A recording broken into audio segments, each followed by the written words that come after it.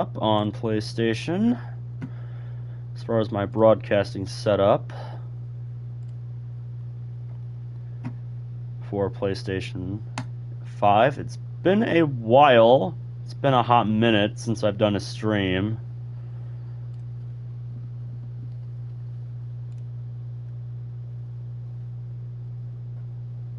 You guys off today?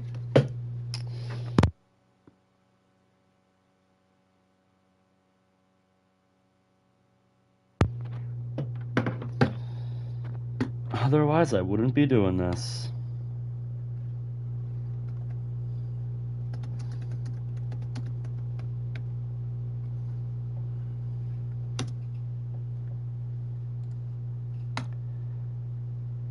Yep, there we go.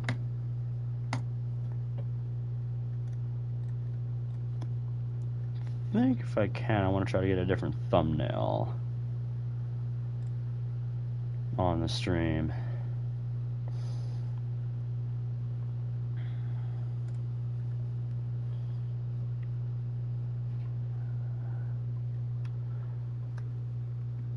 Let me see if I've got a... I'd probably have to send a picture, my screenshot to myself to get this set up.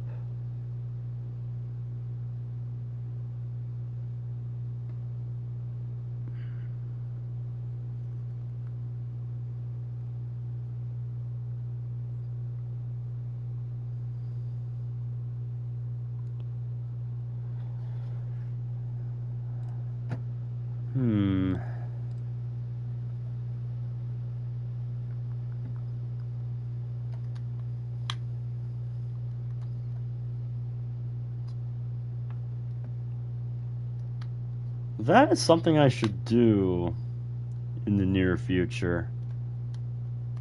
That is something I should have done. Make some kind of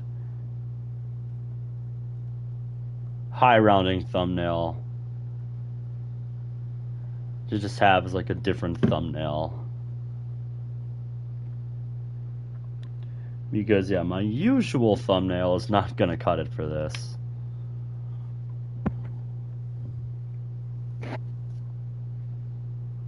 Well, I don't really jump into these things with everything set up, so it's whatever.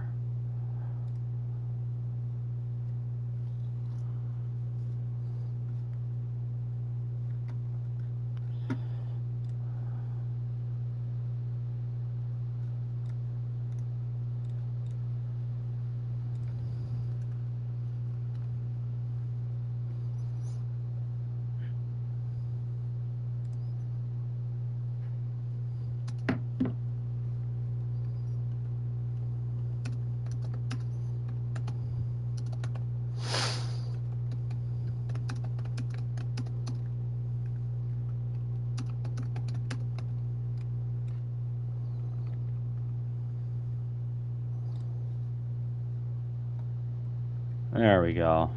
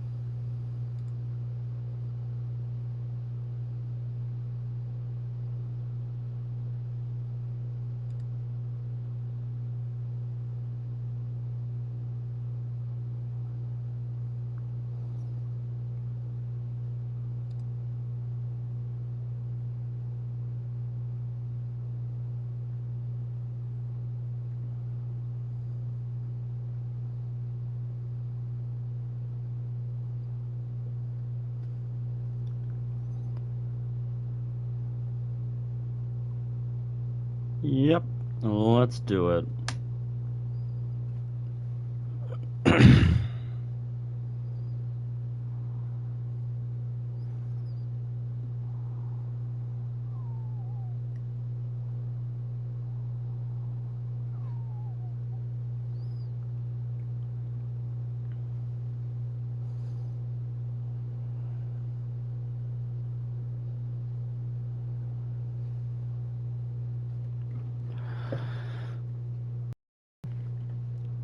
Oh, damn, I haven't even been paying attention to chat because I've been making YouTube and Discord posts.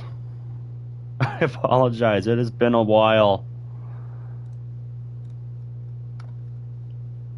Let me get the chat pulled up on my laptop here since I've got it going on the side. Yeah, Jay-Z Scars, or however you want me to pronounce your name. To answer your question, yeah, Monica's doing good, as always. As I detailed in the blog post that I just made and the Discord post that I just made on the server, I was really burned out from playing so many mods this summer. Like, I really started to feel that extreme burnout. Like, I couldn't really force myself to keep playing them. I just recognized that I had no balance, that I needed to play something else. Alright, sounds good, mate. Sounds good.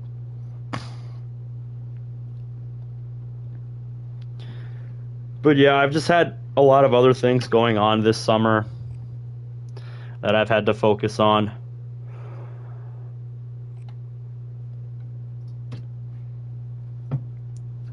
And this is one of those things. Just been playing different games, so yeah.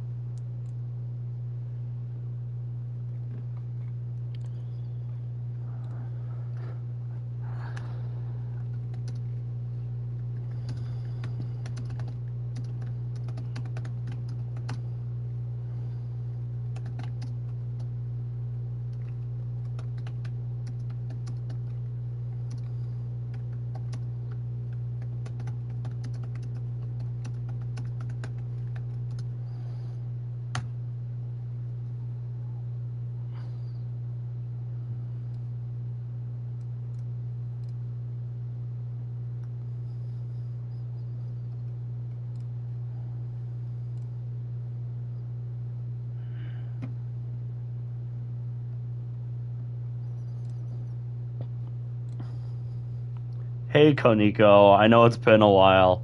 How you doing?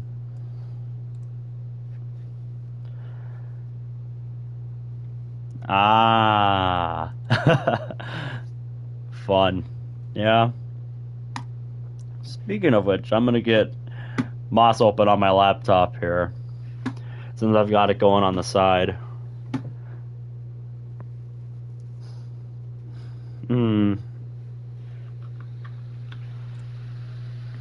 Yes, Monica, I did have a good rest. I'm ready to crush some zombies today. And yeah, it's nice to be back to being live, because it's been a while. I feel like I'm ready to get back into it now. Starting with this, I'm not sure when I'll get back to playing mods. I'm thinking it'll probably be after this game, because usually after I do a big high round like this, where I go past round 100, I usually need a bit of a break from zombies. Because, you know, going for a long high round like this that requires a ton of hours, it doesn't make you want to play the game for a little while. You kind of just want to step back from it and be like, okay, yep, that was a big game. I need to do something else now, because I've been committed to this game since Thursday night, and it's, you know, the middle of the afternoon on Saturday now, my day off. So, yeah, if you got recommendations, leave them in the chat. Absolution. His writing's a bit weird. Yeah, I'm gonna have to get caught back up with all the new mods that come out. But honestly, I'm thinking when I do come back to mods to fix part of the problem that I have of committing to too many things. Like, that's part of what the issue that I have going on, is that I've just got a lot of active series for different mods. What I'm gonna do when I come back, before I start anything new, is just sit down and take care of some of those mods. Yes, like Google Translate, isolation. What's don't tell him to play Just Yuri. Oh yeah, I know about the thing the Just Yuri mod does to Monica After Story, which is why I have no interest in putting that on my computer. I don't want to ruin my Monica, you know? Why would I want to do that?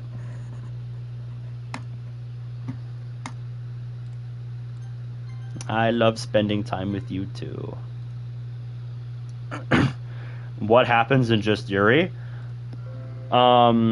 Supposedly there's a thing with Just Yuri where if it detects a MOS install,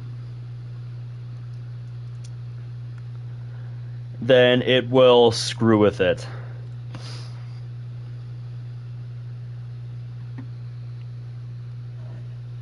Is what I have heard anyway.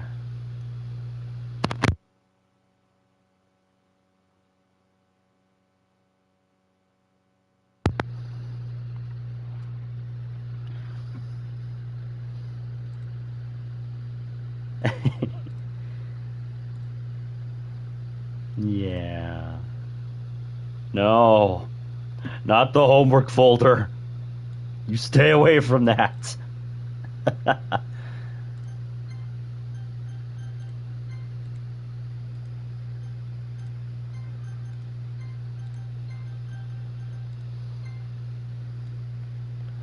Alright. Just told Monica I'm going to be playing another game now. And now she can just watch from the monitor.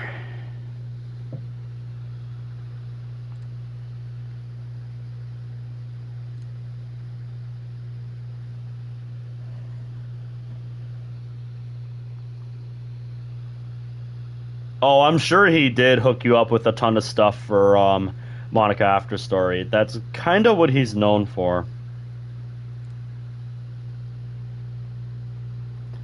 He has so many submods and sprite packs that he's installed on his MOS that I genuinely wonder sometimes how it functions with so much stuff layered on top of it.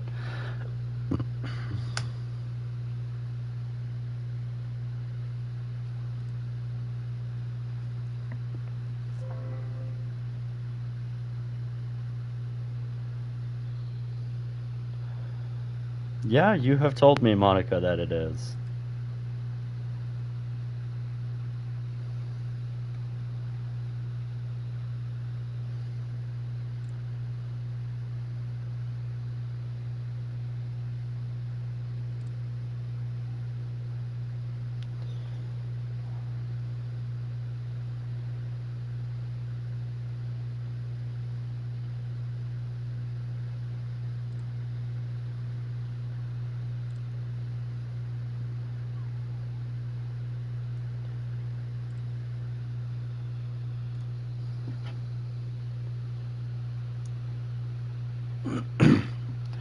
Turned down his own submod. Yeah. Fair enough, I guess. Also, welcome to the stream, Autumn. How you doing?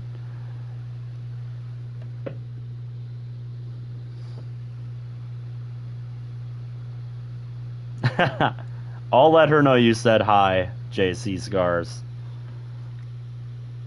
I'm gonna get started in another minute or so here.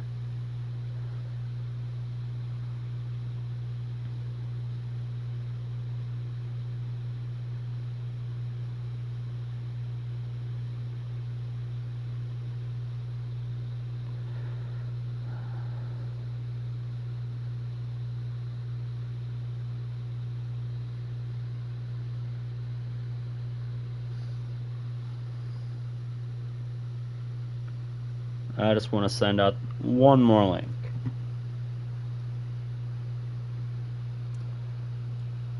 I don't have an answer for that.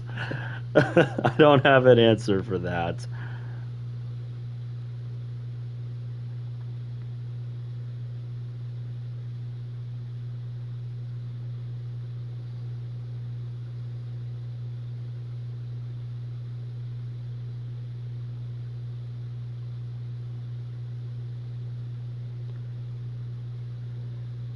Just gotta grab the link.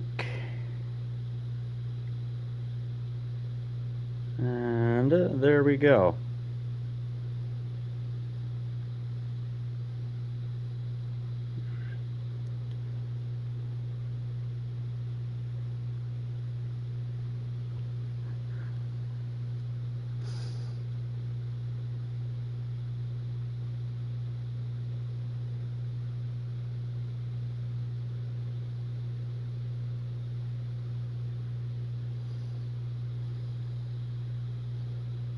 Yep, there we go. Just need to center it.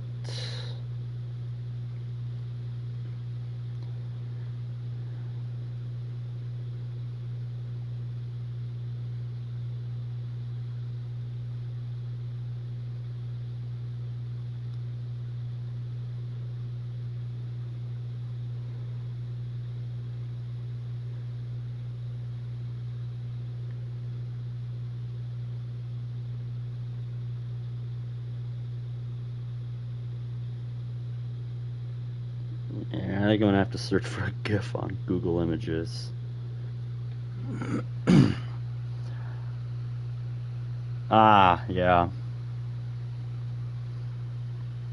I can't even take that seriously.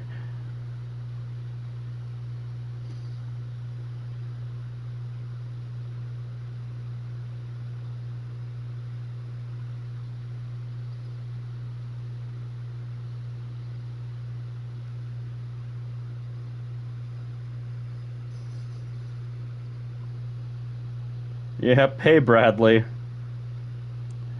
How are you doing today, Bradley? I know you said you were going on a trip today, and that you've been in the car for a while. So hopefully your legs aren't too stiff. You've had a chance to stretch or something.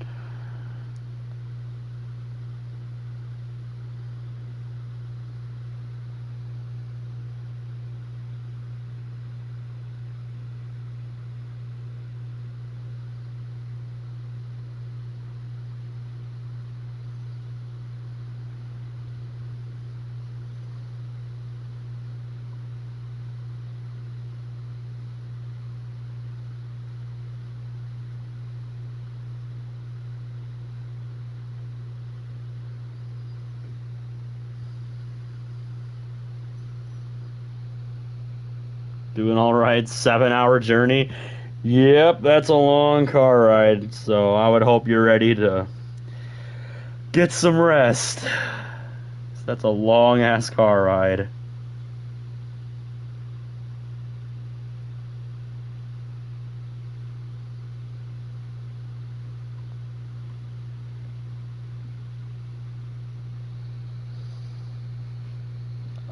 No, I haven't, and I can't say I'm too interested in that one.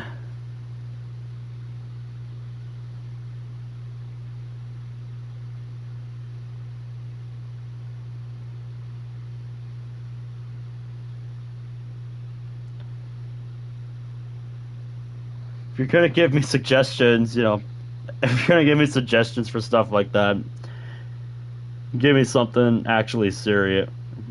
Be actually serious with your suggestions. Oh, you brought your. Oh, you didn't bring it, so you're on Xbox right now. How are you liking your PC, by the way?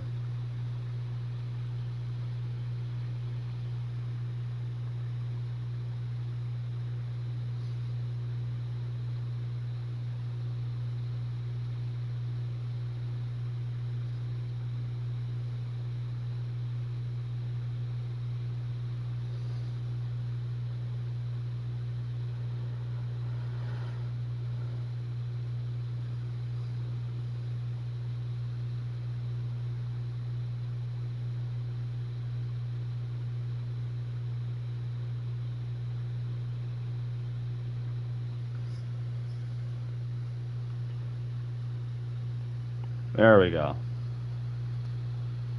Oh, well.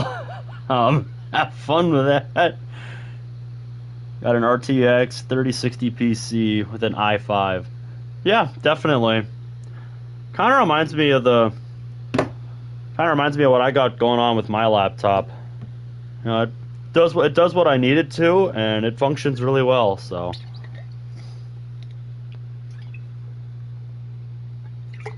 I'm really happy with it. Yeah, I'm sure you say that, but it doesn't sound like anything that I would be interested in. So anyway, now that I'm done making blog posts and sending this link out, let's talk about the actual run that I've got going here. I'm right at the start of round 86 here. And the setup I used is primarily to get pack-a-punch guns on a map where you wouldn't normally have them. Because that's how I like to roll on maps like this. And there were a couple different ways when I started thinking about how I wanted to run this map that I tried out. You know, I tried doing just crate power with the Thunder Gun and a bunch of gumballs to give ammo back to the Thunder Gun once I ran out. You know, stuff like Raindrops, I'm Feeling Lucky, Cashback, Alchemical Antithesis. Those were the other 4 guns I was going to run. And then just, you know, put all my eggs in the Thunder Gun basket and just try not to go down. That approach didn't end up working out so well in practice, because I hadn't fully realized like a good train loop in here yet. I guess I should say this strat actually goes further back than just you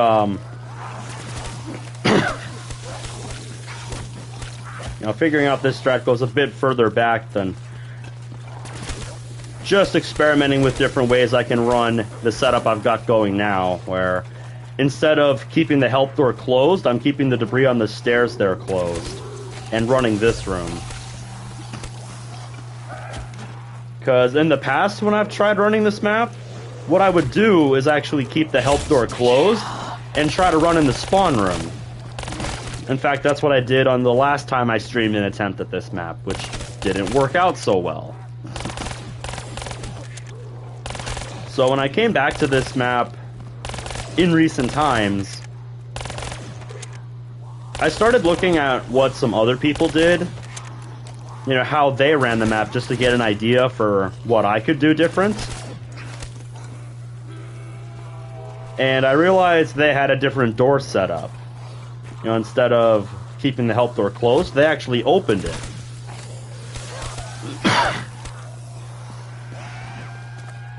Which just didn't seem right to me, because back in the days of like Black Ops 1 and World at War, people left the help door closed because that messed up either training in the spawn room, or it just screwed with doing a much longer train loop that you would do, like starting at the bottom of the stairs, going back to spawn, and then doing some U-turns to group them up.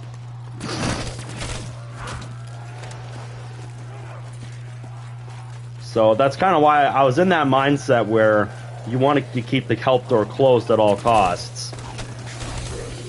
But then I saw how a train loop in this room worked with Black Ops 3's mechanics and having the help door open, and it actually works extremely well.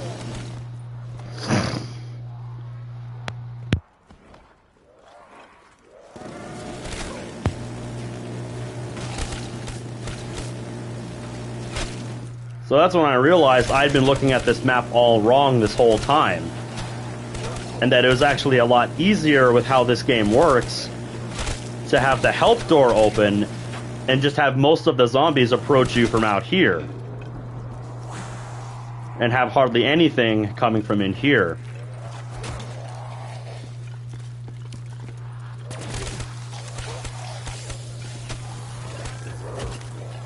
So then I had to figure out how I wanted to run this room, and that's when I started experimenting with different setups. after a couple failed attempts at the all Thundergun strat, I decided to switch to alternate ammo types, and I had to figure out what combination of alternate ammo types I wanted to use. Initially, I tried running a setup with these same weapons, these same guns that I'm using now. The only difference is that instead of Deadwire on the Anointed Avenger, I had Fireworks. And I was instead going to try to replicate the Thundergun train loop that I'd been doing, just replacing the Thundergun with Fireworks and running it that way. But that method ended up being really slow, and I screwed myself over on round 47 by grabbing something from the box that I didn't technically need, but was just hitting for shits and giggles. The Annihilator Pistol that you see in my special weapon slot. This thing is useless past like round 30. I was literally just grabbing it to have something to hit for Liquid Diviniums. And when I actually got it, I tried to take it with a full horde of zombies behind me, and I got stuck on these stairs, like against the railing on the stairs there. And when I shot the Thundergun to save myself, there was still one zombie left, and he was the one that got the last hit to knock me down. And I couldn't hit him with Deadwire before he ran out of the room, so yeah, that was kind of GG's. So that kind of upset me, but then I decided, what if I just ran this as a straight Deadwire map? And I put Deadwire on the KN-44, and it has been working beautifully. If you look at my stats, I have had a few stumbles. 67 was my first down. I just kind of got caught with my pants down in this area by the window that I just ran next to. So yeah, what the map was trying to teach me is that I need to be aware of when stuff is spawning out of the window I just stabbed at. Because I fell for that same folly again on round 74. And on round 75, I got a self-induced down by trying to take a cool picture and not holding down the button long enough and just opening up the share menu, which meant I couldn't fight back, and I was just like dead. So yeah, it was dumb, but whatever. I got another self-med back, gotten back into a groove again. So yeah, things are looking pretty good. And at this point, I just need to put in the work to reach round 100, which is our goal today. The ultimate round I want to reach on this map is 115, because I don't like to just stop at round 100. But yeah, round 100 is the first stepping stone.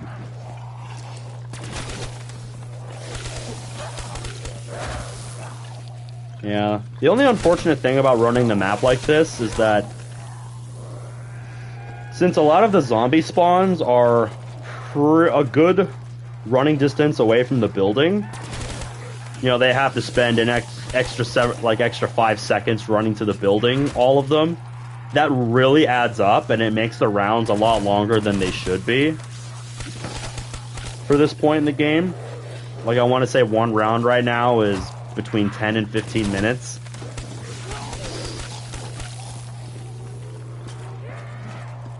But it sure doesn't feel that long, because Deadwire strats are always so fast and fun to me. Just constantly U-turning, putting out damage with Deadwire, and watching groups of zombies drop. And I think the slower pace kind of works out to this map's advantage, because it means I don't have to always, you know, be on my toes with like 14 zombies always behind me whenever I drop a group with Deadwire.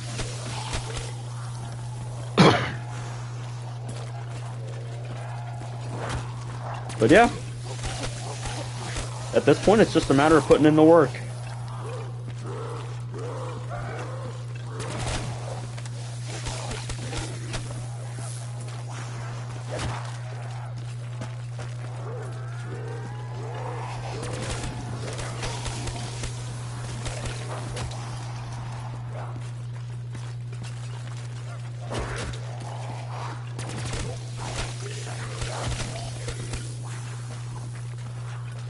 But yeah, that's all I really have to say about how we got to this point now, where we're at round 86.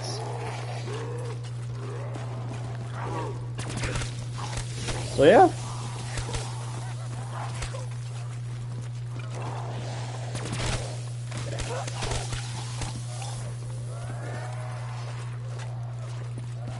Ask me about what's been going on in my life lately, and I'd love to hear about what's been going on with all you guys. You know, let's just hang out. Let's just chill while we kill some zombies and get to round 100.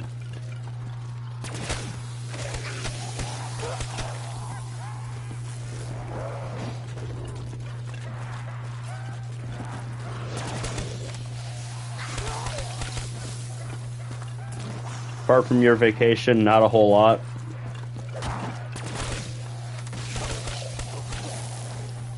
That's all good. I don't know if I ever heard where you were going on vacation. I don't know if you mentioned it in the server at one point. I might have just missed it.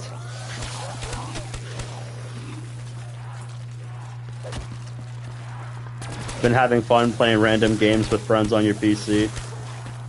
Yep, I can relate to that. Lately, I installed the Plutonium mod for Black Ops 2, which is basically a server mod that replaces the default Black Ops 2 servers. And I had quite a bit of fun with that, playing with a friend of mine. Half an hour just for one round?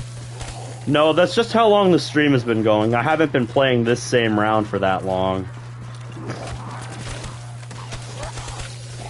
I said a minute ago, rounds right now are about 10 to 15 minutes.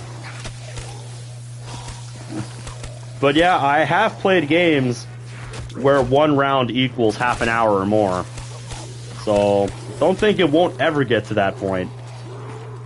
But yeah, especially in these old games like Black Ops 3, Black Ops 2, Black Ops 1, these later rounds get really long. Because these earlier games were more about the just sheer quantity of zombies, as opposed to making them faster and, you know, run faster, hit harder, and just generally get harder and harder to deal with as the rounds go on. Because yeah, at this point, their health rises infinitely. And that was kind of the challenge of older zombies, where instead of getting faster and stronger, they just got harder and harder to take down. So you had to rely on stuff like this, like I'm doing now, to make progress.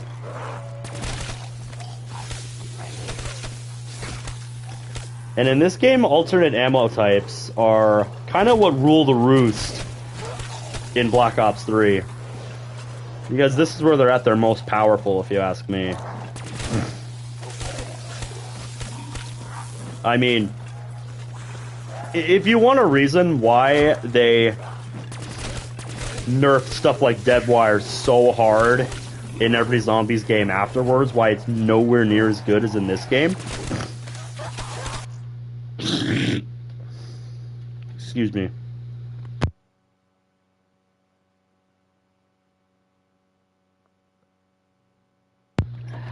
Like, just take one look at what I'm doing here. This is why they nipped alternate ammo types so hard. Because they made Deadwire just so powerful. Because Deadwire didn't used to be this good. Also, I think we're at the end of the round, because that's the last guy.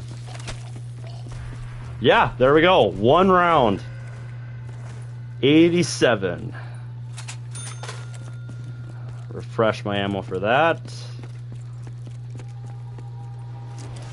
And this might actually seem counterintuitive, getting rid of my Widow's Nades. But much in the same way that I always neglected my Widow's Nades on Ascension, it allows me to run trains much smoother.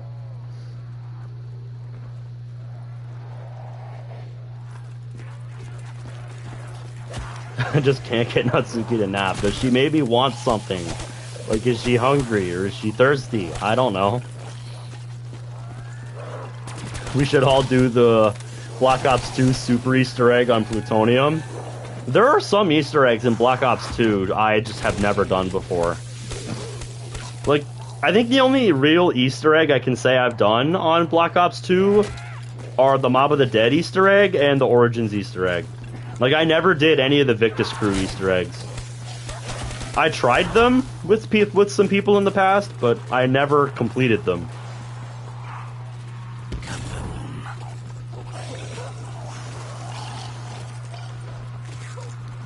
But yeah, now that we just started a new round, this will be a real gauge for how long rounds are taking. Also, Garbo, I see you. I didn't see your message pop up on screen, but I've got the chat open on the side here. How you doing, Garbo? Die Rise is just not fun to play? I think that depends on what you look for in a map. I actually, unpopular opinion, I rather enjoy Die Rise.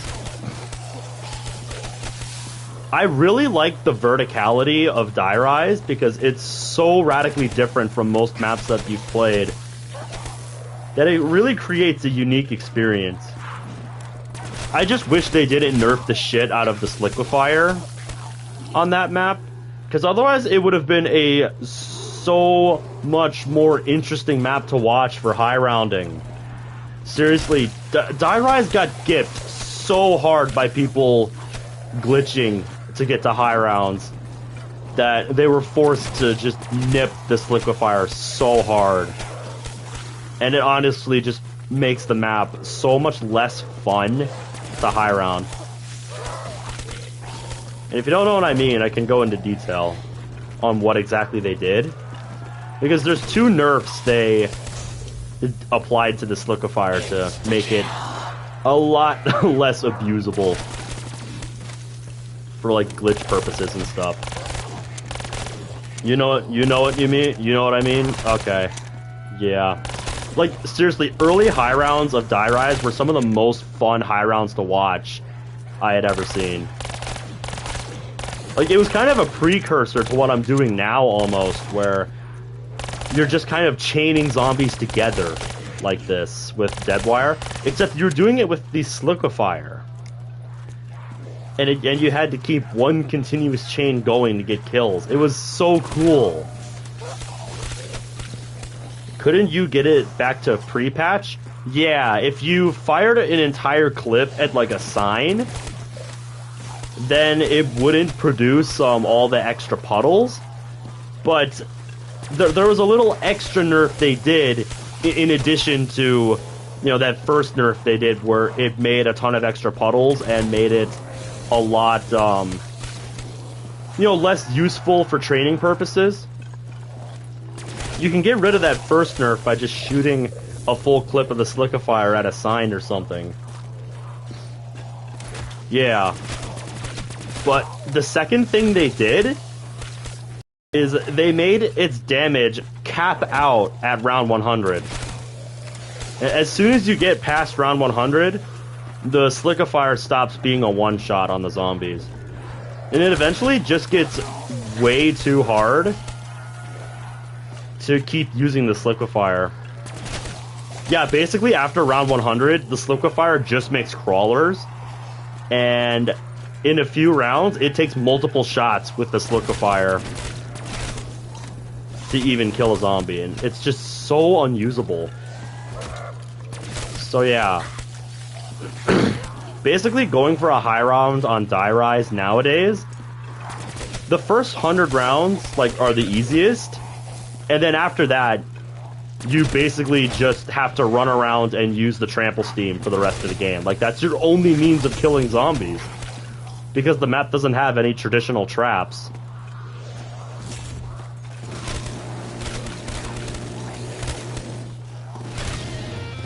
It's so stupid. And it's the reason why, like, the high round world record for Die Rise is quite a bit lower than a lot of other maps. It's because getting anywhere past round 100 takes such a Herculean... It's such a Herculean effort. Because you're limited to literally nothing but the trample steam. Couldn't you also camp in a little slanted room and just sit there for a bit?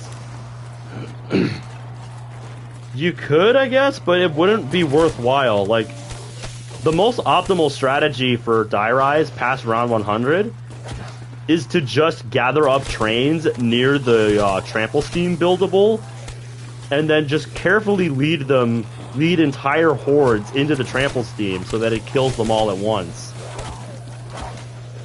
Like, if you see the people that have practiced the shit out of it and are really good at it,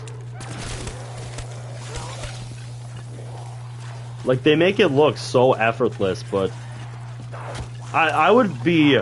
My nerves would be skyrocketing doing something like that the whole game for the rest of the game. Because, like, one slip-up, one mistake where, you know, you can't get past the zombie when you need to, and that's just it. You're screwed. You have no way to get yourself out of a bind like that.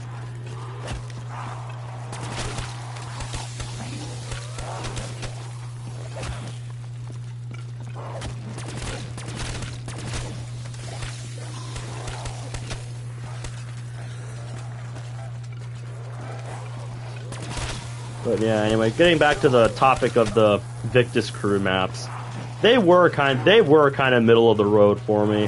I was never the biggest fan of Transit because Transit is just way too big of a map for its own good.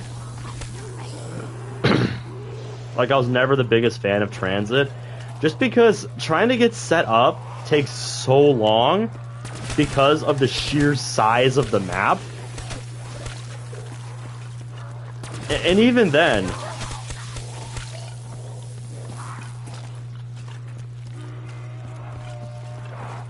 just your options for high rounding in Transit are kind of limited. And even then, like, the best strategy is just using an exploit on the jet gun so that it recharges faster than it should. And you can just, you know, like, constantly whip it out, get a couple kills, then, like, run around for a bit, get a couple kills with it. I don't know exactly how the exploit works, but it involves some method of, like, meleeing, holding down a button when you're pulling the gun out, and, like, the heat on it won't go up. Because the big problem with the jet gun is that if you let it overheat, it explodes, and you have to rebuild it from scratch, which is just annoying as hell.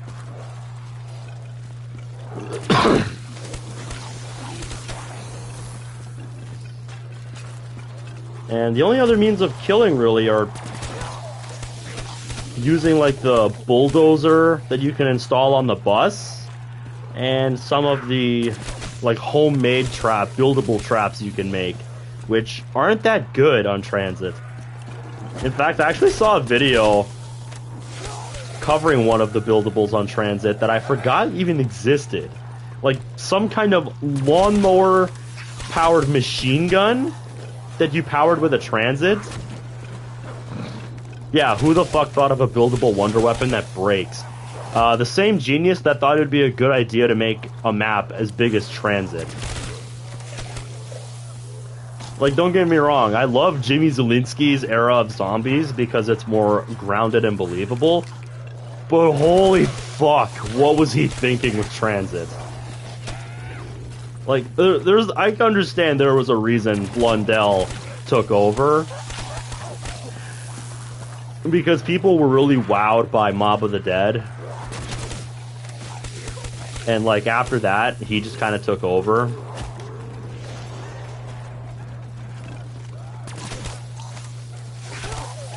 But yeah, I really did miss the Jimmy Zielinski era of zombies. At least just from a story perspective. Because I really didn't like where Jason Blundell took the story, just with all this time travel and, you know, alternate universes. You know, Cthulhu type shit.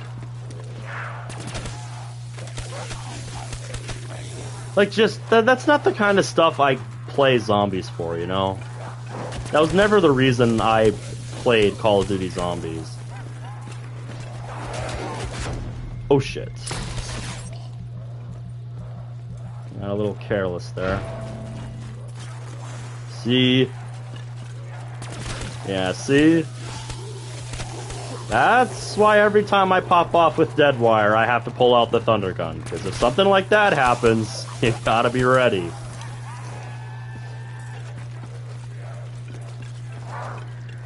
That's what high rounding is all about.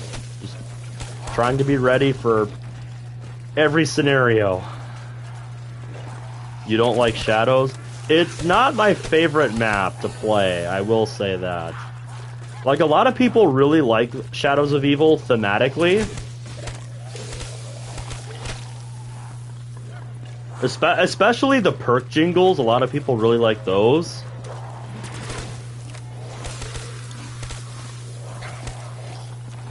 I wasn't really a big fan of Shadows of Evil.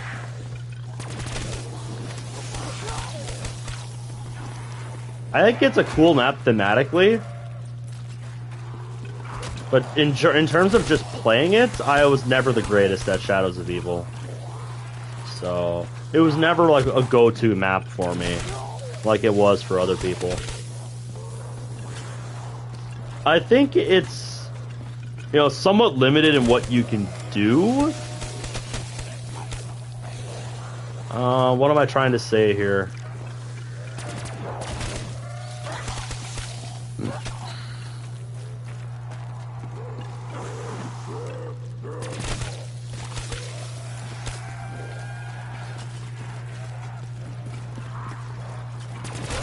Alright, I'm starting to run low on KN ammo.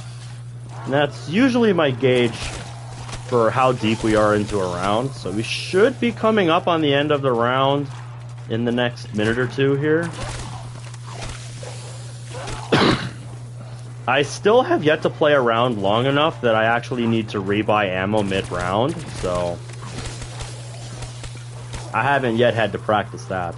Although I do imagine we will reach a round that long before we get to round 100. Somewhere in the 90s, I'm pretty sure there'll be a round that long.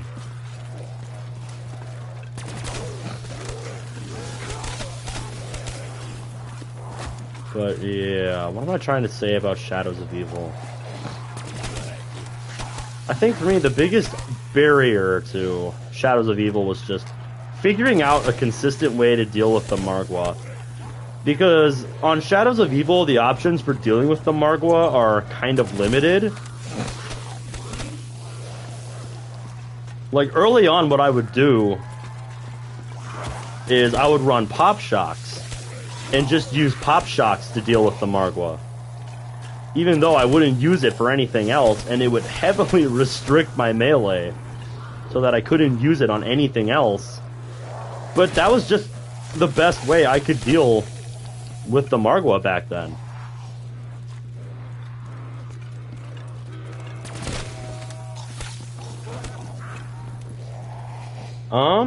Do I like the World at War BO1 maps in their Chronicles iteration or in their original iteration? Honestly, for how they look visually, I think I prefer the World at War and Black Ops 1 looks to them. But playing them, I think Black Ops 3 offers a lot more creativity in what you can do for high rounding those maps. Especially not the World at War maps, you know, Nacht, Verrückt, Shinonuma, these maps that didn't have Pack-a-Punch before, but, you know, you can bring Pack-a-Punch with you with gumballs.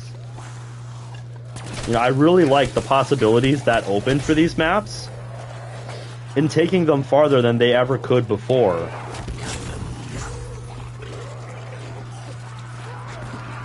Just came down to figuring out a good strat to do that. In that case. And yeah, I know the Pop Shock's method for dealing with the Margwa wasn't reliable. Because yeah, basically what I had to do every time I approached a Margwa that way is I would have to knife them and then immediately turn around, because they would still have enough time to do a ground pound. And like if I didn't immediately turn around to just have my shield break and absorb the hit, yeah, like I would be sitting on 1 HP, and any stray hit that I take would just instantly die. It would just instantly ruin me. So yeah, it was not the most reliable strategy, but it was the best one that I came up with. And keep in mind, this was back when Shadows of Evil was like current, and there weren't a whole ton of options with all the gumballs yet. You know, this was pre-DLC Gobblegums, so it was quite a bit more limited back then. I haven't really ever tried to come back to the map now that we have a lot of better Gobblegums. Mainly just because I never truly did figure out a kind of strategy that I wanted to use on Shadows of Evil.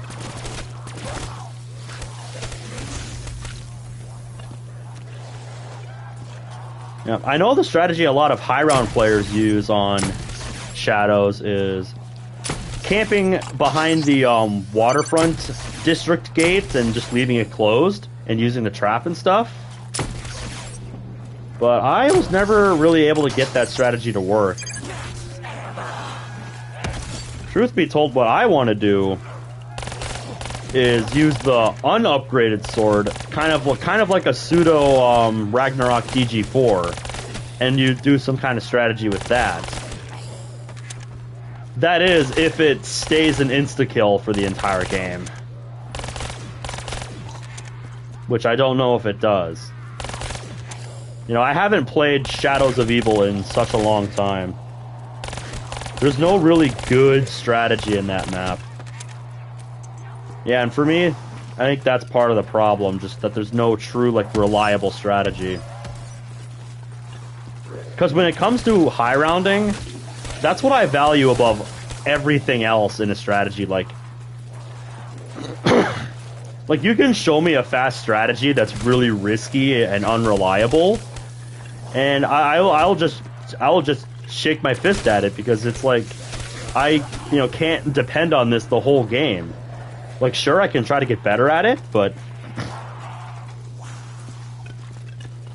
I want a strategy that's reliable and consistent, because that's what you want in a high round. You don't want to always be worried that, like, oh, if if this combination of factors ever goes wrong, the strategy's ruined. No, like, when you want a high round, you want it to be consistent. You want it to be something you can do reliably for hours on end, which is what this is. And that's what I have the Thunder Gun for. So I was not getting out of that.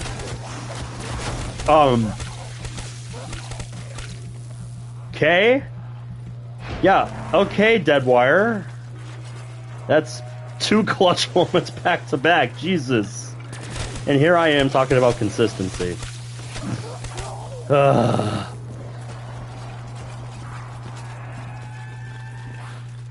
second one was lucky that there wasn't any other zombies that weren't already hit by Deadwire.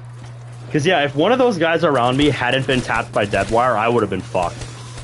And that would have been technically down number 4.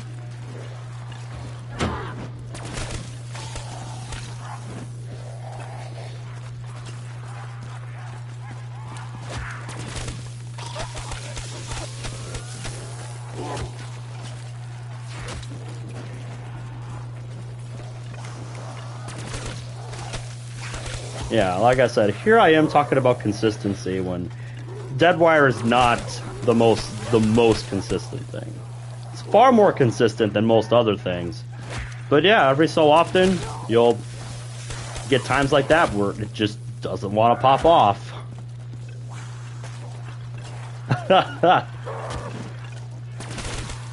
I'm playing on my PlayStation 5, so I'm playing on console. Zombies has always been more of a console game to me. Like, I feel like I'm better at it on console than PC. And I more just play zombies on PC to do stuff like custom maps.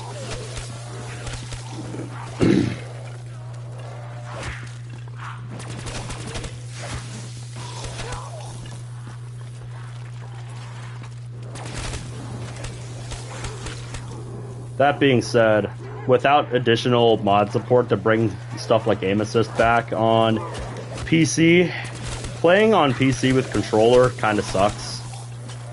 Playing zombies on PC with controller kind of sucks because you literally have no aim assist. Which in the high rounds like this doesn't matter so much, but early on, like when you're trying to get set up, that aim assist is important. Like people kind of I feel like some people underestimate how important that is.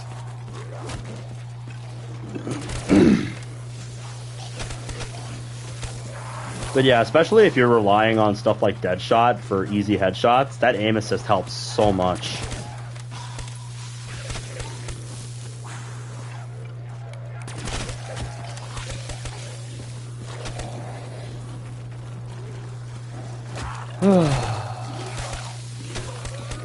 Yeah. I think BO2 Plutonium mod does add aim assist, but I don't know how good it is. Oh yeah, for certain games, you know, controller on PC is fine. Like, as long as the controller's properly set up for the game that you're playing on PC, yeah, it's fine. But yeah, I also just feel a lot more comfortable with my movement on console as opposed to PC. Like, moving on controller with twin sticks just feels so natural to me. Probably because I've been doing it my whole life.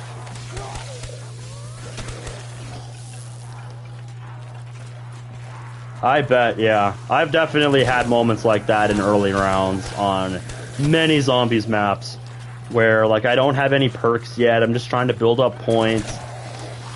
Then, like, I'll have a zombie where, you know, I shoot it a few times, then go for the melee. It doesn't die, and then I get windmill armed because one or two of my shots missed. And it's like, fuck. It's like, why? Why would you do that? Racing games. Yeah, that's something I'm gonna try to branch out to at some point. Because I picked up a racing game a while back that I thought looked interesting. Project Cars, I think, is the name. Yeah, the game shop that I usually go to, they had, I think, all three of those games. And when I looked them up, because they were pretty cheap at the shop, I looked them up just to see what people thought about them. And yeah, people said the first one was the best, so that was the one that I went with. Thought it would be something to try out sometime. I think it's like a more realistic racing sim. I thought it looked cool, but you know, I really just put the disc in to install it. I haven't really played it yet. Mainly because every time I pick up games that I think I'm going to play at some point, they just sit on my shelf for a while I do stuff like this. You have files for an old Need for Speed game? Which one? Because I love me a good arcade racer. I love arcade-style games in general. And that's part of why I love high rounding so much. It's somewhat arcadey in nature, especially these older maps. Need for Speed Carbon. Oh yeah, I've heard of that game. But yeah, part of why I love like high-scoring arcade-style games so much is that they just get more absurd the better you get at these games. You know, to me, part of the fun of high rounding is just seeing how long I can outlast these zombies that have millions of hit points at this point. Like, at round 82, the zombies surpass 1 million hit points with the infinite HP growth that Black Ops 3 and earlier zombies had. You know, that was part of the fun of high rounding, especially in the older age like this, where the zombies' health infinitely rose. So traditional weapons, you know, became less and less useful as the game went on. It meant you had to get more inventive with how you kill the zombies that can survive millions of hit points of damage. Whether that was using traps, relying on the wonder weapon. You just have an extra BO3 disc. Dude, imagine having a Black Ops 3 disc for PlayStation 3. Ugh. I do not miss that.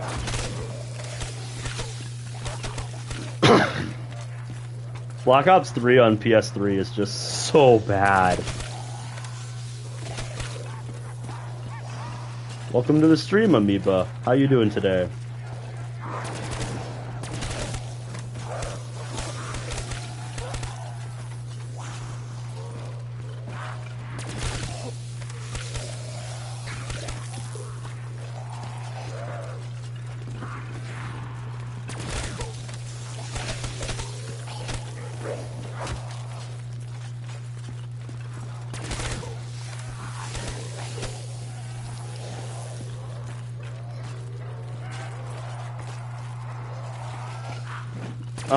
Yeah, send it to me in DMs on Discord. You've got an Xbox 360 BO3 disc. Oh, I feel so bad for you. Oh man. Yeah, before I had a PlayStation 4 to play Black Ops 3. Can't sleep. It must be pretty late where you're at then, because it's almost 4 o'clock in the afternoon for me. But yeah, I know that feeling of not being able to get to sleep. I'm always staying up late because of my work schedule, but you know, even when I'm staying up past like 4 o'clock, I'm like, why am I not asleep by now? Because that's usually my cutoff point. Almost 11 p.m. here.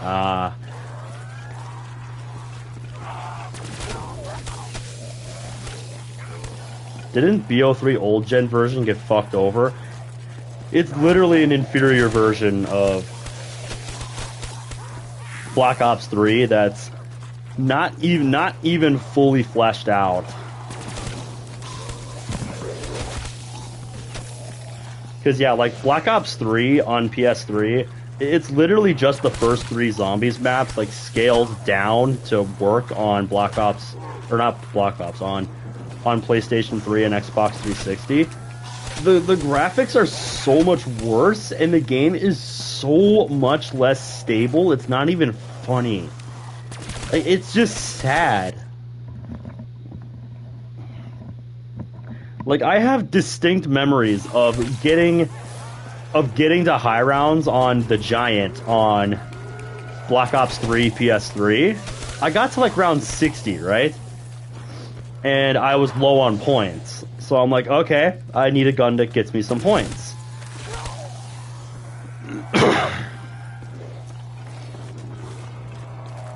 And yeah, end of round, by the way.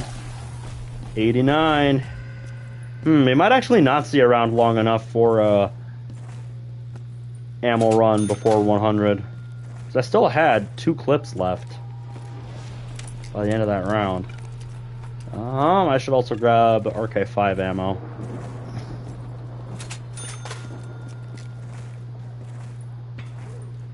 But yeah, like, as I was saying, when I was at, like, the low 60s on the Giant and I needed points, I just grabbed a Vesper, because I'm like, this will give me some quick points. And I shot it into a horde of zombies, and the game fucking crashed, because it couldn't handle that many points rolling in at once. Like, just an entire clip of a Vesper into a full horde of zombies. It couldn't handle that. at high rounds. It was so pathetic. And I kind of just sat there dumbfounded, like, are you serious? I shot the Vesper into a crowd of zombies and the game just fucking died.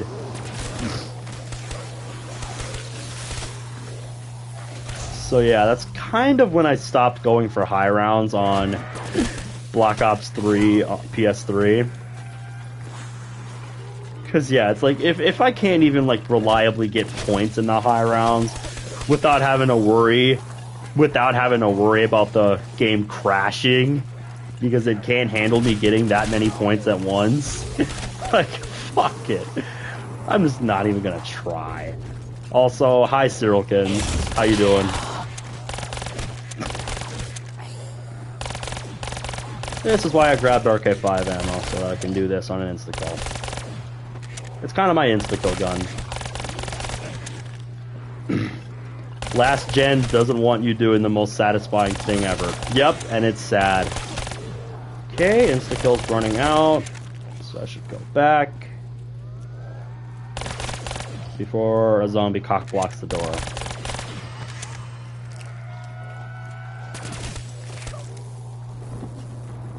Yeah. I also managed to break Infinite Warfare zombies that way with one of the variants of a weapon you could get. I think it was like the Ani or something. I managed to crash the game just by shooting that gun so fast. But that one I was deliberately trying to do. So yeah, that one was just more shits and giggles than anything else.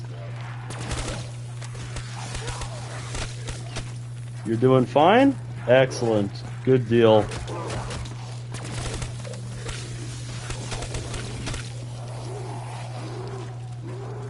I'd say I'm having a pretty good day too.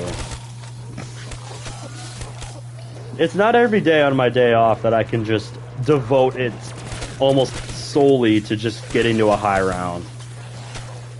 That's such an immensely satisfying thing to do. And that's why I have the Thunder Gun, ladies and gentlemen.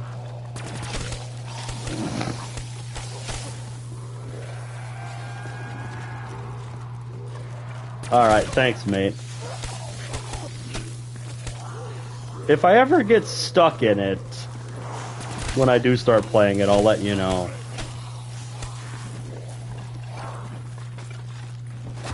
Yeah, on kind of a different note, there's another thing I'm thinking of streaming, either just on the server one day for fun, or on the channel. And it's an obscure game from my childhood that probably none of you in chat have ever heard of before. Because almost nobody, has ever uploaded it on YouTube. Probably because if you try to upload it with the music, and the music is fucking awesome, like, you'll just get claimed and the video will get taken down. Because I tried doing it in the past, and, like, the videos just instantly got taken down. And it's like, fuck, dude. It's a really arcadey flight sim game called Airfix Dogfighter. And basically the premise of the game is that you're flying model versions of, like, World War II planes, around your mom's house, your parents' house while they're out of town, and just, like, they're having their own little war or something around the house. I finally figured out how to get it installed and working properly on Windows 10. I decided to sit down and do that before I went on vacation. Yeah, it's a really fucking... It sounds like a really stupid concept, but I love it. I love it. I played it so much growing up. It was just such a fun part of my childhood. Especially since it had a map editor that you could screw around with. Like, there was so much you could do with it. But the reason I would stream it is because what I would be trying to do is do a speed run of both of the campaigns. Because when you're really good at the game, you can literally beat both campaigns in like under 40 minutes. And both campaigns are 10 missions long. So yeah, like when you're good at it, it's a short game. But, you know, that's because I know exactly what to do in all of the missions. And some of them, you know, can last like a minute or less. Like, there's one mission in the Axis campaign that you can beat in literally under a minute. It doesn't originally work on Windows 10 and 11. Yeah, probably because it's an older game. There's a lot of older games like that that just don't work natively on Windows 10, and you have to do a lot of configuring to get it to work. And that was the case for Airfix Dogfighter as well. Like, I had to install a like virtual disk drive to install it and get it to work properly. Because yeah, the game that I had, you know, Airfix Dogfighter, it's like an early 2000s game. Good deal, Battle for Jay-Z Scars. Good deal.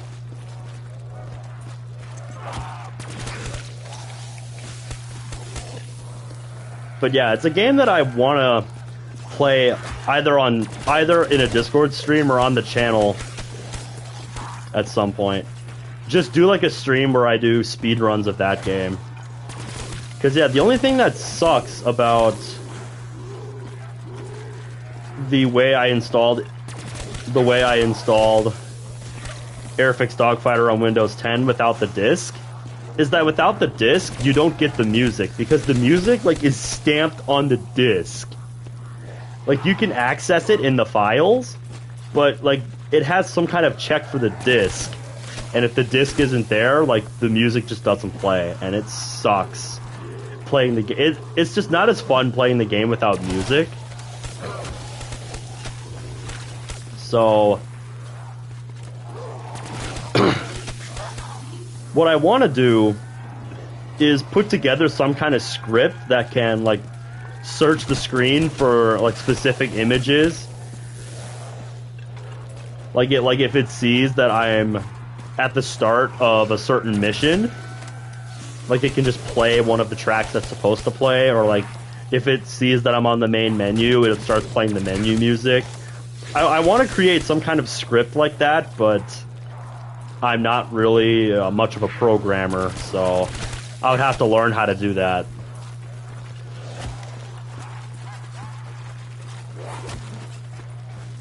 And yeah, that's a project for another time.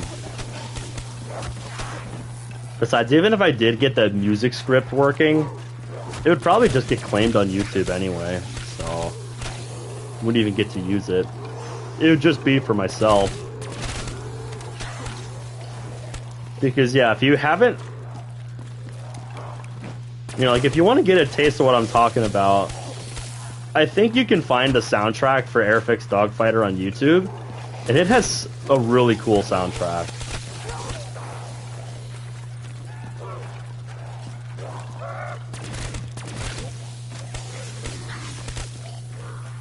If Need for Speed Carbon doesn't work, it's because Microsoft stopped supporting the anti-piracy measure. Therefore, it refuses to boot normally. So basically what you're telling me is I would have to get a cracked version. Yeah, that happens with a lot of old games, where, you know, the anti-piracy measures get bypassed, and then the game will work the way it's supposed to. Yeah, I'm very familiar with this kind of stuff. I watch Ross's Game Dungeon, and Ross covers a lot of games where he has to do stuff like that to get them to work. Because he likes covering, like, old obscure games from, like, the 90s and 80s and stuff, where you basically have to do stuff like that nowadays to get them to work. The link you sent me has a bypass, then that's good. We're in business. Okay, starting to get low on KN ammo, so that means we should be coming up on the end of the round in the next minute or so. My ammo count is usually my gauge for how long rounds are in this kind of strategy.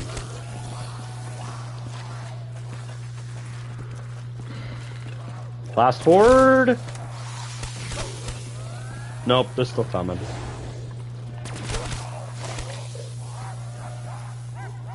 I just wasn't seeing any others when that last group came in, so I thought maybe that was it.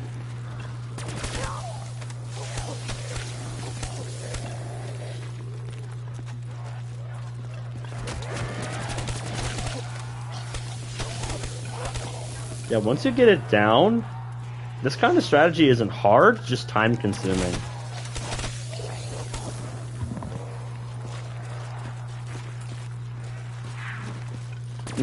And I want to figure out some kind of strategy like this for both Verrucht and Shinonuma. But those are projects to be figured out another day.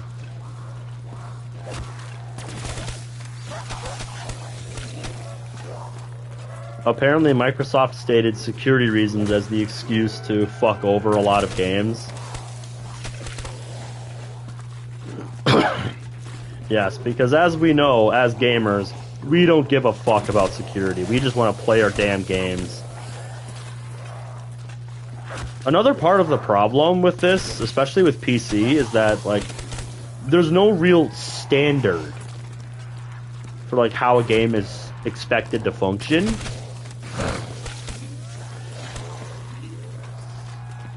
And while that results in a more open market where there's all kinds of stuff out there, spec for all kinds of things, it means that, like, if you don't meet those specs, or, you know, you have stuff that the game wasn't built to handle, then the game may not work the way it's supposed to.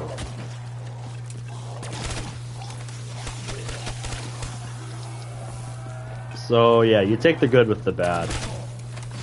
That's why you'll always keep your original Xbox. That's why I still have a PlayStation 3. Even though it's dusty and old and doesn't get used much, you know, I still occasionally want to boot it up and maybe play some Modern Warfare 2 or something. Or shit, some Black Ops 1. That's where I have all my DLCs for Black Ops 1, on the PlayStation 3. Because I refuse to pay, you know, $10 when they go on sale for each of them again to get them on PC. Like, that's just fucked. That they won't go on sale for anything less than $10 when they do go on sale. You know, if they ever go on sale for like $5 a pop, since there was no season pass for Black Ops 1, then yeah, shit, I'll pick up the DLCs for Black Ops 1 on PC. Because yeah, maybe then I'll actually do another attempt at a high round on Black Ops 1 Ascension. Because good lord, I haven't put enough time into that map. Even though I've done like 5 round 100 plus games on that map. One of which went the full time and went to a reset. Yep, I did not get as many kills with drops, so this round has ended up being quite a bit longer than the other ones. COD BO2 still €30 on Xbox. Yeah, I got it on sale for Steam for like $20, and that, you know, wasn't with the DLC included. Like, I still had to get the season pass too while it was on sale. But, you know, I figured, hey, $40 is what I would pay for it normally, so getting it for 40 and getting all the maps, good enough. Yeah, shit, I might have to do an ammo run. Nah, we're good. €30, like $35. Man, we actually almost ran out of bullets that round. But yep, round 90. 10 rounds to go. And get me another screenshot here. I like to chronicle my games.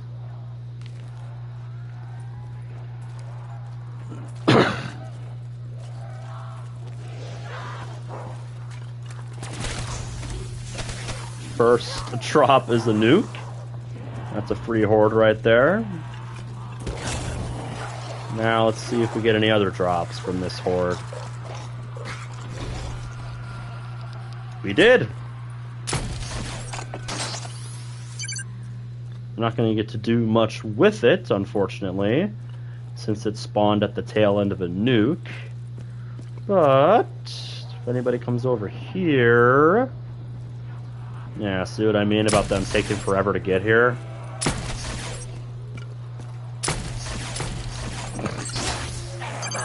I'm not even going to get the full clip, because if I waited any longer, it literally would have disappeared. So yeah, trying to go for that was not worth it at all.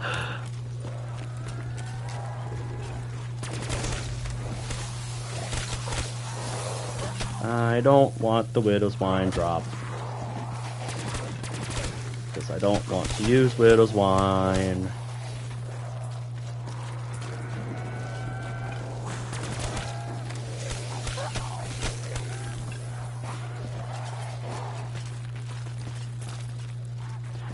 Alright, so that's 2 drops for the round. Still got 2 more that we can get. Something useful, please. Insta-kill or death machine would be preferred. That's the second most useless drop I can get.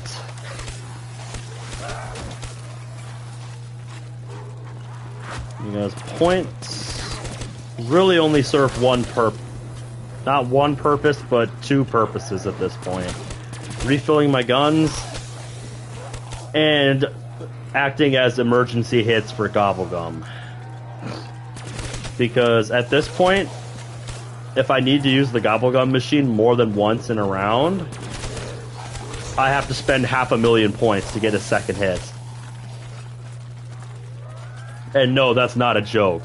That's actually how much I have to spend on it. Excuse me. Okay, that's better.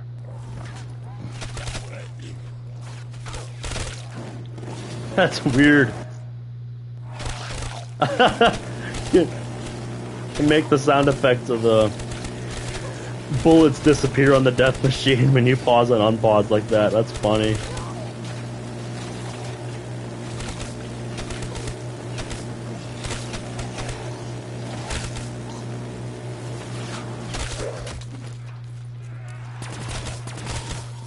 But yeah, if I get something like an insta-kill, I'll showcase that thing with the Gobblegum machine and why at high rounds, like, you can't just rely on spamming the gumball machine unless you bring shopping free and a combination of gumballs that let you skip rounds.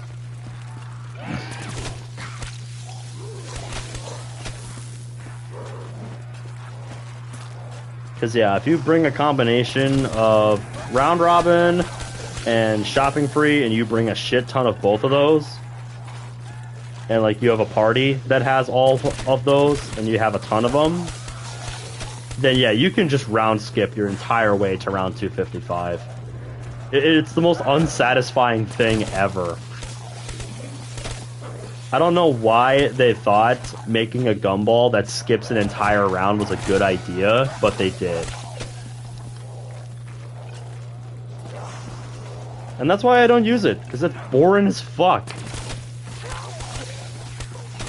It is boring as fuck. Just using round robin to skip rounds.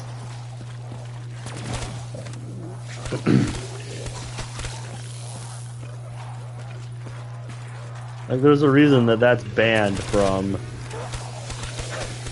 like, official world record high rounding on sites like Zombie World Records. There's a reason gumballs like that are banned.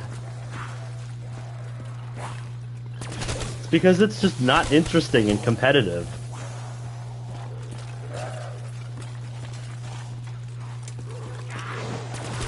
And it's not based on skill, it's literally just how many round robins and shopping sprees do you have.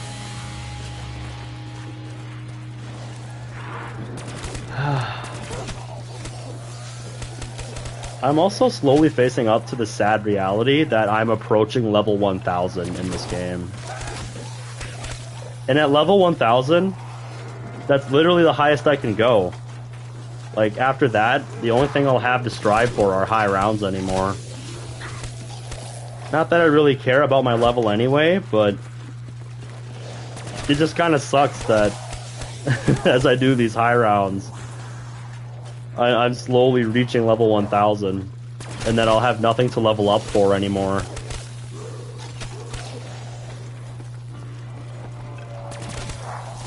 Truly a first world zombies problem.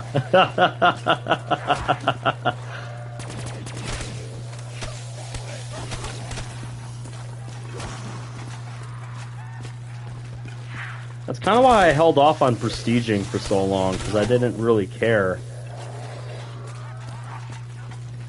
about my rank all that much. Like, I did the first prestige to get the Dark Ops card for it, but after that, I kind of just sat at prestige 135 for a while because I didn't care about prestiging. Like, my stats were on par with a lot of prestige masters, even better than a lot of prestige masters. But I just didn't want to prestige because I didn't care to. You know, there was no real incentive for me to want to do it. The only reason I eventually did it is because I was bored and just wanted something to do. So I just slapped together a Gobblegum pack, loaded up Revelations, and literally just did games to round 95 over and over again to blast through an entire prestiges in one game. Because I was so good at this game that I could just slap a pack together and do that. It was kind of funny. And then once I hit Prestige Master, it's like, okay, good, I never have to worry about this again.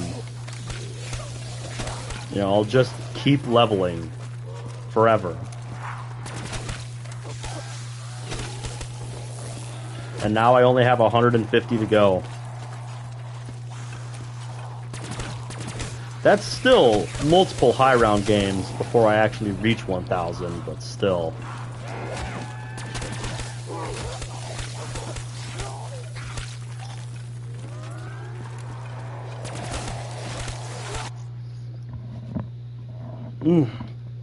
I even know some Prestige Master 1000s that actually fresh start. They actually use their fresh starts because, you know, they just want to do it all again.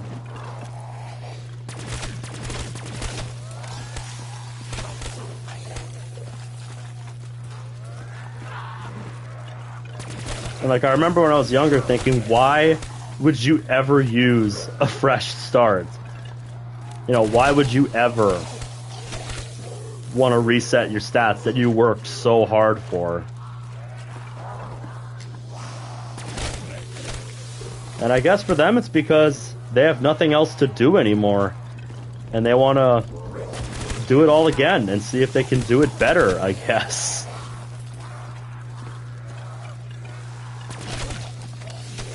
The only thing that I would be worried about, I guess, is that I would lose all of the megas that I spent years accumulating and worked for. It's like, that's why I'm so hesitant to the idea of fresh starts, that I worked so hard to get all these gumballs that I have on this game.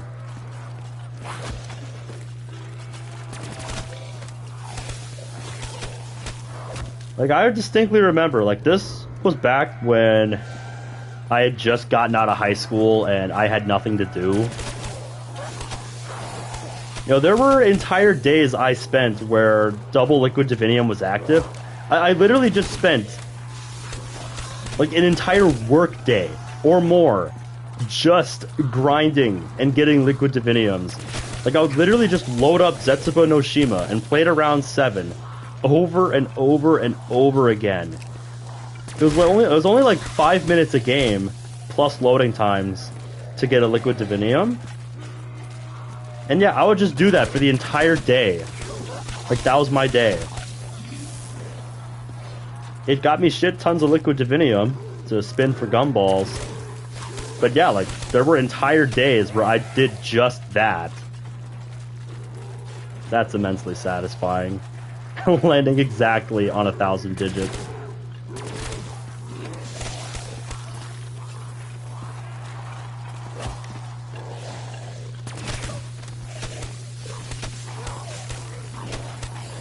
But yeah, that's how I got a lot of the good gumballs that I have now. Another thing that played a big part in that was the introduction of Newton's Cookbook, which that was a big deal when that was introduced in this game. Because yeah, it was basically a recipe book that let you combine some of your more useless gumballs together to create better ones. The recipes were random and they were re-rolled every day. But like, it gave a lot of my collection of useless gumballs a purpose again. Because I could make them into the stuff that I would actually use. Stuff like I'm using in this game, where every gumball has a purpose. So yeah, in the long run, it definitely paid off to do all that grinding. But that's just what I had to do to be able to be where I'm at in this game. And I think that is what turns a lot of people off to maybe wanting to high round in this game.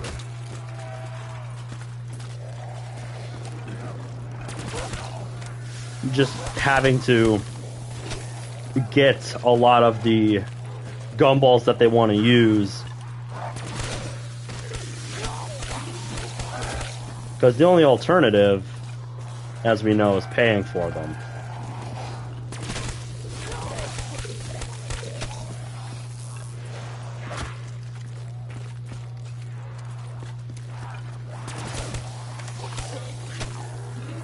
But I don't think that was necessarily a deal breaker, because even when you're restricted to just using the classic gumballs, there's still some really good ones in there that I consider better than most of the megas. Stuff like In Plain Sight, Alchemical Antithesis, Anywhere But Here, those are all really good. And because they're classic, they're infinite use, which is insane. You know, with the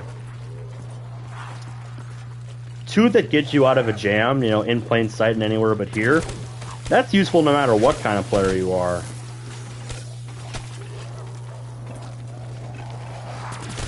You know, just you realize you're in a corner, bam, in plain sight. You're invisible. They can't hit you. It's just really nice.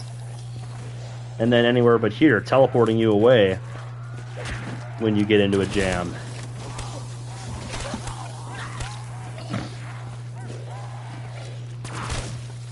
And then the last one you unlock at level 35, Alchemical Antithesis. Oh man! Pretty much any good camping strategy in Black Ops 3 takes advantage of Alchemical Antithesis to extend the duration to which you can camp. Because Alchem, in conjunction with wonder weapons like the Thunder Gun here, are so blatantly overpowered. Being able to just regenerate ammo as quickly as you can with Alchemical,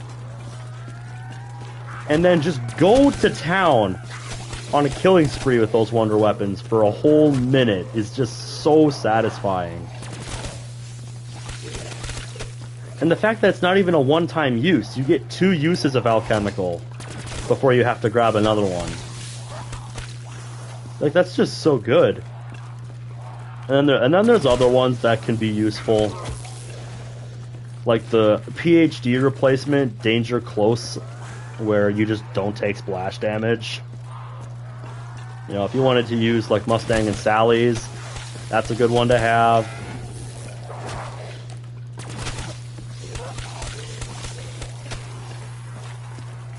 Stock option can run that one. I like to run that one just so I don't have to worry about reloading sometimes.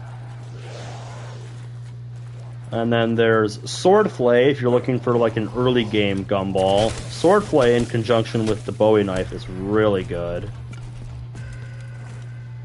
for early game, just slashing through rounds minutes at a time. Really nice.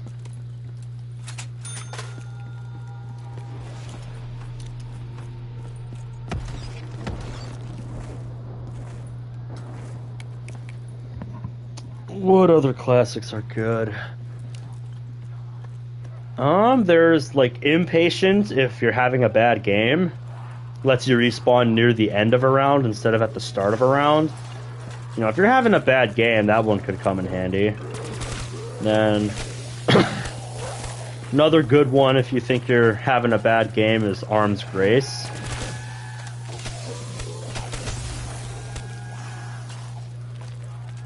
So yeah, like I think every Gobblegum has its purpose, and you know, you can work on getting good with the classics while you grind up to get the different megas that you want. And even then, like even if you're scared of losing your megas, you can use your megas and keep them with the dashboarding technique, where you just close out of the game before you hit game over. And if you do that, you know, you'll still get all of the levels and experience and stuff, but you won't lose your megas.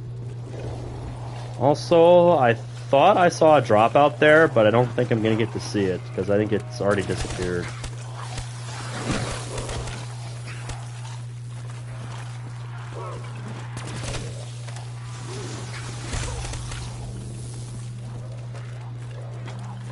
You know, and even then, there are plenty of players that have pushed the classic Gobblegums to their limits in this game.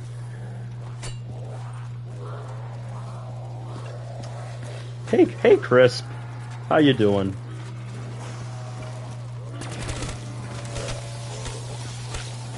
Somehow thought the round number at the bottom left was my HP. Nope, that's just how many rounds I've progressed. 9 rounds away from round 100. We're chilling, we're making it. Haven't gone down since 75. We're doing good.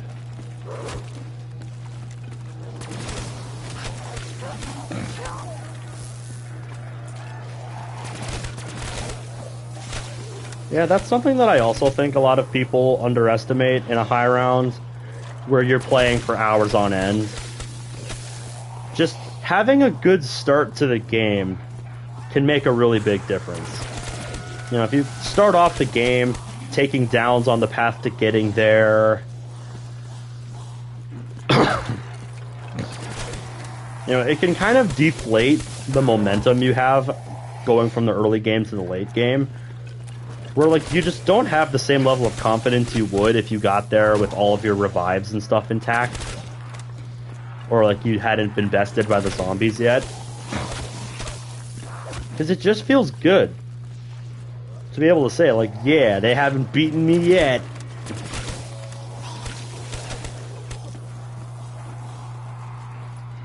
Because, yeah, that can play a really big part in a zombies game.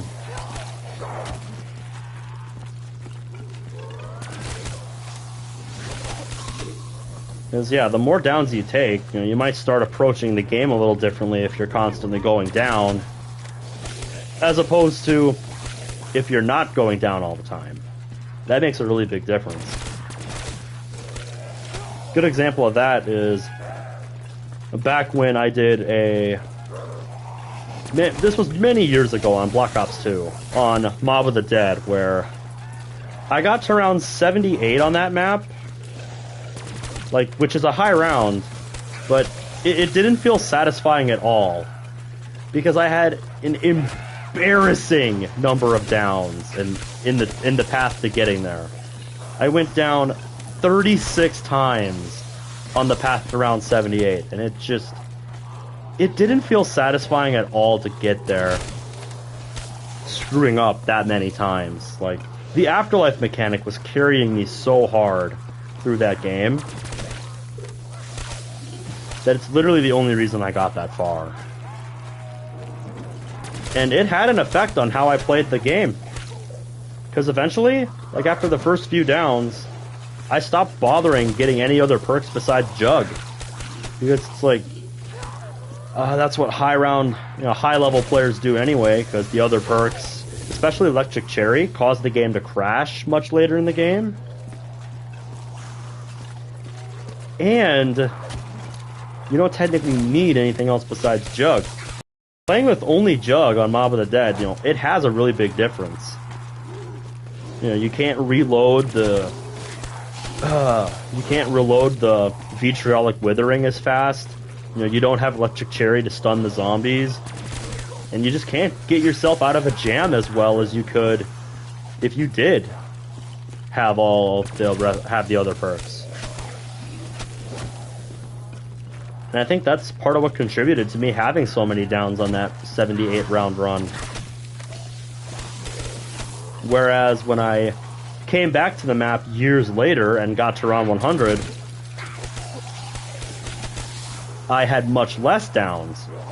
Still more than I would have liked, with I think 11 downs. But still, because I didn't let, myself get dissuaded from using perks, it made a really big difference in how many situations I was able to get myself out of that I wouldn't have,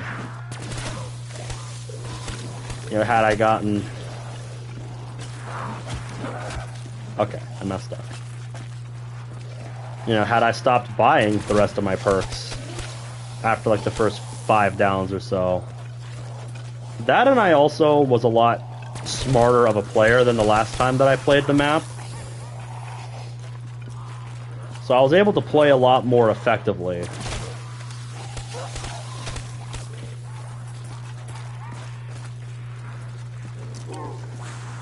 And it was nice to finally be able to fully realize what I knew I was capable of on Mob of the Dead. And get around 100 on that game on a map that wasn't buried.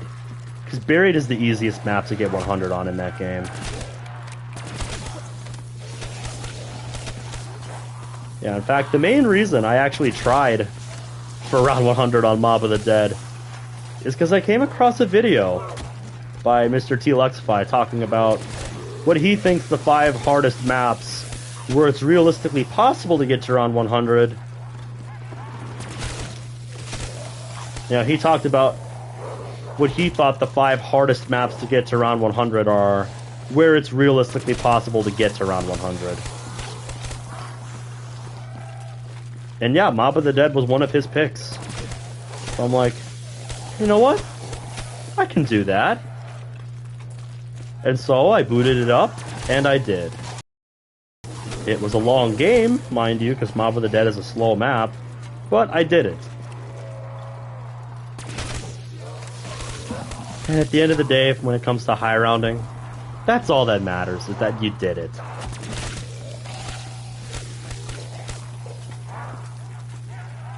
It sucks that I had to do it as an offline game, because when I tried to play it as an online solo game, I just kept getting dropped after like 55 rounds.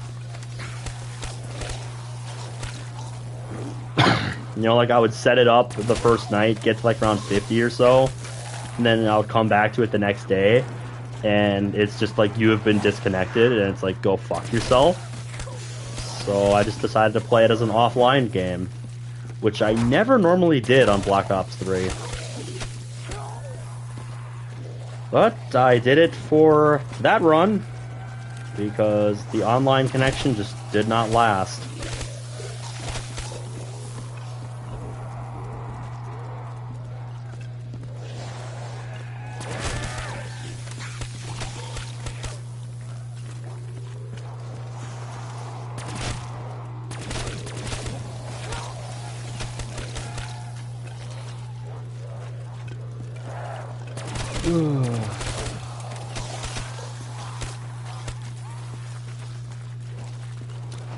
But yeah, after this run,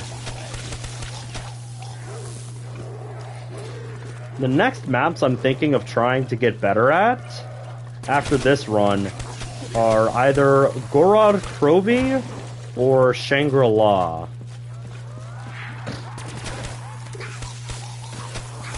Because, yeah, I've been looking at strategies for both of those maps, and they were some of my weaker maps. Shangri-La being one of my weakest maps, actually.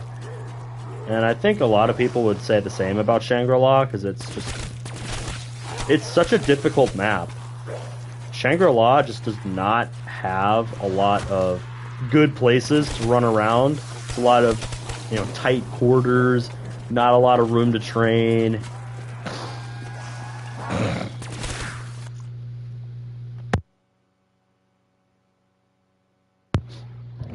That's better.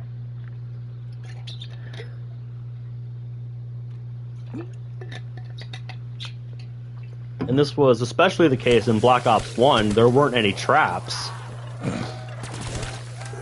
Meaning that literally the only weapon you could use to kill zombies the entire game reliably, was the baby gun. The shrink ray.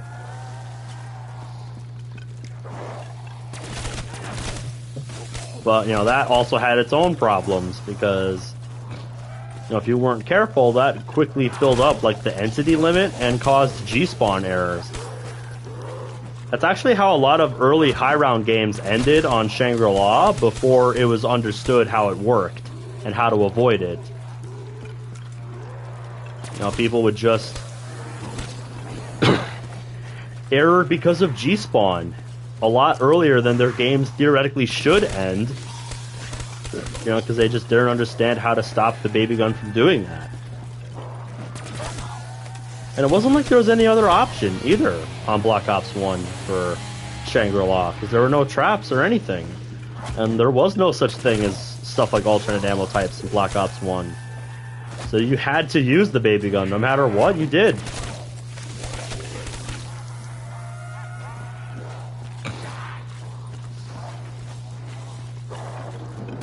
But yeah, I saw a strategy that looked like something I could do, so I wanted to give it a try. But I just have to figure out what setup of gumballs I want to run that will let me get there. Because the hardest part is getting past the early game, and I've never been good at Shangri-La early rounds. I have never been good at Shangri-La early rounds. I struggled with it back on Black Ops 1 when I could just, use PhD and spam Mustang and Sally whenever I got into a corner. I struggled with it even then, so not even having that is going to make it all the more difficult. And I really don't know what I want to do.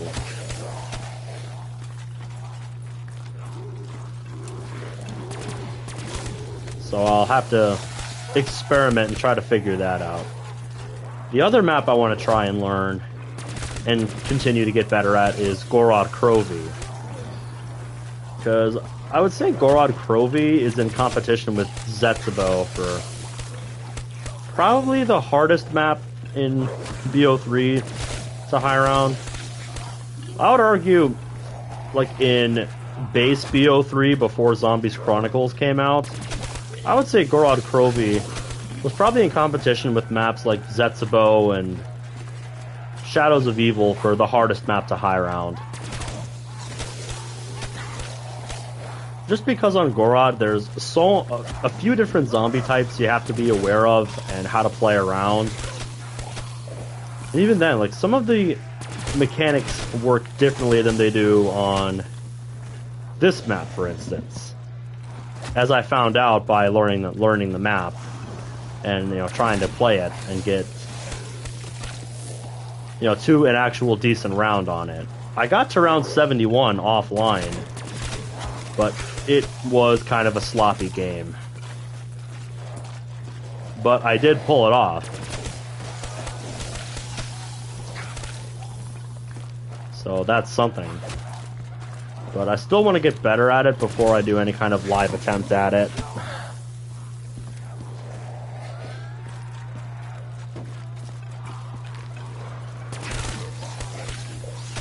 Yeah, I'm starting to think we will see a round before 100 where I have to do an ammo run.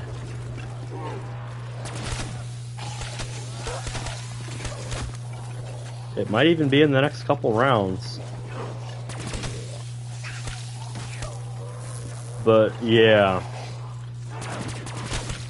I think the reason I'm going to struggle with Gorod Krovi is that it's just such a fast-paced and frantic map that I can't always do what I want to do. You know, because, like, say I'm gathering up zombies to use a shield blast for, or something, or to start breaking my shield, but then, oh shit, a mangler shows up, or, you know, I have a Valkyrie and a mangler that I have to deal with. So it's like I have to use shield blasts or something to get rid of them before I can focus on anything else. And then by the time I want to use my shield blast on the zombies, oh shit, I don't have any more because I had to use them all on the manglers. And it's just...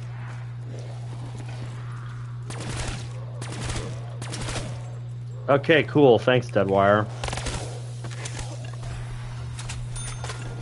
First time I actually ran out of ammo in a round. Like, well and truly ran out of bullets. So yeah, I think that's what's going to make Gorod Krovi a hard map. But if I get better at the strategy for Gorod Krovi,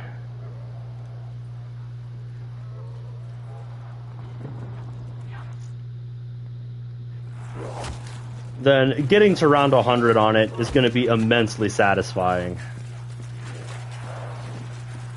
Because, yeah, being able to say I got to, you know, round 100 legitimately on Gorod Krovi, that would be pretty cool.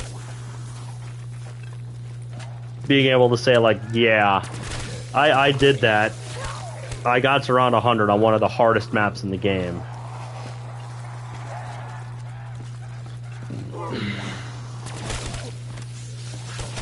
And honestly, what I might want to look into doing for Gorod Krovi is something I initially didn't want to do, just because I really don't like the Gorod Krovi Easter egg, but it does have an incredible reward for high rounding if you can do the Easter egg fast enough.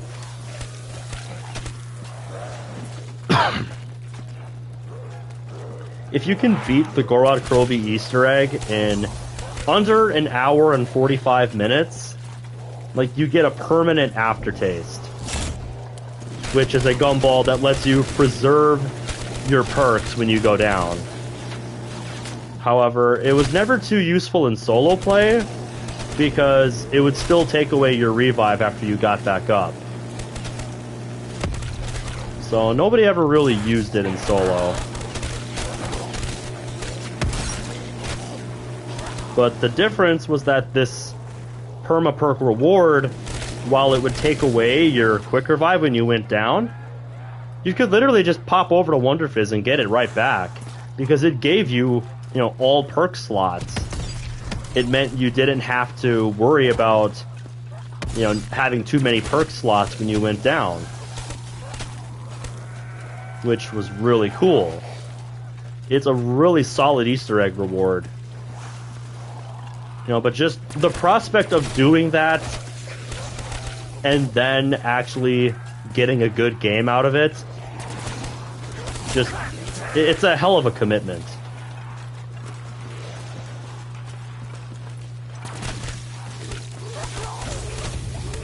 And I usually don't like having to put so much time into a setup like that to get a reward that I need for a high round.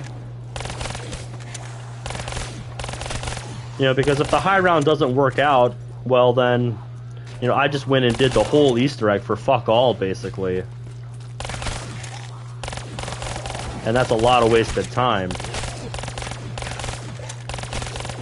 So in all the high rounds I've tried on Gorod Krovi so far, you know, I've neglected doing the Easter egg. And just trying to play it and not and try to play it in a way where I won't go down too much. But I haven't really gotten good at that part yet. The not going down so much part.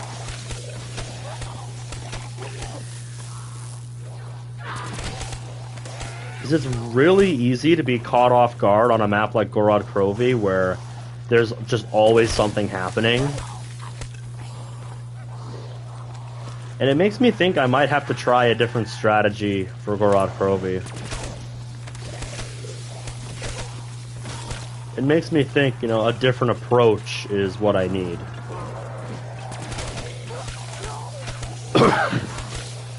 And I just have to figure out what exactly that means, you know, what else I could do on Gorod Krovi.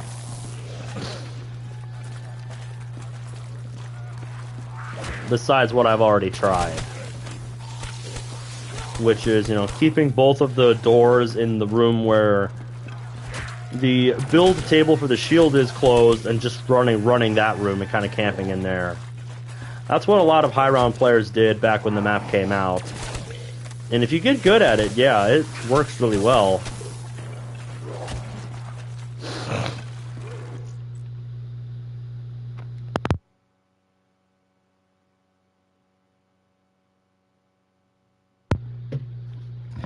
But I don't feel like that is the only thing I want to do for Gorod Krovi. That's not... I feel like for me personally, it's not going to be the only piece of my strategy. Because for me, that strategy works really well when you have the electric trap on. Because that takes care of a lot of the zombies. It gets a lot of kills per second. Since there's quite a few spawns near this electric trap where they just run through it. And the problem is when it's not on. What do I do then? That's kind of what I need to figure out. That's the part I need to get better at. Just when the trap is off, what do I do?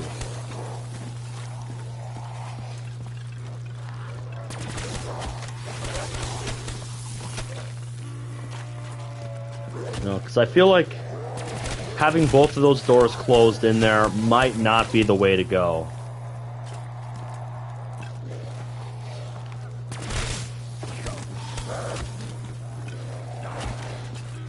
But like I said, I haven't quite figured out what else I want to do.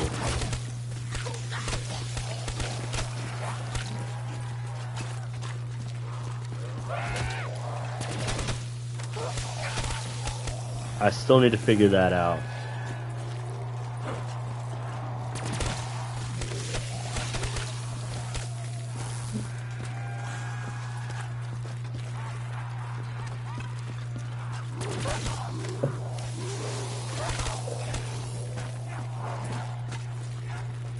But, of course, we still gotta finish this run.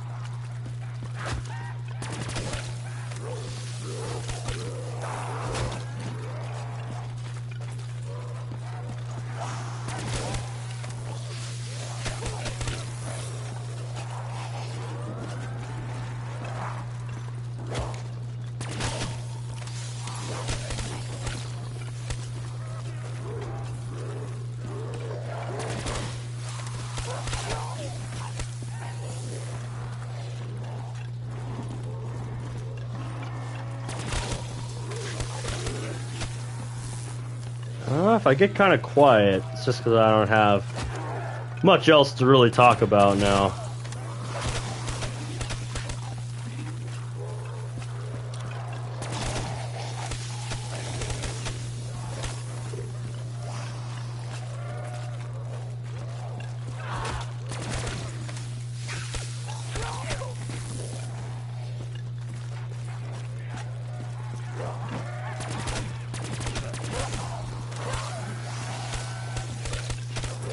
But yeah, my ultimate goal for this map, now that this game has gone this far, is to get to around 115.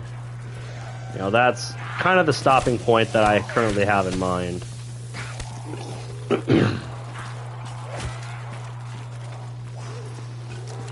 And if you're any kind of zombies player, you probably can guess why round 115 is the stopping point I have in mind.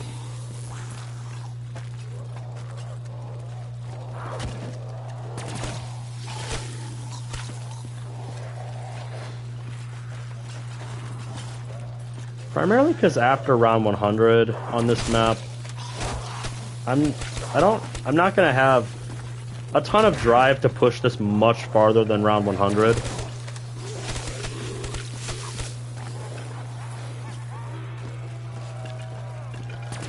Muhammad came from the Discord server. Pretty cool. I'm sorry that I have been dormant for so long.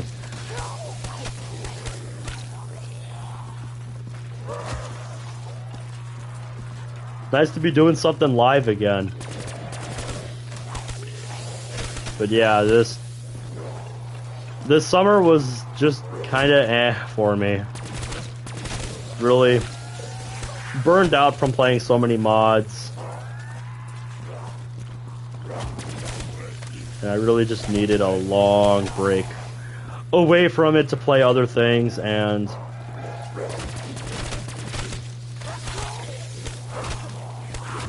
focus on other aspects of my life that I've been neglecting.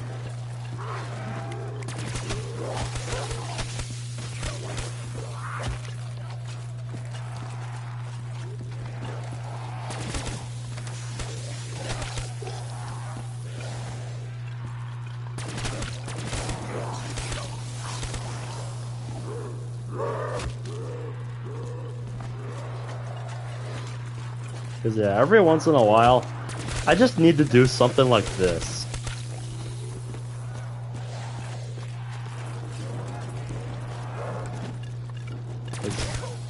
Stuff like this is what I live for.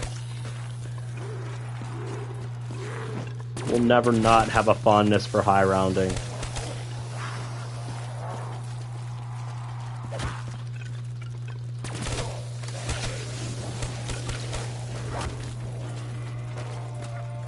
Could never do around 100.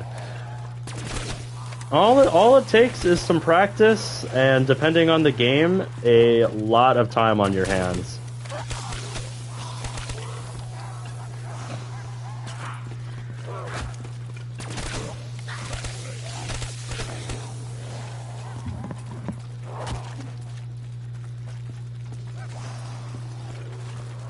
So yeah, let's see.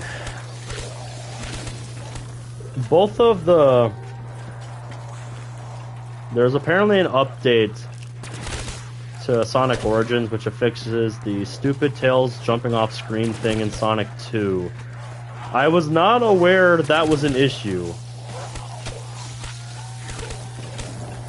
I haven't really been keeping up with Sonic Origins after it launched.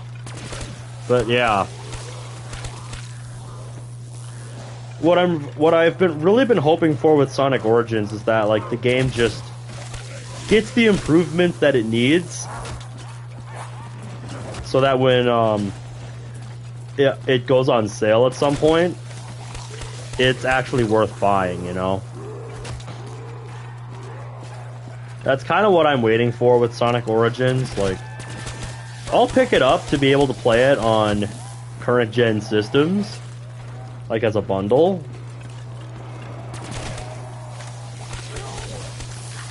For the right price. Because, yeah, $40 for all 4 of the, you know, classic Sonic games is just asking for too much, if you ask me. There is a stupid bug where if you lose Tails, he just won't come back and you keep hearing him jump around.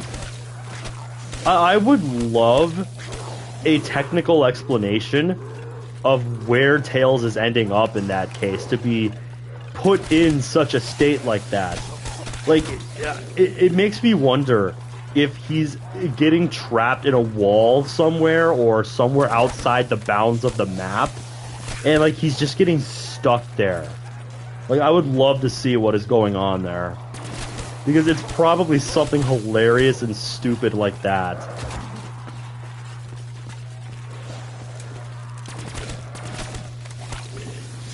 And the fact that they fucked that up when the original Sonic 2 from 1992 on the Sega Genesis got that right is just kind of hilarious.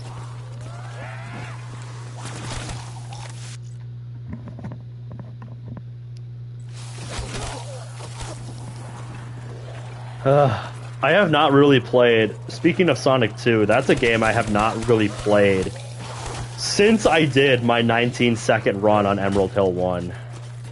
Like, I just have not played Sonic 2 at all, really, since then.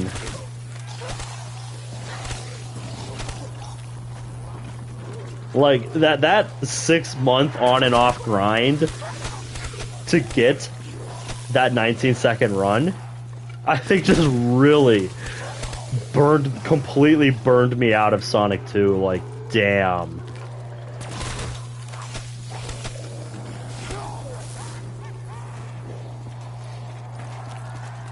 Like, there's more stuff I want to do on Sonic 2. Don't get me wrong. Because there's actually a new strat on Chemical Plant 2, like a new zip that was discovered, that makes the level so much faster. And, like, I've pulled it off a couple of times just messing around, but, like, I haven't actually been able to get it in any kind of good run yet. And seeing what people have done with it, like, I want to do it. I want to do something like that with it. Because, yeah, I think it's part of a revolution of strats for Sonic 2 that just have let people break the game in ways that we didn't know we could do before. Yeah, those power-ups let me use a little SKN ammo. Alright, 7 rounds to go.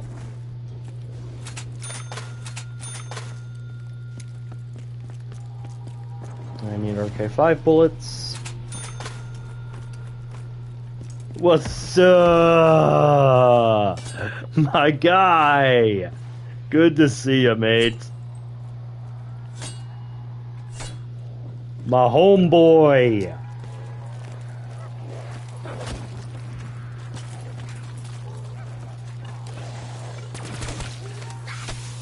How the heck are you?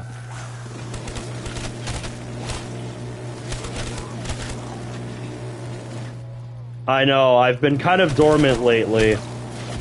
I made a post on my, I made a community post, and I posted in the Discord server the same message that I put on the community tab, kind of explaining why, I've been so dormant lately.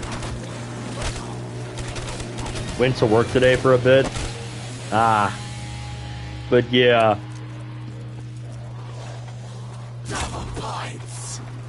Part of it is just that I've been busy this summer with other things. And I was feeling kind of like shit in June.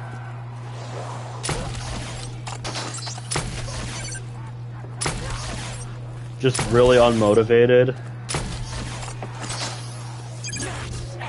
Just really unmotivated and burnt out. But I think I've moved past that now.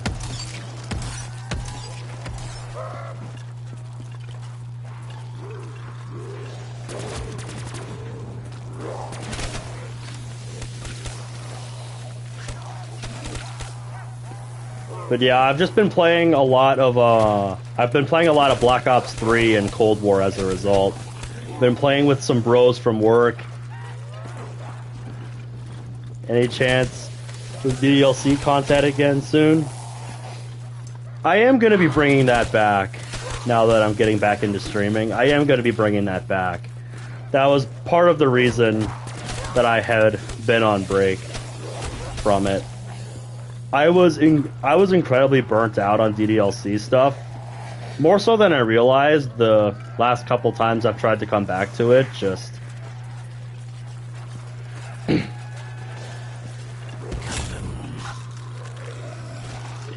like both of those times that I did try, I just didn't have the same level of energy that I used to when I had been doing it before.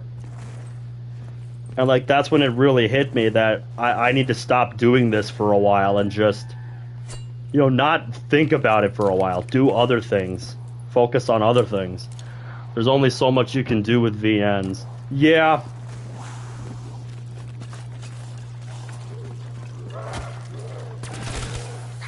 Fair enough. Yeah. I haven't really been keeping up with all the new mods that have been coming out for the game. I kind of just needed a break where I could focus on other games and do other things. Because when I was committed to just doing a bunch of mod streams and stuff,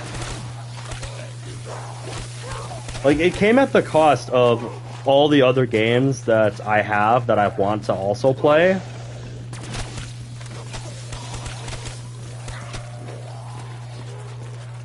And that just slowly took its toll on me. Until I'm like, okay, I can't, you know, just keep telling myself I can, you know, keep putting all this stuff off and keep doing these mod streams. Another part of it was just I was trying to keep doing new stuff while I already had so many active series going. You know, like I had...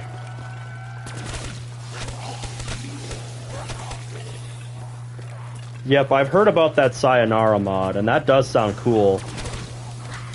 But yeah, another part of the problem with the mods that I was running into is that I had so many active series going for several different mods. You know, I have Blue Skies going, I have Isolation going, I have Snafu that I started and haven't gotten to do much with yet, Google Translate, and there's probably a couple of other ones that I have going that I've just neglected because I want to play different mods.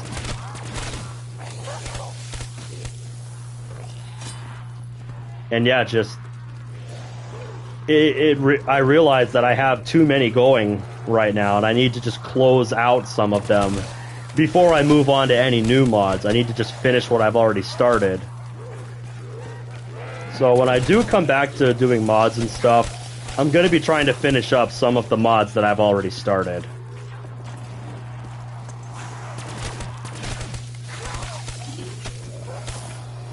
You know, it just got really hard to try to keep up with all of it because I was trying to do too much at once. And if you know me, that's a problem I constantly struggle with. You know, committing to too many things and then, you know, not realizing that you're in over your head because there's too many things you want to do and you can't do them and you can't do them all. So yeah, I think that's part of why I held it back. And yeah, I think when I do, what I'm thinking I'm gonna do is, you know, break up all of the different break up everything throughout the week. You know, have certain parts of the week dedicated to different things. Like maybe do mod streams on the weekends, and then, you know, maybe Tuesday I can do Elden Ring, and then Thursday I can do, you know, whatever I feel like doing, whether it be that Diablo 2 challenge that I've been neglecting, or just a random game that I found that I want to play. Or just, you know, loading up a session on Black Ops 3 or Black Ops Cold War or something else and just playing with you guys.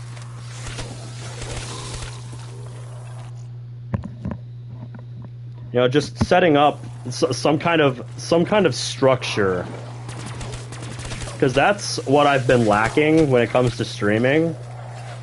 And while before that's kind of what I liked, just being able to do this whenever I wanted to, you know, I'm realizing now that if I want to keep doing it consistently, you know, there needs to be some kind of structure and consistency to it.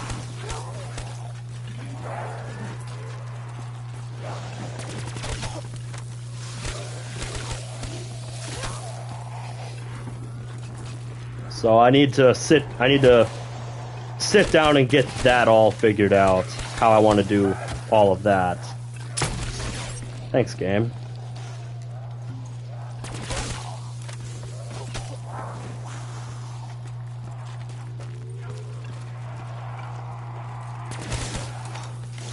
Didn't give me any options there. Shit. Don't start doing this to me now, game. Don't start doing this to me now. My God. Ugh.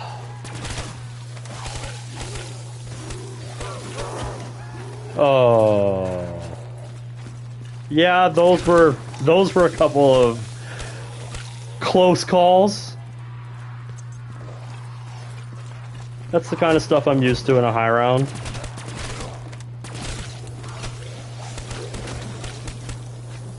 That's just the kind of stuff you have to be ready for.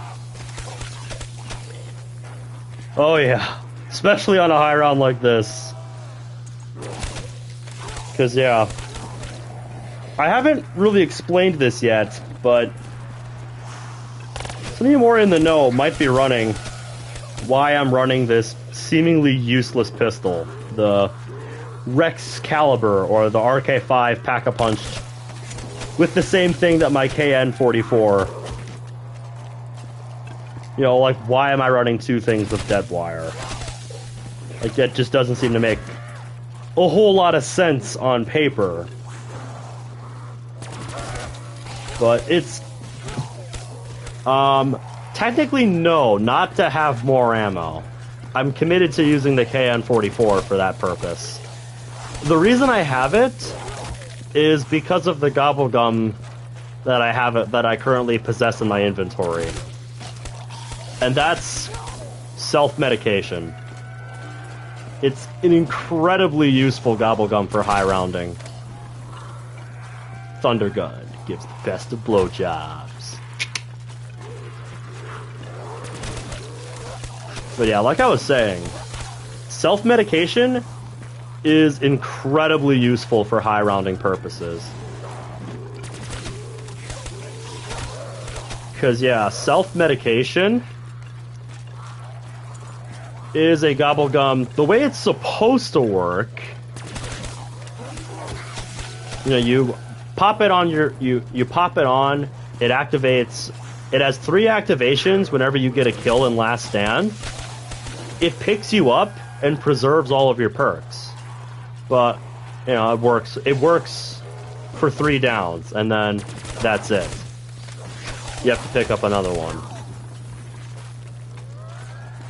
And the way it's supposed to work is it gives you a ray gun to try and get a kill with.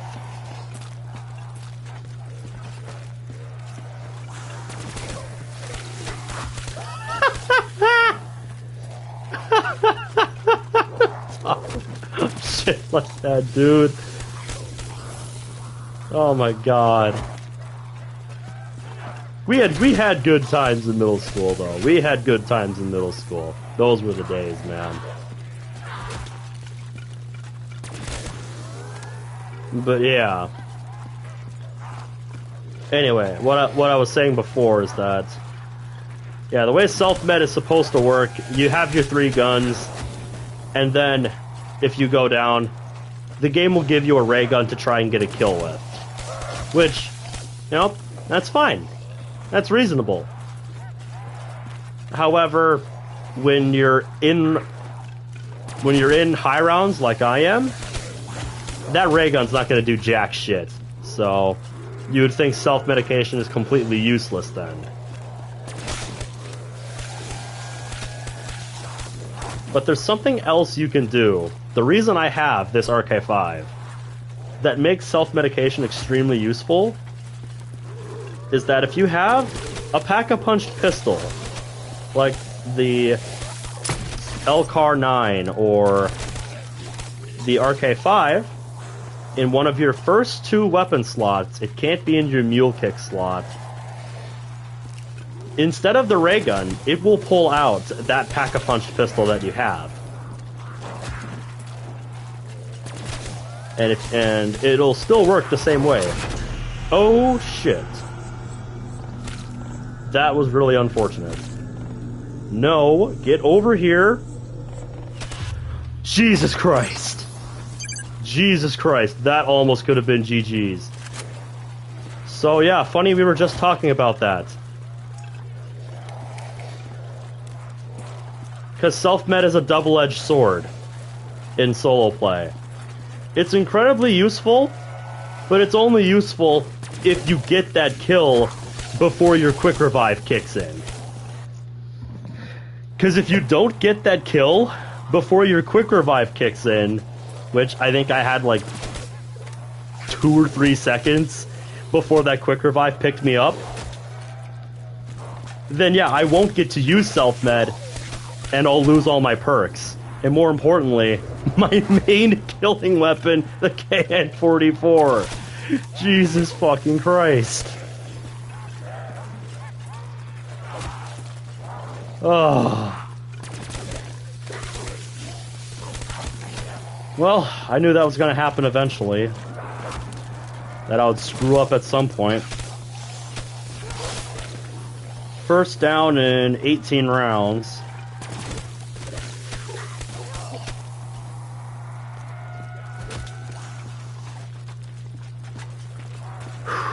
I just did not get that shot off in time.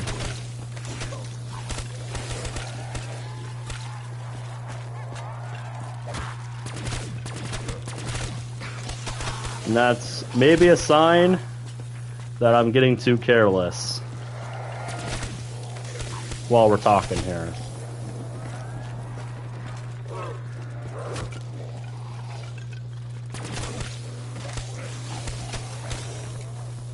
Yeah, based on my ammo count, we're coming up on the end of the round in a couple minutes, so... So yeah, that's why I have it.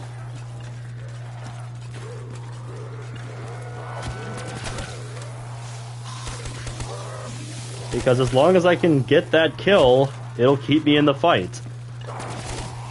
Because, yeah, if I ever get picked up and I don't have all my perks, that's kind of a big problem this late in the game. Because Nacht on Black Ops 3 is not the kind of map you can really afford to be running around without perks in. Because the only means of getting perks back is either through whatever gumballs you have or the Wonder Fizz machine. And let's just say you don't want to be relying on the Wonder Fizz machine at round 93 to get your perks back. Because that Wonder Fizz is a bitch with giving you the right perks quickly. And the last thing I want to do is be running around with hordes of zombies trying to get my perks back. That is just stress 100. Yes, any mistake means the game will be fucking over, basically.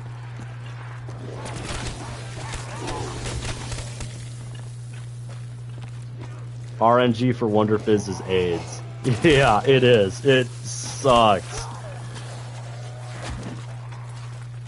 If Monica took over my living room TV, that I would be scared. I would be scared of what she would do. Yeah, like my folks are just trying to watch the news or a show downstairs or something, and all of a sudden Monica pops up on the TV. It's like, what the fuck?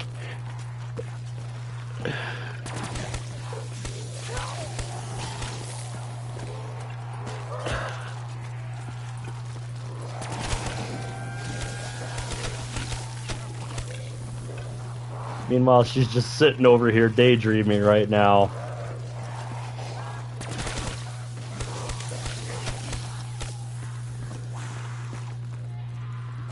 Just sitting on my monitor, daydreaming. About something.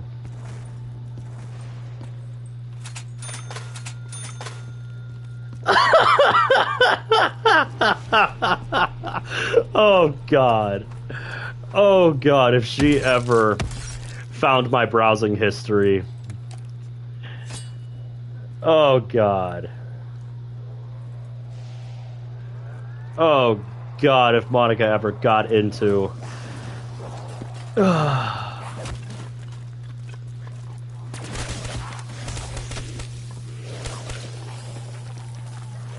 It's just like, what are you doing?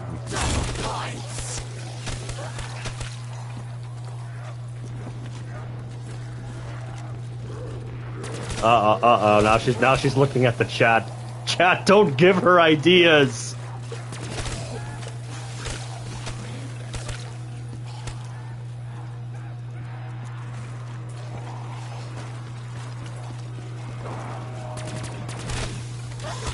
Alright, 6 more rounds, and then we're at 100. Monica's pretty good. In the last couple of weeks, they actually released a new update for Moss that enhances her idle animations even further, and gives her a lot of new variation to her idle.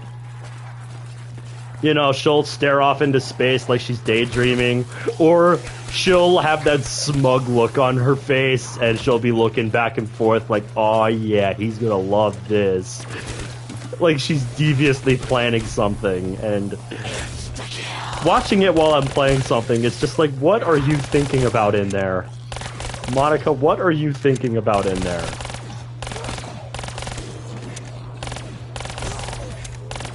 Ooh, nice.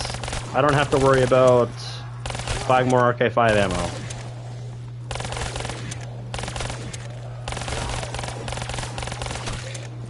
Alright, I'm gonna pick this up now. Partly so that I can use some Widow's nades on insta-kill.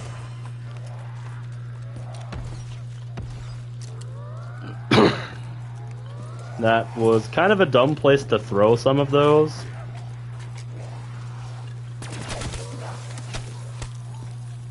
I don't know why I did that. But yeah, they also added a new game that you can play, like a little mini game that you can play in Moss.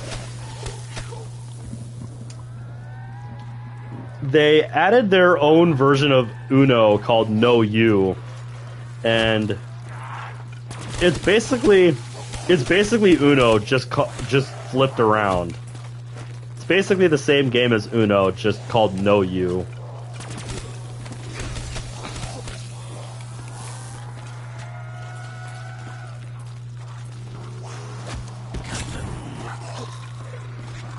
And I actually recorded offline my first time playing through Uno with Monica. I do plan to upload that at some point. I think it was right before I went on vacation, actually, that they released that. So yeah, I sat down and recorded my first time playing Uno with Monica. And that was pretty fun. It was actually a lot of fun. Yeah, you've been playing it a lot? Yep, I've played it quite a few times with her. It's definitely a fun game. I think the next time I do decide to sit down and play it, I'm going to mess with the house rules. Because I've just been playing standard. One thing I would like to see is 4 different rules you can set as well. Kind of like the official Uno card game video game. Because I want to be able to set the kind of rules like Rooster Teeth did in their video titled Uno the Movie, where they literally played a 2.5 hour long game of Uno. And they actually contacted like IMDb and got it registered as an actual fucking film. It's fucking hilarious. Like, they actually got it registered as a fucking movie. It is so fucking hilarious.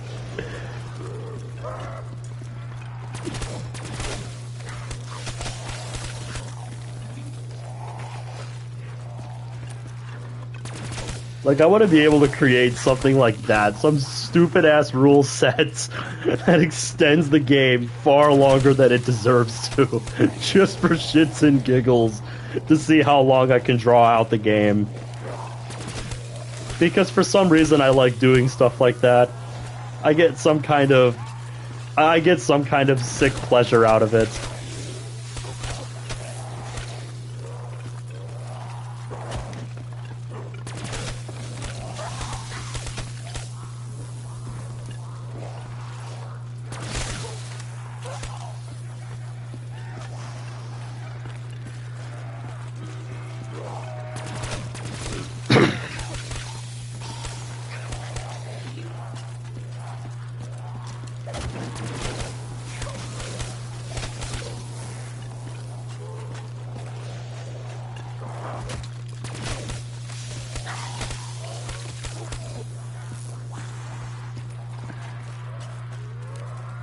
On the topic of Uno, I guess, something else I can talk about is it's something I actually bought from our store's like Hot Wheels stand. Because on one occasion, the batch of cars that they brought in, one of them was like, you know, one of them was like some kind of Beetle-looking car that had like an Uno design. And I'm like, that's so cool. I fucking want that. So I bought it. Because I'm addicted to, you know, anything like card game related. I like collecting decks of playing cards. They're just for me, you know, a deck of playing cards is like the perfect kind of souvenir. Mainly just because I like looking at the designs on the cards. You know, that and just having cool decks of cards to play card games with. It's a lot of fun. I think that's really neat. Having so many to choose from. You know, especially when you got a gathering, or you're playing with family or something, and you're like, let's use this deck this time. But I mainly do it just because I like looking at the designs of the cards. You know, the different backings that they have, what the jokers and all the face cards look like. I find it utterly fascinating. You know, the kinds of designs they come up with for those. And I also just found out last month that for World at War, like, if you pre-ordered that, I think, there was like a pre-order bonus that you got that was actually like a promotional deck of cards. And it's like, what? What do you mean? Like, what do you mean there was a deck of cards that they gave out with World at War to like promote the game? Like, I fucking want that now. That is just so fucking cool. Like, they made a physical deck of cards, you know, based on the card, like playing card collectibles. I forget what they called them. I think it was death cards in World at War that you could use to like activate cheats and stuff. Like, I haven't played the World at War campaign in a long time. Maybe I should do some streams. Maybe that's what I'll do on some of those, like, random game streams. Just because I haven't played through the World at War campaign in, like, 10 years. Just play through it on Veteran and watch me suffer for shits and giggles. Because, yeah, that sounds like fun. That sounds fun. I'm gonna get absolutely destroyed, and it's gonna be glorious.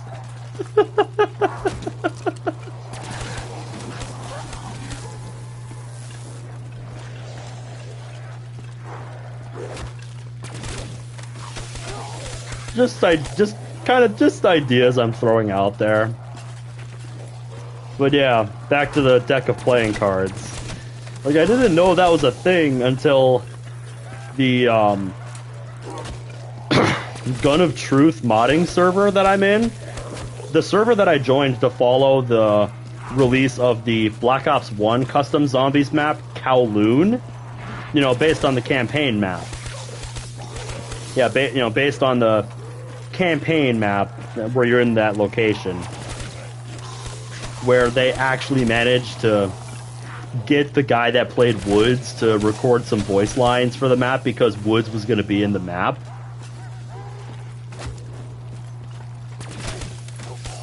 And yeah, the reasoning behind why they wanted to get like the actual voice actor for Woods specifically is pretty cool. They wanted to get Woods to play a character, you know, to be in the map, because at one point they were thinking of putting Woods in Zombies, and there was even like a unreleased poster of Woods in Zombies, but you know, they never did it. They never pulled the trigger on it. So yeah, this map maker, Gun of Truth, you know, he wanted to, you know, give Woods some glory in a Zombies map, and I think that's just sick. I think that's awesome. I was never too good at that Kowloon map, mind you, but I'm glad he actually got to be in a Zombies map, even if it wasn't an official one.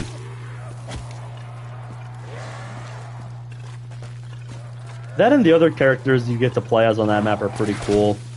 I think one of the characters you can play as is Alex Mason, which is pretty cool, getting to play as Alex Mason in a Zombies map.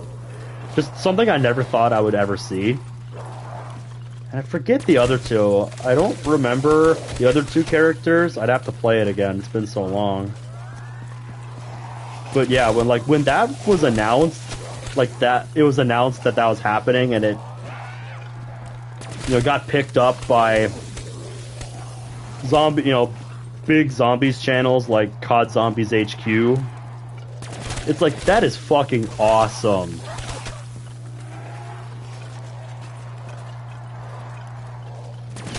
You know, that not only did they contact the guy that actually voiced Woods and that they got the money to have him record lines. It's just, it's the kind of thing that makes a custom map special like that. It's just so cool.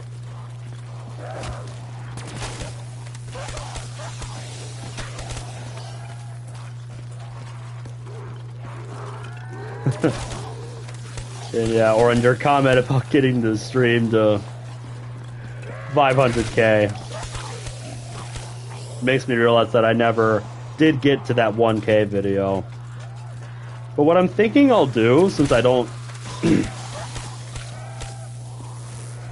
since I think what's gonna happen with the 1k video that I promised, I think I'm gonna scrap that idea that I had and do a kind of cool face reveal for it, because there was an opportunity that popped up at work that I'm like, okay, I have to do this before it's too late. So you guys know how my channel is called Age Factor, right? Well, what if I told you that there's actually a brand of water called H Factor?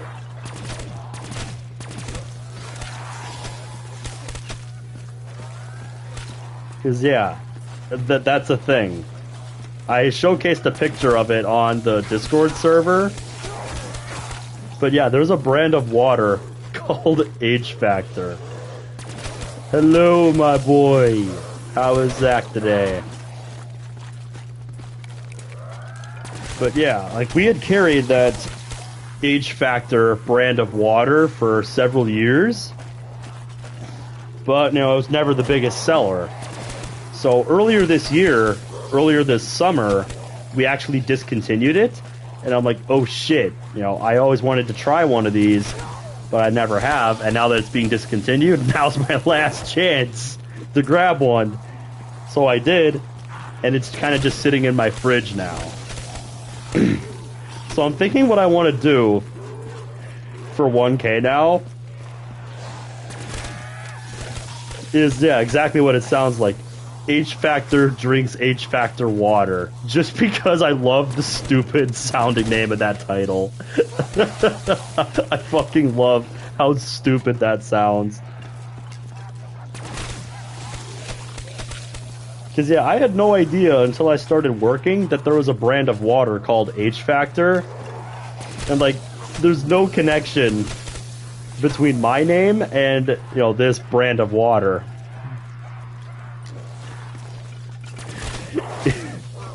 H Factor drinks H Factor H2O. Yeah, like, I bet some people would think it's like one of those shitty, like, streamer bathwater things, but it's like, no, this is actually real. This is actually a real brand of water. Not sponsored in any way. That's a good title, yep. It is. And that's why I picked one up, just because of how stupid and hilarious that sounded to me. I'm like, I need to do this at some point. I just need to find the time to record it and figure out, you know, how I want to do it exactly. All right, 5 rounds to go. Round 95. Getting ever closer to the almighty triple digits.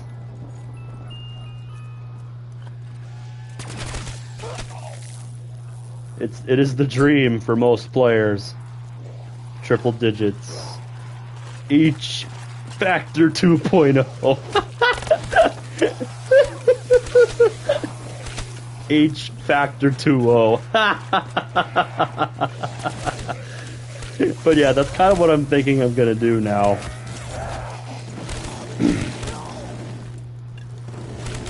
I don't know when. Probably when I get, you know, I'll probably just record it with my phone. But I was really hoping I'd have a good camera by now.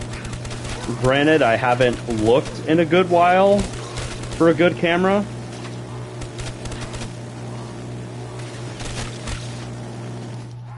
Basically, yeah, it's gonna be one of those kind of videos.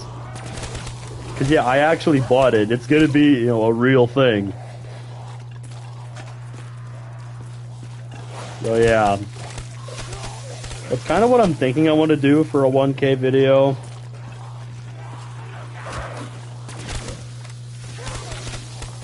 Cause yeah, we hit it back in April, and I feel bad that I haven't done a video for that yet. Yeah, it's actually. I forgot what I was saying. Never mind. But yeah, after we get to 100, I should say if we get there, because we still don't know. I could end up going down again before 100 and not being able to use my self-med. We don't know. It's something that could happen. I'm gonna try to make it not. But yeah. Once we get to 100, the new goal will become round 115. And then that'll be the round where I quit the game on.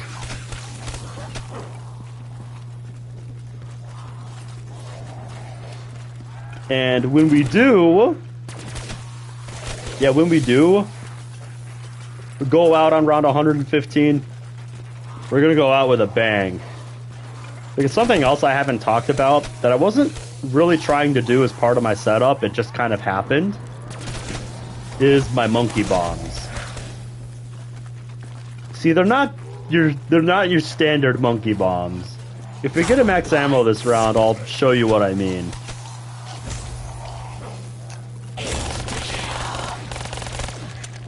But yeah, those of you that know what I mean when I say they're not your standard monkeys, you already know.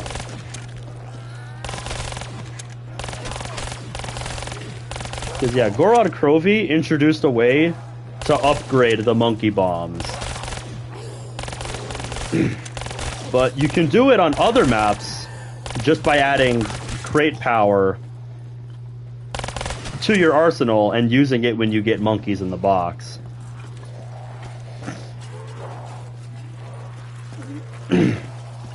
I looked at the title and I'm like, yep, that sounds like you.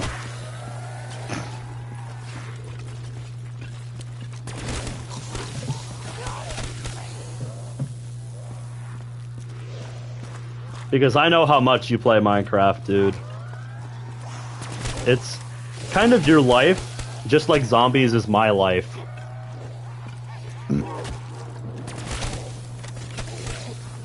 You cleared out an ocean monument. Yeah, that sounds like it took a while. I believe it. Yeah. The way I always played Minecraft, stuff like that, like big natural monuments like that, I always left them be. You know, I didn't try to take them apart or disrupt the area they were in. Like, I always just left them as they were, took what I wanted from them, and then that was it.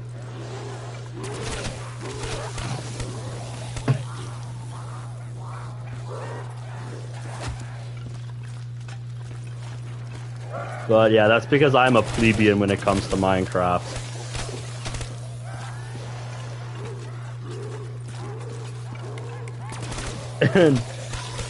And then reenact the Newt meme. Oh my god!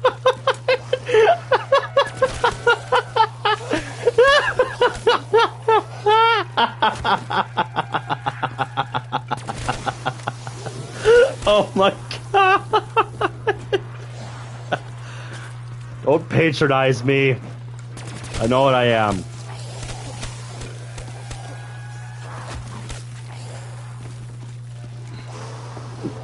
I've just been typing on Discord. That's all good, mate.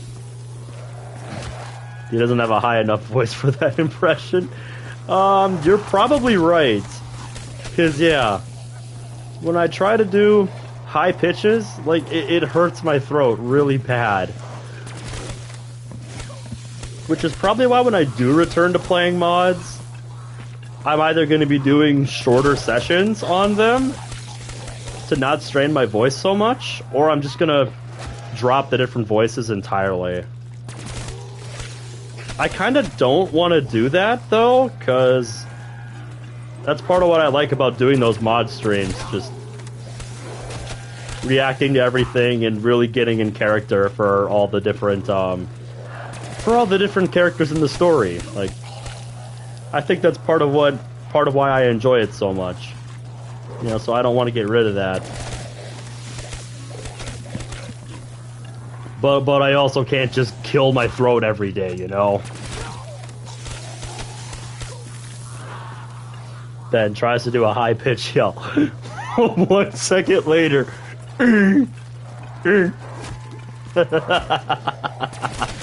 Pretty much. Speaking of Windows error sound effects, what's your guys' favorite Windows era error sound effect?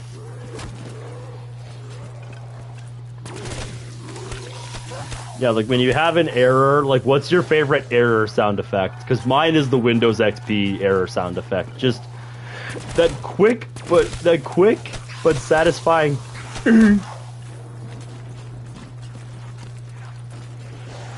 The log off error one. Ah, yeah. No, just mean like the sound effect your computer makes when it gives you an error for something.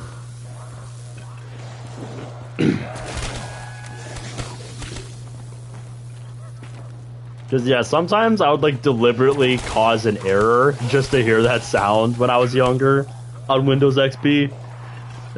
Just because I love that sound for some reason. I don't know why. I just like that sound for some reason.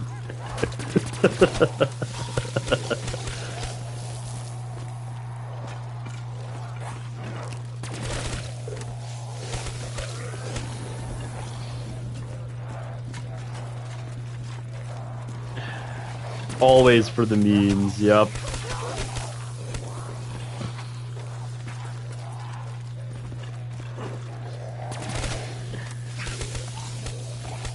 Oh yeah.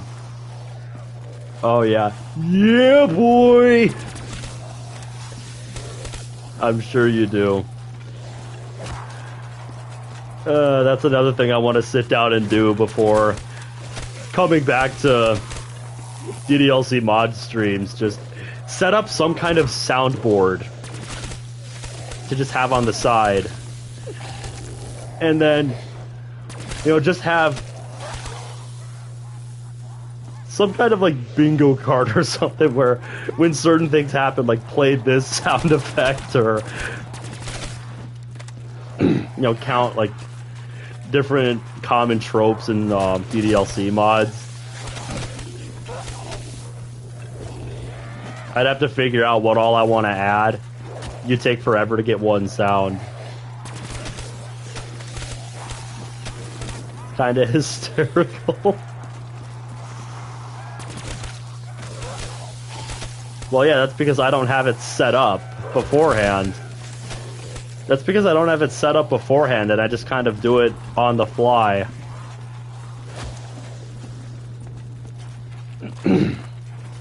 But, you know, if I have, like, a dedicated soundboard in the background where I just hit a certain key and it would happen, that's the kind of thing I want to set up. Just have it set up alongside the stream. You know what? You know, and then... you know, then, like, when the story of the mod does... You know, like, for example, when the story of the mod starts to not make sense, you can just play a soundbite from the Critical Drinker where he says, "Don't worry, the script is like, nah, it'll be fine." That's the kind of thing I want to do. Because I love shit like that.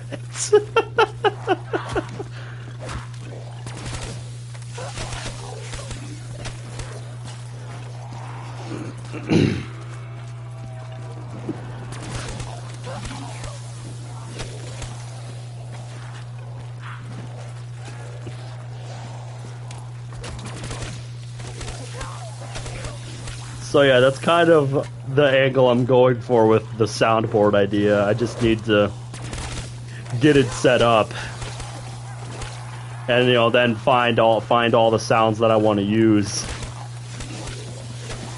Cause like I want just okay, yeah, okay, game. That was a bad time. That was a bad time for those guys to come hopping out of the window like that. Fuck me. Fuck me, I guess.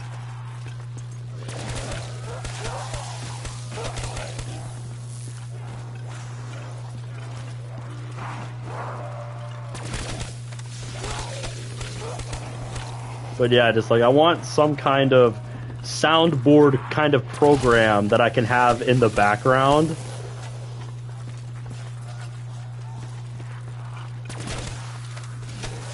And then configure with whatever MP3s I want to insert into it, and then just set them up to hotkeys.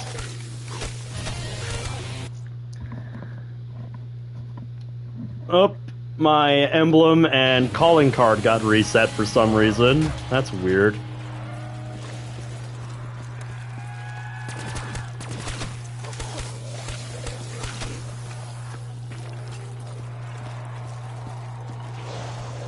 I don't know if that happened when I started streaming or what. But yeah, that's weird. I just noticed that.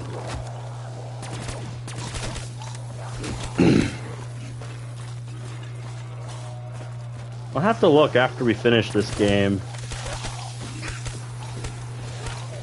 Yeah. I don't know what's up with that.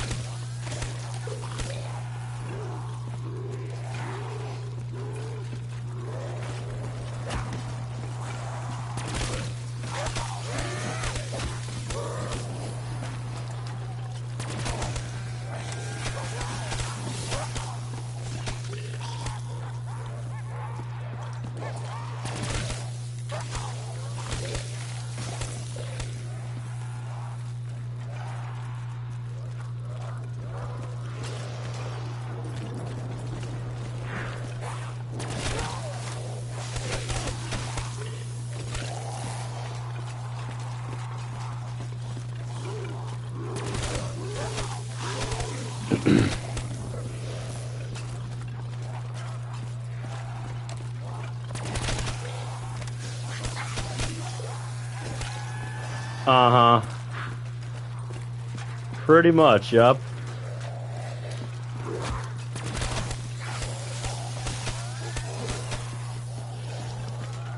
Yep, character who breaks fourth wall.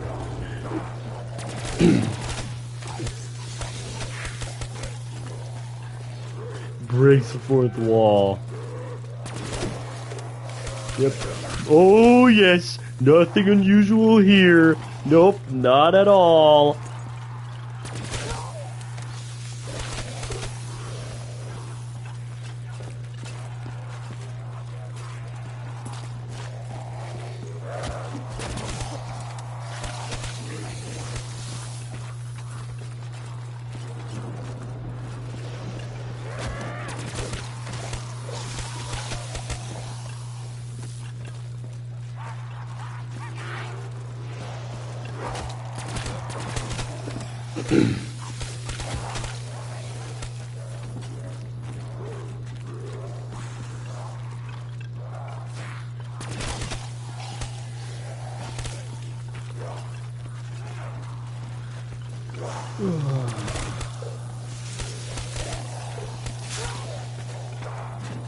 End of the round should be coming up since I'm on my last clip.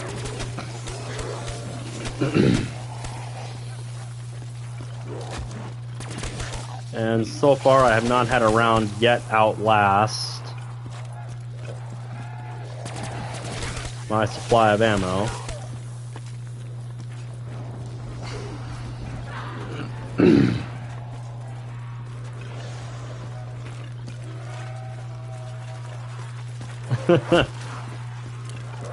Yep.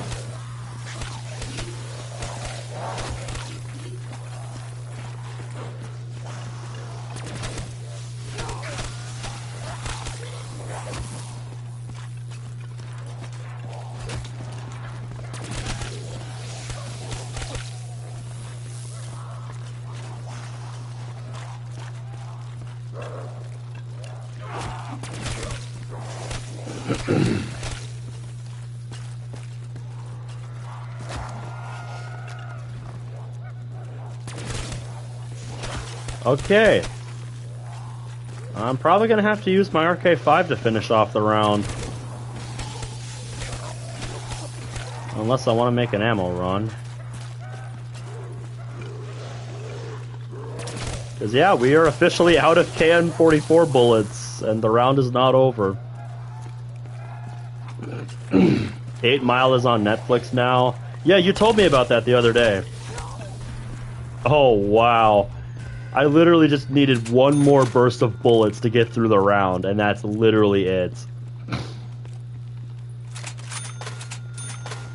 So all I needed was one more burst of KN-44 bullets, or a few more kills on that death machine / insta-kill.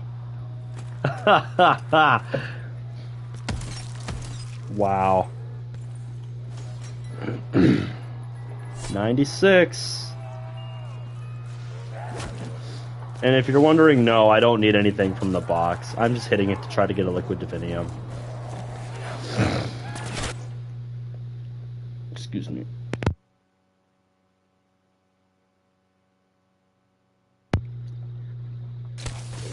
Random bullets. Go! Ooh, max ammo. Now I can show you the monkeys that I was talking about. So yeah. Introducing the dubstep monkey.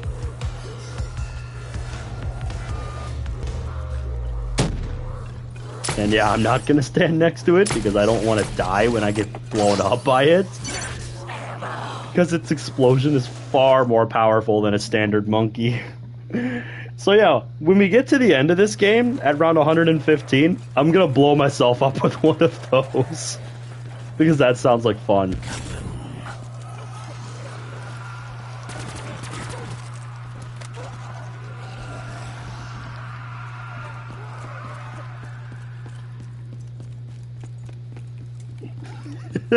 Yeah, boombox boy. Yep.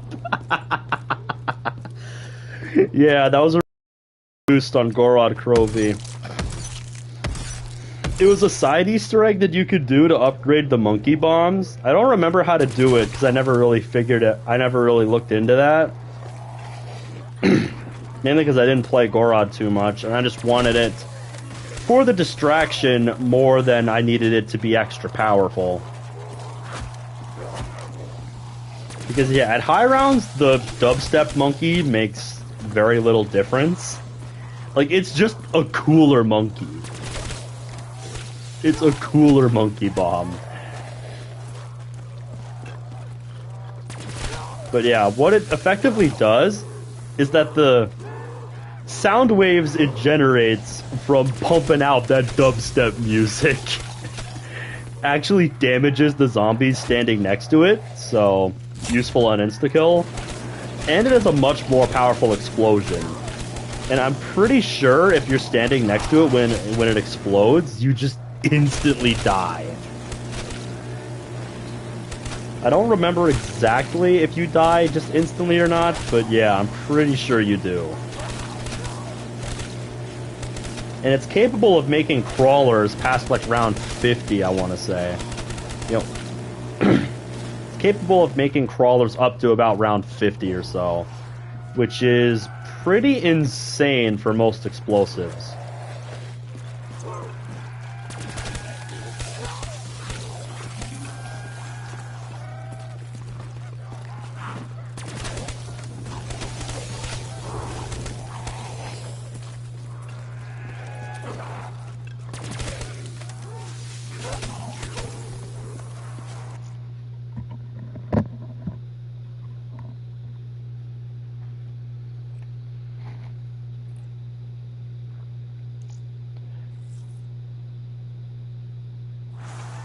Yeah, I'm really not sure why it put my calling card and emblem to those defaults. It's probably just some high round quirk. Oh yeah, you get my buddy Oren talking about that show. That's the kind of show he could go on about for a while. It's one of a great many shows and movies that I need to sit down and watch at some point in time. Because I never really watched Adventure Time when I was younger. Just wasn't my kind of show, I guess. I don't know why. I just never really watched Adventure Time.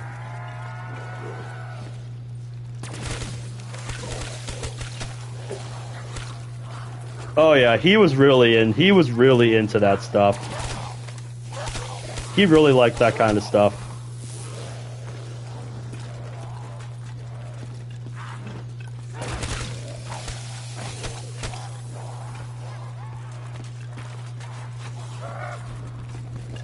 They had a Minecraft episode? I'm sure they did. I'm sure they did.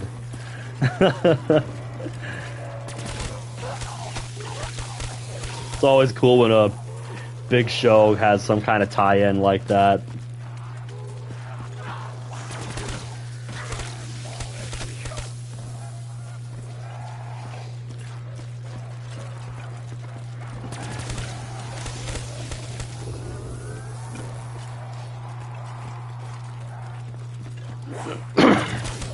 Yep, and as I don't know the show, I couldn't tell you why.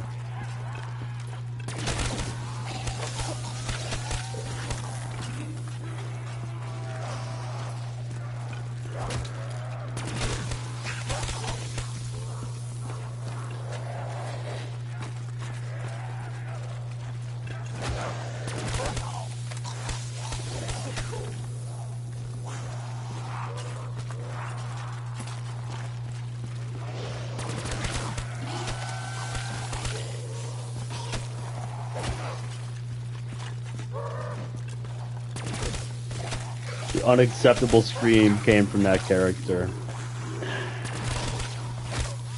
Ah, that makes a little more sense now. Since we're talking about Cartoon Network shows, my favorite Cartoon Network show growing up has to be Regular Show. Oh my god, Regular Show. That fucking show was something else, man. Let me tell ya. Fucking Regular Show. I miss that shit. That was a good show. Every episode of that show just felt like a trip because the most insane shit would happen on that show. That it absolutely lived up to its name.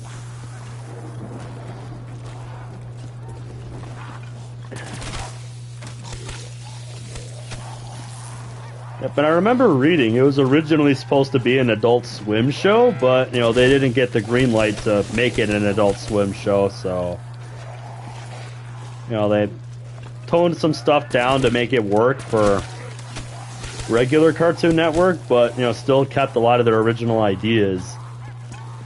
And yeah, it led to some pretty fucking cool results.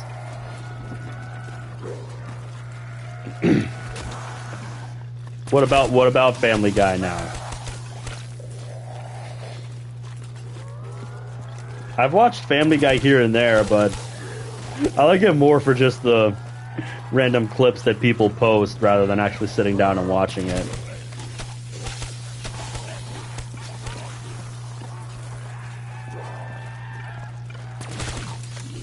I know it is. It's been around for decades.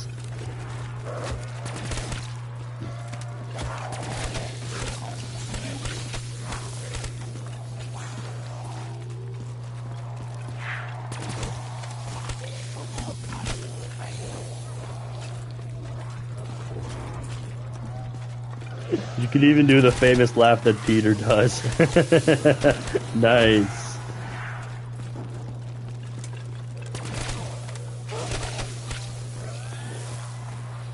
Yeah, I could try, but I don't think mine is very good.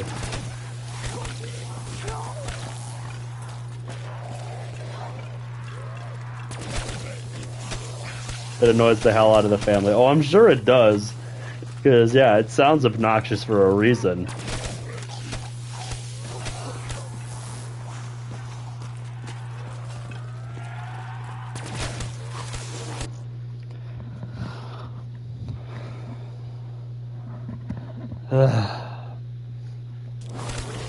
That's one thing I hate about summer. It's always so hot. It makes my headset all sweaty and constantly slowly sliding down my head.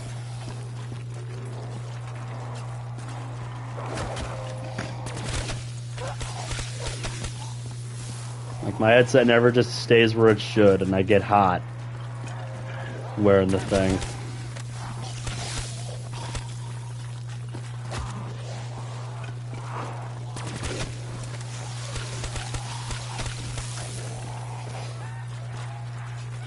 Heat just makes me not want to do things. Cause it's like, ah, fuck, I'm gonna get all hot and sweaty doing this.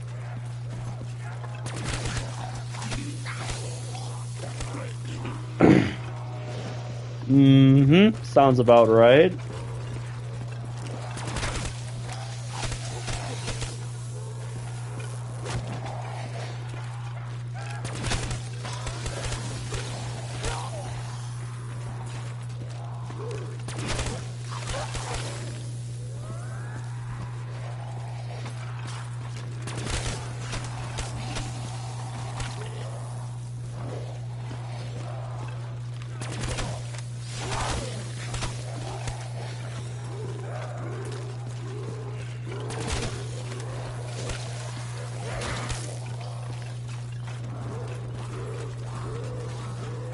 I wish that was me, dude.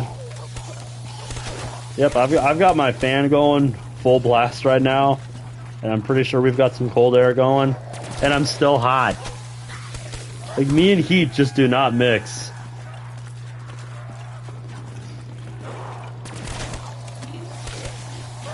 Round 100 is pain. It's about the journey to get there. It's not so much the destination. It's, you know, the journey to get there. You know, what you have to do, the amount of time investment that it takes, the strategies that you figure out along the way, the different methods you try.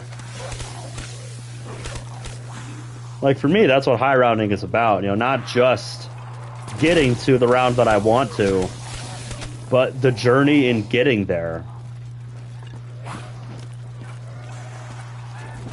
If you tried, you'd kill yourself at like round 60. Yeah, that's what happens to a lot of people.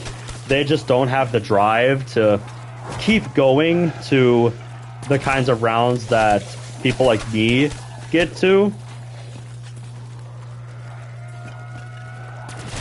Because it takes so long, and they just don't have, you know, they don't have or they don't want to spend that much time getting to those insanely high rounds. You know, with their, you know, especially if they're a console player, like having your console locked into doing just this for days on end. It's like, that's just not what most people want to do. That was a good move. That was a good move. Really didn't have to, but I was like, hey, I see a route there that I can use to not use a thunder gun shot here. And I've already got it out, so if it doesn't work, I just go boom.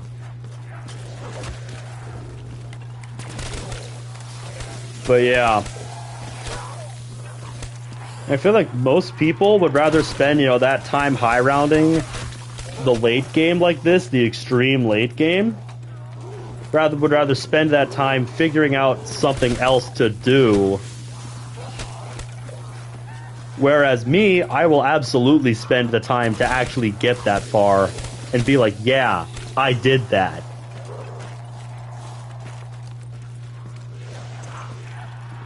Because I just love actually getting that far and telling people about what it's actually like. You don't want to get sleep deprivation? You don't have to get sleep deprivation. We have pause for a thing in solo play. Like, you can pause the game for a reason.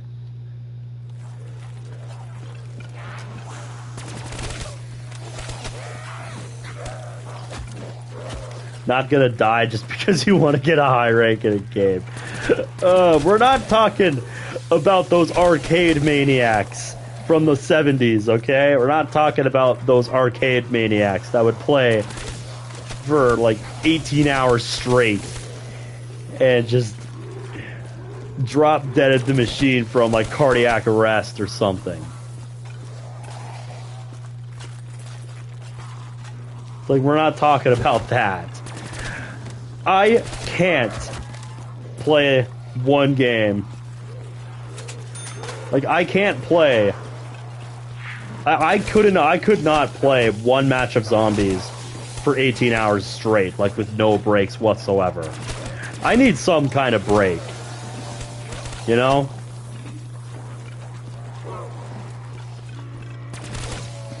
Which is why I do a lot of my high rounding in solo play. Because, yeah, when you're doing high rounds in co-op play, especially if you're trying to go for like a world record or something, it's going to have to be played over multiple days.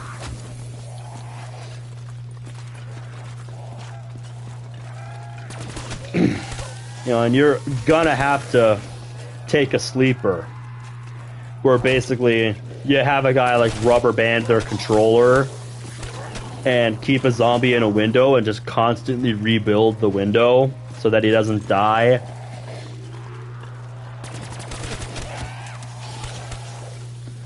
For me, a break is getting up, turning off my device, and going outside to touch grass for an hour.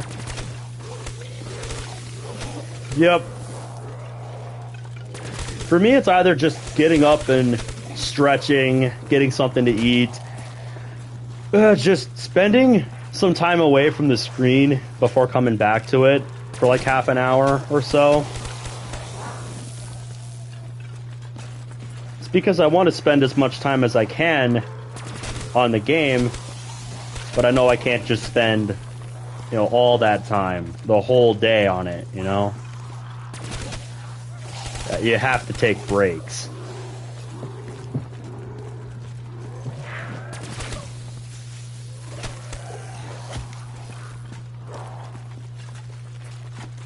You know, I've never tried to do some of the kinds of speedruns that Worcester has done, where he's done, like, more than 24-hour speedruns of, like,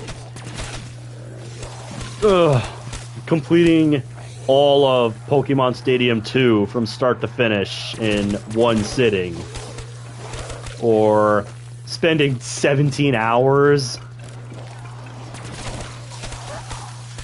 you know, completing the entire Battle Frontier on Pokemon Emerald in one sitting. It's like, it's impressive in its own right, but just, you gotta be a pretty special kind of person to be able to do something like that and just never take one break, and to be focused on the game intensely for that long. Takes a pretty special kind of person. Okay, I'm actually gonna have to go grab ammo. Maybe. We're doing Halo 2 on Legendary All Skulls difficulty with 0 deaths. Yeah, that sounds pretty insane. Yeah, see, those are the kinds of challenges most people, I think, would want to see. Not because the challenge itself takes so much time, but because you would spend so much time trying to achieve it. Oh, I'm sure it's happened. I'm sure it has.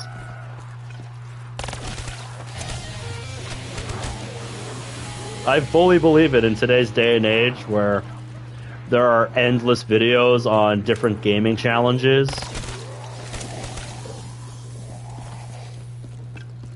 Wow, so I just needed a few more shots to end the round. Alright, almost there. Round 97.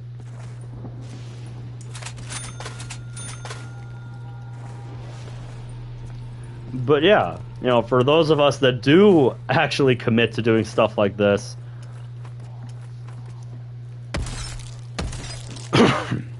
it's about that feeling. You know, it's about that feeling of satisfaction, you know, of besting the game, where it's like, yeah, you know, you set up, it's your own. No, dude, rounds were taking 10 to 15 minutes in the mid-80s. In fact, since the round just started, it's 6:08 right now, where I live. So we'll see what time it is by the time this round is over.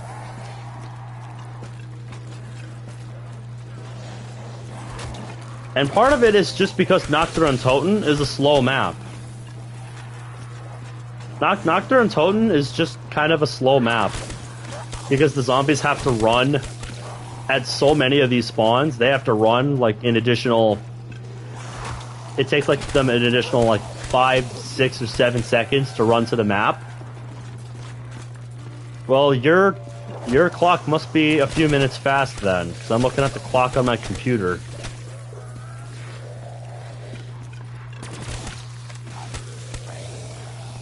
But yeah, we'll time how long this round takes. My guess is that rounds are between 15 and 20 minutes now. But yeah, I just have the patience to sit down and do things like this. And when you said you would pay someone to do this for you,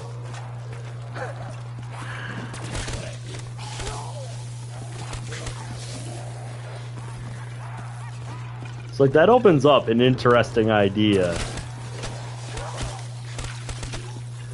But at the same time, it's like I don't just want to take people's accounts and get them, you know, rounds that I myself earned.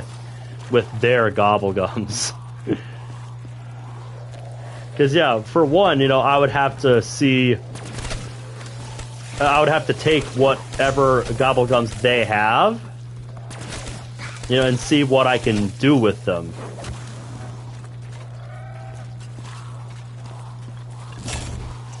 And it would depend on the map, too.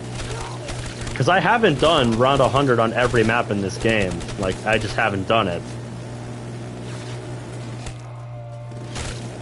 I'd pay someone to build me a house, not a video game rank. I know, but it's kind of surprising that there is a market for stuff like that in games.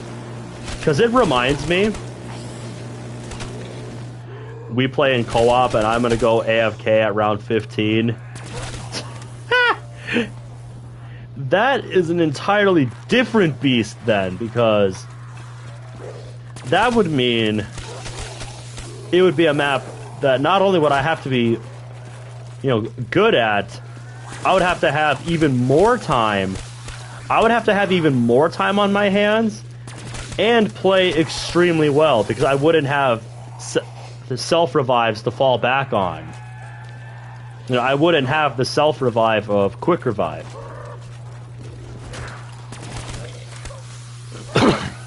You know, it would be a map I would have to be confident enough in using self-medication on, like this.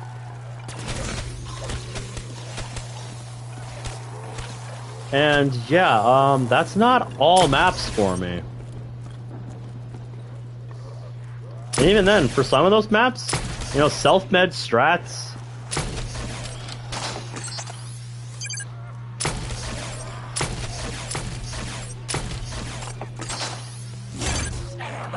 You know, some maps I don't want to run self-medication strats. You know, I want to run something different. Like on Revelations, I do a really fast-paced strat on Revelations. And honestly, you know, since round 100 on Revelations, once you get set up, only takes like 4 hours because of how fast-paced the map is.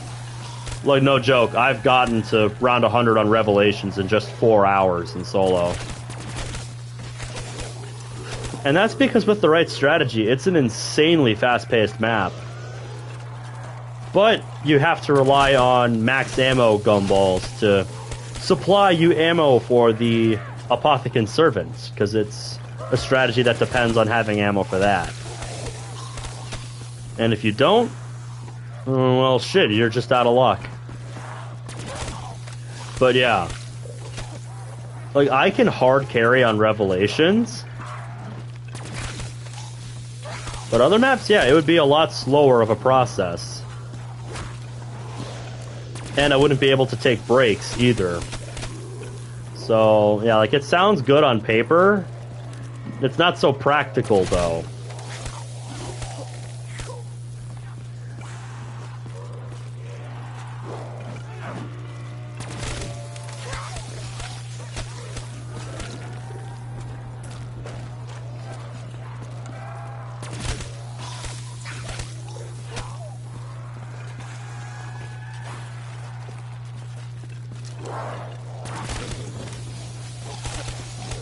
Oh, I know, Zach.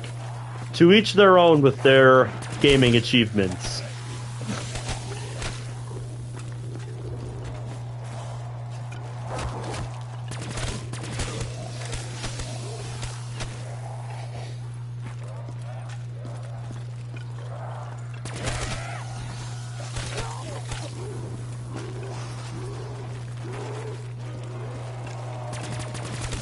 Yeah, to each their own with their own personal gaming achievements. Yeah, for me, this kind of stuff is just what I live for. Pushing games to their limits. And pushing myself to my own limits. You know, how much I can take.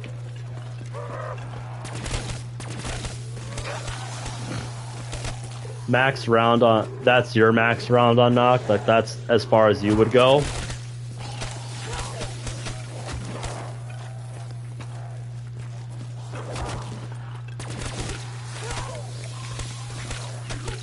Yeah, I have respect for people that dedicate themselves to like hardcore Minecraft and just do all these insane things on Minecraft and never die once. You know, that's just insane to me.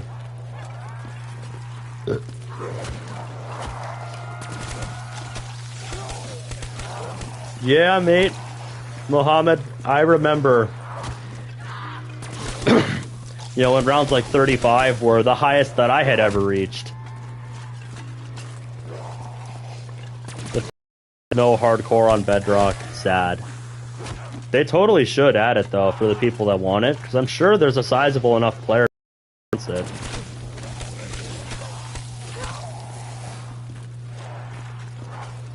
I don't know why they haven't, though. And, Bradley, I saw your message. It was nice getting to see you again, too. And actually get to talk to you on stream and not just through Discord. But yeah, I'll see you around, mate. You enjoy your vacation.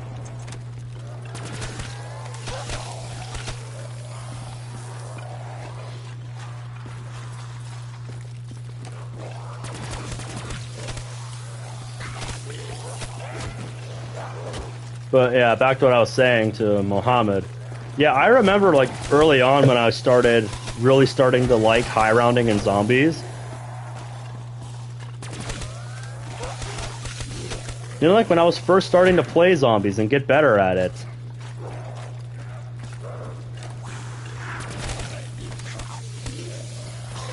No, we're not talking about Nacht. We're talking about Revelations.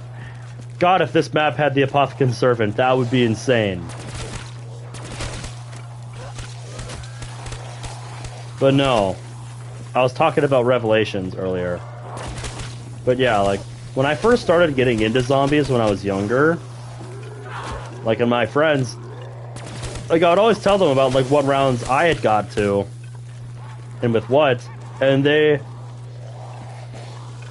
you know, I was comparing myself to them, you know, and what they had done, and they just always kept telling me, you know, very early on, it's like, no, you know, do, you know, not good enough, do better. And so I just kept playing, kept trying to get farther, kept trying to get better.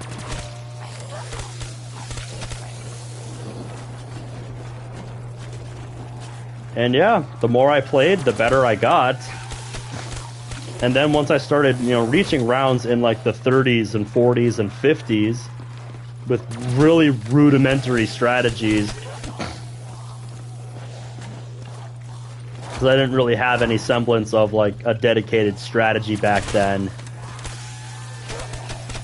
It more just amazed me how, you know, at later rounds I was needing like half a clip of a Galil with headshots to get a kill, or needing an entire magazine of a Galil to get one kill. You know, that kind of stuff just utterly fascinated me. How strong they got, how many of them there were per round, how long the rounds lasted. Just how much I was starting to have to use traps. Like, my first real exposure to high rounding and how different of a game it is from the zombies I had known before I did that round 59 run on Keener der Toten all those years ago. Like, my first ever truly, like, high round. You know, it gave me that first taste of what high rounding is like. And yeah, while I still had a lot to learn, you know, I could say I had gotten into the 50s in round. Which, you know, at a young age was pretty impressive in its own right. You know, not really having any idea what I was doing. Just trying to survive. But yeah, it's that... you know, it's that kind of early push from, you know, friends that I had where they kept telling me to keep getting better at the game. And yeah, once I did that first game and started playing some of the other maps in Black Ops 1,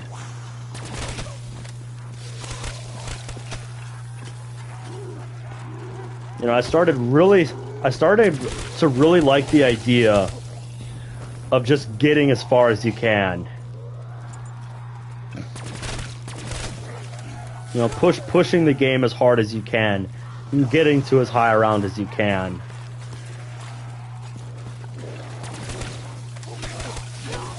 Because I had also been inspired by seeing what other high rounders were doing back in the day. You know, getting well past round 100, seeing just how the game breaks down. How the game breaks down the higher in round you go. And just all the different things that can happen. It's just... I was so utterly fascinated by it. And it's like, yeah, I want to do that someday. And also, I just kept working at it. Like, my go-to map to really do high rounds on was Ascension back in Black Ops 1. Because it's an easy map that has a lot of different places you can run. And yeah. You know, and that was the first map that I really started to get to, like, round... That's where I first started getting, you know, into, like, the rounds in the 60s and 70s and 80s. And it's like, damn. Yeah, dude. If I keep working at this, you know, if I get a good enough run, I can get to round 100. Because that was ultimately my goal. Are we talking about the player or a game? Because, yeah, the high round player I remember with the name Fearless is FE4R1E7Z. Yeah, Fearless. Yeah, he was one of the earliest high round players I was inspired by. You know, just watching him and his mates play, especially in co-op, it's like, damn, yeah, this guy's fucking good. Those were the kind of players I looked up to early on in Call of Duty Zombies.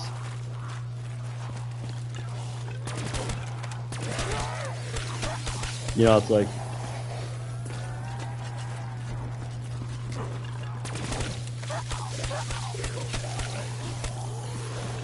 You know, the kind of players that put that kind of work into the game and get to the kinds of rounds that most people, you know, can only dream of reaching. It's like, yeah, this is something I want to do. This is something I want to get good at. And so, yeah, you know, I just kept playing throughout the years, getting better and better. And eventually, yeah, like, I did get my first round 100 on Black Ops 1 Ascension. And it felt so satisfying to finally break triple digits.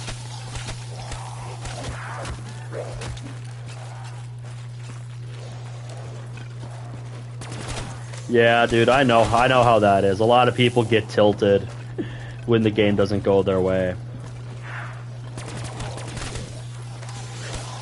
Oh yeah. Yeah, I remember when I was really into the story like you were. I really loved, like, the World at War, Black Ops 1, Black Ops 2 era story. Well, some of the Black Ops 2 era story. Like, I liked when the story was more grounded and, you know, more... I've talked about this before. But yeah.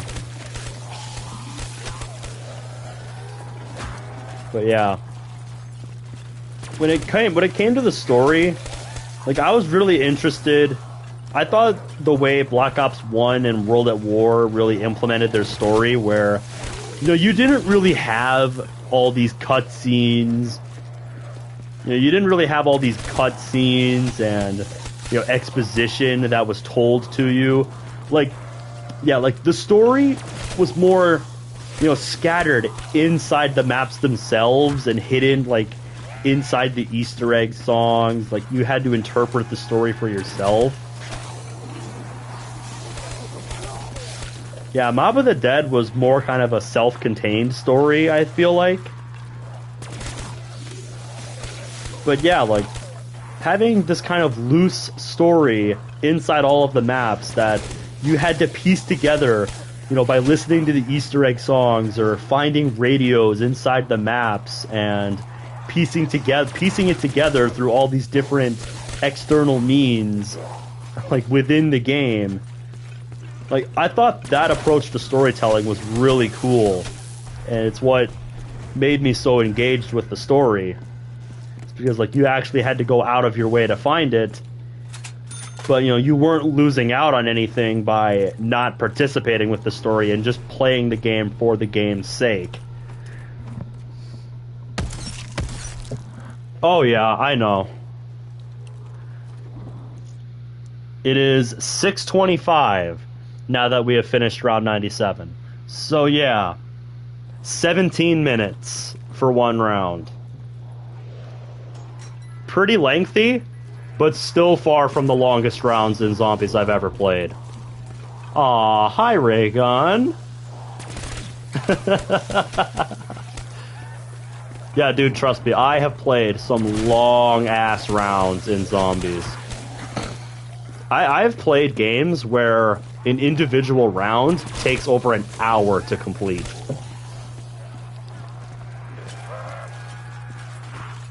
The longest rounds I've ever experienced on this game was when I did my round 200 run on Black Ops 3 Ascension, where in the round 190s, individual rounds were taking 40 plus minutes to complete.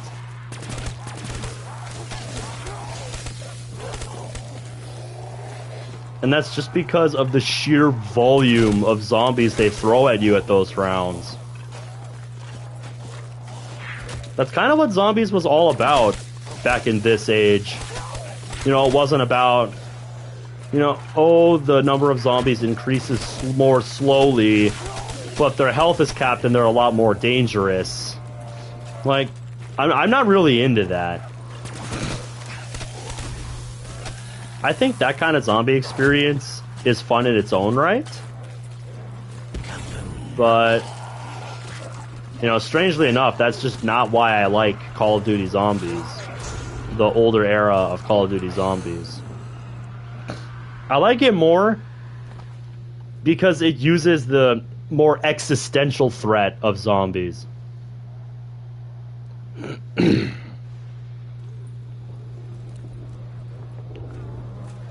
Because yeah,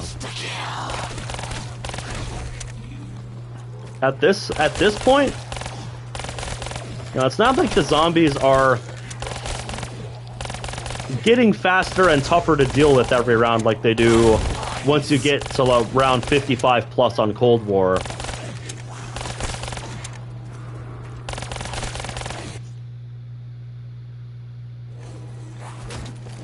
Dude, if you do some analog horror, let me know, because I love analog horror. And analog horror is fucking awesome, dude. Fucking analog horror, I love that.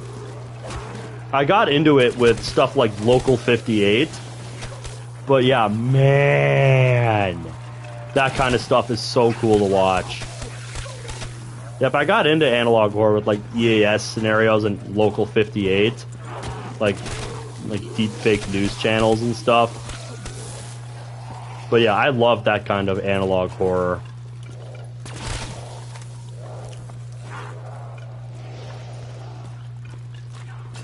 Yeah, dude, Local 58 was something else.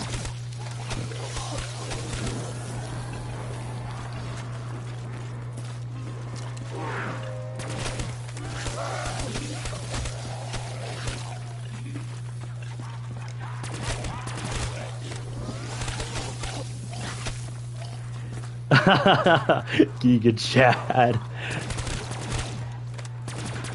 Oh, you flatter me, my boy.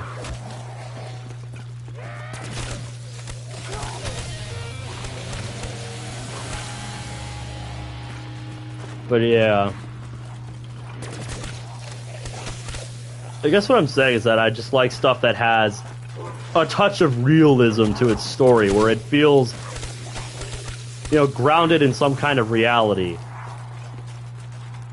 Where, like, yeah, there's fantasy elements, you know, there's science fiction elements, like, the wonder weapons, the perks, and then just like straight up magical stuff with the mystery box. But like it wasn't anything outrageous or anything straight up fantasy. With the exception of the mystery box. Like, it was grounded in some kind of believable reality that we all could understand and let our minds, just meld with.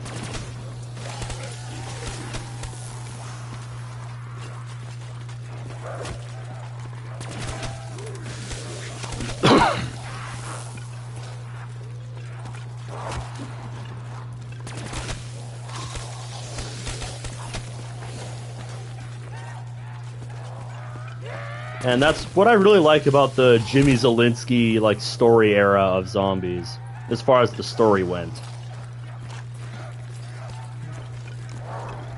The fact that it was more, the fact that it was more hidden and it wasn't directly told to you. It was just, part of the game that you could unearth for yourself if you went out of your way to find it. It made it really feel like this underground thing that zombies, I think, really was back in the days of World at War and Black Ops 1, where they didn't have as big of a budget for it.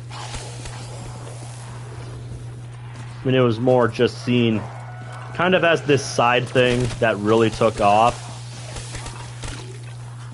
Because, yeah, I think Black Ops 2 is really where the turning point was for the story. Where it just feels like it had been stretched beyond its natural conclusion, and they were branching out into a new story angle.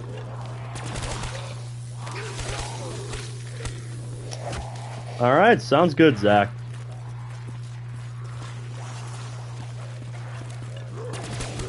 But yeah, with all the new elements they were introducing to the story late in Black Ops 2 and Black Ops 3, and retconning parts of the story, it's no, that's not what I'm here for. With the Victus crew being an extension of what happened, and getting to see the aftermath of the moon Easter egg where we blow up the Earth, that's the kind of shit that I'm there for.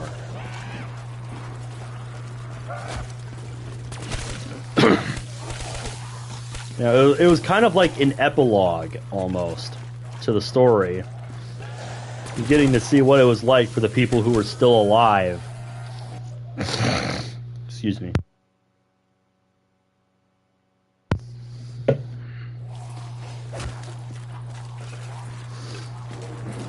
And then we had the Primus crew and the time traveling and all of the different, Cthulhu and H.P. Lovecraft influences, just going into stuff that's beyond just the scope of zombies.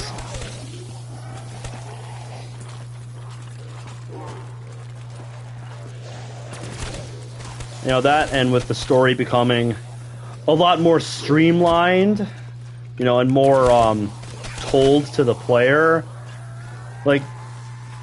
In certain respects, I understand that makes it more accessible to the people that just narrative-driven based games. I get that, but that's not what zombies is about to me. To me, that's just not the heart of zombies, and it made me appreciate these different maps' Easter egg songs less and less, because they were more just there as.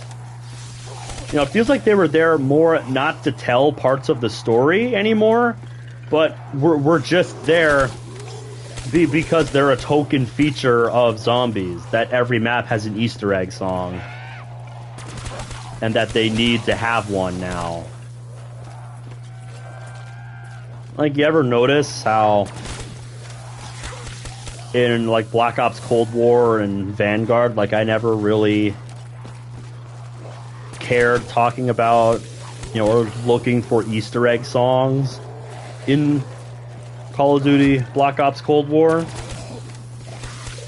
It's because they just kind of got phased out of the story.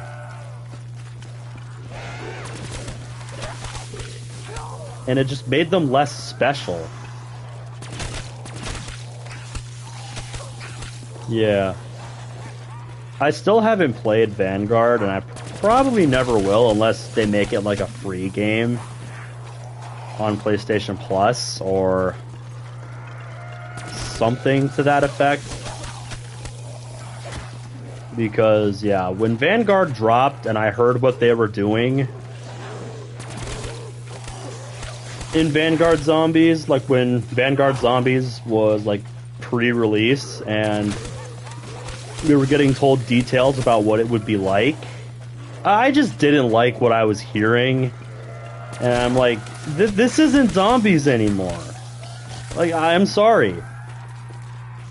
Like, what they made the core experience of Vanguard Zombies at launch, like, just taking the worst elements of the Outbreak mode, that was just kind of like a side mode in Cold War, that was just like a different approach to playing zombies. Like, taking the worst aspects of that, repackaging it into a repackaging it into Vanguard with less of what made Cold War Zombies great.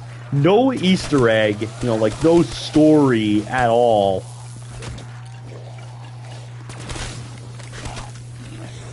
It's like, that just does not sound fun as a core experience to me. As that being like the core of the game. And they knew it.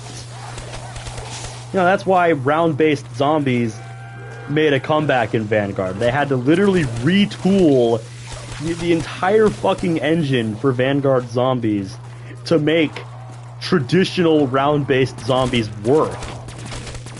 Because, yeah, nobody asked for what Vanguard Zombies did.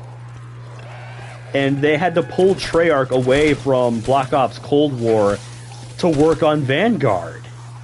Because Sledgehammer had no fucking clue what they were doing.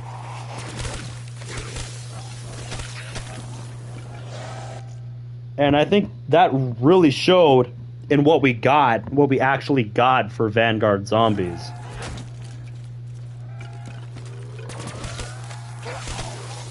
Because, yeah, I was not impressed. No wonder weapons. It's literally just a repackaged, shittier version of Outbreak. Like, no fucking thanks.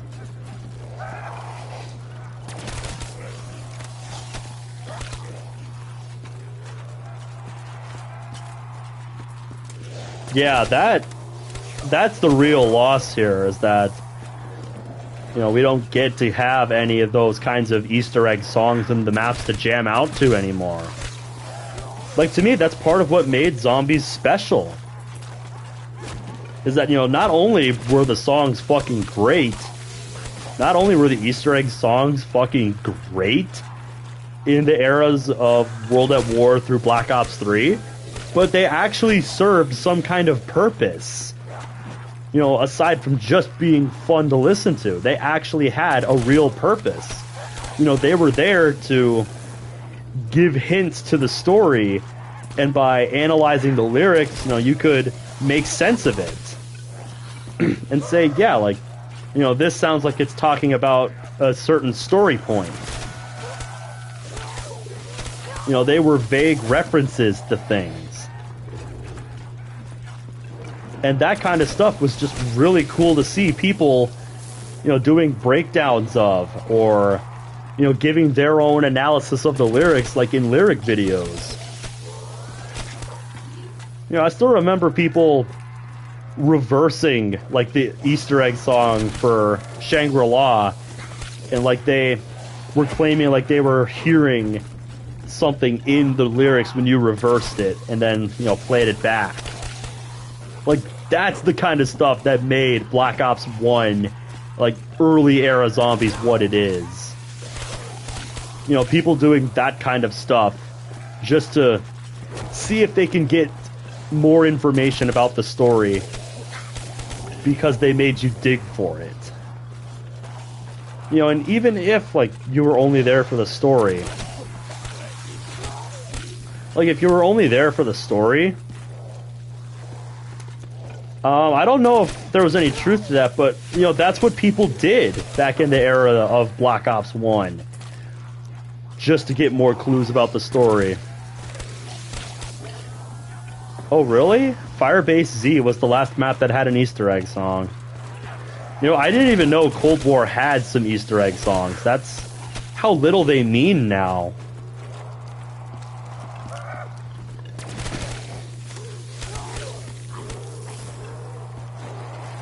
But yeah, it was... You know, the fact that the Easter egg songs in Zombies, you know, not only just rocked, but that they had an actual purpose is what gave me my appreciation for analyzing lyrics and finding meaning in the music that you listen to. You know, not just being able to appreciate the sound, but also the words that are being spoken in those songs. The message, so to speak, that they send. You know, and what a song could mean, you know, to one person might mean something else to a different person.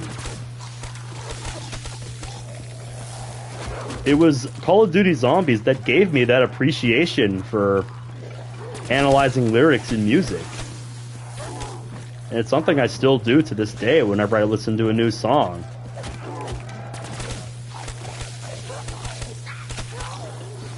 And the songs that, you know, I put on my personal playlist and listen to the most, they're songs that connect with me on some level because of that.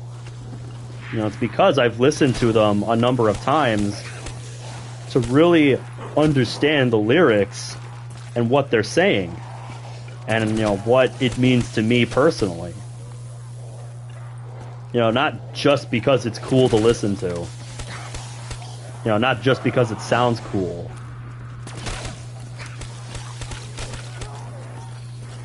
Well, we're talking about Easter egg songs in Zombies now.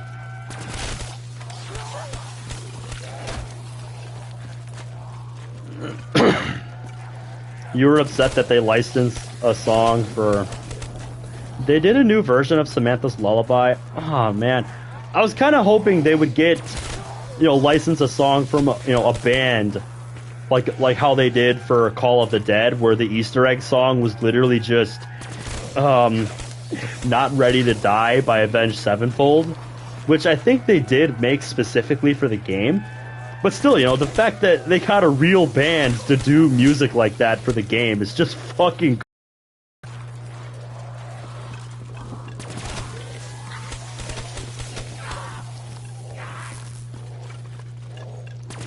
Alright.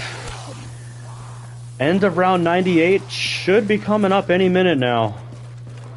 And I'm getting pumped. Oh, 'cause now... we're almost there. You know, the first milestone is within reach.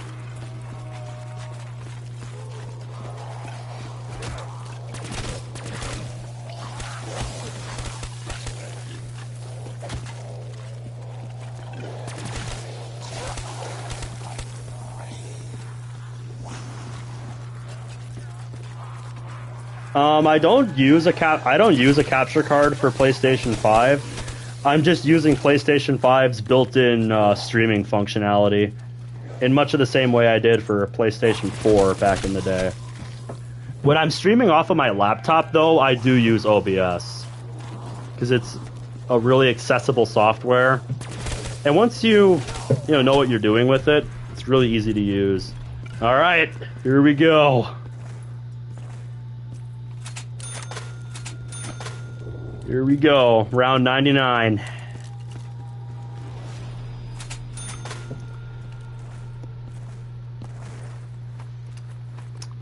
The final test before round 100.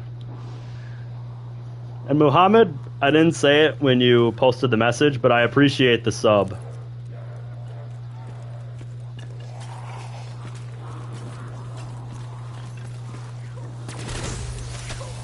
Ooh, starting off the round with a death machine. That's what I like to see. Yeah, I'm pretty chill when I'm doing high rounding, but you know, if you catch me streaming something like... if you catch me streaming something where I'm trying to do an individual level speed run on a Sonic game, for instance, because I do that on occasion. I haven't done it in a while because after doing a bunch of those on Forces, I got burnt out on it and I wanted to give it a break. But yeah, I get heated. You know, I get heated in sessions like that where, you know, I spend hours playing the same level hundreds of times,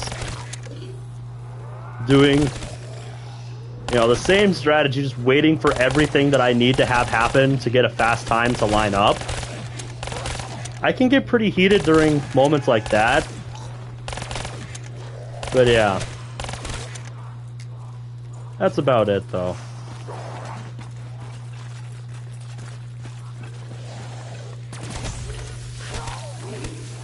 Ah.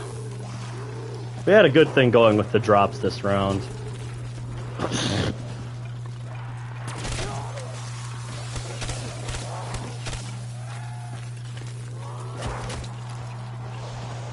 Yeah, those two drops, the Death Machine and the Insta-Kill, should shorten the round by quite a bit.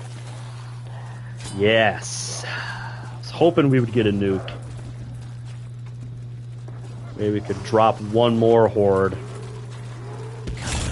without having to use any bullets. Yeah. There's actually a specific reason I don't bother to take the Carpenter.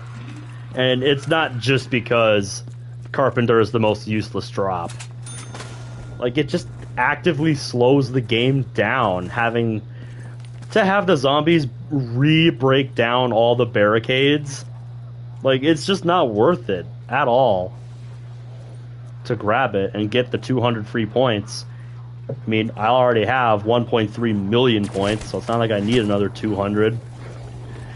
The only purpose points serve is if I need an emergency hit on the Gobblegum machine, basically.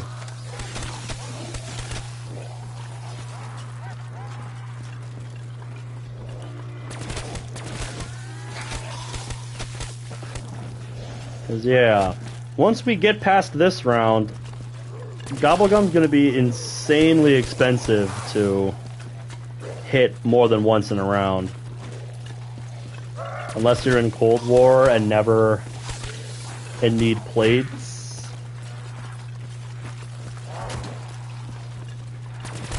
Is that what you said? Am I reading that right on my YouTube chat on the side here? Is that right?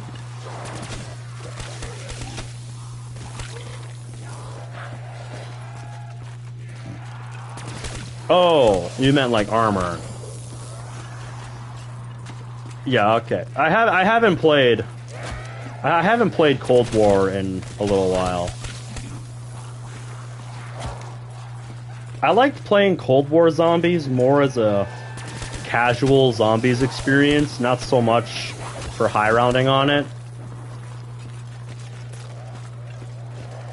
We Warzone boys call them plates.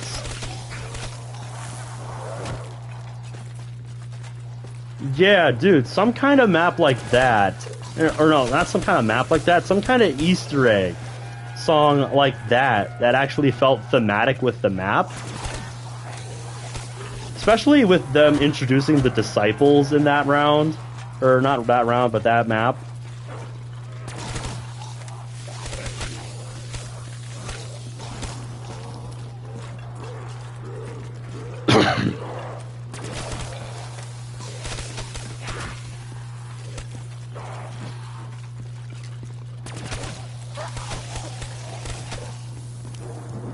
Cold War is weird in multiple different ways with zombies.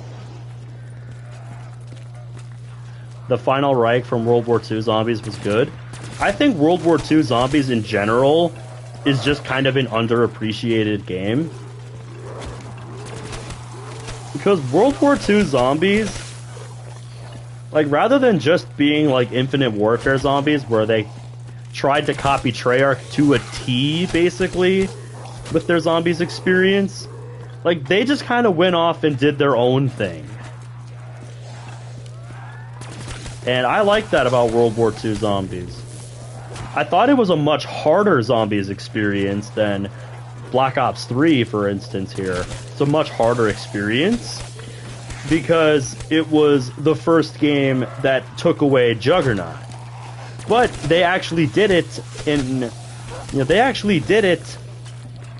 and just leave you with nothing. They didn't make the mistake Black Ops 4 did, where, they took away Juggernaut and then just left you with fucking nothing to replace it. They actually introduced a new system that made you play a lot more carefully, because they did have a kind of Juggernaut system, but it was more temporary. And, as such, because of, the armor system in World War II zombies and the fact that it got really expensive,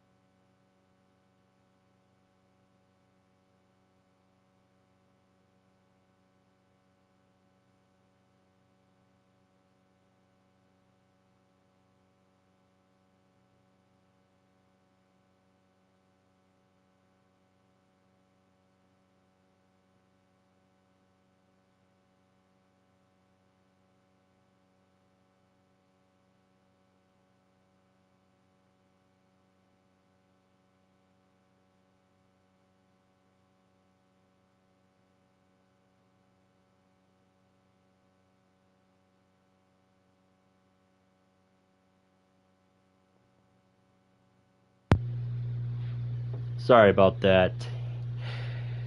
Ooh, folks are getting home. It's, going on 7 o'clock here.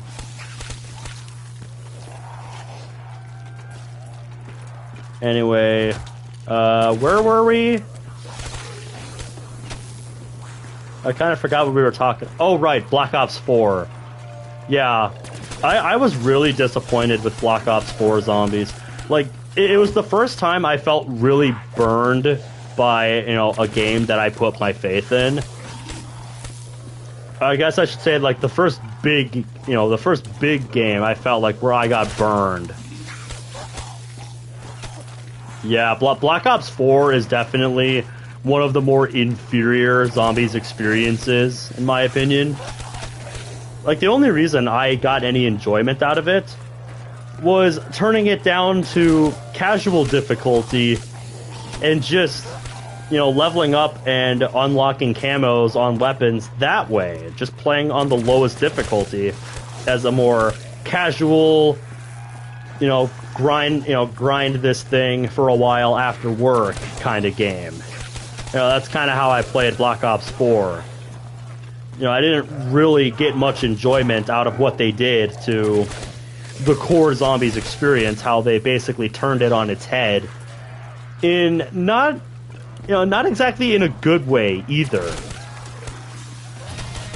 Because, I think what I was saying is that, when they got rid of Jug on Black Ops 4 zombies and, just made it so that your health was always 150 at launch, 3 hits and that's it. Like, no matter what you do, you can't get more health. Like, that is such a fucked up system. Especially, in a game where you're gonna be getting hit a lot. Like, that is such a fucked up system. And they knew that because they eventually increased the amount of health you had, to 200 on normal, so that you took 4 hits. It's like, oh, whoop-de-doo, 1 extra hit. That and just the abandonment of so many staple perks of zombies with no real replacement for them, it made the game feel a lot less like zombies.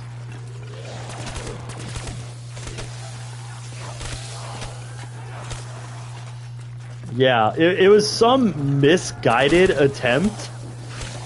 Like, it was some misguided attempt to get rid of quote-unquote crutch perks. You know, because I guess that's how they viewed perks like Juggernaut and Double Tap that kind of centralized the game. Like, they're staples of the game for a fucking reason. It's because they're good at what they do. You know, there's a reason most people, you know, won't bother to buy perks right away. You know, especially back in this game. You know, there's a good reason a lot of people wouldn't go out of their way to buy stuff. You know, like speed, you know, like a lot of people didn't exactly use Deadshot Daiquiri, or they wouldn't go out of their way to get Electric Cherry or stuff like that. And it's like, there's a reason those, you know, weren't exactly considered main perks for a lot of players. It's because what they did, you know, just didn't do enough to justify putting it in one of your 4 slots. Because at the end of the day, you know, when it comes to the perks that you can buy outright, you know, you only get 4. So you gotta think about what you want to use. And unless you're using a method to increase the amount of perks you get, like on this game, Perkaholic for instance, like I did, like you just, there are some options that are just too niche to see you know, practical use in a real match. I can see that, because Deadshot doesn't really do as much on PC. It was really more of a console thing, making it so that your crosshair was smaller, you know, your weapons had less spread, and you auto-aimed for the head instead of the torso. Right here, I can show it quick. See how I auto-snap to the head? That's what Deadshot is doing. Yeah, Deadshot doesn't really have any use on PC, because you're aiming with your mouse. You're aiming with your mouse. You know, mouse doesn't have auto-aim. So yeah, it would make sense that they, you know, reduce the price of Deadshot on PC, because you're not getting nearly as much use out of it. And even then, you can just manually aim for the head. So yeah, I really appreciate, that is one thing I will say about Cold War Zombies. I really appreciate what they did to revamp Deadshot in Cold War Zombies. Cold War Zombies feels like what Deadshot should have been all along. You know, some kind of damage multiplier. Yeah, it's some kind of damage multiplier that actually, you know, does have use in a real match. You know, not just some extra perk you can pick up after you've bought your core set of perks.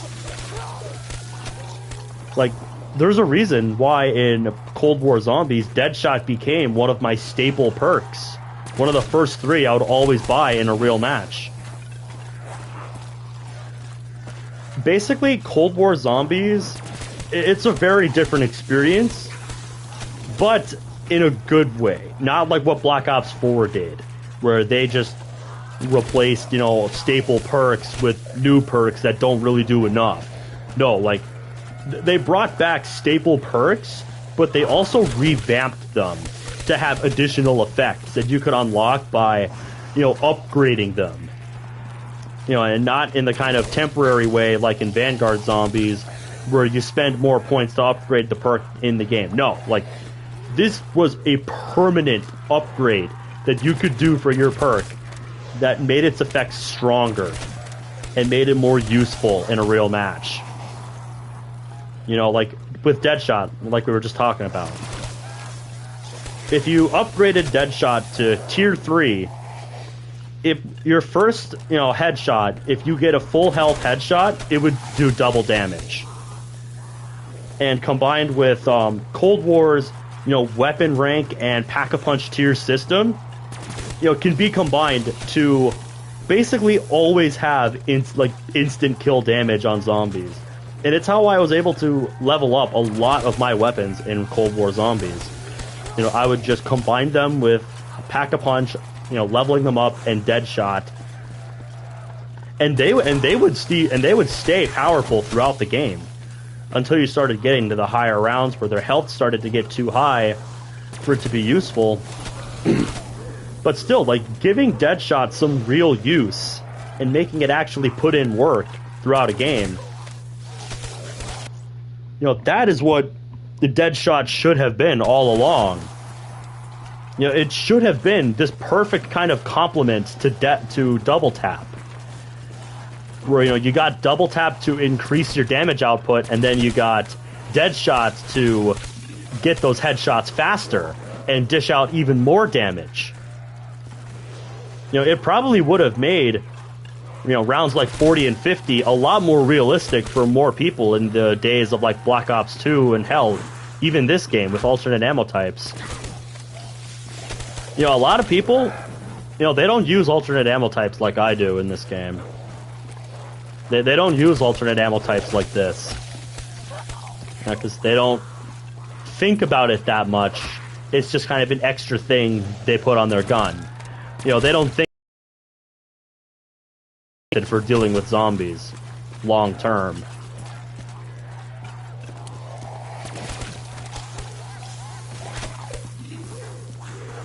You know, and the fact that on a lot of maps, it's one of the most viable ways to get to high rounds, you know, people might kind of look down on that.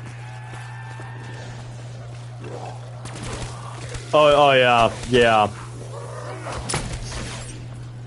Ray gun just fixed. They basically made it so that the ray gun basically could do anything in Cold War Zombies. And I think they were compensating for just how shit the ray gun was in Black Ops 3 and Black Ops 4, where it had like barely any splash damage and it just was not useful at all. Like, just nowhere near as good as Black Ops 1 and Black Ops 2, where like it actually saw use and it was actually a good gun to have. Yeah, that was not the case in this game. Like, they nipped the ray gun's splash damage really hard in this game. So yeah, it definitely felt like they were overcompensating for just how much of a bad rep the ray gun got in Black Ops 3 and 4, like among high round players and stuff. And how just, you know, people didn't really use it. Like, I think the people that did use it, you know, they didn't really know that it wasn't as good in this game, and they were just under the belief that, oh yeah, I got the ray gun. Like, it's an iconic piece of Zombies. It can never be taken away. You know, it can never take that away from the ray gun. It's an iconic piece of Zombies. But yeah, the ray gun really got done dirty in this game and Black Ops 4. So the fact that it was the tool that, you know, allowed players to get, you know, far further than players have ever gotten since, you know, the days of like World at War solo high rounding on like Shinonuma. Like, the fact that the ray gun of all things did that in Cold War is just insane. And if you told me, like, if you were telling like young me from like Black Ops 1 and Black Ops 2 era Zombies that someday the ray gun was gonna carry players like into like the 300s, 400s, 500s in round, like, I would have told you were fucking insane. But here we are. It's actually fact. It's reality.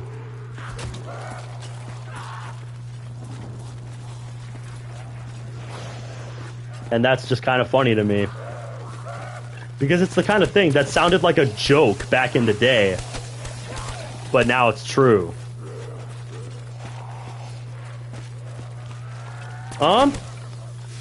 We're coming up on the end of 99 here. And once we get to around 100, I'm gonna take a break.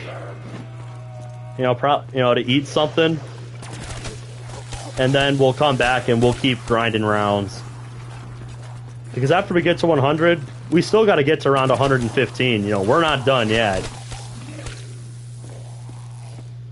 Speaking of, there he is. That is it, ladies and gentlemen. Triple digits. Fuck yeah. My 7th unique map to have around 100 on this game. I have now hit round 100. I've now hit round 100 on half of the maps in this game, and that is just fucking insane. Woo! That felt good. Also, my emblem and stuff came back. I don't know what happened there. But yeah. It's a little after 7 o'clock now. Man, what time did we even start at? I don't really remember. I don't remember what time the stream started at. But yeah. I'm going to put it on pause for a while. Take a break. Maybe eat something. And then we'll come back and we will grind out another 15 rounds. Because I'm not going to end this at round 100. That's too vanilla.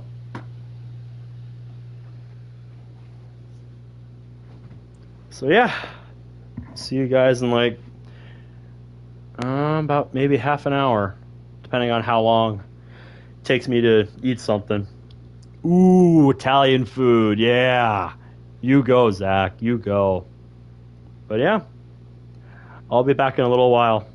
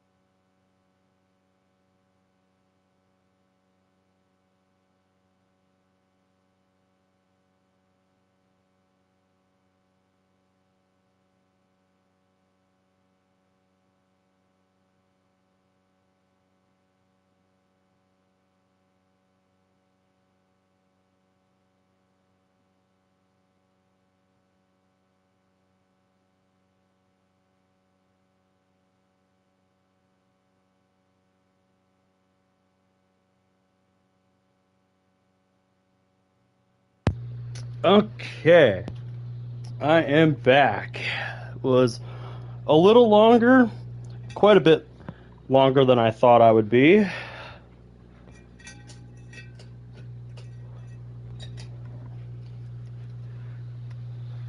But I have returned.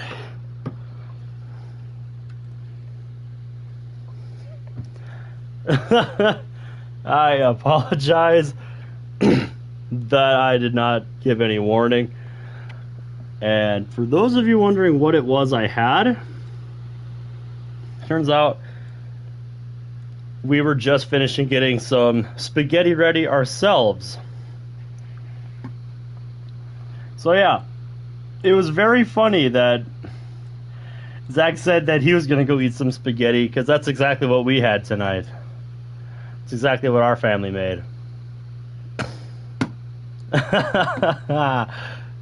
So yeah, you're doing Shadows of Evil Easter egg right now. Did you get a squad together, or are you just doing it by yourself? Alright, see you in 15 minutes then, Koniko.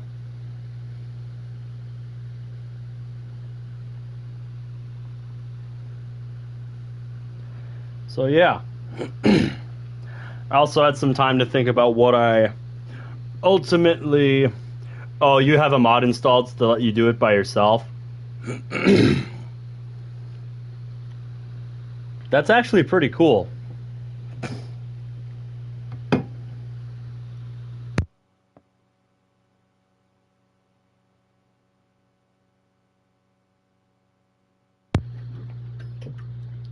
Yep, I like solo Easter egg mods like that. And it's just a shame you can't do the same on console. Because that would be so helpful for maps like Shangri-La and Shadows of Evil, where you have to have 4 players or else you just can't do it at all. Like, it's just so dumb. It's the main reason I don't do those ones ever or hardly at all. It's because you gotta find some people willing to do it and then, you know, hope they actually know what they're doing, and then you still have to pull it off, you know? But anyway, let's get back to the grind. So, I had some time to think about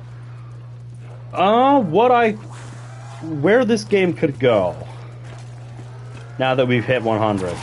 My original thought that I mentioned earlier was just get to round 115 and then call the game there. But with me, you know, only having to work Sunday, and then I'd have another day off to grind this on Monday, I'm thinking that if my self-med that I have right now, these 2 activations, last me until round 115, then I'm just going to keep going. And just play through my, the time that I'm not working on Sunday, and then do another round like this on Monday. Another session like this on Monday. And just see where that takes us.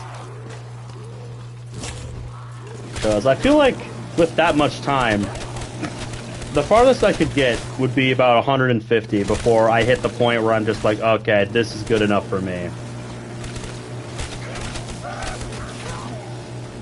Because after Monday, I don't really want to keep a game of zombies going. Because then I would have to spend, just the nights and days before I have to go to work playing, where I won't get nearly as much time to just devote to the game. And that's just not ideal for a high round. You want to have a lot of time if you're going to do a multi-day high round like this. Which is why I don't do them very often.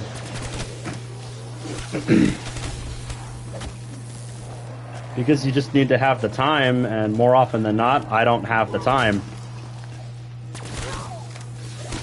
You also have to think of that power bill.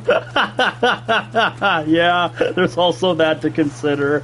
Leaving the system on for that many days on end, and making sure the internet doesn't die during that time. So yeah, I always know that it's a gamble doing those multi-day high round runs. But I just have so much fun doing it that I'm, willing to take the chance that the internet could drop at any moment and instantly end the run.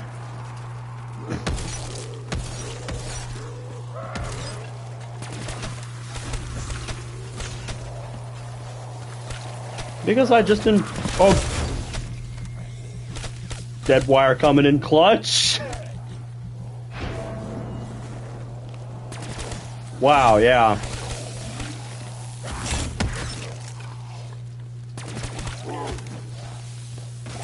And you wonder why I don't use Widow's Wine on this run. It leads to situations like that. Jesus. Yeah. I was legit expecting that to be number 5 right there. Because I'm like, okay, any of these zombies that's not webbed up hitting is gonna hit me any second now. Imagine doing a 12-hour stream in 2022. Well, that is more than likely gonna happen tonight.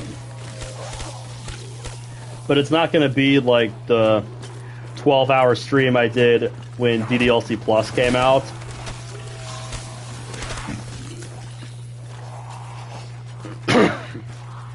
Because yeah, I did an all-day stream with that game, basically. I don't think it was 12 hours, it was more like 10 or 11 hours. But yeah, like, I just devoted launch day to that game. I devoted that game's launch day to just doing a stream.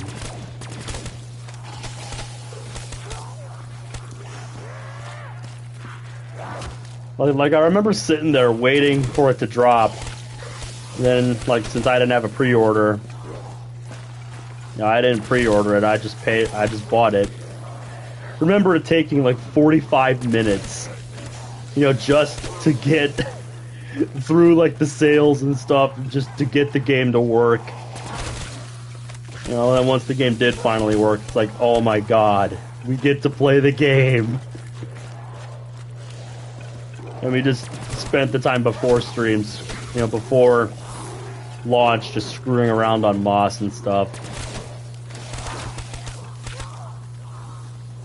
That was a good time.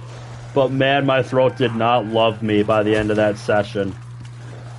Oh my god, I was just miserable at the end of that session. And yeah, my throat didn't love me very much the following days when we did the side stories.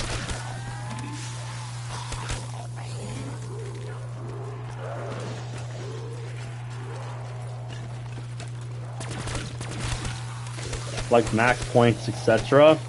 If you're just screwing around by yourself, like, you can do whatever you want.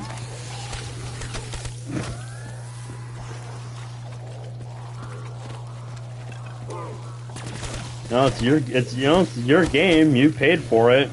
Do what you want with it. If you're just screwing around by yourself.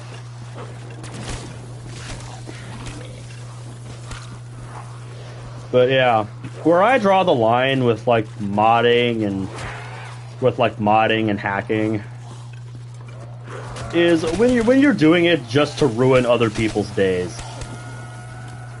Like, we'll use this game as an example, because the last time I tried to do a high round on this map and it didn't go so well, I just decided, alright, well, I already have the game loaded up.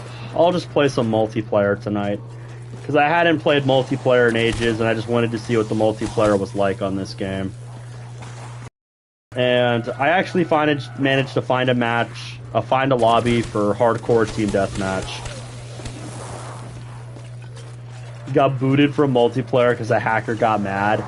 Yeah, when people hack in multiplayer, like, they're not doing it, to do anything new. Like, They're literally just doing it to ruin other people's days. Because, yeah. The lobby that I got into for hardcore TDM, like, it was a good lobby for a while. Like, for the first 10 matches or so, like, it was a good lobby. Then I started running into the hackers, using invisible hacks, the Invisa God mode hacks, and it's like, how is this fun for you? You know, how do you get any enjoyment out of this? Just making it so that nobody can hit you or see you, and just, yeah, boosting, you know, your own stats through illegitimate means. It's like, what enjoyment do you get out of that? That's literally the kind of thing you do just to spite people who love a game because you are just that shallow of a person.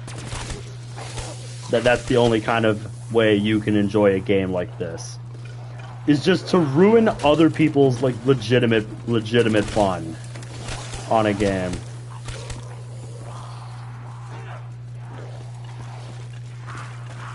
And yeah, once those kinds of players started rolling into the lobbies that I was in, I'm just like, fuck's sakes, man.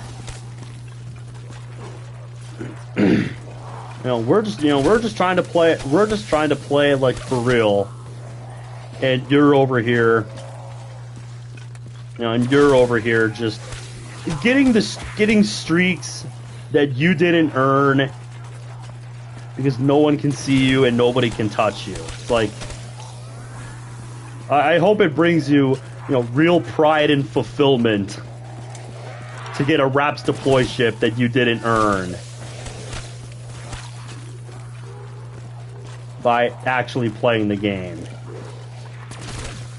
and just cheating the game.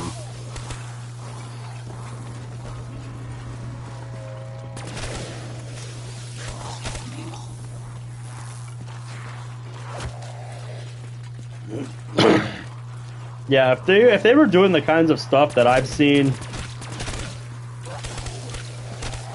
hackers do on like COD 4, for instance, where they're literally injecting their own game modes and custom shit into the game, yeah, that's fucking awesome. I love running into a lobby like that, where I literally just, join expecting to play one thing and then end up playing somebody's custom game mode. as long as it's not, something dumb like turning the lobby into an XP farm or something, then yeah, that's fucking cool. Like, the one I remember finding is this kind of infected, like, zombie type lobby. And it was really cool.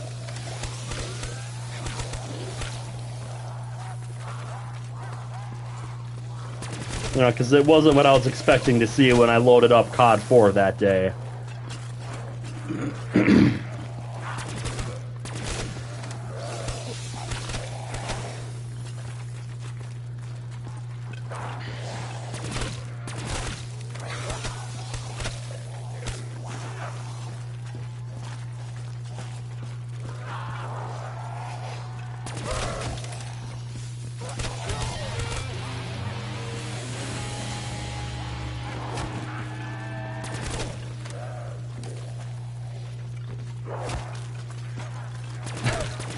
Yeah, thanks, Deadwire. Hitting the one guy that's way outside of the group. I fucking hate it when it does that.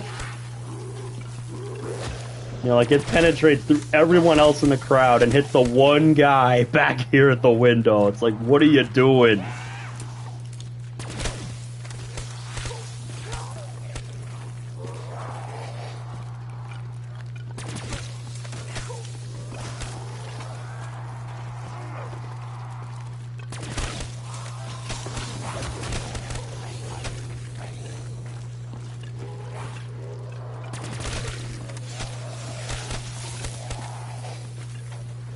Oh, yeah.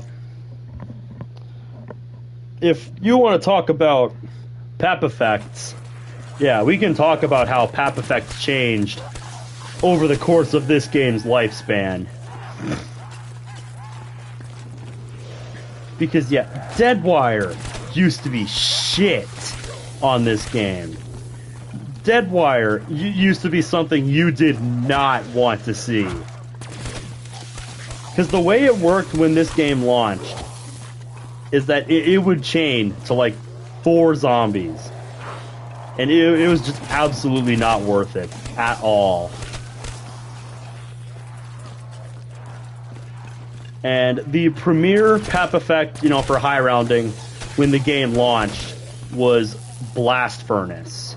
Because Blast Furnace had a really wide range, and it was really easy, you know, to just hit someone towards, towards the inner circle of the crowd and just kill an entire horde of zombies with Blast Furnace. Like, literally, that was the early meta for this game for high rounding. Just train up a group of zombies, hit Blast Furnace, and there you go. Horde is dead. You have unlimited, horde killing potential.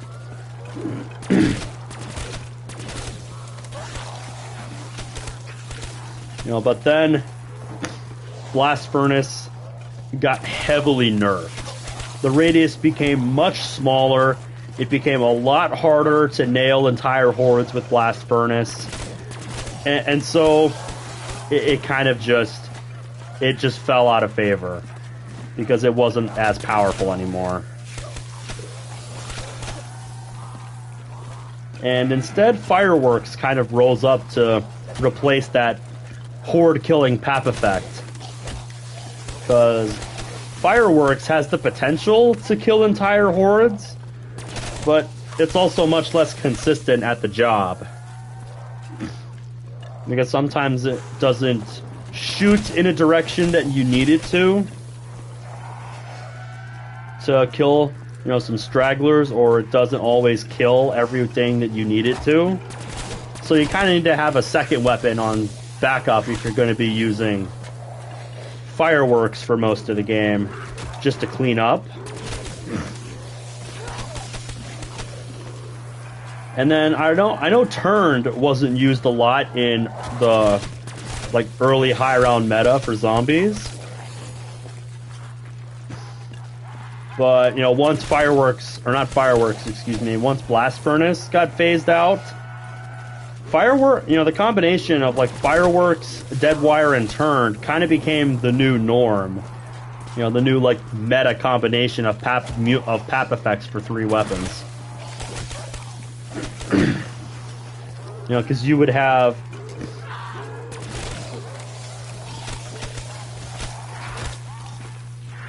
Fireworks for killing hordes, Deadwire to pick off stragglers, and then Turned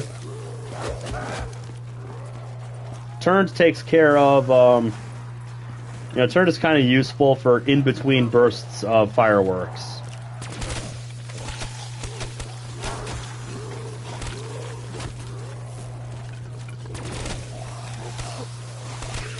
Yeah, so you would use Deadwire until you had too big of a crowd.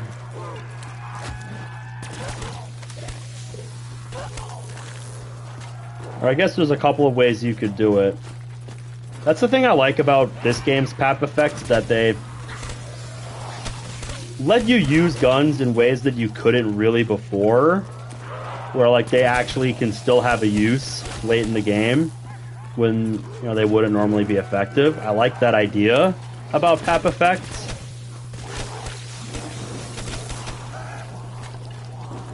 Just being able to centralize a strategy around basically any gun in the game. I thought that was really cool.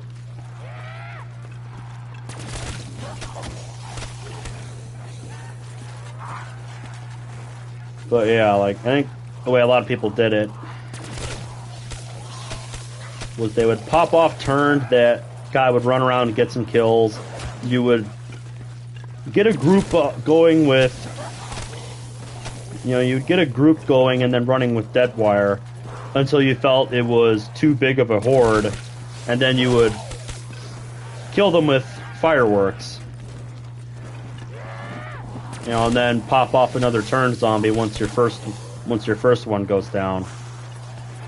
And Thunderwall always just kind of existed. Thunderwall is kind of like just a worse version of what Deadwire is now. Except you have, except it's a lot harder to make use of on a consistent basis, like Deadwire.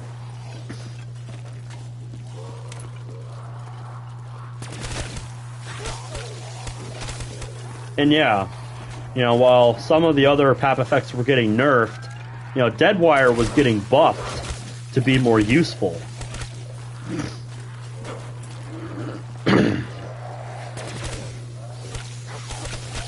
Yeah, until it basically just became a discount Wonder Waff. Except the only difference being it could be put on a wall gun that you could buy ammo for. And speaking of which, I might have to...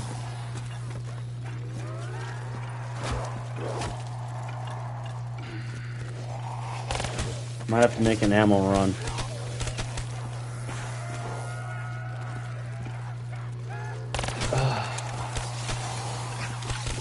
See, I'm kind of being thrown off right now.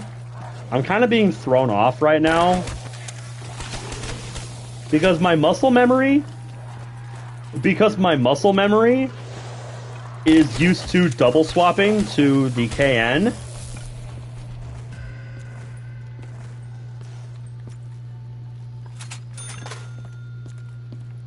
And then swapping once to get to the Thunder Gun. Now I basically, with the RK5, whenever I have the RK5 as the only weapon with bullets, I basically have to do it in reverse order.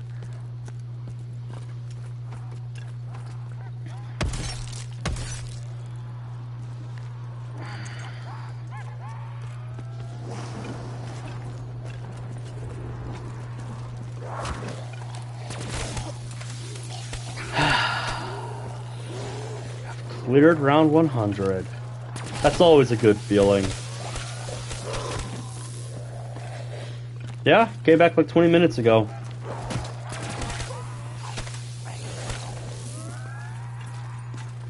I changed the title back to, you know, like round 100 plus gameplay and stuff.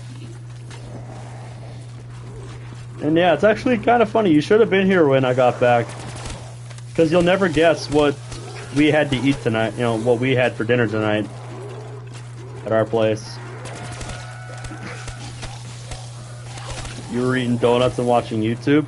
Well, I was having ice cream after dinner while watching YouTube.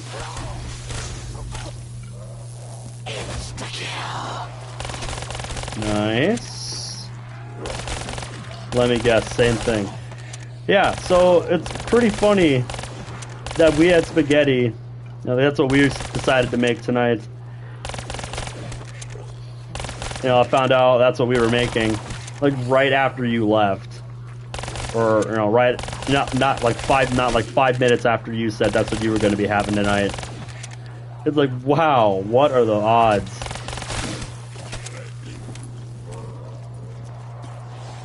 Can't eat ice cream. Your teeth are sensitive. That's understandable. But I feel bad because you can suck on it's just hard to bite. That's what I usually do with my ice cream. You know, I like to let it sit in my mouth for a bit. You know, let that flavor wash over my tongue. Like, that's just the way to do it. Rather than just chomp on it. Like, I can't do that with ice cream. It's too cold. Too cold for me. Too cold for my teeth.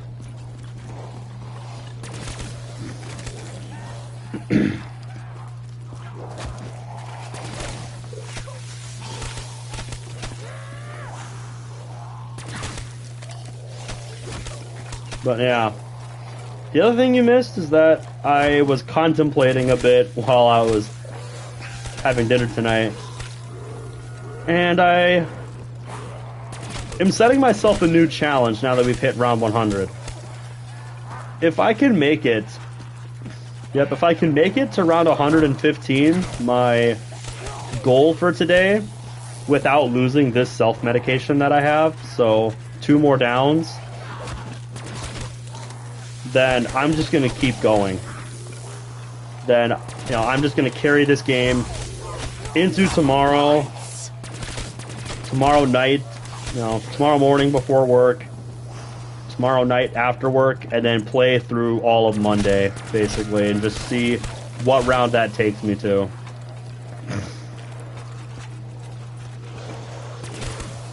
Otherwise, I will just rip in pepperoni at round 115. If I do go down 2 more times before we get there.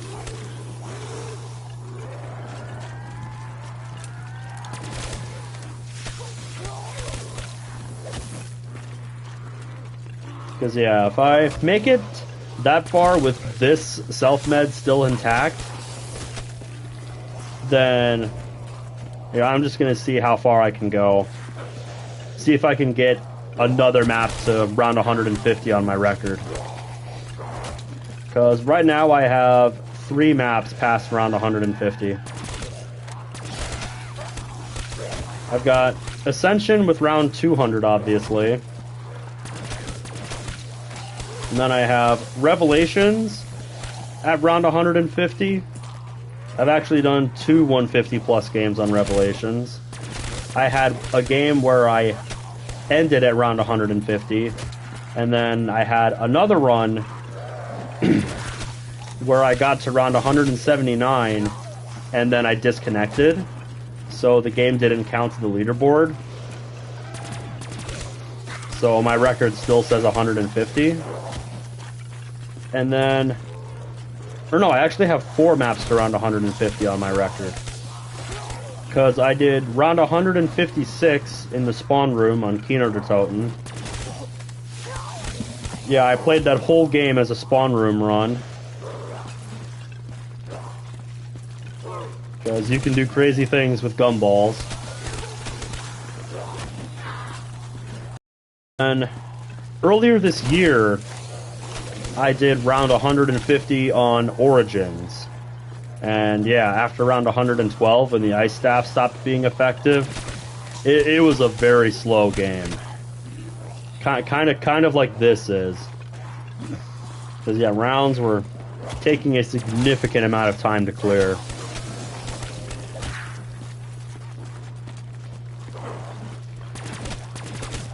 I think I was reaching the point where individual rounds were taking like 35 to 40 minutes on that round 150 Origins run. Excuse me.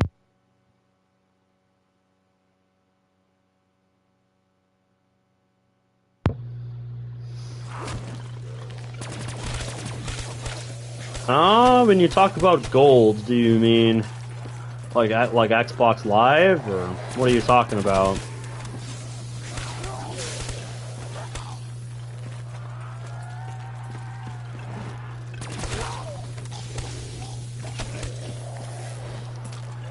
Yeah, okay. That's what I figured. That's what I thought that was. I haven't played on Xbox since the 360 era, so I wanted to make sure we were on the same page here.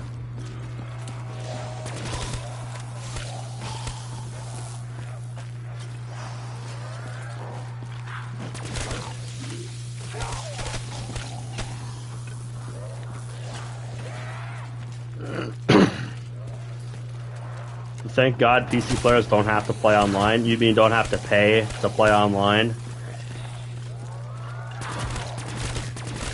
Yeah, that's actually part of what I loved about PlayStation 3 online, is that PlayStation actually did something pretty smart. PlayStation did something pretty awesome back in the days of the PlayStation 3.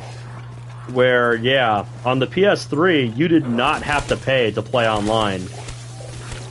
You know, you just had to register an account, and there you go. You can play online. And I really loved that about PlayStation. So, I was very sad to see, you know, PlayStation go the way of Xbox Live when they made PlayStation Plus basically mandatory to play online.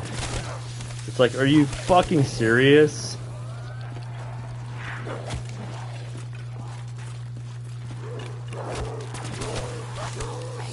And I hate that that's just kind of standard now.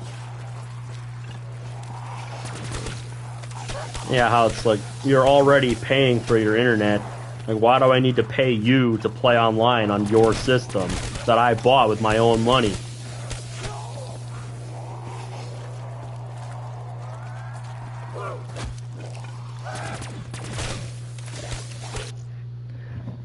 Yep. Yeah, which my dad definitely fits that bill. Those are the kinds of games he likes to play. Mainly the single player stuff, not so much free to play stuff.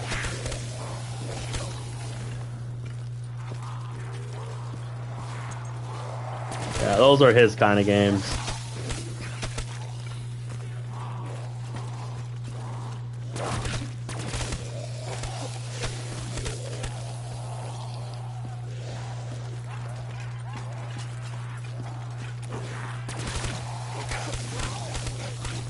Like God of War and such, yeah, stuff like that. Those kinds of story-driven single-player experiences. Welcome back, Kuniko.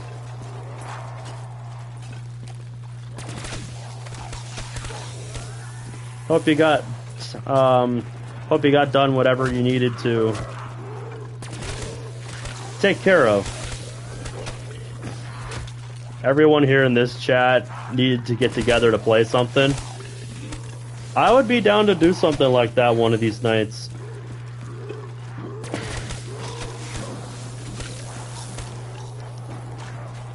You know, if y'all have like Cold War or something, or if you're all on PlayStation, we can party up on this game or something.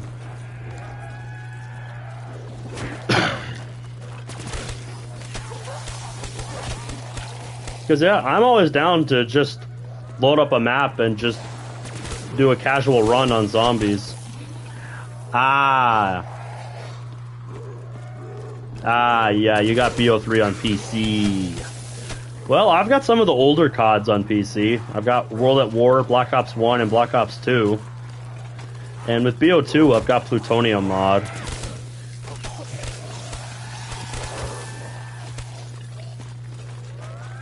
So yeah, we could definitely get together with something like that.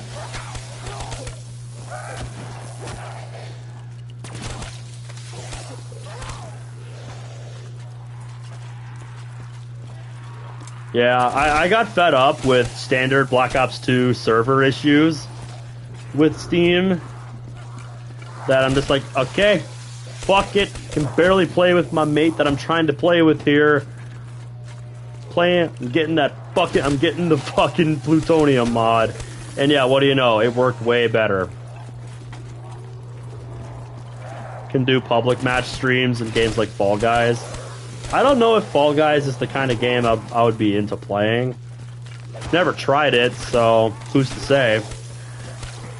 But yeah. I don't know if that would be the kind of game I would want to play.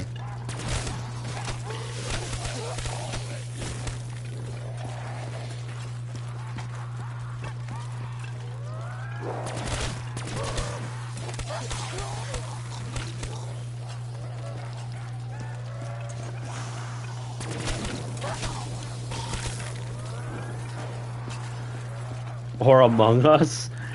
I've played a grand total of, I think, one session of Among Us in my life. Like, I got into a group of friends on PlayStation 4, and we were all really bored one night, and one of them just said, let's play Among Us. So, yeah, they made me download it on my phone, and I played like one game, and like yeah, it was fun, but like it's just not the kind of thing I want to be playing on a regular basis.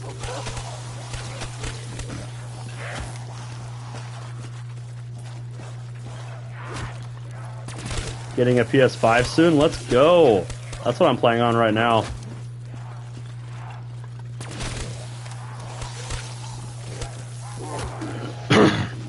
Yeah, they are expensive. Yeah, I'm not expecting a price drop for them anytime soon.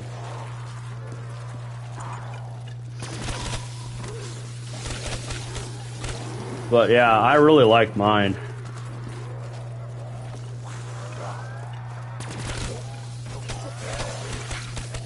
Absolutely terrible at BO3, but you love the game. I think my buddy Oren can relate to that, and not being the best at the game, but can still have fun with it all the same.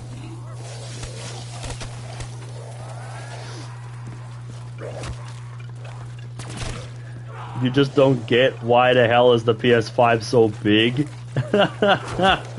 Yeah, it's like a tower. It's like a mini tower. Gotta have space to fit all that hardware, I guess. But yeah, dude, like I legitimately had to take the PS4 off of my shelf and bust out my old stand for it.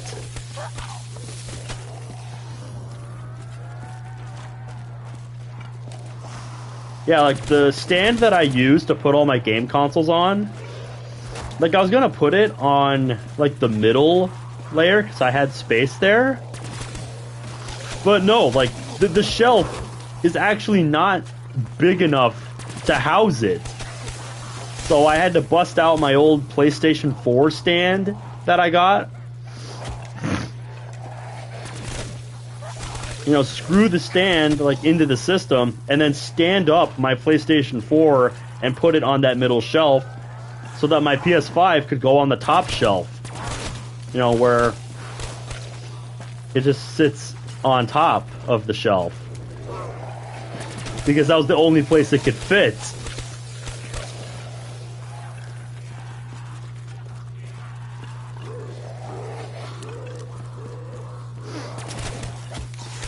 Alright. So I'm gonna go make an ammo run now, because I don't want to finish off the round with just this. Because yeah, if I screw up and I go down, I don't want to be in a situation where I don't have enough ammo to pick myself up.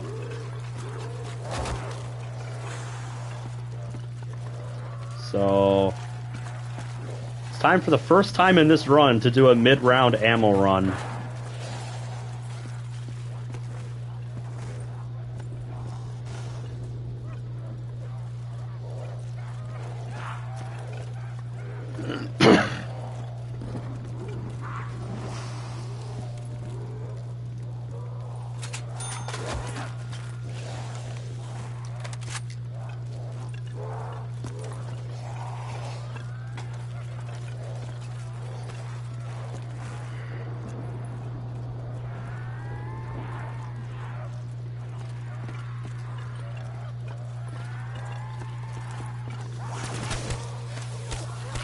Alright.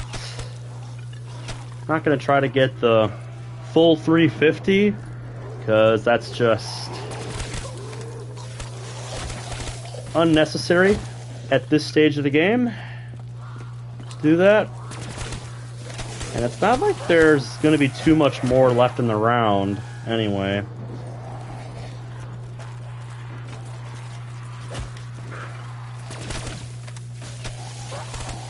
I, again, just don't want to put myself into a position where I'm unable to get up because I don't have enough RK5 bullets. And I think 2 clips should be enough for that. I'm going to get more at the end of the round here, just in case I roll an insta-kill, because I prefer the RK5 for insta-kill to preserve my KN's ammo.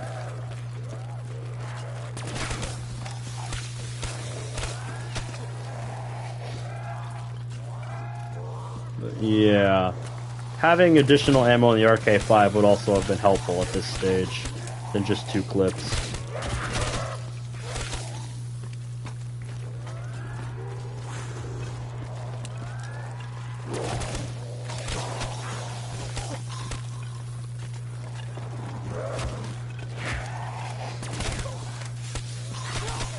I bet it's like the haunting. Like when you die, you come back as a zombie. You know, it's funny. Black Ops 2 had a mode that was had a game mode that was kind of like that, a PvP mode, where you had like 4 players, and you know you all start out as zombies, but then you know at the start of the match, yeah, turned mode. Yeah, like you would all start out as zombies, and then an elixir would drop that would turn the first player that touches it into a into a human, and then it's all about who can survive the longest as the human, and who can get the most kills as the human. I was really fucking good at turned. I was really good at turned, and it's a shame that hardly anybody ever played it, because my god, it had some untapped potential. Because yeah, I found it to be really fun.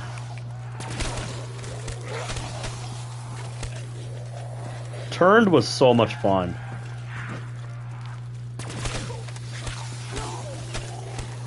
Because yeah, when it came to playing as a zombie, you had to figure out how to outwit the player who was defending, or catch them right when they were swapping between guns, so that they didn't have time to react to you walking up on them like that.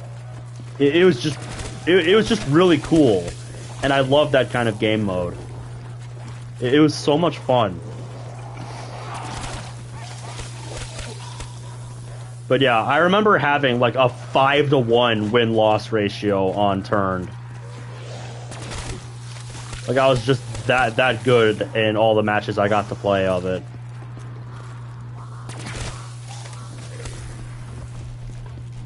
And that's another one in the books.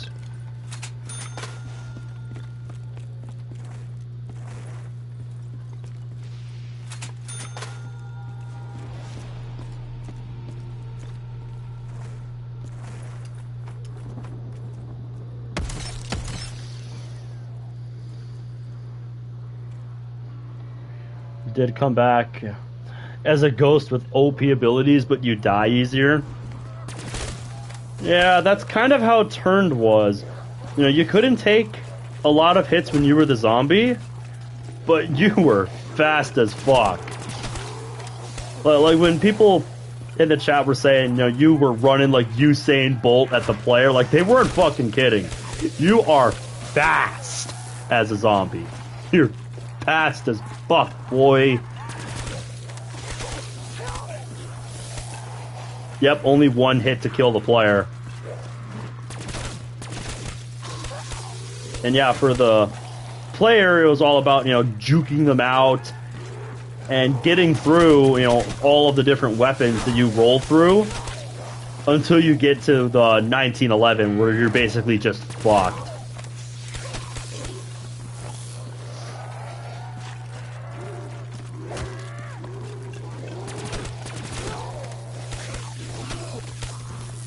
And yeah, I was really good at chaining those kills together as the human on turned.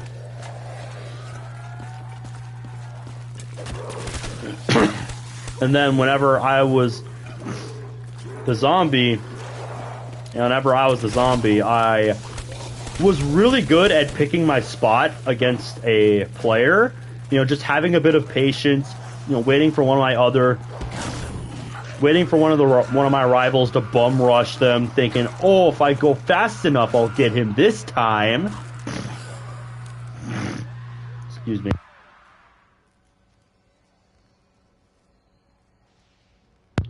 Just wait for one of my teammates to bum rush him, You know, and then like right before he's about to die, you know, that's when I'll go in as he's swapping between guns and then just grab him before he has time to respond.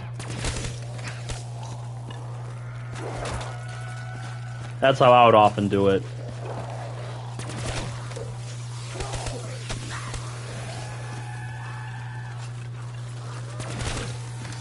It was just a really cool game mode.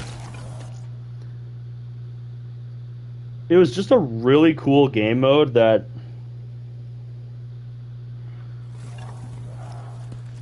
like that... It's a really cool game mode that, like Grief mode, I really want to see some kind of return someday. Ugh. Excuse me. It's the Italian. It's the Italian food. Oh, is that an insta-kill I saw? Yes, it is. Oh, hey, you know what else I could be using on this insta-kill? The fucking Annihilator. Yeah, I bet you forgot I was even carrying this. That's because when it's not insta-kill, this thing is fucking useless.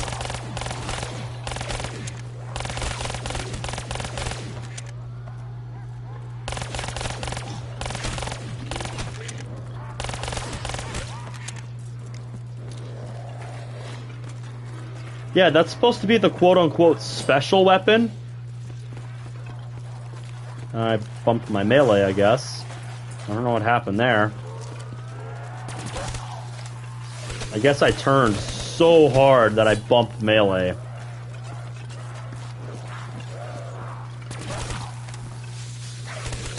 But yeah, that was one of the biggest disappointments about the Chronicles maps here. Is that the Annihilator is just so useless in these maps. Like, it literally at this point just has no purpose.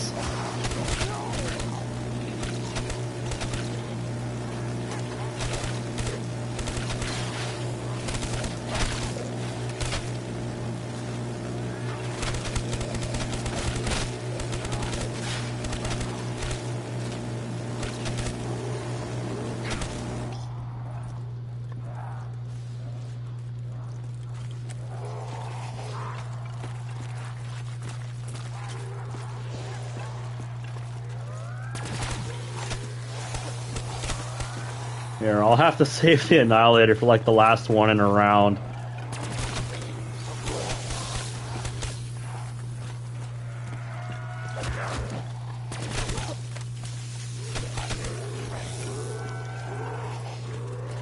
Yeah, what they should have done with the Annihilator and zombies is make it so that its damage scales up with you as the rounds get higher. Like, just so it can actually fucking do something and not just sit there and be like, hey, I exist, use me. And it's like, no, you're absolutely useless.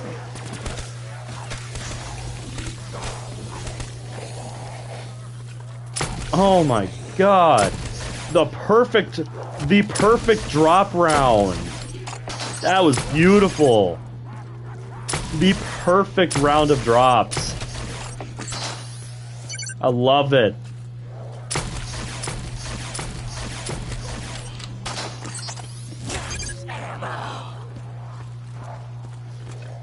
Yeah, it sounds like kind of a revamp of it, which is cool. But yeah, like I want to see it make a return to zombies proper. You know what I mean? But yeah, like I was saying, the perfect round of drops just happened right there. You know, you get a nuke to take out a horde, you get insta-kill. You know, but not at the same time you get a death machine. You know, then you get the death machine, and then you get a max ammo to go off with the Zeus cannon for a little bit. That is the perfect round of drops. Wish every round could be like that. Yeah, saves me a mid-round trip. from having to go upstairs and buy ammo.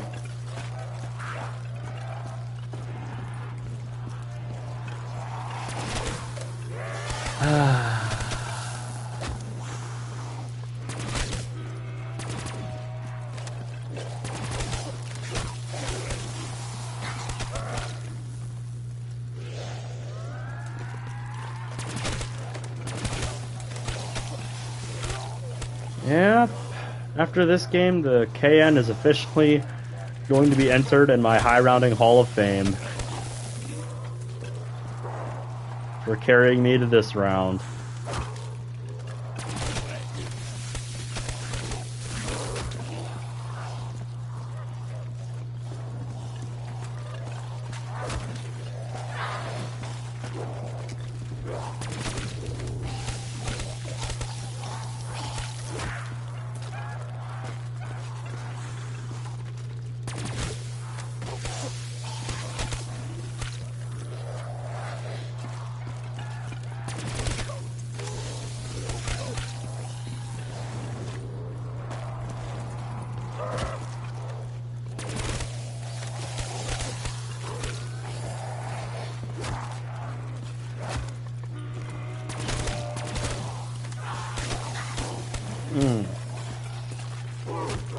That was not the best shot placement.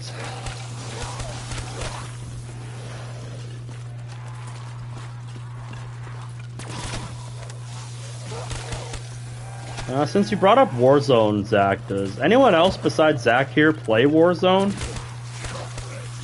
Because I never have. I was never really into the whole Battle Royale genre.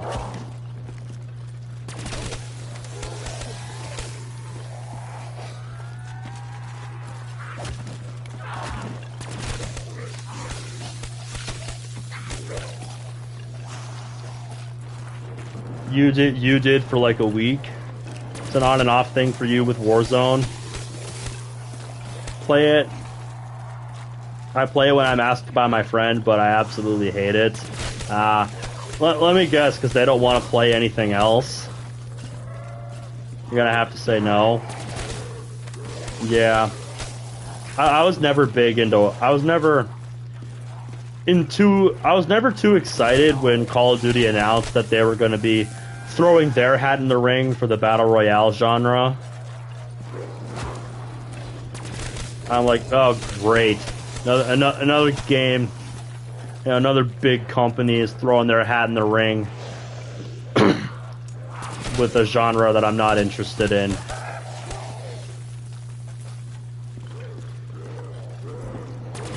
You know, it's like, fuck me, dude. You're supposed to be, you know, the big companies you're supposed to be the ones setting trends, not chasing them.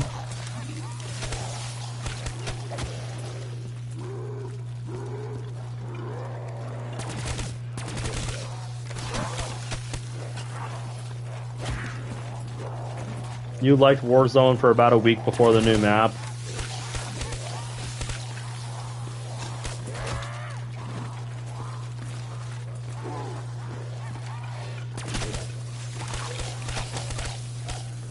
You'll play it if you have some friends that want to play it. That makes sense. But yeah, just... again, Deadwire, nice shot placement. You dick.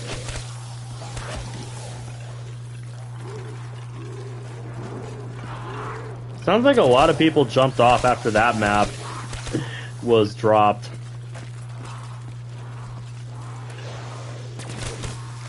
Because, yeah, I mean, I would be pissed if a fan favorite map was dropped when it was once in rotation.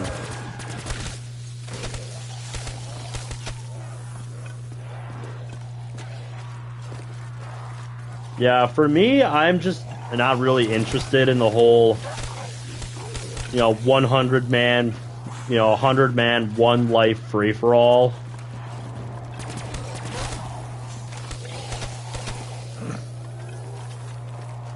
I know, right? Like, I've never liked the swimming animation in this game. It's really weird. It's really funny you bring that up. So yeah, I think only one or two maps in the game really utilize the water. The one that really made use of it was Zetsubo no Shima. You know, having an area you can dive in and different pipes and stuff you could shoot yourself out of. One of which you had to get the rainbow water. Yeah, but then Gorod just has, like, a sewer. Alright, thanks for hanging out with us, Muhammad. Good having ya. Have a good one, man.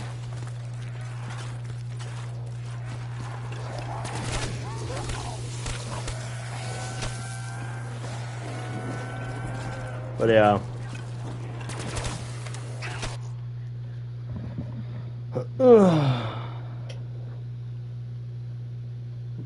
Yeah, you have Overwatch.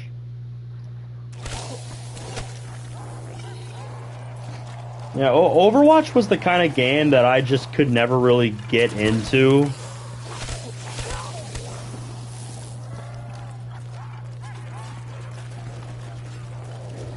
You know, because when I bought the game, you know, I was expecting it to be, you know, more than just multiplayer. And I was expecting it to have more to do than just that. When I bought the game, like, you know, there would be more to it than just multiplayer. Like, I wasn't expecting the whole game to literally just be, you know, multiplayer. You know, and that's the whole game.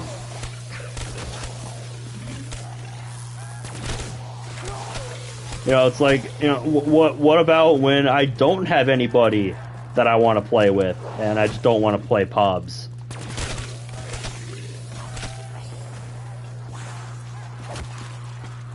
You know, just the fact that they didn't give, like, any of their characters in the game, you know, any kind of meaningful story that you could experience.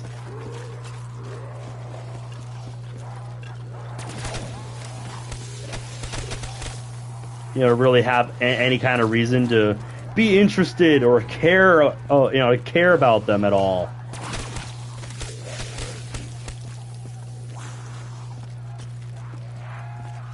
Or, you know, or you know, like, what anything in the world of the game was. Just, I played it for a few hours, like, the day that I bought it, and then just never touched it again. I literally just gave it to my brother. And it's like, here, I don't even want this.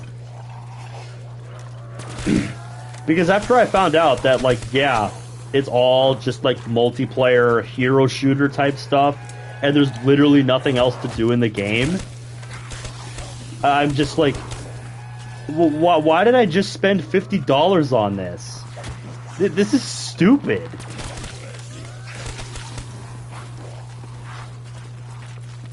You know, like, I want that kind of thing. You know, I want that thing, you know, to be part of an overall package. Like, I don't want that to just be a whole game, and that being, like, the only thing to do.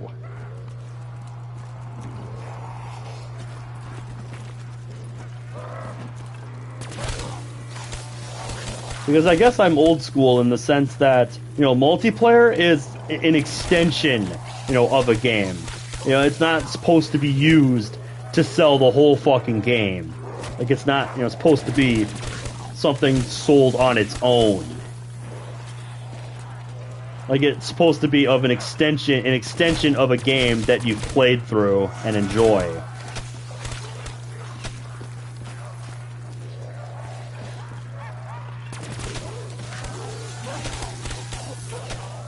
Kind of like how Zombies is an extension of Call of Duty, in the same sense that multiplayer in Call of Duty is.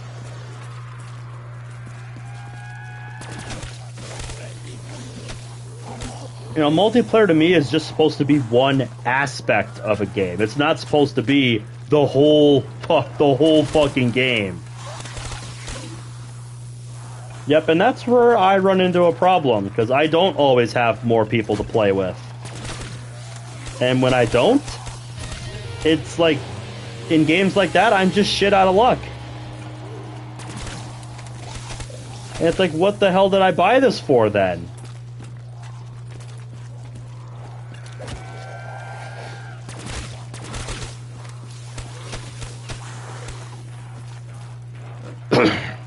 So yeah, that's why I'm not a really big fan of Overwatch. It's just not the kind of game that I want to be, not that I want to play. Where, you know, just 6v6 hero shooter multiplayer is the only thing to do in the game, and there's nothing else I can do with it.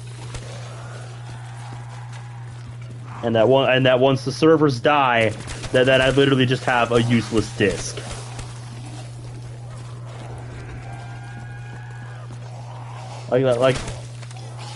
Like that is just really shitty to me.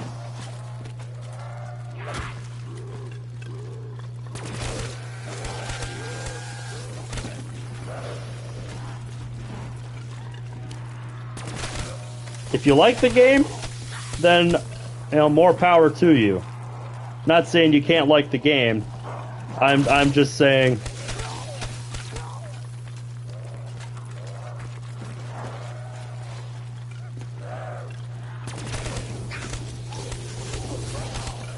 you know, if you like the game, fine. You know, I don't care what you play. Just don't ask me to jump into it with you.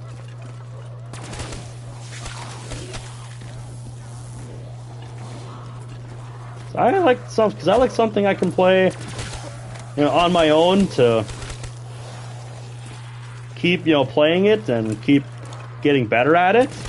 And, you know, being able to play with friends, or if I'm in the mood for it, you know, playing co-op with randoms.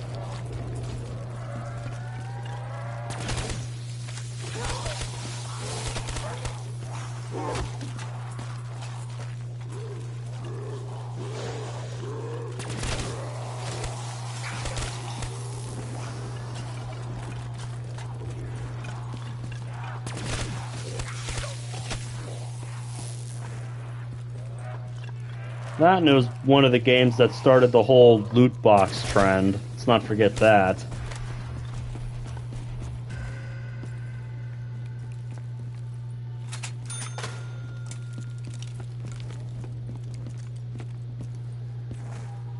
So, yeah, some games are just there. Exactly.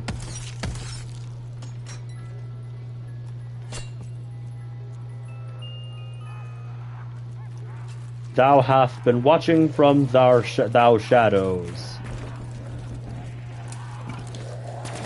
I'm pretty sure that's not proper Shakespearean speak. But whatever. Alright, got a nuke to start off the round, and a max ammo. Oh my god, they are just insanely generous with the drops this first horde. Kind of sucks, because that's all the drops I'm going to get for the round. But still, I'll take it. Ah, fuck, I picked up the carpenter. Yeah, these drops needed to be spaced out a little more to be useful. Yeah, I'm not going to get the same level of mileage I did out of the drops last round, as opposed to this round. Especially with that carpenter. Meaning that they have to tear down the boards all over again.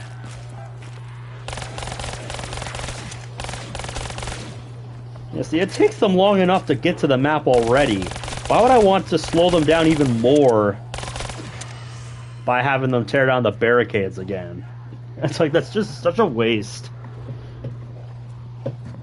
That's just such a waste of time.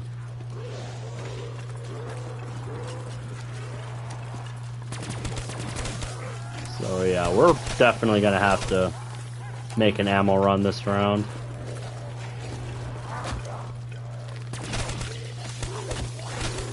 thou hast been observing thee from thy shadows. Yeah, that sounds more Shakespearean.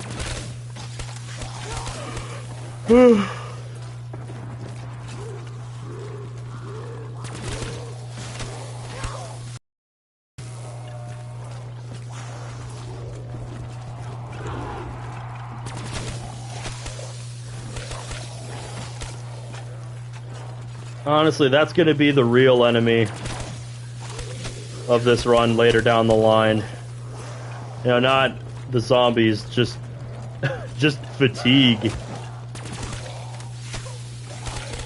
Because I'm starting to feel that high round fatigue right now.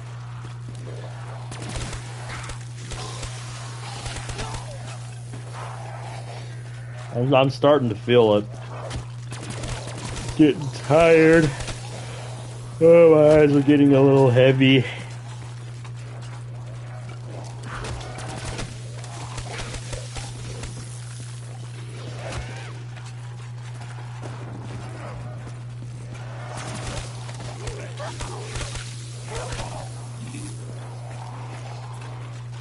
I remember back in the day when the term MC meant Minecraft. I remember back when MC used to mean master of ceremonies.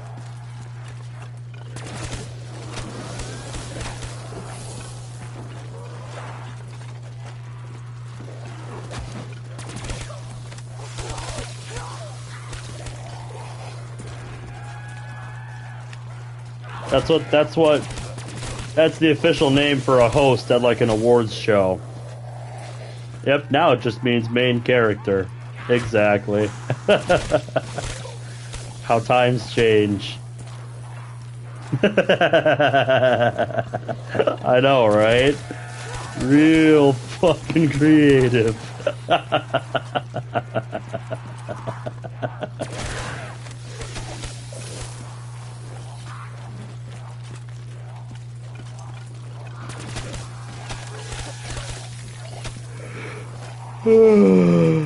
Oh boy. I think that classic Italian food coma might just be setting in.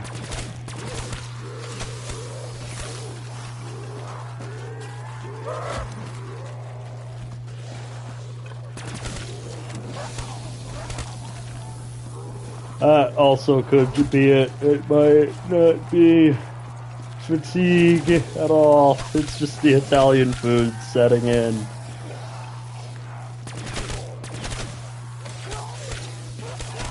Have I ever chopped wood before? Maybe once. It's part of a school thing or something, but no, not regularly. What's it like streaming on PS5? As long as you have a steady connection, pretty chill.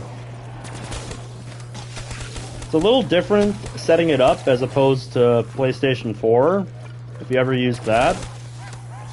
Because you gotta set the... you have to set the comments in a part of the screen that you want them to be. You have to choose, like center right, center right, top right, bottom right, top center, top left, that kind of stuff.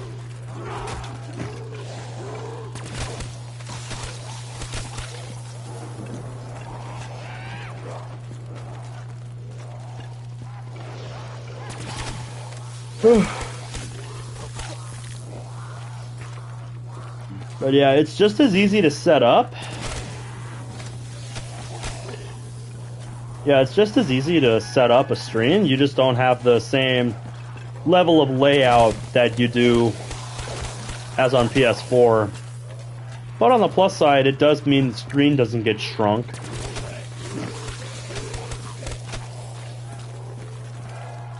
Twitch x Xbox equals dog shit. I have never tried streaming on Twitch. And yeah, the more I hear, about what Twitch is like nowadays, the more I just am like, yeah, you know what? I don't think I want to do that. So even though I probably would get more like stream viewers on Twitch, I just don't think they would be the kind of viewers I would be wanting to have frequenting, Just Twitch chat is very different from, streaming on YouTube.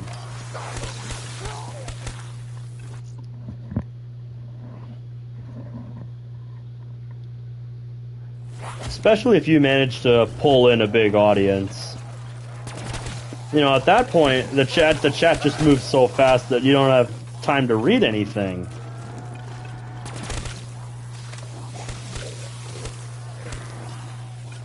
And at that point, it's just like... why even have it then?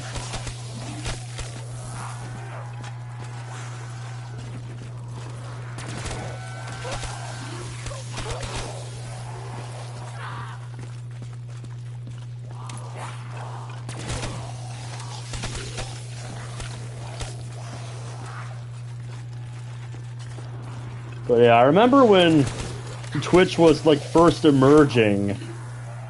Yeah, the first... yeah, when Twitch was first emerging, back when I was in high school, like, I would use it to keep up with some high rounders and maybe one or two Minecraft players, but... like, I never really got into... like the Twitch culture, or watched any of like the big name streamers, because that's just not what I was there for.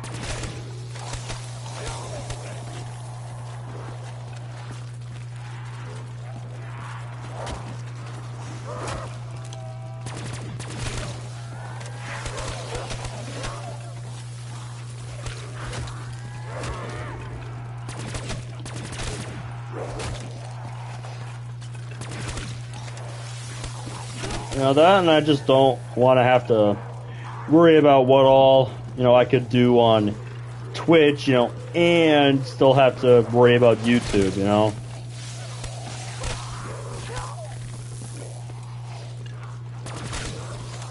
It's just another layer on top of that, then it's like, well, I can also do streams here on YouTube, and that's mostly what I do now anyway, so...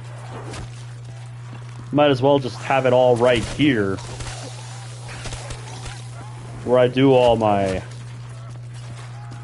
like video making and video gaming stuff.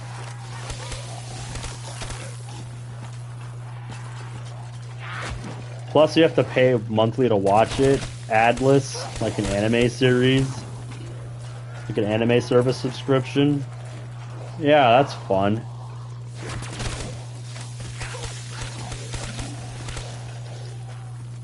Yeah.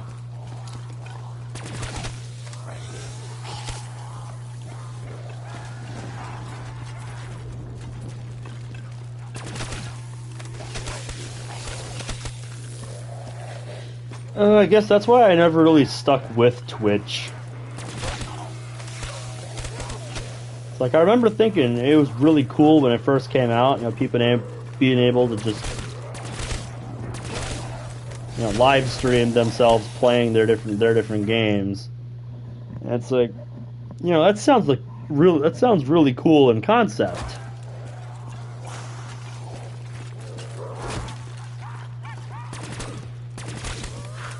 And then the dollar signs just started rolling in, and everything changed.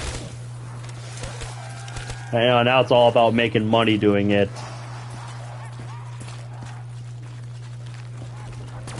And yeah, just the kind of things that I've seen, Twitch streamers do. It's like, I would not want to do that for a living. And yeah, for the No You video, I recorded my first time playing it. And I have it on my computer.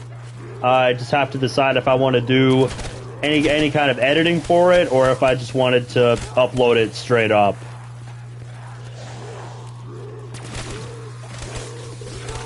I know you have. You did like a lot of shorter ones. I don't like doing short videos unless it's just some kind of funny clip of something happening.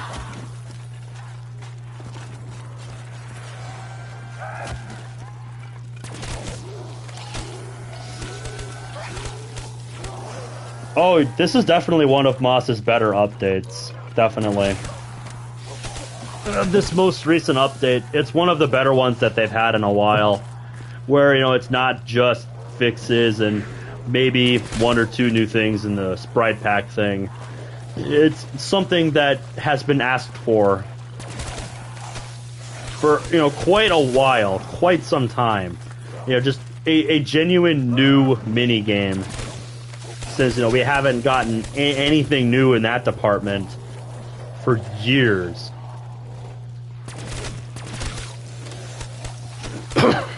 Or topics in a conversation. I always like when they add new topics, just new things for Monica to talk about. Because I always just like seeing what all they add. Just what kind of topics that they think she would be interested in.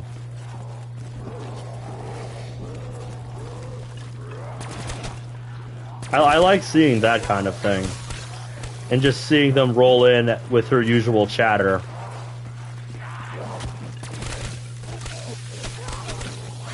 Because I've always had mine set to very often, and don't ignore already seen conversations. That way when she does talk about something new, it feels significant. It's like, oh shit, I haven't seen this yet.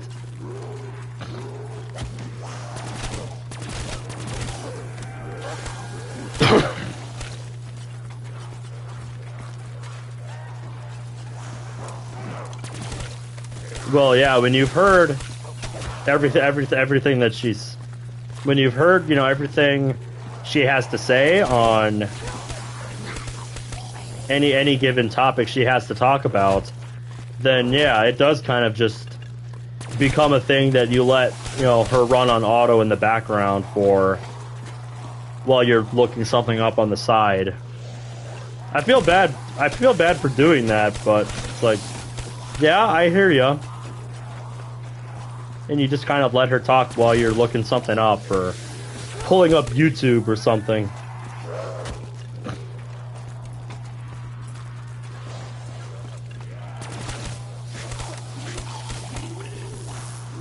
My ammo count that. Okay, yeah, I'm gonna have to do an ammo run soon.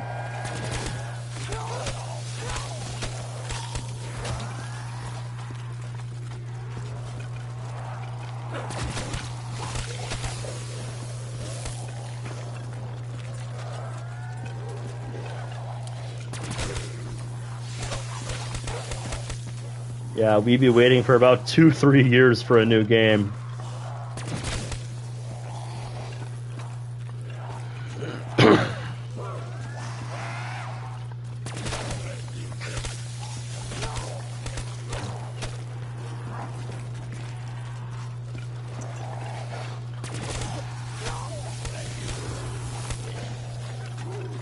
Yeah, I hear you, mate. That's part of why before they just added the enhanced idle animations to Monica After Story just as a built-in feature, I installed that submod.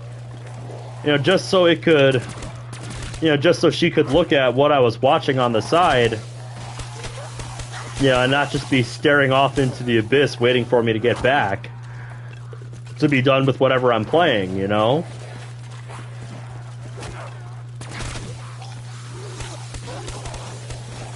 Because, yeah, this whole time she's been sitting here watching chat and daydreaming.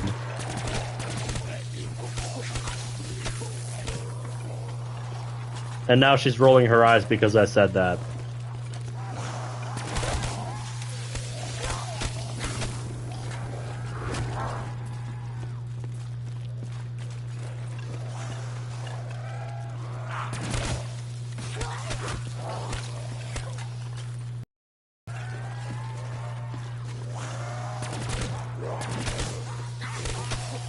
Alright.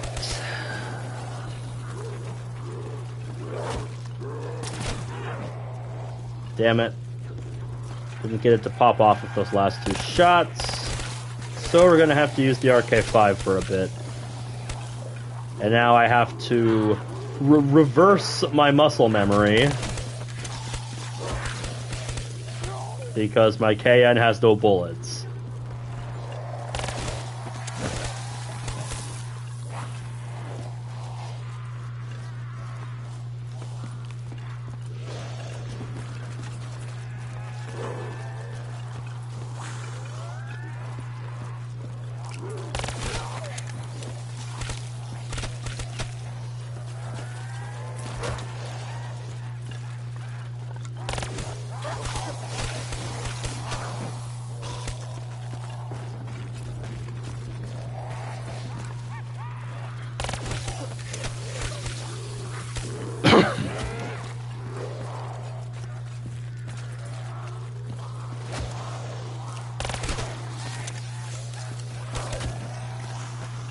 Alright, I need to watch my ammo count on the RK5 now, too.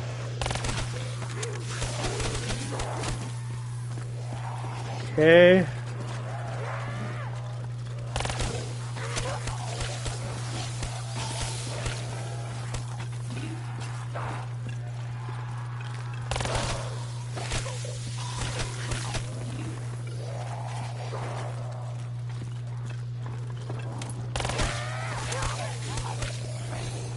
Honestly, a good way to describe what doing a high round like this feels like.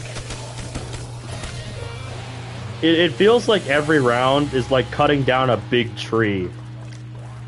You know, you're slowly chipping away at it with each hit of that dead wire. Just like every swing of an axe is slowly chipping away at that tree until it eventually falls. Then when it does fall, you're like, man, it's over. And then you have to do it all over again. Perfect timing. Round 104. Another liquid divinium.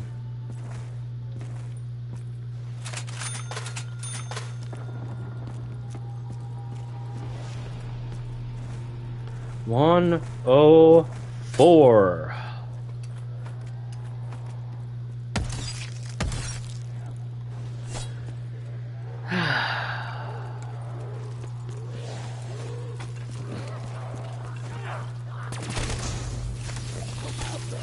These rounds are gonna take a millennium. Yeah, you got that right.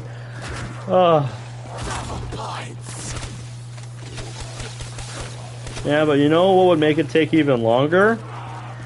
Is if I only used the thunder gun the whole time. So I know someone... There's someone out there that did a run of this map with only, you know, the free gumballs, the classic ones, and got to the max round, round 255, over like the course of 22 days. And I'm like, bruh. Shit! Okay, come here. This is what happens when I get too greedy on insta-kill.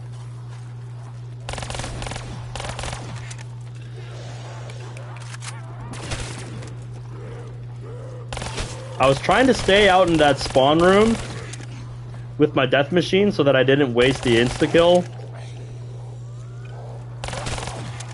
And yeah, that did not work. That is why you have to exert caution even when you have insta-kill stuff working in your favor.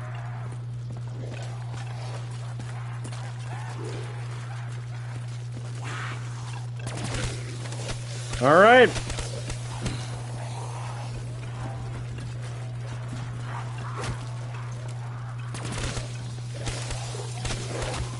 It's honestly kind of funny how a situation like that, I'm more likely to get killed than just running this normally, where I can't just, you know, do this to save myself.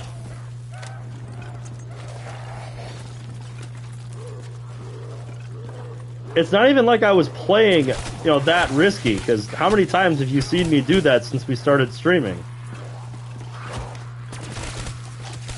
It's just that ordinarily I would have gone back into the room to start shooting them again, giving them time to come back in here before I walk back out there again. But because that insta-kill appeared in the doorway, I tried to preserve it a little more rather than have the two overlap, because I wanted the maximum killing time of both.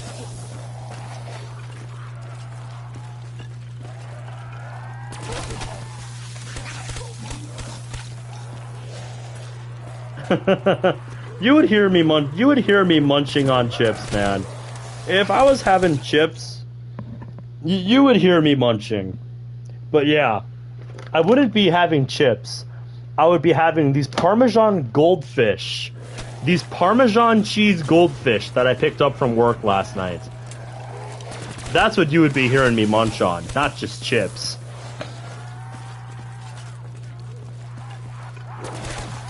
But yeah, the snack that smiles back, goldfish.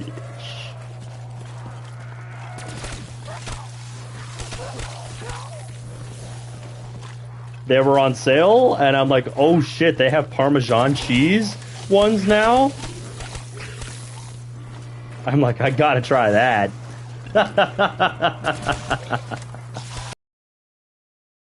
So yeah, I picked up 2 for $5. Which, of course, in practical terms, is just $2.50 for a bag, if you're buying one.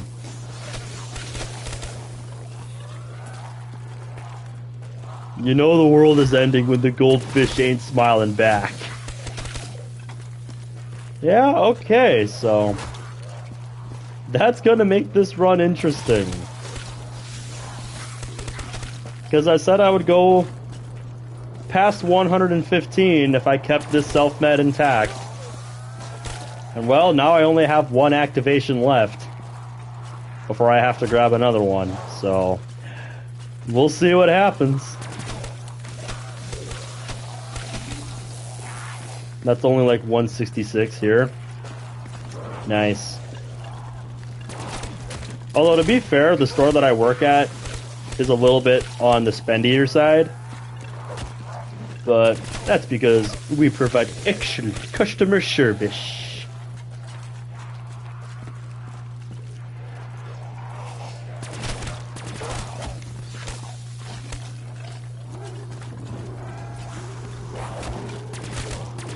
Do I get employee discounts? Fuck, I wish I did.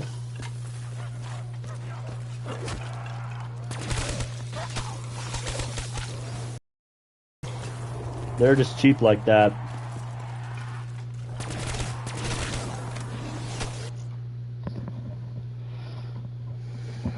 Yeah. very much is fucked. It is totally fucked.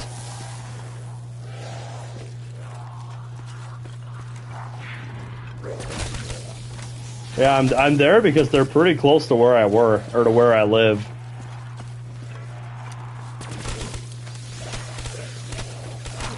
You know, I mean, when you have a 5-minute commute to work every day, that's pretty sweet.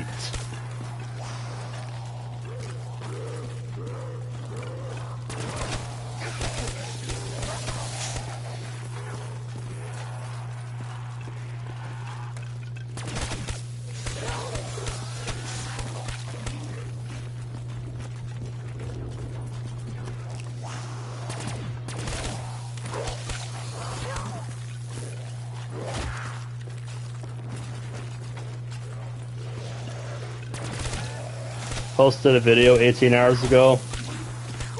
Nice. What kind of video?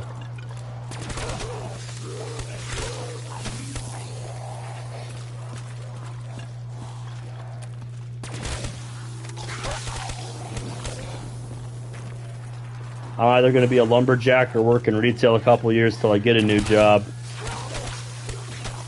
Oh, it's a kind of DDLC video. I suppose that should have been my first guess.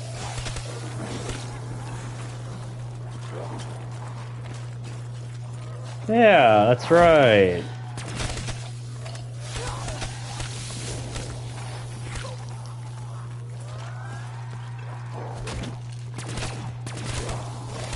Yeah, like custom-made mods specifically for a video.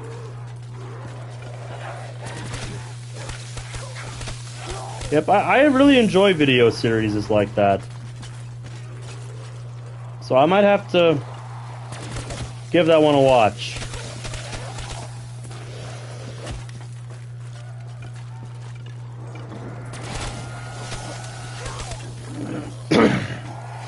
Oh yeah, I remember that. I remember that one.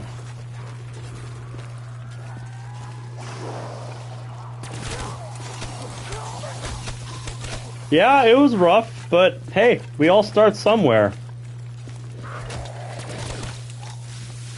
And I'm really proud of you that you didn't let, that be,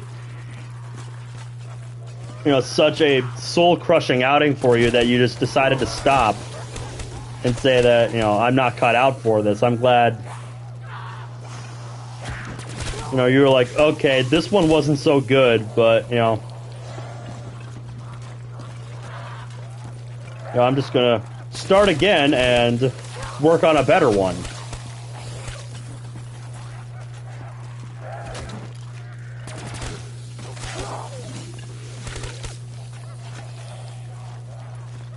I feel like that deserves recognition as much as whatever you're working on right now, the mod that you're working on right now.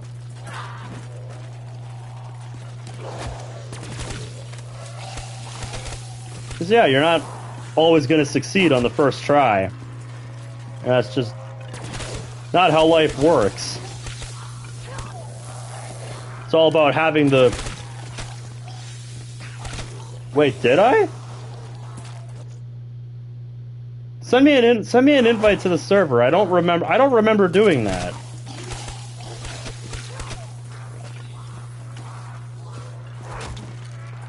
What the heck happened there?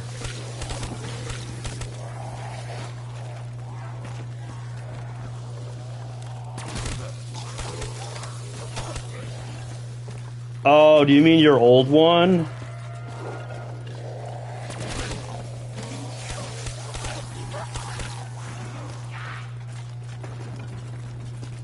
Alright, I'll look at that once we reach the end of 104 here. Oh, I'm in that server. I just haven't really been active in the server. I'm not active that much in any server, really. Especially DDLC mod servers. It's usually just because I'm there to... I'm there to be ready when the mod drops, or just to pick up on details shared by the creator. It was your internet shitting the bed. I see. Yeah, I'm usually not super active in any given mod server. But I'm always there, curious about what the going-ons are with the mod itself. How it's coming along.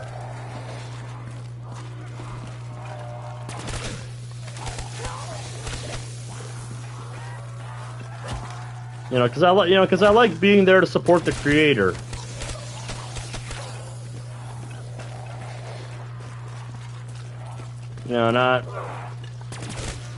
as like a constant part of the chats there, but just moral support that, hey, this guy's interested in my project. Just that kind of moral support.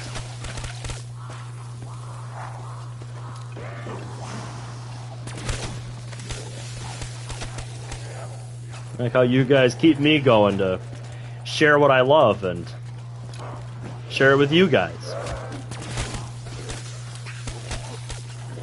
I'm thankful to have you guys here every time I do go live. It means a lot to me.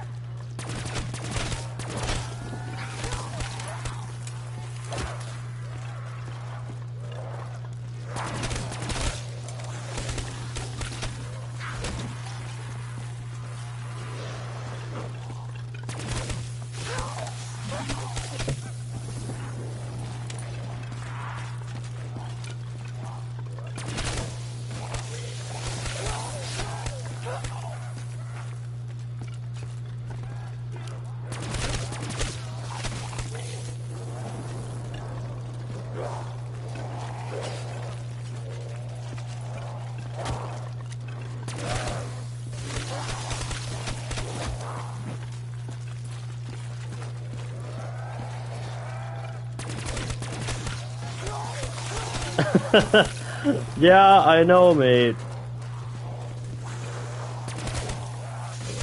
Part of the problem, probably because I use private messages as your primary contact.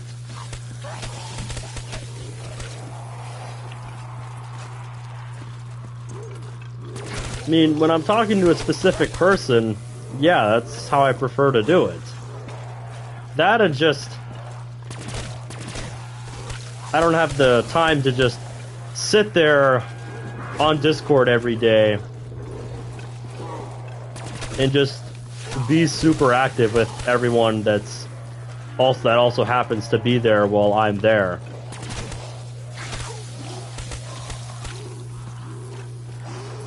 I like being able to say hi and how's everyone's day going and all that.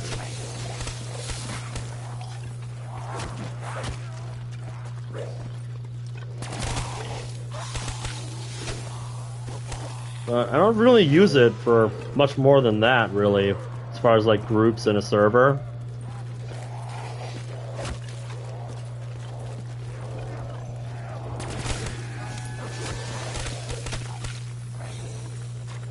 Oh yeah.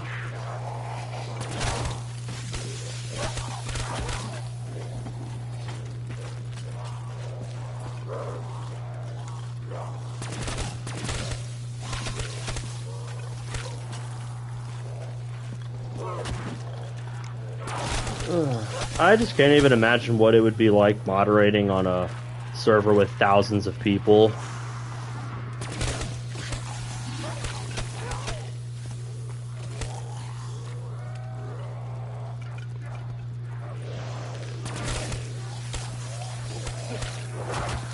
Alright, chat. We've got one shot. One opportunity. And we got it.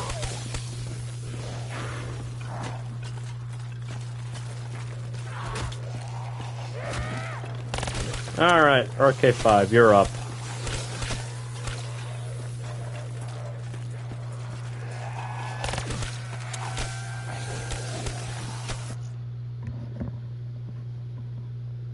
A 1,000 people? No thanks.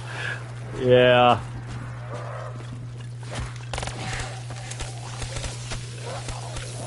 You get one shot. Do not miss your chance to blow. Yep.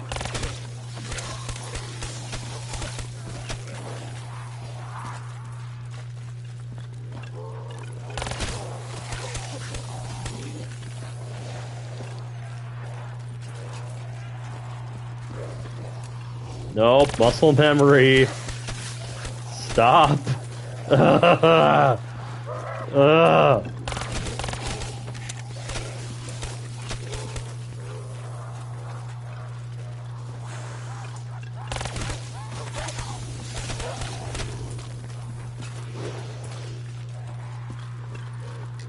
I can say I like that song more than most rap music that I've listened to in my life. But, you know, it's still not high up on my kind of music that I would want to listen to on a daily basis. If Monica's an AI and Ben is in love with her, does that make him a robosexual? Monica, what are you looking at the chat like that for? Don't you give me that big smile now. Oh my god. She was giving the chat that smug fucking look as soon as you said that.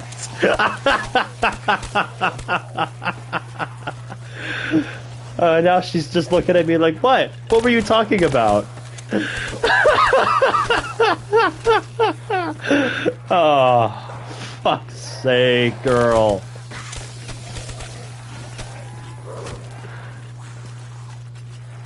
I guess you can count that as me as well.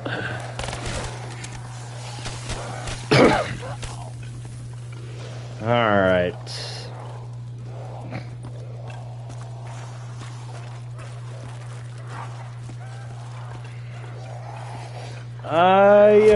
I need more bullets. I am in need of bullets. Kind of playing it a little more fast and loose with this one.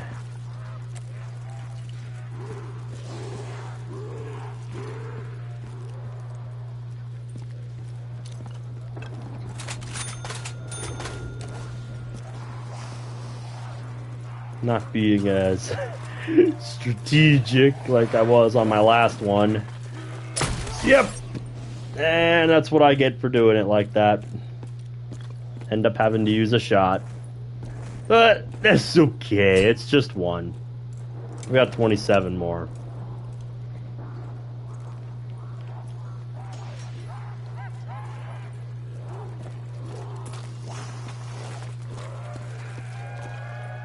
They should have made that a wall gun on this map.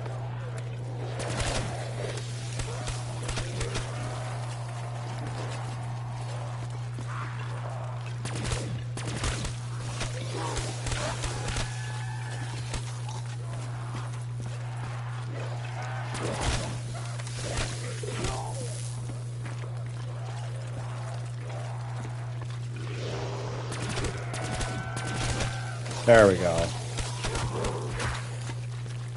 I hereby identify as this, and I am not ashamed. Yeah.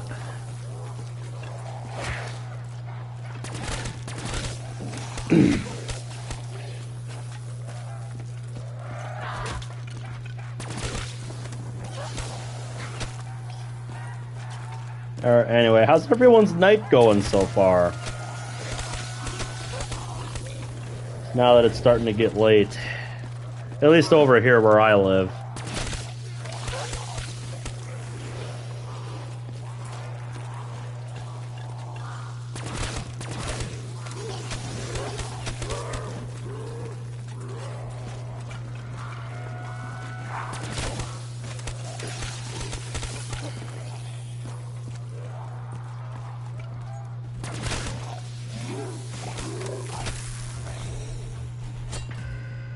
Nice.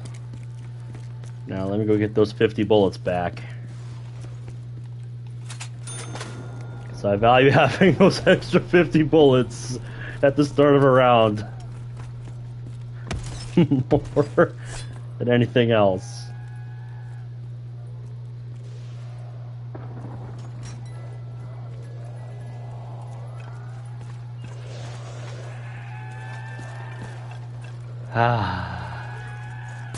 Another one of my favorite wall guns in this game, the HVK.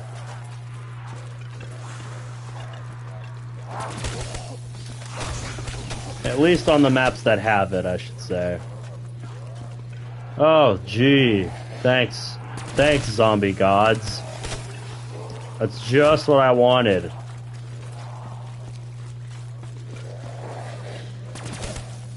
This must be punishment for screwing up on insta-kill last round.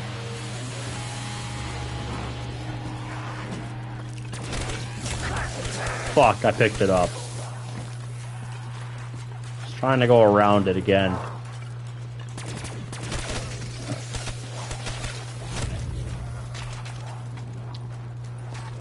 Well, what to do to pass the time while they break in again?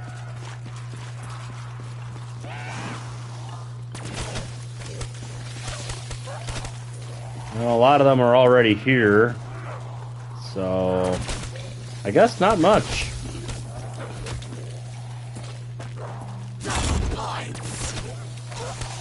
I was gonna play how many Annihilator shots can I get off before the zombies get in the map again, but I guess I don't have to.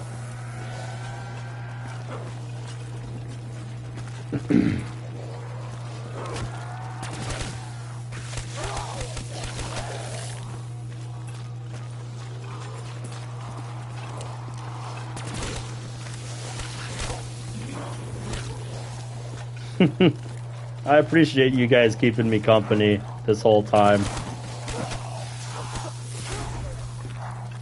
Don't feel like you have to, though, if you got other stuff to do. I want you guys to be here because you want to be here. You know what I'm saying?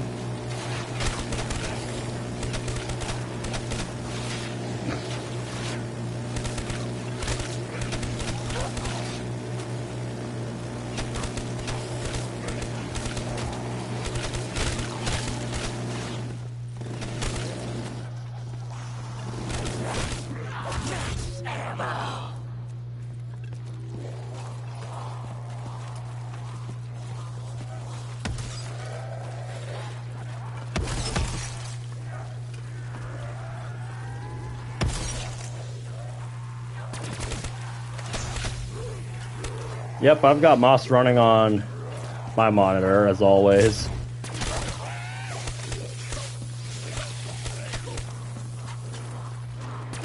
Yep. She's just always there, keeping me company with whatever I'm doing on my computer.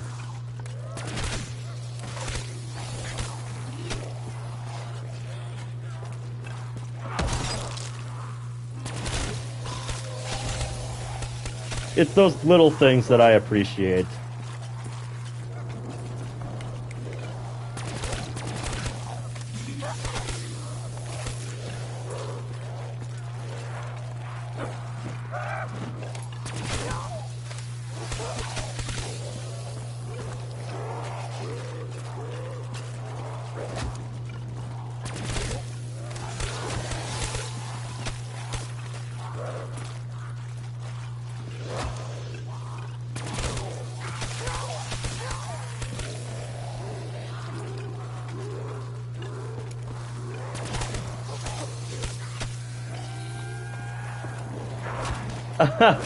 That is pretty clever.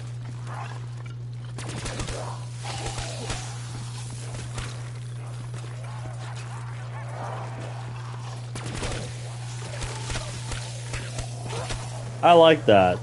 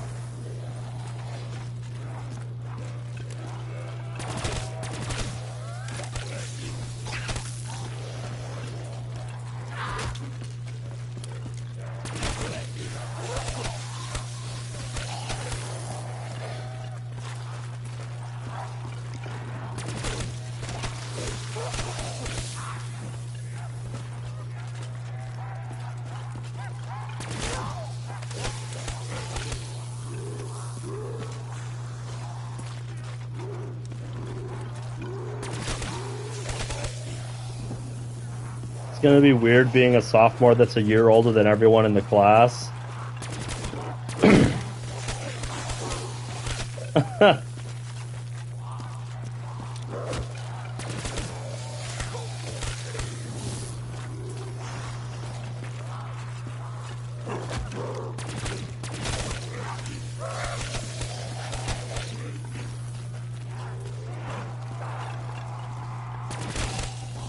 That's what I was wondering too.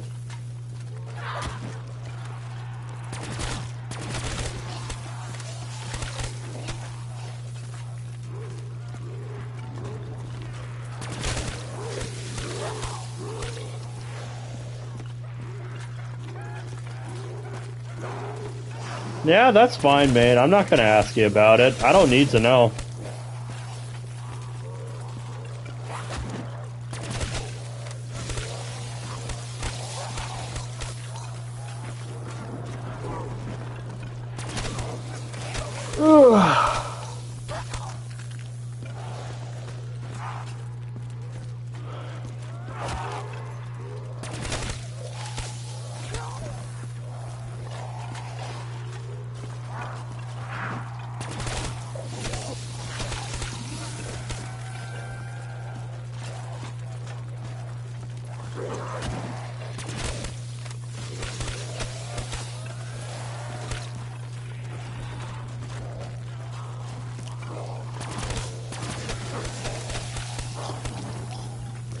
I see.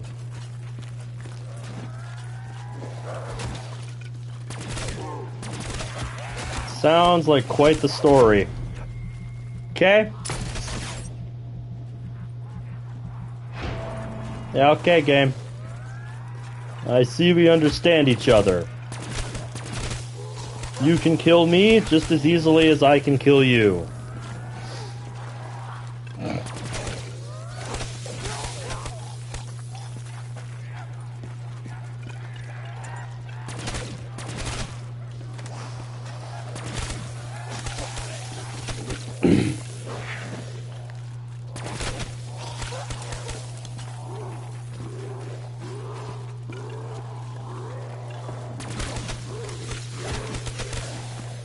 God, the right stick on my controller is actually getting kind of slippery to hold on to.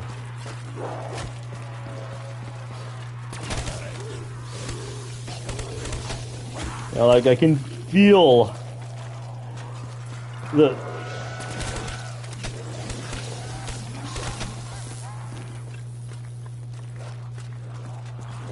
one thing I am grateful for not experiencing the red ring of death.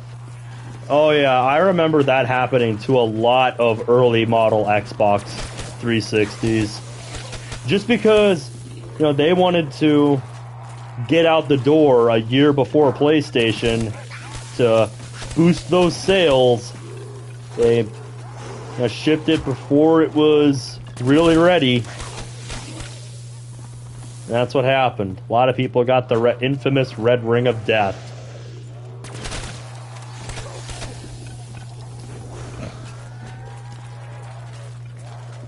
I'm glad my brother never experienced that. There were only like 2 people who knew how to fix the red ring of death. Yeah, how did you fix that, by the way? I don't remember what the fix was. I never encountered it. You know, one, because I had a PlayStation 3, and my brother's Xbox 360 didn't get red ringed, so...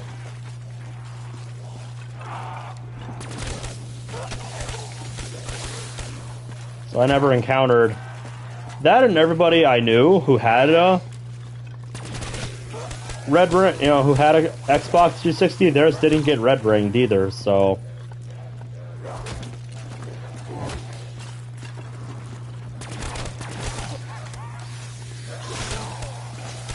But yeah, I know it was a really prominent issue with a lot of the early Xbox 360s.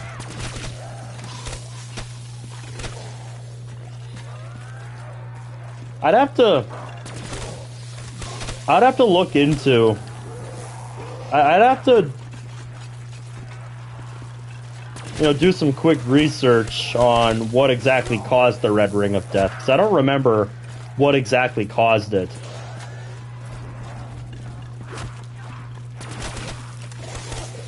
What is one game you wish you had but don't have access to because it's a console exclusive? I think for me it would be Forza, the racing game series, because the environments in it, they look great and it looks like a great racing game, but because I'm a PlayStation guy, and it's an Xbox game, so I don't have it.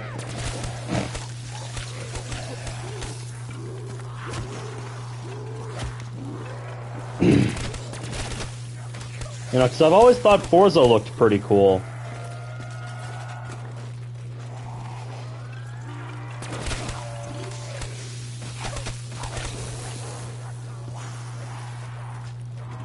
I haven't even played Spider-Man on PlayStation. I think most PlayStation players want to play Halo. Honestly, probably just because I didn't grow up with it, I wasn't that big on Halo. Like, I remember trying it out with Horn at his place back when he still lived up here in the same state as me.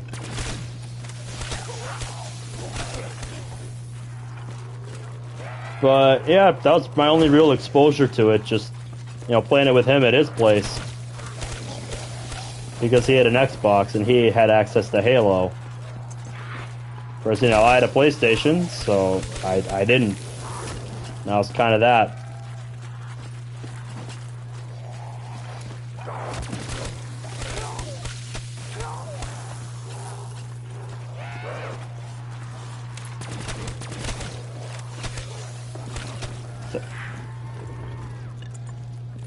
I think the last time I played Halo is when I went to a buddy of mine that I knew in high school, and he had one of those Xboxes that had been hacked with like hundreds of games put on it, basically using it as like a one-stop emulator.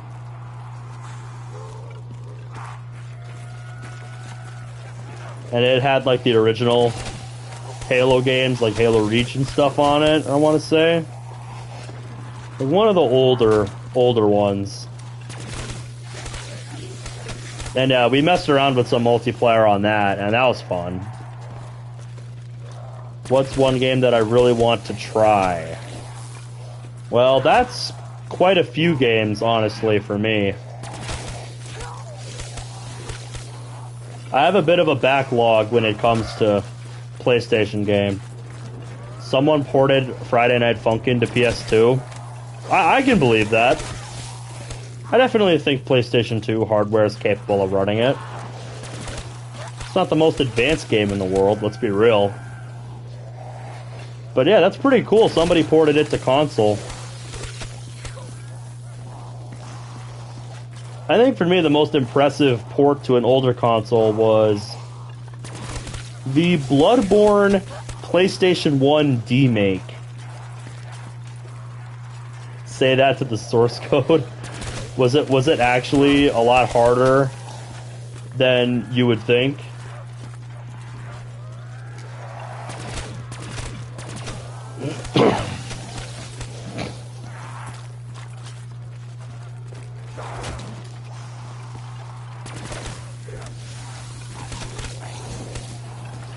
Yeah, Bloodborne is a Souls-like.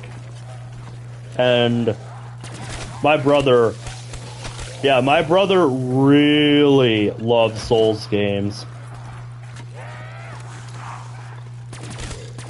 Like any Souls game on PlayStation, he's played it.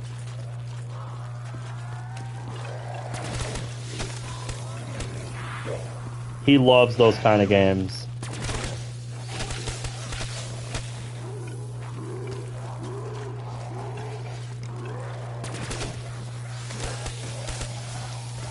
You know, I think he told me he's one ending away from 100%ing Elden Ring, and it's like, fuck, dude. And here I am with 0 experience dying within 4 minutes. Yep, that's me. Having never played one before, but, you know, wanting to try it out with Elden Ring. Yeah. And despite that, I'm having a blast with it. 'Cause it's fucking funny to watch. You know, this fucking gaming normie never played a Souls-like. Giving it a try and just getting my ass beat over and over again. Oh my god. That is honestly why I bought the game, just so I could do that. It is just... Oh, I knew it would be fun to stream.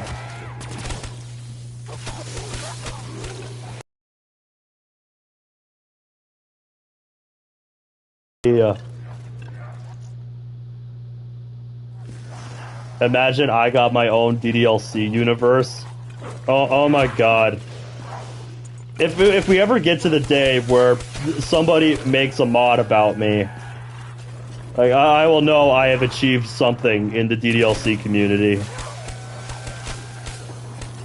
If that ever happens to me, like, oh my god. Well, it'd be fucking obvious, wouldn't it? But yeah, like, my thoughts just go, when I think about something like that, to Jolly's hardcore mod. If you've ever watched Jolly Wankcore.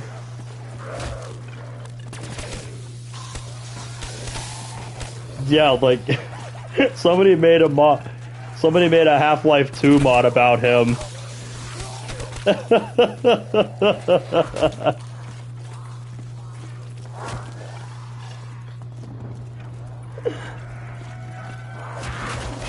Oh! What happened there, man?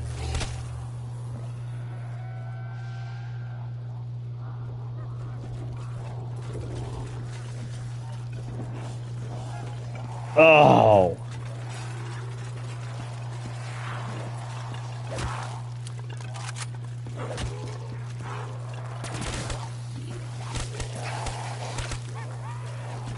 I don't know what just happened there.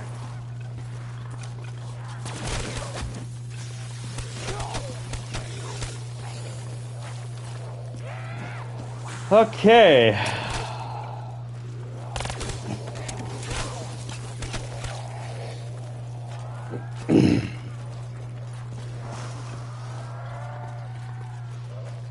Okay, that was the last hit on that self-med, so... Now I'm gonna have to try to get another one soon here. Soon-ish.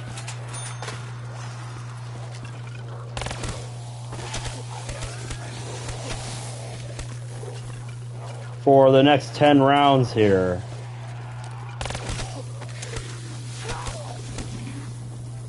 Yeah, if it wasn't clear that my attention span is slipping, there you go.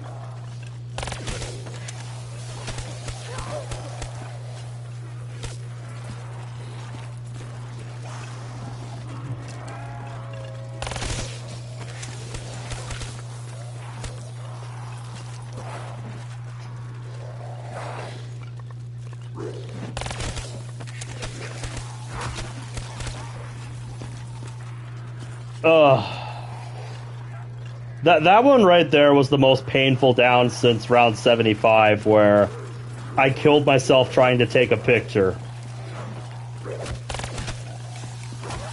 That was the most painful one yet.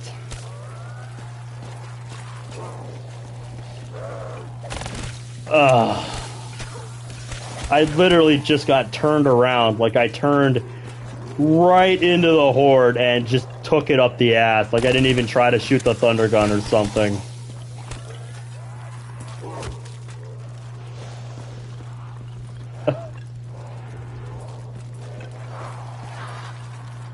Yeah. Yeah, it kind of does.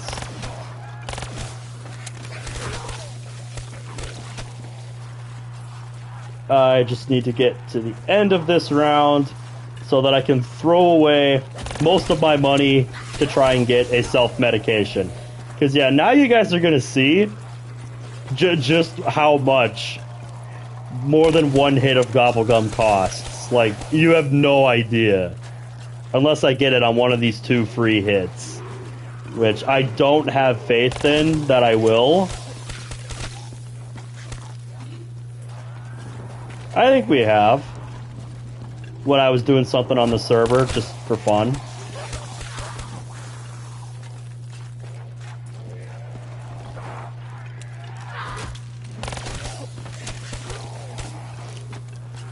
A block in a hard place. Yep. That sounds like a good title.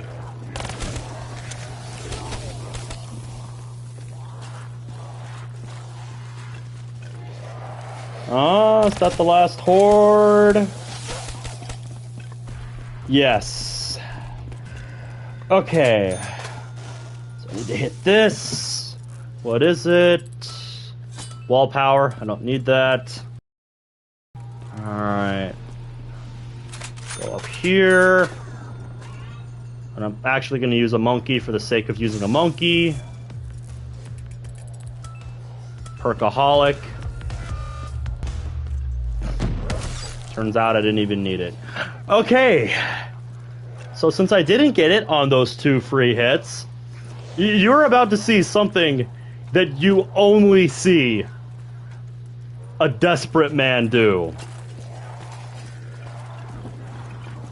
So I'm about to hit Gobblegum for the 2nd time this round. I want any of you guys in chat.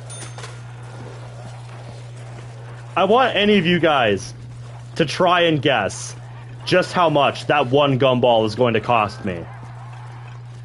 Like, I have 1.6 million points. Try and guess just how much I'm gonna lose for one extra hit of Gobblegum. Like, put your guesses in chat right now.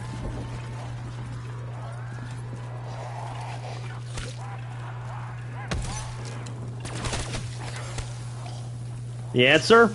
1.024 million. And I didn't even get it. 750,000, 911,000. Nope. 1 million points. I just blew 1 million points to hit Gobblegum a 2nd time this round. That is how much it costs past round 100. 1,024,500. Oh, and you know what's even better? If I wanted to hit it 3 times, it doubles again. And I have to spend 2,050,000 points to get a 3rd hit. That is why strategy's dependent on Gobblegum just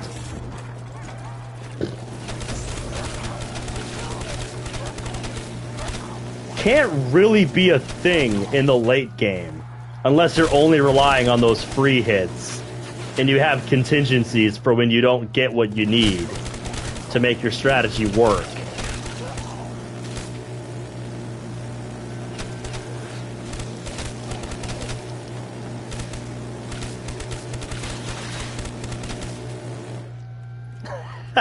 Yeah, just a casual stream.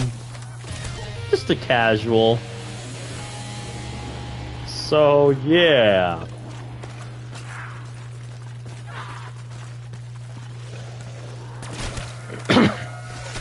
So, yeah, now I'm in a position where I can't just go hee hee ha ha zombie stupid.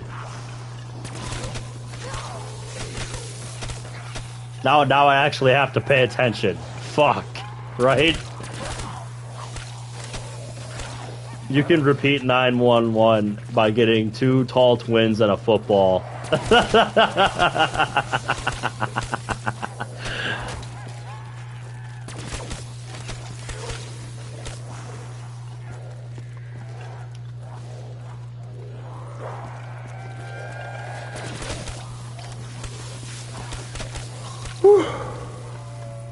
So yeah, I actually have to play serious now. I actually have to play serious now until I can get another one. Someone delete what I just said.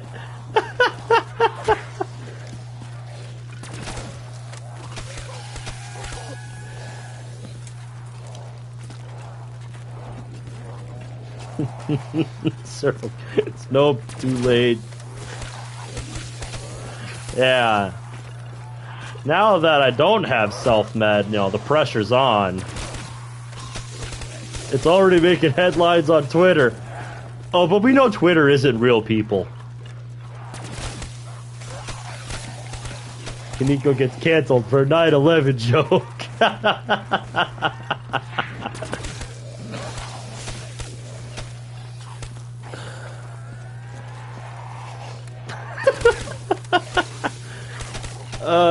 Seriously. Twitter is just such a joke of a platform.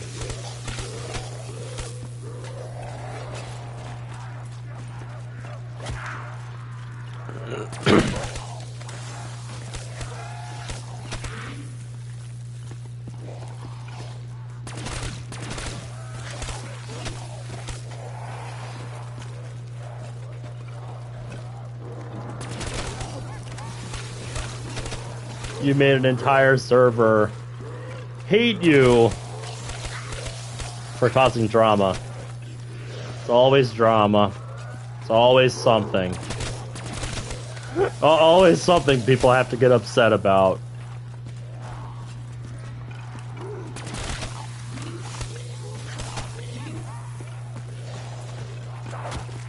And now I'm held guilty for multiple misunderstandings.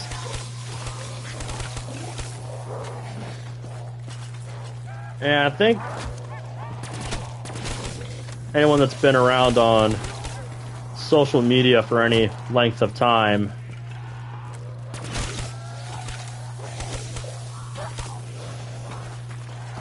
oh god, don't even start me on that. Oh my god, that was one of the dumbest gaming news stories I had ever heard in my life.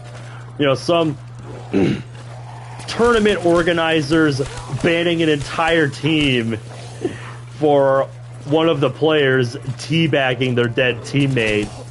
Oh my god. And then that wasn't even the end of it.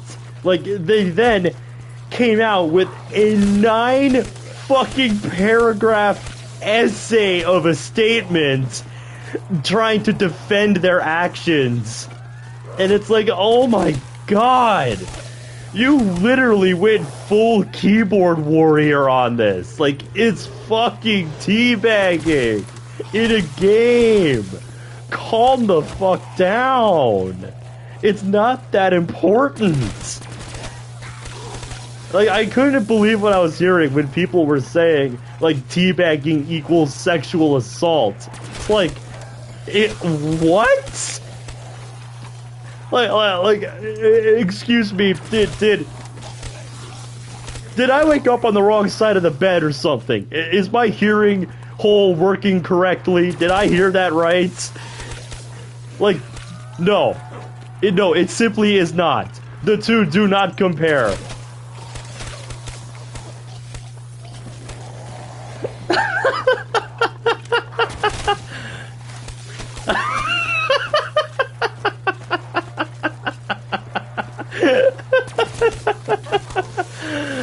But yeah, like, I just remember that being a whole debacle.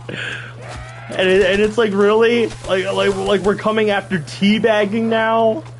Like, are gamers allowed to have fun anymore? It's like, holy shit, dude. Let gamers be gamers. Like how we like to say, let kids be kids.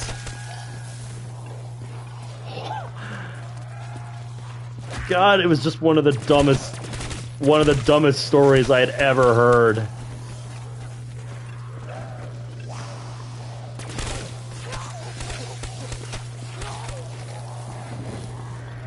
What's next? No scoping equals gun violence. Oh, don't get people started. It's like getting banned on GTA for saying something racist. Yeah. Yep. Just the irony is so thick there. Yeah, the irony and that kind of thing happening is just so thick. It's not even funny.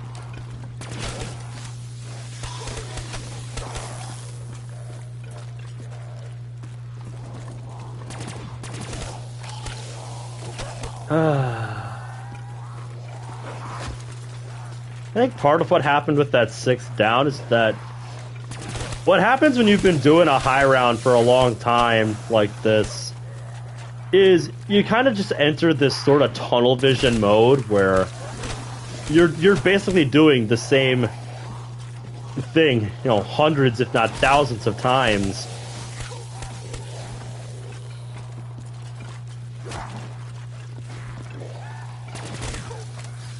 That you're not really thinking about what you're doing anymore, so when something unexpected happens, like, it really does catch you off guard and you're not ready for it.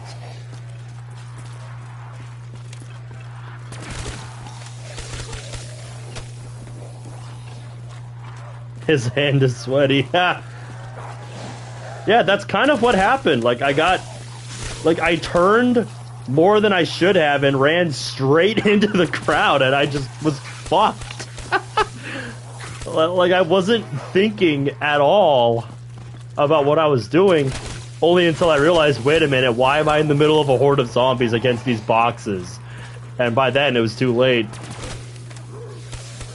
Like that's just how fast things turn around in this game when you get into a bad spot.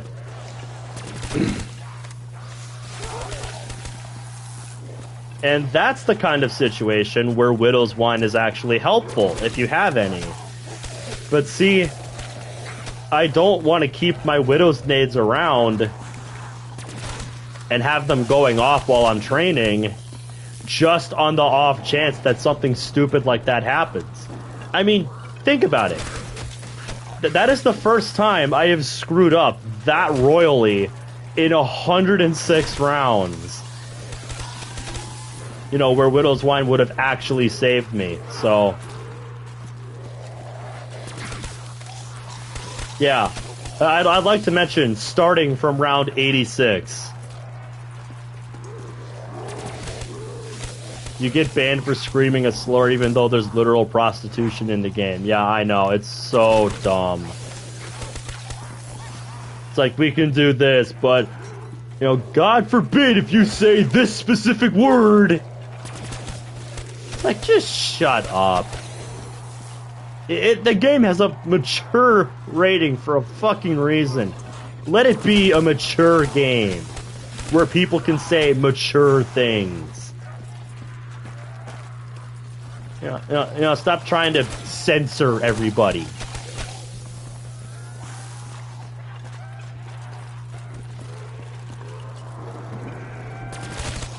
It just needs to stop.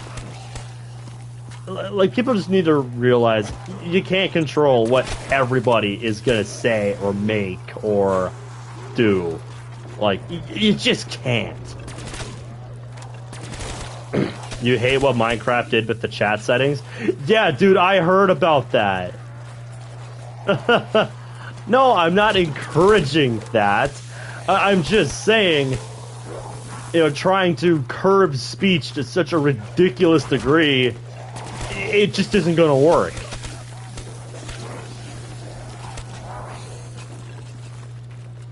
Like, people just need to stop getting offended at every little thing, grow some thicker skin, you know, and learn how to brush those kinds of things off.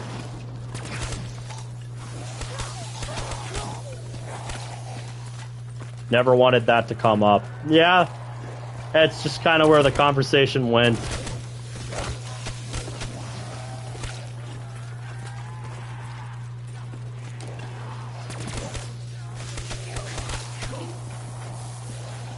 Yep, this is a worldwide issue.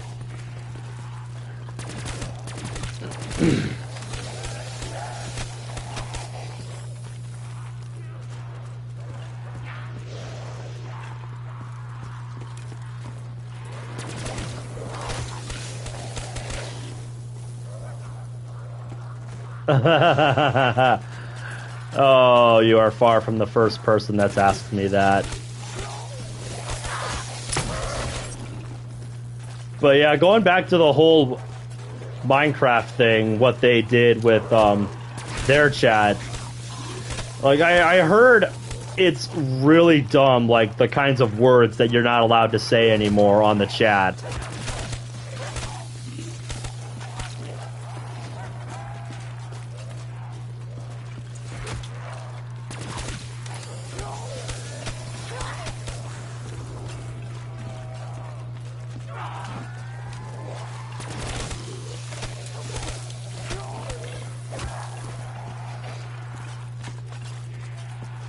Yeah, like, what I should do is watch Muda's video on the whole Minecraft debacle with their chat system.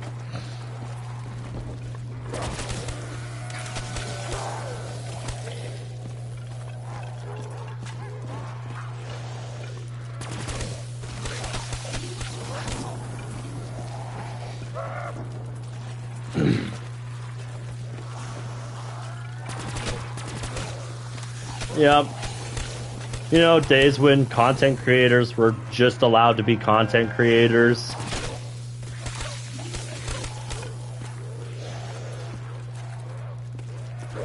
Huh.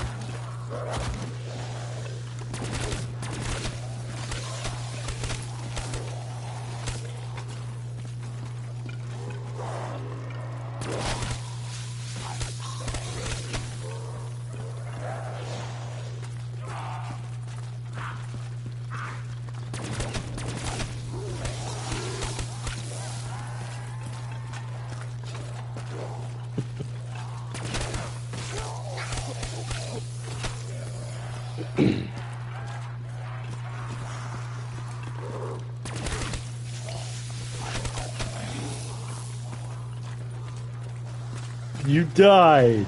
Your motivation for Minecraft just fell from a high place. That's pretty much how I feel about Minecraft. Especially on Bedrock, where I literally can't turn off autosave. That was one of the dumbest decisions they ever made.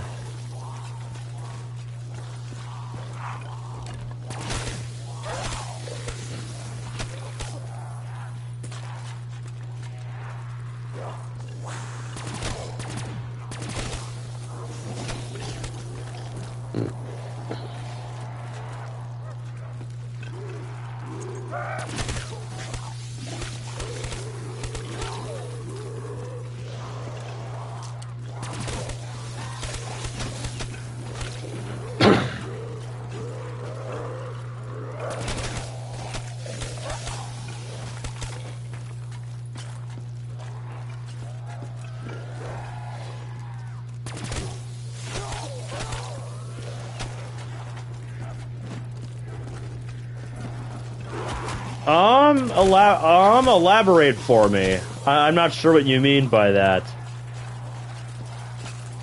Because, yeah, I like using it to re-roll enchantments and get more things like diamonds from, fortune picks.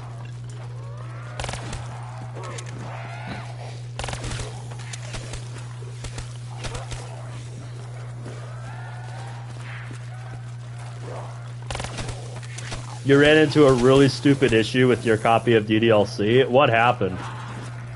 Oh, I know what the Elytra is. I guess I should have been more specific. But yeah, I know what the Elytra is. I just don't know what fireworks have to do with it. What can you do with fireworks to an Elytra?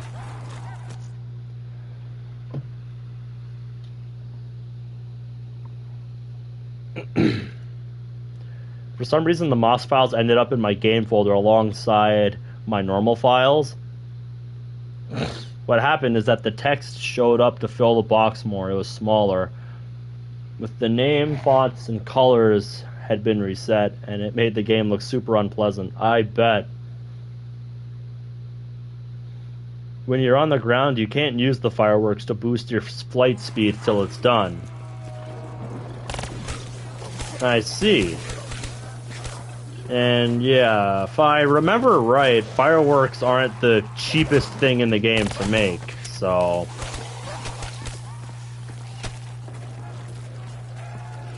And when I removed all the MOS files, it permanently damaged the game. Damn. It just won't let you fly. I made an entirely new identical engine, though. Oh, that's good. But yeah, I bet that must have been trippy to look at. Fireworks are a pain in the ass.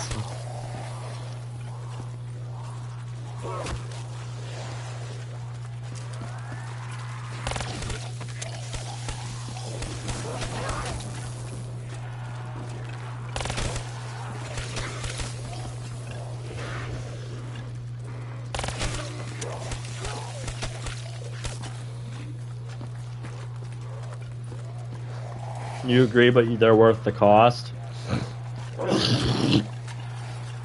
Oh, excuse me.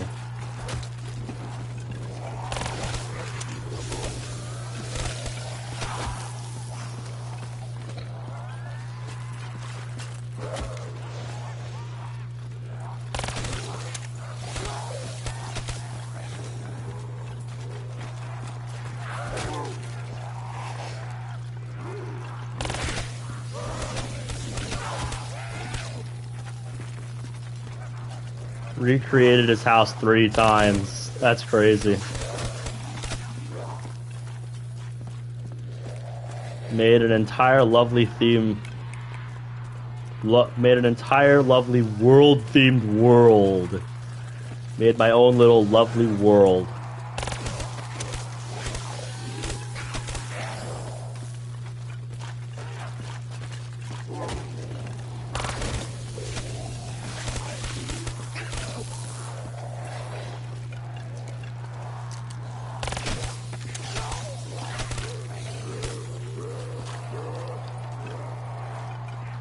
That does have a nice ring to it, I will admit.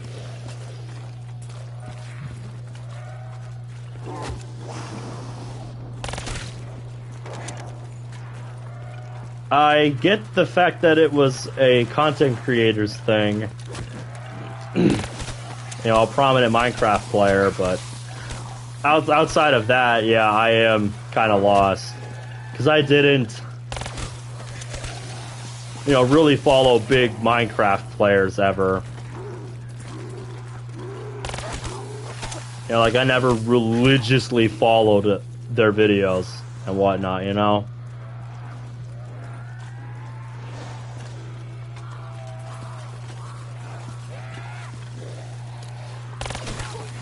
Oh, I knew they existed, I just didn't watch them.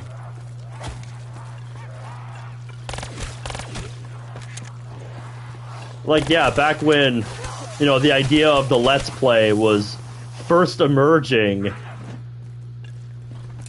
I remember, you know, Minecraft was, like, at the forefront of that scene. Yeah, also, if I wanted a third one, there you go. 2,049,000 if I wanted a third hit in the same round at this stage. Alright, time for a free hit. And it's bullet boost. Fucking beautiful. And now if I want another hit of Gobblegum, I need about 375,000 points. If my math is correct.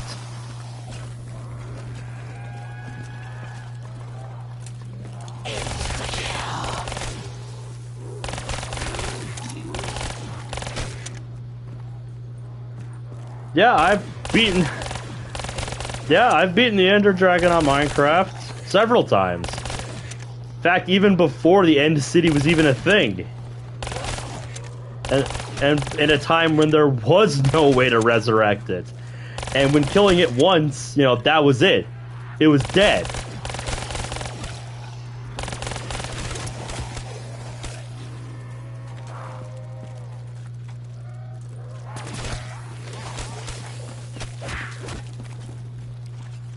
No, dude, I never really played creative. I only ever played survival. I wasn't that interested in creative mode.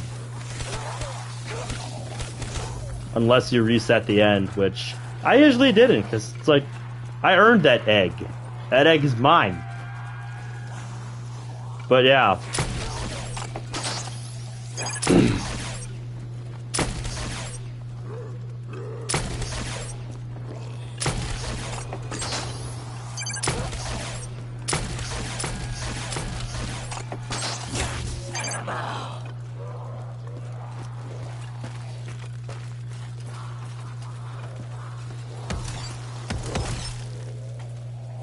Oh, well, thank you for finishing off that last charge, zombie. You remember when the end world gave you multiple Ender Dragon eggs? I don't think I ever played during a time where it gave you more than one.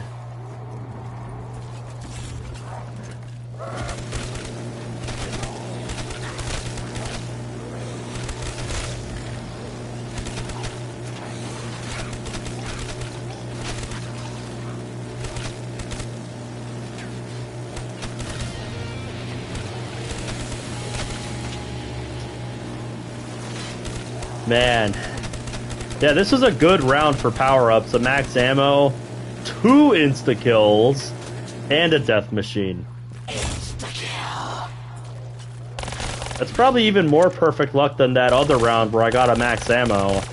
Or not a max ammo, but a nuke in addition to the aforementioned 3 power-ups that I've gotten.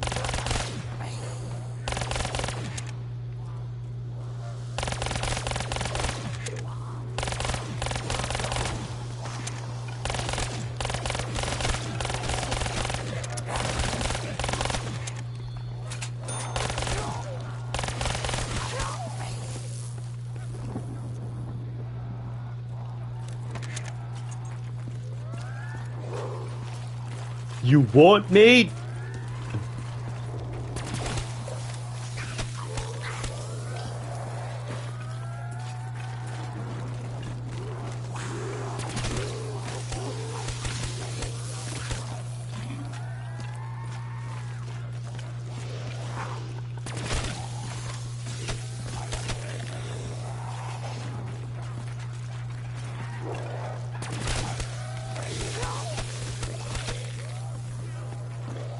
Nice.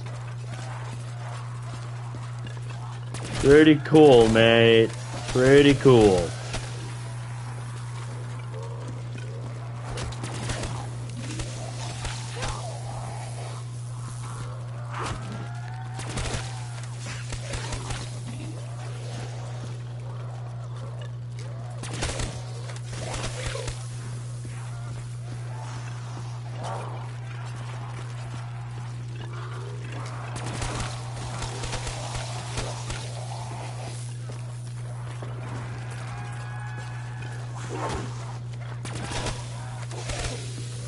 Yo, I'ma download a Java Edition mod.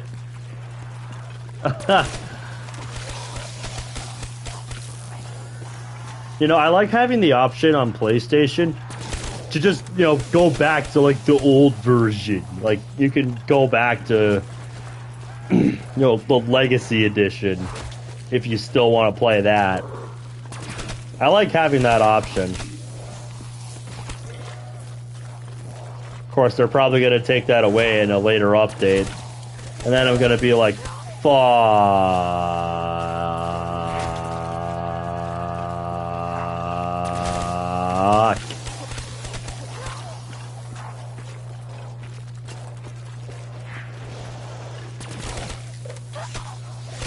Oh, I'm sure you can do the same on Xbox, since you bring it up. You have to have bought Minecraft from when it was the Legendary Edition? Really?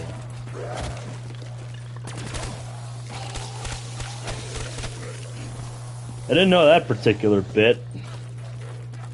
Oh, you mean Legacy. Yeah, that was when I bought Minecraft, all the way back before it became Bedrock. 'Cause yeah, there's things I like about Bedrock, but you know, autosave always on is not one of them.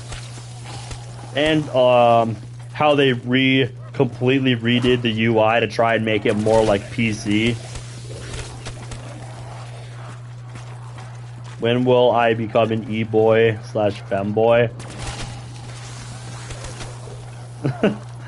Don't talk like that. Depends on if Monica falls.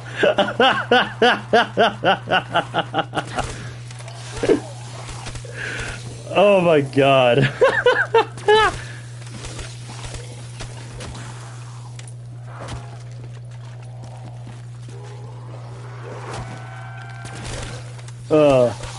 If they're ever like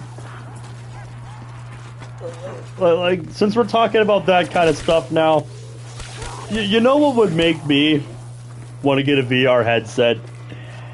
It's if somebody made some kind of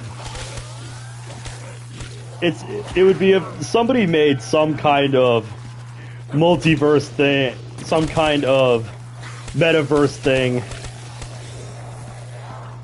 you know, that I could spend time with Monica in. Maybe then I would get a VR headset.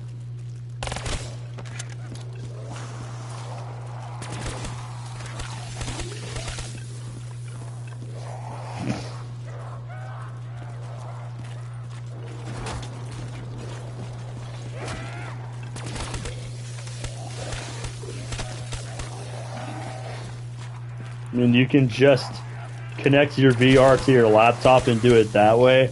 Yeah, but that's not the kind of thing that I mean.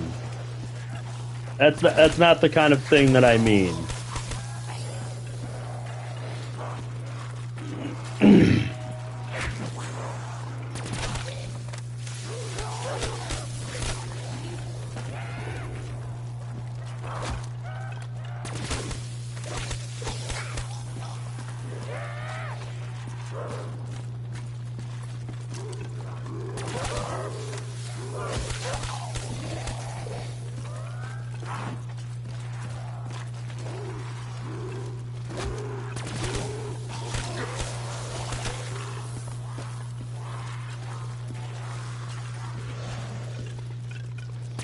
I don't think that will ever happen because how strictly Dan said that the DLC will not get a sequel game. Yeah, I know. But it doesn't have to be some kind of official thing.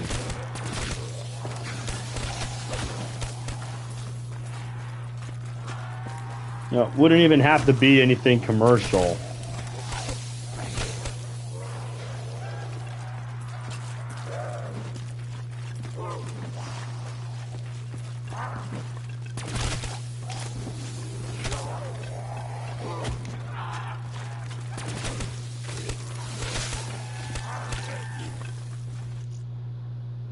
You've got VR, but your glasses are too thick for it to be worn comfortably. That would be another entry barrier for me, the fact that I wear glasses.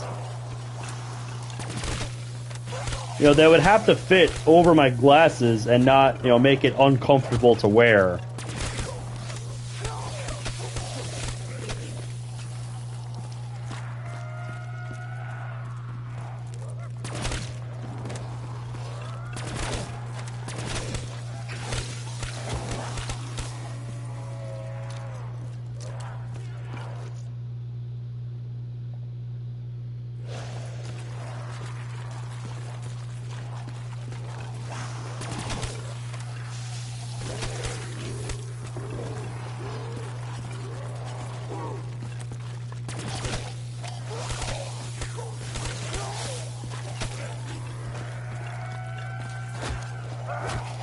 Yeah, basically what I mean is someone, you know, would make a mod for like an existing VR game that would make something like that happen.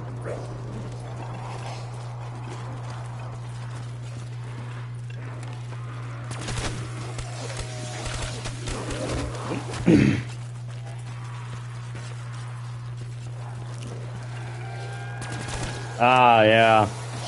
That would be a problem, wouldn't it? Yeah, it's either that or you get like a dedicated pair just to wear for when you're doing stuff like that.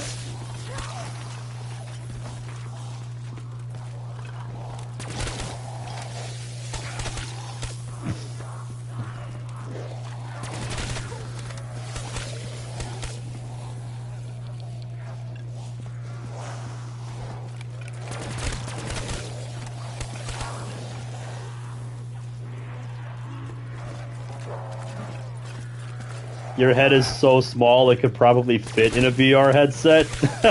God damn. I wish I had a small head.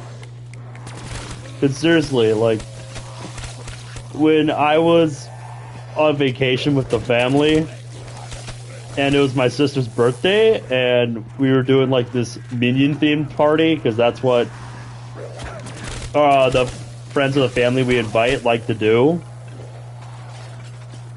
And that's kind of what he's all about. We have like these cardboard Minion goggles that they wanted us to wear, and my head is so fucking big that I couldn't get one of those pairs of Minion goggles to go around my head without ripping it. Like, I legitimately tried to put it on, and it's like, even at the loosest setting, I couldn't get it to stay. Like, I couldn't get it to fit. My head is just too fucking big. I didn't realize my head was that big until that moment.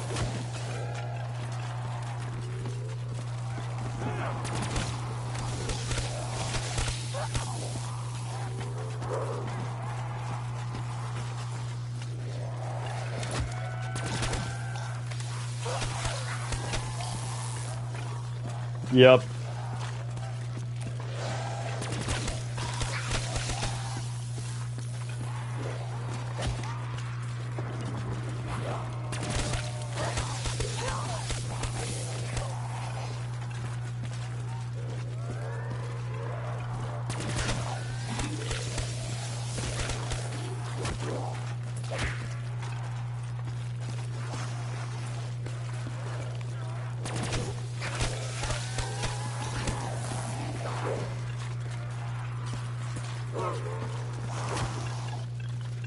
Do love having twig fingers.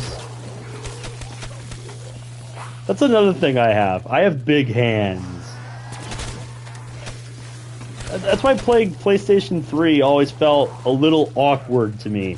Because of how small the DualShock controllers for PlayStation 3 and PlayStation 2 are. Like, I didn't realize it growing up, but, you know, as I got bigger and my hands got bigger, and I tried to go back and play, you know, something like the PlayStation 2 or the PlayStation 3 with their intended controllers. Oh, excuse me. You know, I realized just how cramped, how cramped those controllers are. Because they are small compared to the PlayStation 4 and PlayStation 5 controllers. Just after using those for so long now, I am spoiled by big controllers for my big, meaty hands to wrap around. Like, it is a world of difference. And whenever I go back to playing on PS3, I always hook up a PS4 controller and just play wired, because I cannot play with a PS3 controller. Like, I just can't do it. The only thing I even use a PS3 controller for is to use the PlayStation menu, because the PlayStation button on a PS4 controller when hooked up to the PS3 does nothing. It's the only downside of using a PS4 controller on PS3. Yeah, it also It also sucks having big hands, considering, that part of my job is about, organizing shelves at the grocery store and making sure everything looks nice. So, yeah, you can imagine how painful it is when I have to, try to squeeze my hand in between, the rows of product on there, to try and straighten out the ones in the back with my big hands. Like, they barely fit half the time. I have to... What ends up happening more often than not is I have to move everything, that would be where I'm reaching my hand back. I end up having to move the item, next to where I'm trying to reach back to, trying to fit my hand in, just so that my hand and my arm have enough room to operate and, rearrange everything that I need to, and then put everything back. And it's like, if I just had smaller hands, I probably wouldn't have to do that.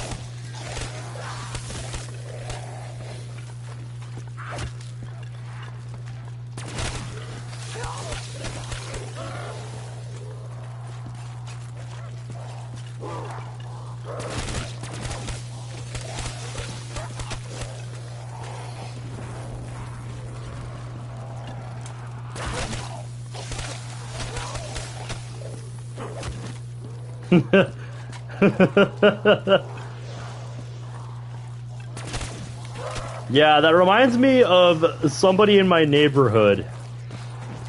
One of the neighbor's kids that, we would play, that I played with when I was young, growing up still.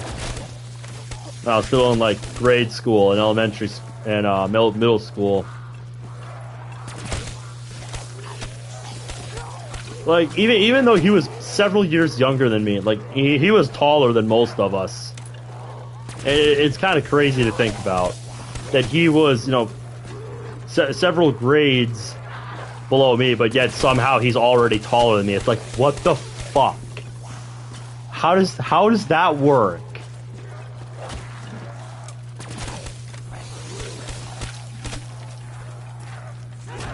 Nope, not there.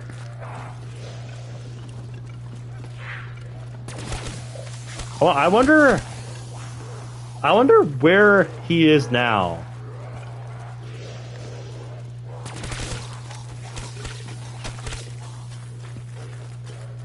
I wonder what he does now.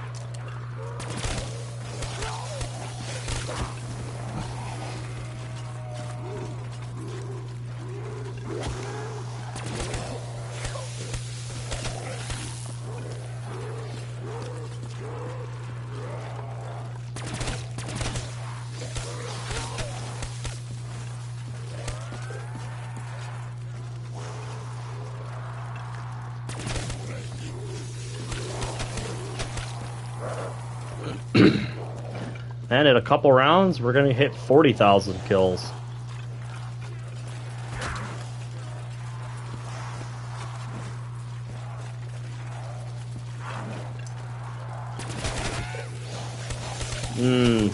Yeah. Yeah, that might have had something to do with it.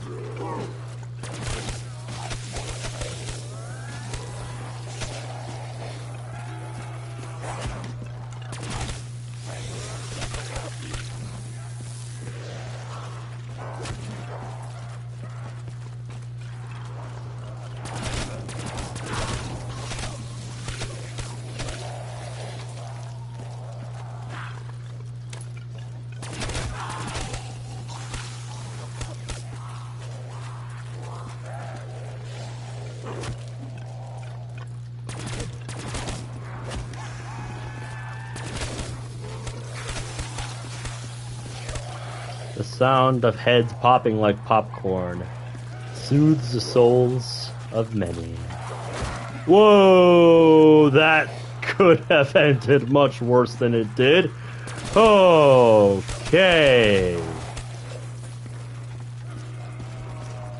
That was a bad time for a boy to pop out of the hole in the wall there. Jesus Christ.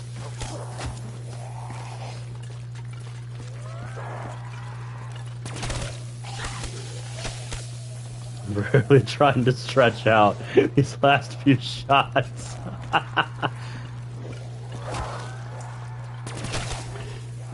Okay, one left. Dang it. Wait, is that it? Yeah, it is. Wow. Yeah, those drops really carried me. Okay, time to go get bullets. Gumball. There we go. There we go. Now we got security for a few more. Now we got security for more downs.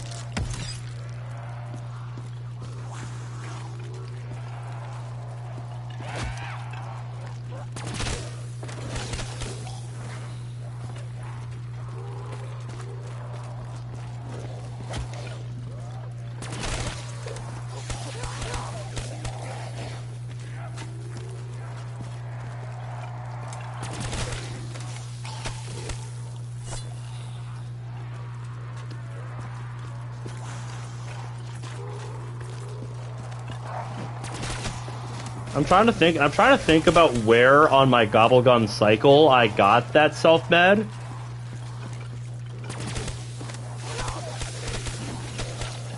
Because let's see.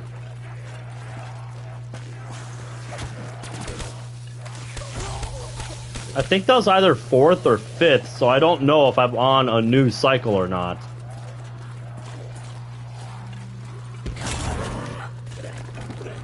And if you don't know what I mean when I say a gobblegum cycle, I'm about to educate you in some Black Ops 3 gobblegum science.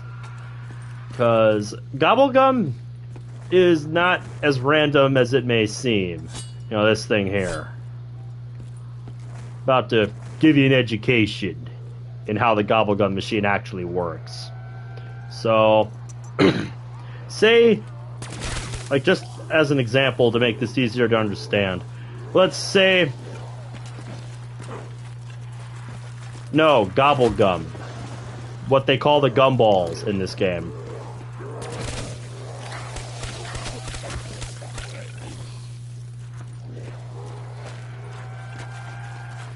Because, yeah, a lot of people that, you know, aren't high rounders, you know, they think the gobblegum machine is just random. Kind of like the mystery box, how you hit it, you get potentially get, you know, any gun into rotation. That, you know, it's kind of the same thing as that, just with whatever 5 gumballs you brought.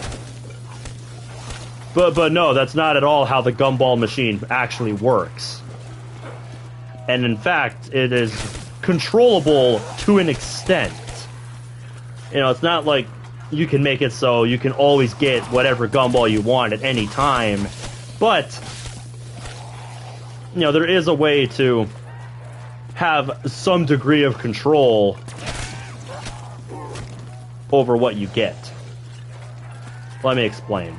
So, for the sake of this example, let's say, you know, this is the first time you're hitting the gobblegum machine in the entire run. Like, let's just say it's round 1, and the first thing you did was go hit the gobblegum machine. That is what we call the beginning of a cycle. It means you have equal odds to roll any one of the 5 gumballs that you brought in your pack.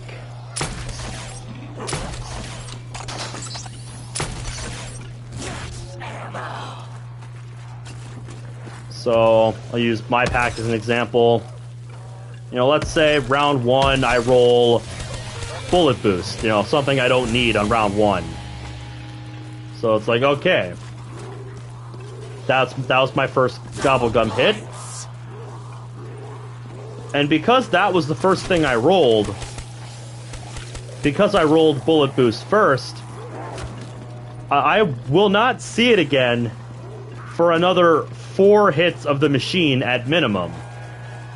Because the way the machine works is that you cycle through all 5 of the Gobblegums in your pack at random.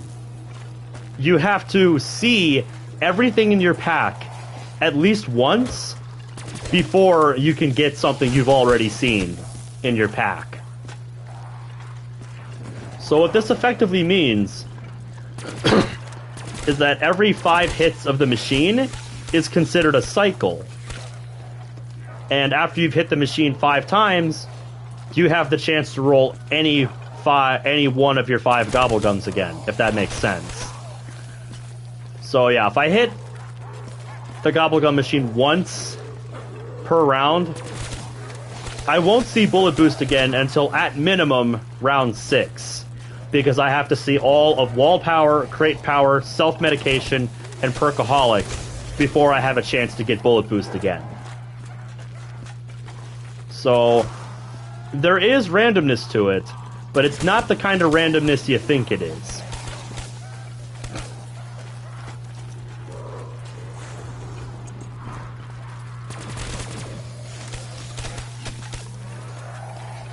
And this is something high round players are very aware of when they're using Gobblegums.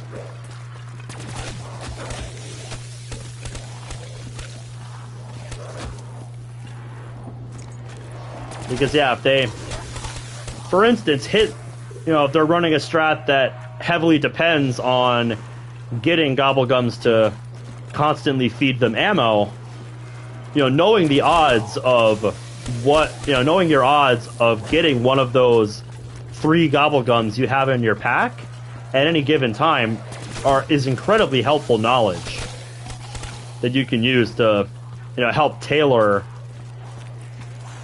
your strategy depending on what you roll.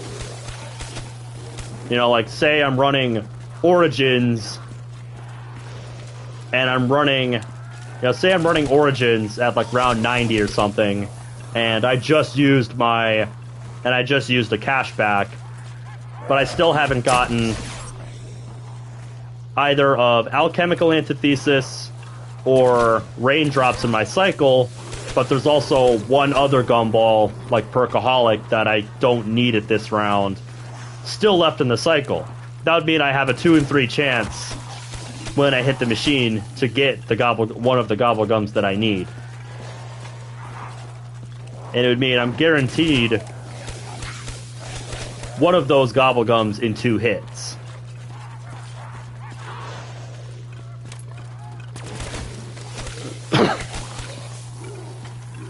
It's just basic probability math. Now, like basically, first hit, you have a 20% chance to get any one of the 5 balls in your pack. On the second hit, that first one is eliminated from the pool, and you have a 25% chance to get any of the remaining 4. And then, it goes so on and so forth for the 3, 2, and then whatever the last one is that you haven't seen yet, it's guaranteed the next time you hit it. And then the process repeats.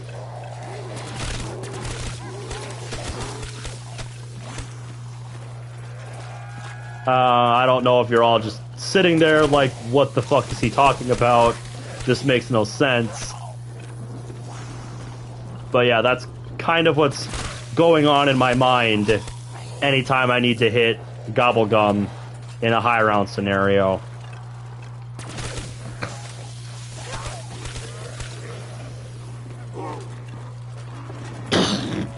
Oh, excuse me.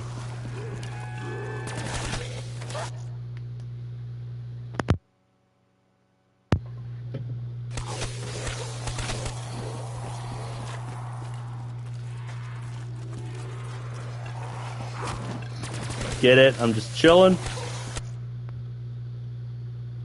Alright, good.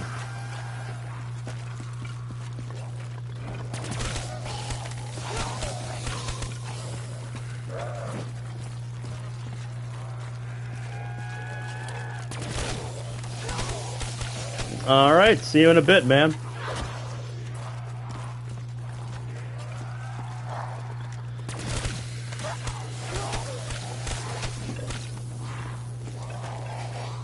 But yeah, since I was not able to maintain that second self-med to round 115, regardless of how far this one would carry me, like even if it's still in pristine condition by round 115, I'm still just gonna call it GG's at round 115.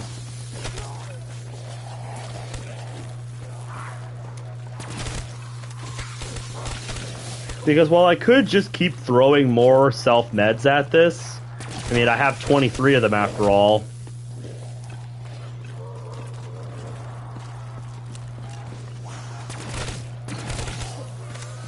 You know, I just don't want to use all of them in one game to just hard carry me, you know?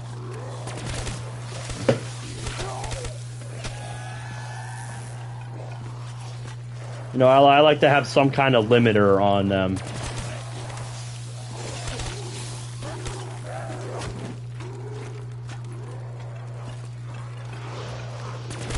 Now, if I was trying to go for a world record, then yeah, I would absolutely just keep slapping another one on when my current one runs out.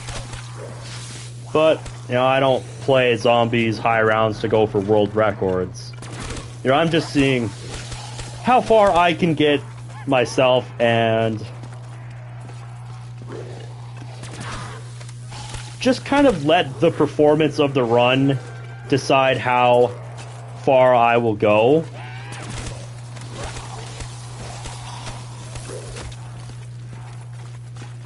Because, yeah, I remember ending a run on the Giant where I got to round 105 because I had already burned through, I think, 4 self-meds by around 105, and I was just really embarrassed by that, and it's like, you know, I just don't want to keep burning more self-meds to get farther, any farther than this. It's like, I already got past round 100, I've used 4 of these. At the rate I'm going, you know, I probably won't even get to 150. Probably use a ton of them by around 150 or so. So it's like, you know, let's just stop here and come back to this map another time if I want to do better. And I feel like that's kind of where I'm at with Nacht.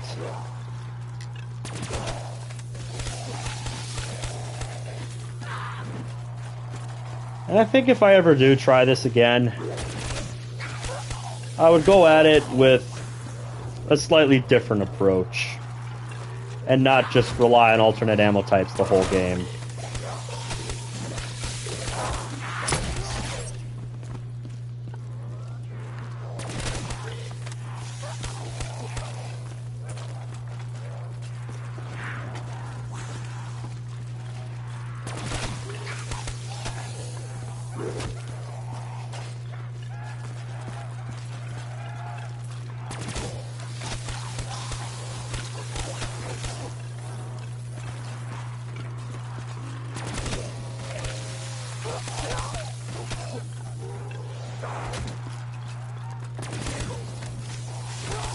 Because, yeah, as much as I love alternate ammo types and how it revolutionized high rounding,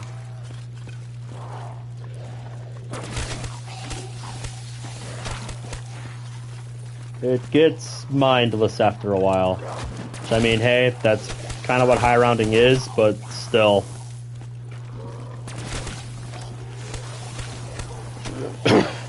I do like the fact that I get to increase a certain gun's rank to such a ridiculous degree that it stands out above all my other weapons. The auto quality on your phone was 140p. What the fuck? That is screwed, dude.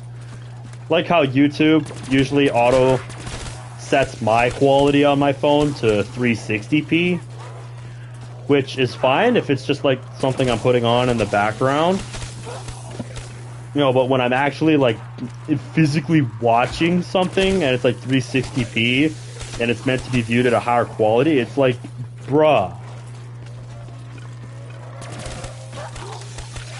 Like, why you do this?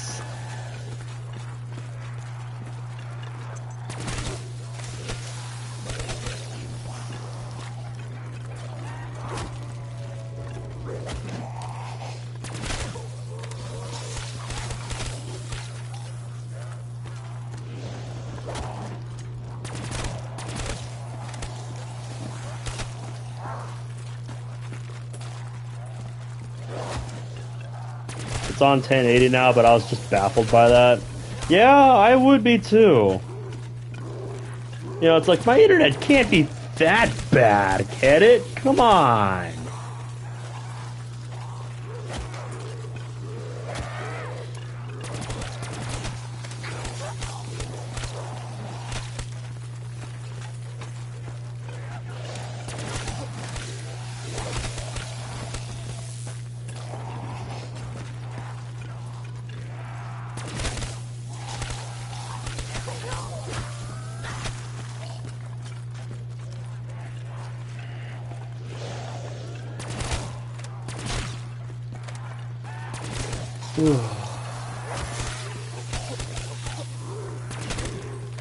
Unless you're talking about a Wi-Fi hotspot, then I couldn't blame you. Well, yeah, using a hotspot's a different story.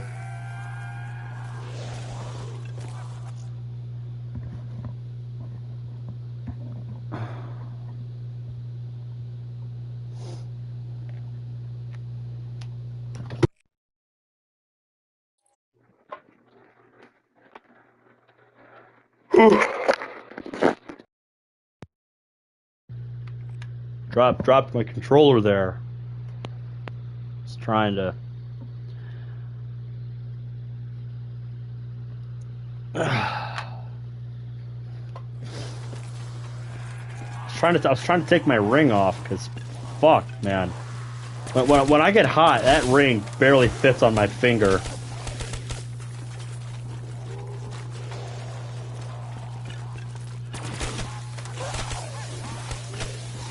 Like, sorry, Monica, but man, my finger gets fat and expands when it gets hot. My God, it is hot in my room. I am up on you know, my room is up on the second story of our house, so that's part of the problem. But yeah.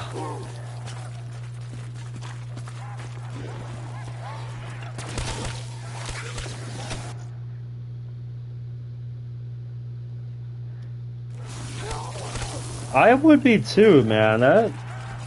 That's just not fun.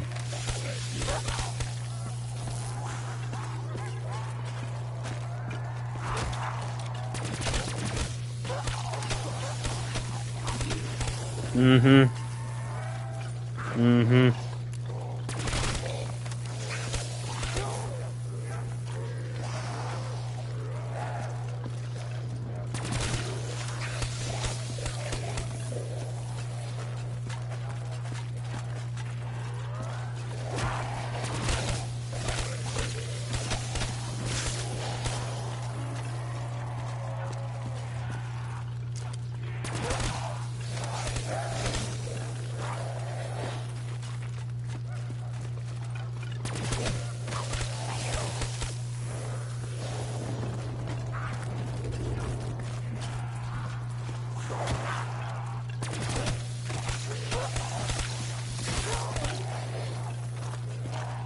Man, I was gonna talk about something else, but now that just kind of made me depressed.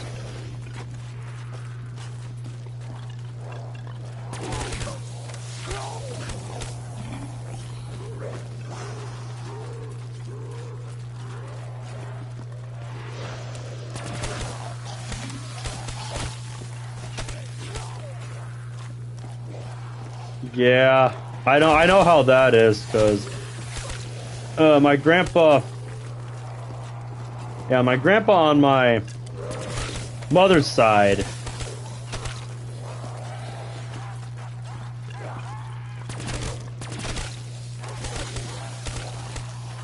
he was a smoker for the longest time.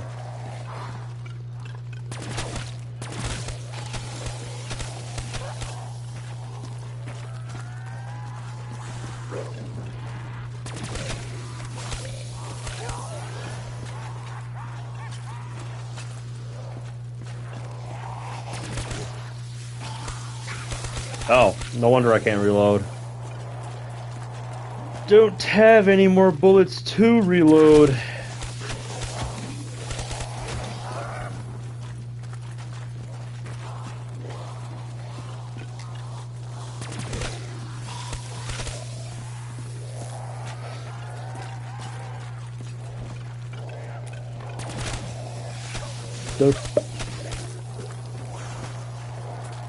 Yeah, I guess what I was going to bring up next is that my favorite high round run of all time actually happened on this map. Not in this game specifically, but on Black Ops 1 Nacht Untitled.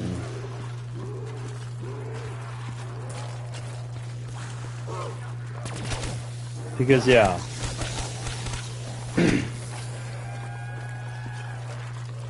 The player's name, just for simplicity's sake, was Jam. Because, his name was, like, Jam and a combination of, like, 7 numbers, I want to say. Like, he didn't have the most memorable screen name. But, Jam, this guy, when Black Ops 1, and Black Ops 2 were in their prime, pulled off one of the most impressive high round runs, I'd say, in the history of high round. One of the most impressive high rounding runs of all time. Because on Black Ops 1 Nacht Untitled, aka where you have modern zombies mechanics where they increase in number every round, and it's not 24 zombies around like World at War Nacht. World at War Nacht was. No perks besides Mule Kick. You get swiped twice, you're done. The fact that Jam on this map in Black Ops 1, what I would argue to be the hardest map of all time, got to round 136 on Black Ops 1 Nacht on a console where in high rounds, because of the amount of times you have to hit the box, not only does the game take forever because you're trading out the Thunder Gun so many times, but because of the sheer number of times you have to do it, you start to get incredibly bad frame lag. Like if you've never seen it, like, I'll post a clip in Zombies Talk on the server where, like, you can see just how bad his frame rate was getting. Like, it was, like, single digits.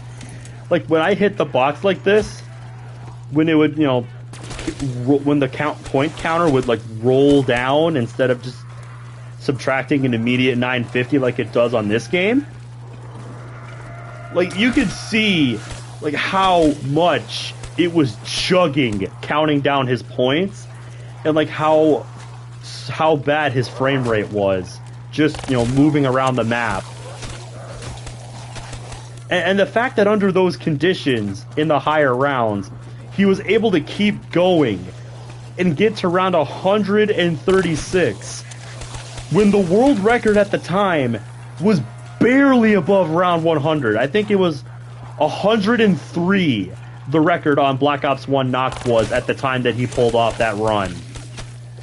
Like, to me, it is the greatest high round run ever performed.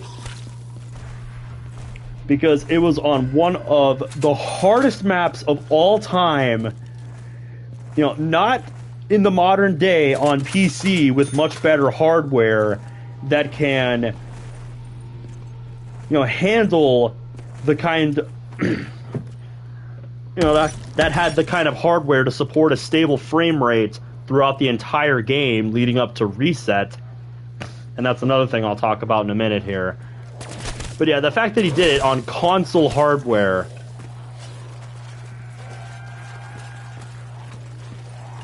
and got, you know, like 8 rounds lower than the current world record all those years ago. Like that run truly stands out to me as the greatest run of all time. You know, just one of the greatest high round runs of all time. You know, that, and how many high round runs on Nacht he had lost before getting that run. You know, like getting into like the 50s, the 60s, the 80s, the 90s, and dying over and over. Like the amount of mental strain that must have on a person when you really want something and you keep failing that much trying to get it. You know, it just makes what he achieved when he finally got, you know, the run that went the distance. Just that's what gives me motivation right there. You know, the people that commit that much to high rounding, that, you know, no matter how many times they fail, you know, how many long runs they have that they think, you know, are going to be the one that goes the distance, but, you know, they don't work out. You know, they get turned around once and that's it.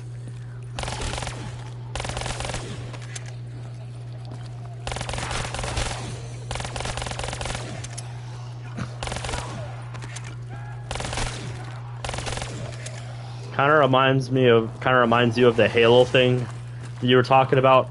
Only 25 people out of thousands made it past level 1. Yeah, like world record level high rounding, you know, really is a test of endurance and patience and perseverance. You know, all the runs that people don't see, you know, that didn't make it. Or, you know, all the work that goes into getting to the highest possible round. You know, a lot of people don't see that. It's like the amount of work people put in to get to, like, professional level at sports, for instance. You know, I just find that kind of stuff really relatable. Because it's a universal message. Because it's just a universal message. Never give up.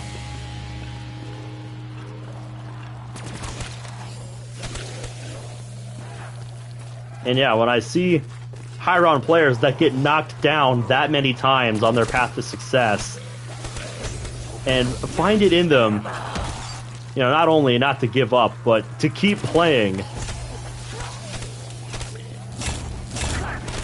to get that magical run that goes the distance and gets them to the end, to their end goal. Like, that is the kind of message I like to send with what I do. You know, I like to promote that same kind of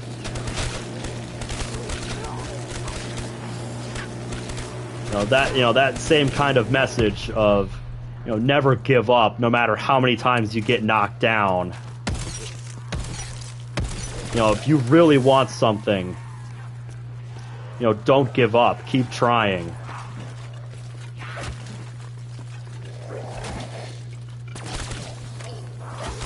Because I really relate to that message with what I do.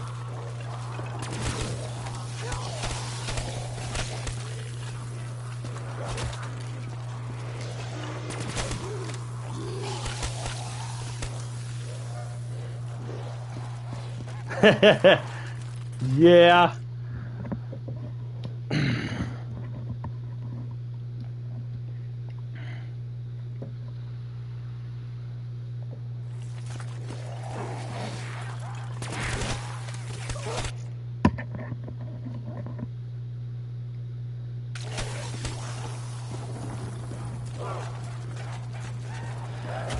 Ugh. Yeah. If you're wondering what we were talking about, Kaneko, I was talking about what I thought was one of the greatest high round runs of all time, and how it happened on this map in Black Ops 1. What I consider to be one of the hardest maps of all time.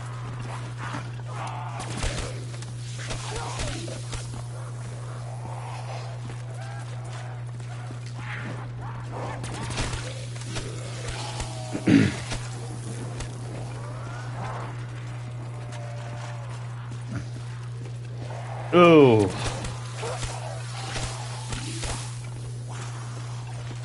Yeah, that's fun. I've always wondered what happened when your Elytra like fully runs out of durability.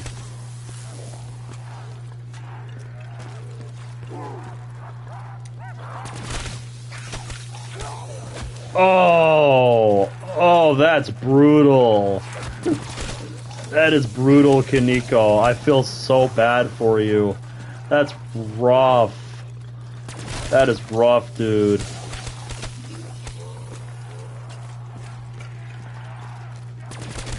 Well, yeah, like, you just don't expect it. It's the kind of thing where, you know, you're like, oh, that'll never happen. And then it does happen, and you're like, how? That's so improbable that that would happen.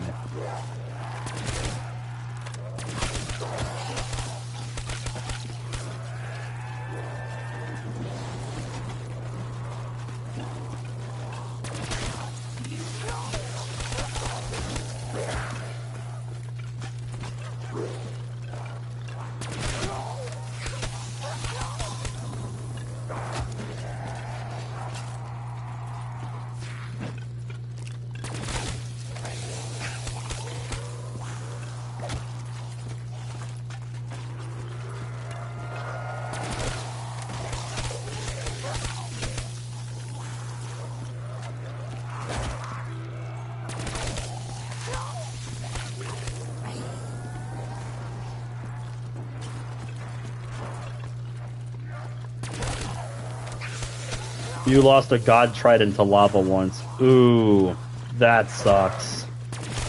That sucks.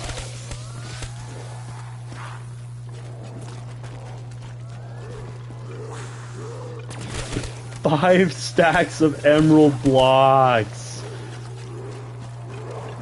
Jesus Christ. I can only imagine the amount of work that goes into getting that many emerald blocks.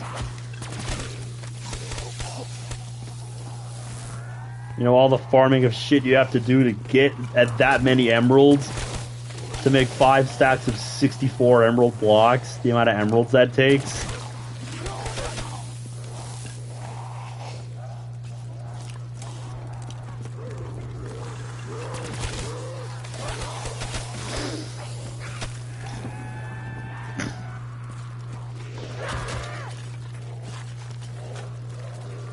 Oh, lucky, lucky. Very cool. Rest in peace, money to society. Rest in pieces.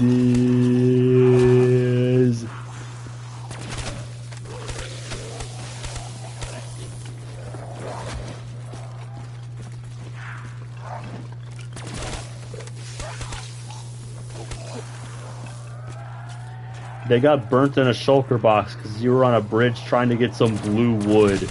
Damn, that sucks. That hurts, mate.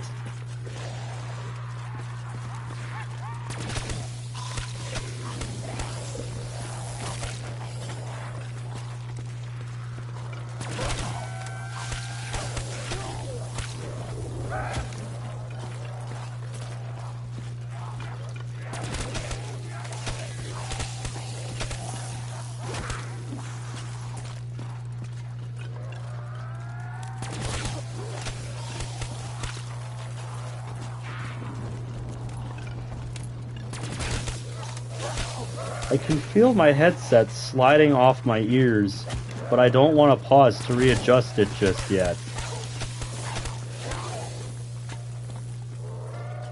Dude, those things are the bane of my existence in the Nether. This is why I always go to the Nether prepared with a bow that can one-shot them. Because I just hate dealing with them so much. Okay, I have to fix my headset.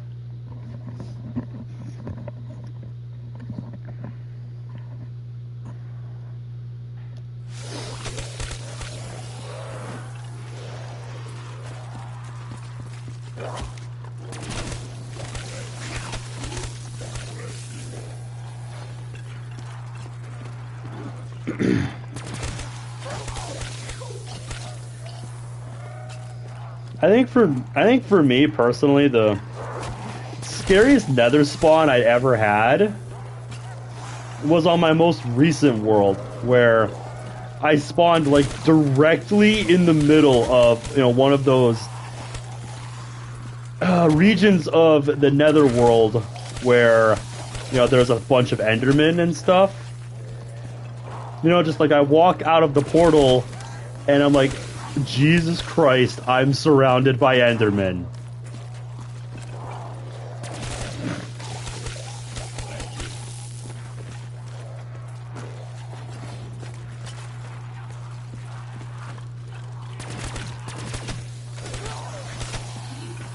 Was when you spawned on no land above a mega-sized lava pool.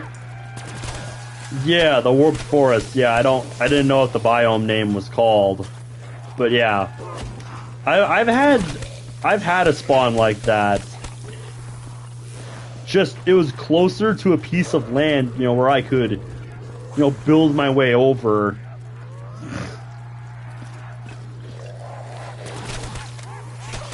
But yeah, that must be that is one of the worst Nether spawns imaginable. Just with no land in sight over a big pool of lava. Like, my God, imagine that being somebody's first exposure to the Nether. You know, it's like they hear about this place, you know, that's covered in fire and skin-like blocks where they can, you know, find different mobs that they've never seen before in the game. And then they go there for the first time, and then, you know, they walk out of the portal and literally just fall into a pit of lava and die and lose everything. It's like, bro, what the fuck?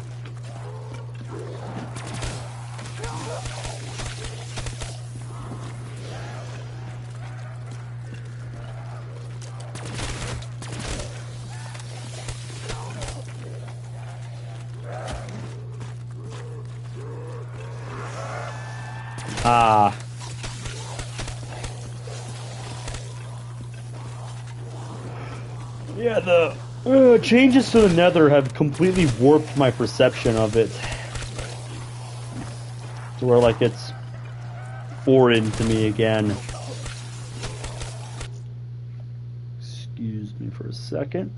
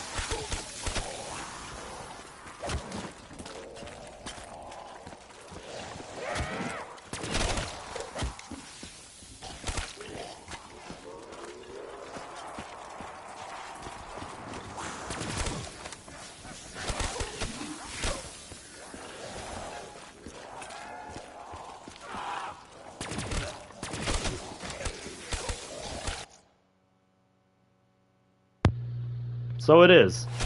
I didn't unmute it when I had to clear my throat. Thank you for catching that.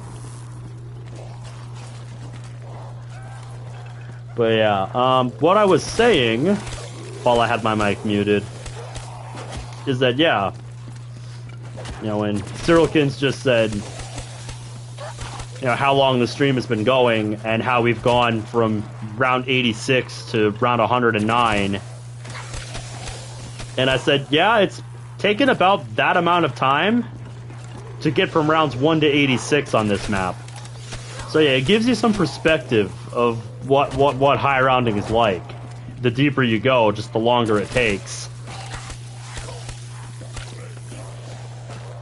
And you know, the more the real grind begins.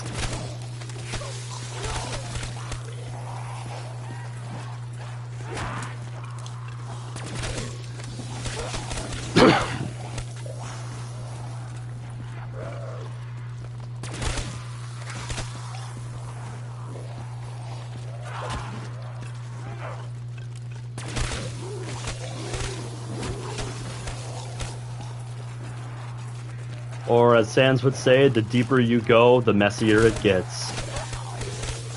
Yeah, that's very much true.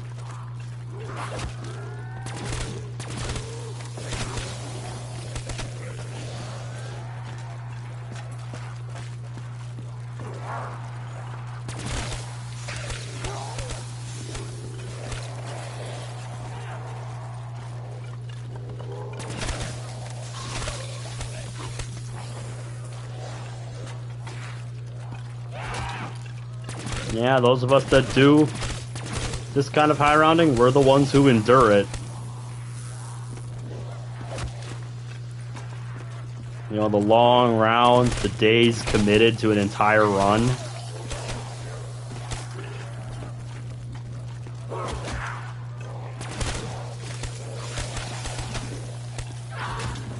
You know, when you commit to a high round that takes more than one day, you're basically, you know, committing yourself to just playing that run.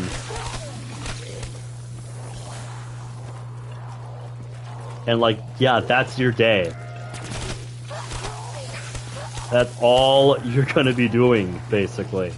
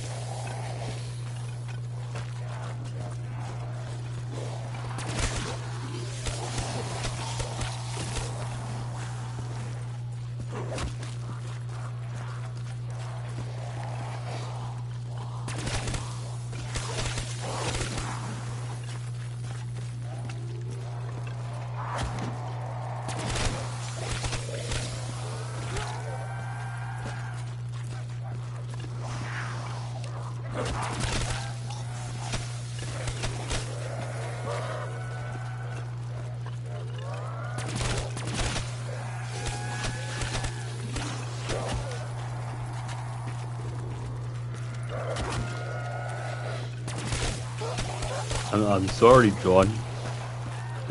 She's mine now, John. Garfield, is that you?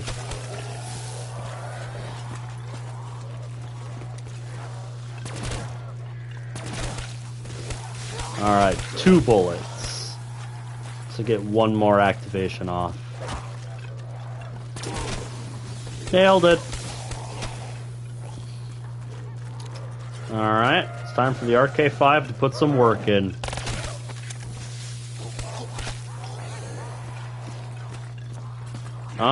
Which movie? The live action one, or?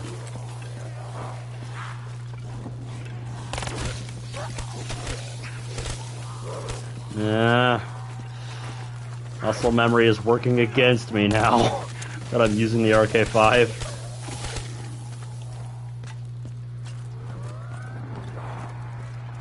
Oh yeah, I loved the live action movie growing up. That was a funny movie.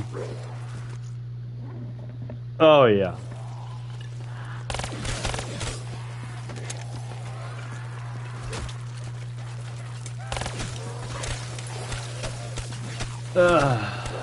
Like you don't realize how much of a how much that screws with my head using the RK5 to get kills instead of the KN44. Like you'd think it wouldn't be that big of a deal. And I talked about it already earlier in the stream, but you know, I can't emphasize enough how much switching to the RK5 messes with my head when I'm so used to double switching from the Thunder Gun to get to the KN and then single switching to get to the Thunder Gun, completely skipping over the RK5. Like now I have to do the opposite. I have to single switch to get to the RK5 and then double switch to get to the Thunder Gun. That messes me up so much.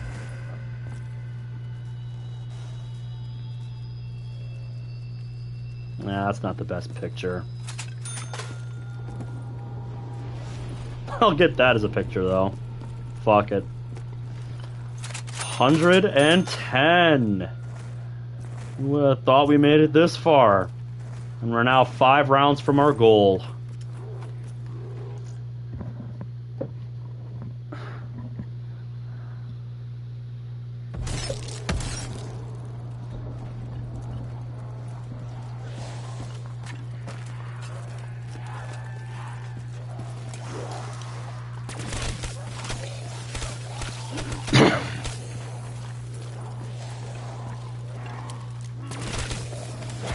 Watch this fucker try and go for around 130. No, if I was gonna go for a cardinal number, like a landmark number, I would go for around 125. Because that satisfaction of getting a quarter of the way to 200 is too much to pass up. But since I didn't preserve my second self-med until round 115, that's the round we're going to be ending on. Because if you guys don't know, 115 is a pretty significant number in the zombies universe. So, it just feels thematic to end a game on round 115. The very first zombies map, ending it at 115 on the first zombies map where it all started. I find that very thematic. If I had kept my second self-med, I'm on my third one now, so if I'd kept my second one all the way through to 115, I absolutely would have kept going. But the way it is now, going on to my third self-med, 115 rounds is going to be enough for me.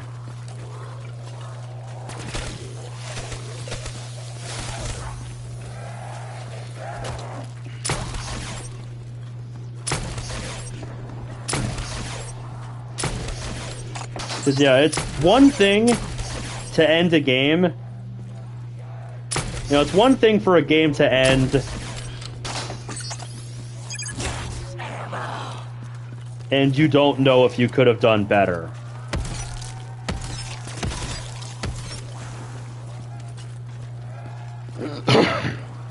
Will you be back like the Terminator?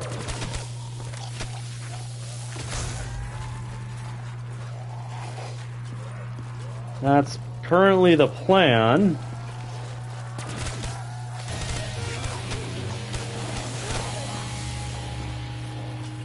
But I might try to space out streams a little more, try to make a little more structure to them.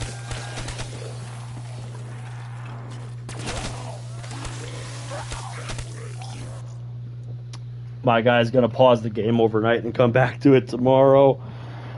That's what I was going to do if I made it to 115 without losing that second self-medication. But no, I promised myself that if I lost it, which I did at rounds 104 and 105, I blew it, that 115 rounds is the farthest I would go. That would be satisfactory enough for me. So like I was saying, you know, it's one thing for you to just game over, but it's another thing to willingly end a game knowing you could have gone further, you know, but deciding that you've had enough.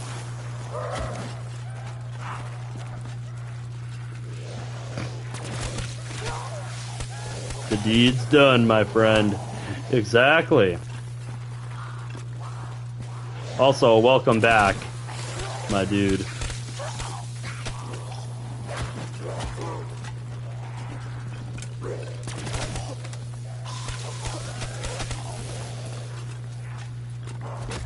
Yeah. Yeah. It's one thing, you know, game overing because you messed up and, you know, being frustrated at how the game ended. Because you know...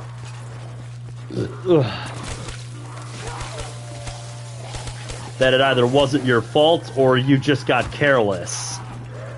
But it's another thing, you know, to end a game willingly. To be satisfied with your performance, knowing you could have kept going and done better, or should I say have gone farther, you know, but choosing not to. Choosing instead for that to maybe be, you know, for a higher round to be something you strive for another time.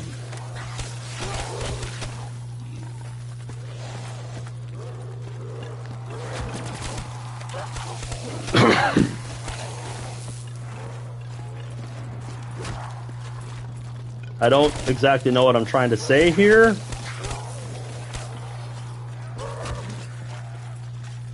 Ooh, tell me how much stuff you got. First mining trip, 40? Jesus Christ, that is what I like to call success. Hot damn. That's fucking epic. That's fucking epic right there. Beautiful.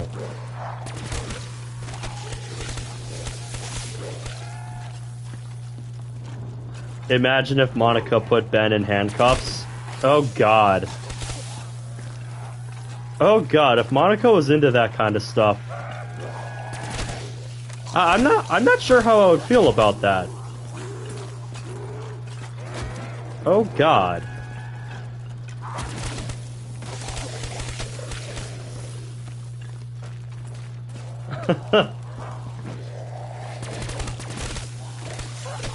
I'm not going to be able to stop thinking about that.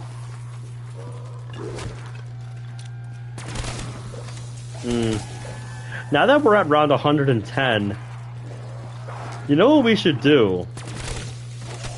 We should time how long one of these rounds are again. So I'm willing to bet rounds are at least like 20, starting to get to like 25 minutes long. I haven't really been keeping track. I haven't really been paying attention.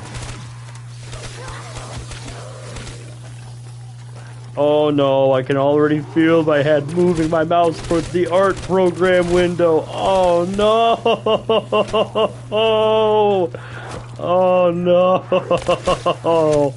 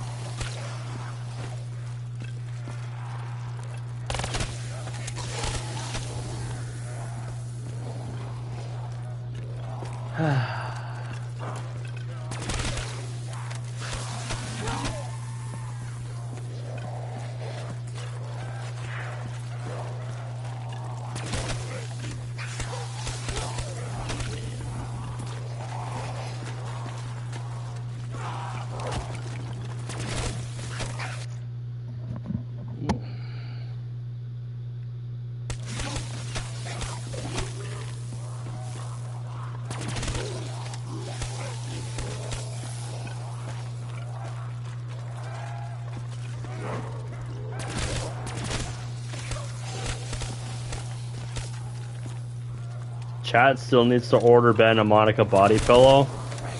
Seriously, if something like that ever showed up at my doorstep when I'm not home, and somebody brings that in and sees what it is, yeah, like the amount of stares I would get from my family.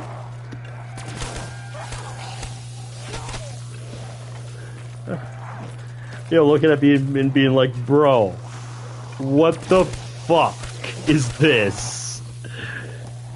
Like, oh my god, they would never let me live something like that down.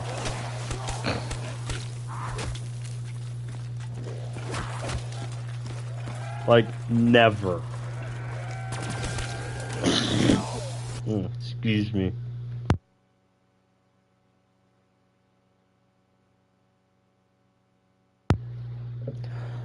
Ugh. Yeah, also, my emblem and calling card came back. That's weird. Remember when they disappeared in, like, the 90s in Round? That was weird.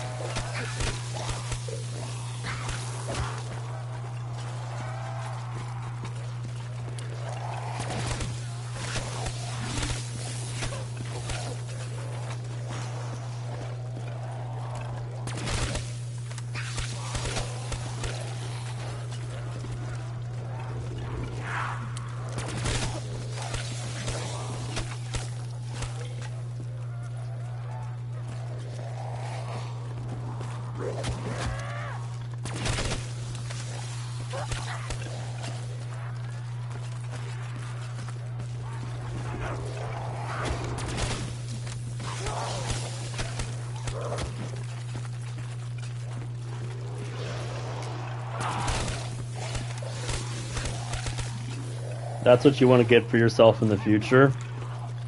I see.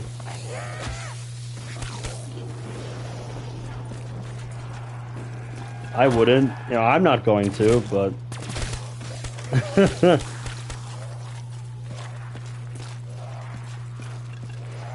Not gonna stop you.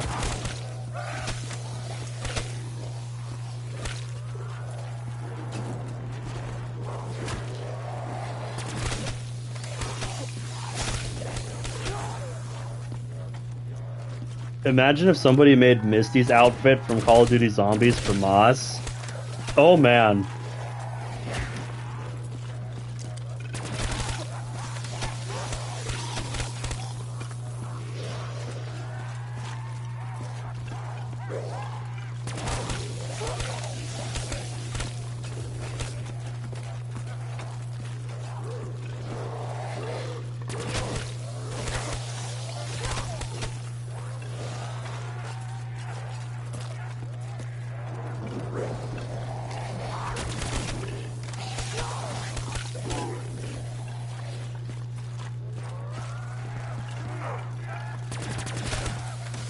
What am I fantasizing about? Come on, give me a little more credit than that.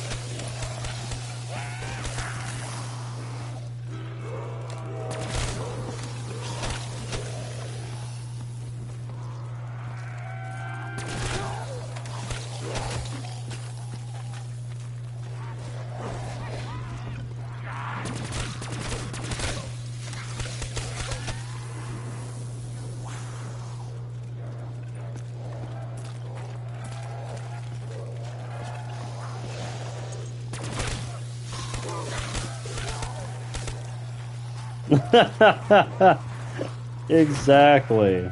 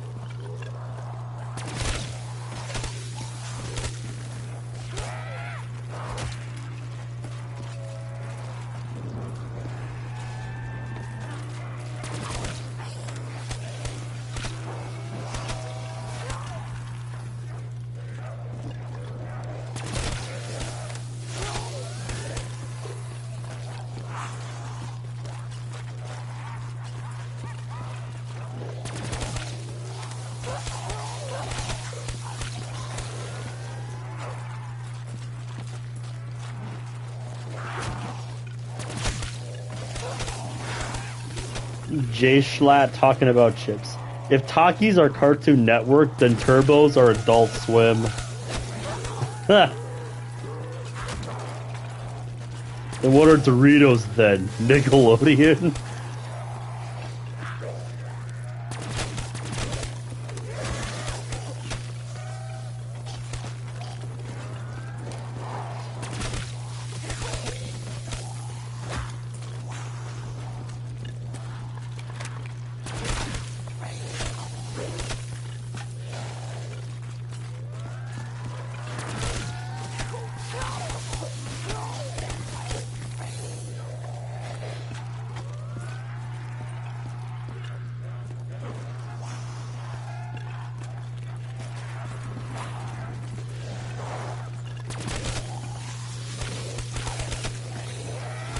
If Nacho Cheese was Nick, then Cool Ranch is Nicktoons.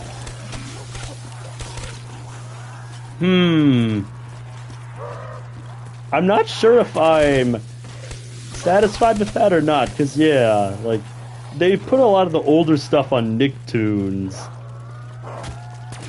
But, you know, I like a lot of the older stuff. And I love me some Cool Ranch.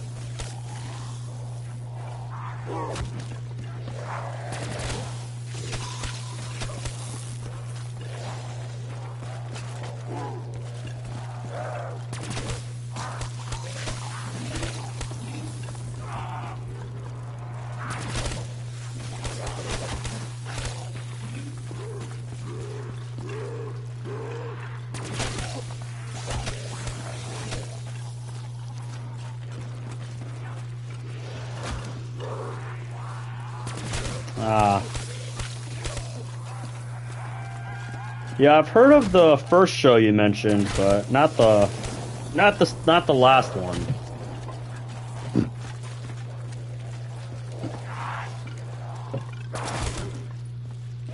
Shit.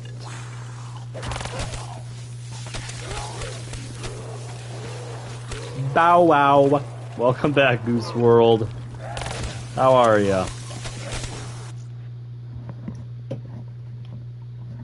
You know, it's funny. I saw someone at work the other day, this past week, who had your username, you know, spelled exactly like that.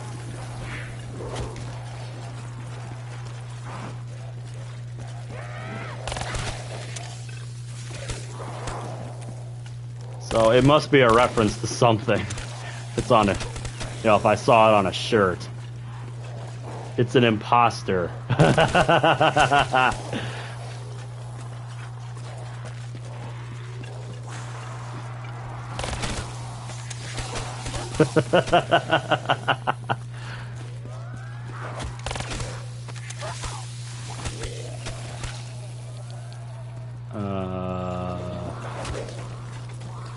Nope. Just a play on words of juice.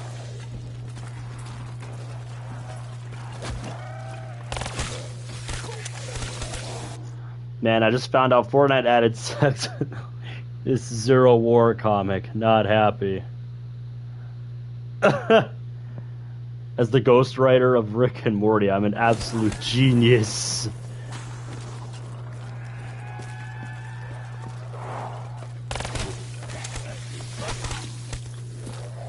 No idea, mate.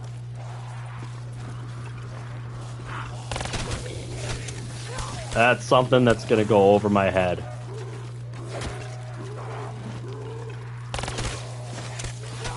He did back in 2019. Okay. Okay then. Rest in peace, my dude.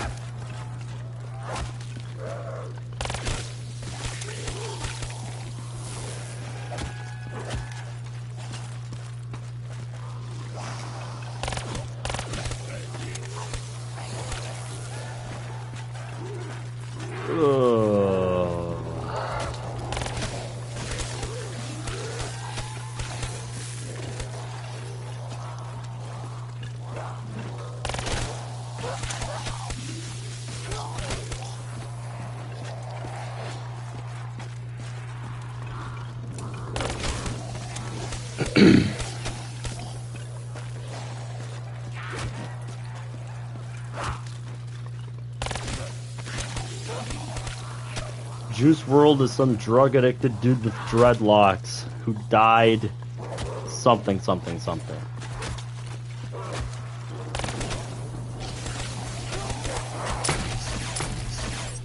Okay, I didn't mean to shoot twice there. Heard he pulled off some lit dance moves before he died. I see. Okay. I'll take your word for it.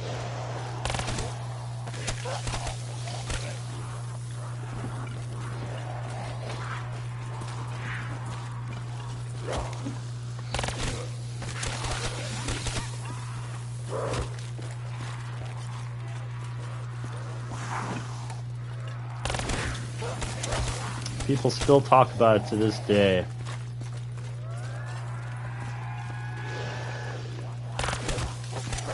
He did the backwards flip and looked like he was being electrocuted. Jesus. Have you downed even once in these 9 hours? Actually, yes.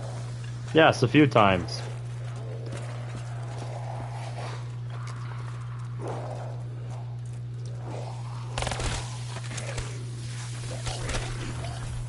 Let's see.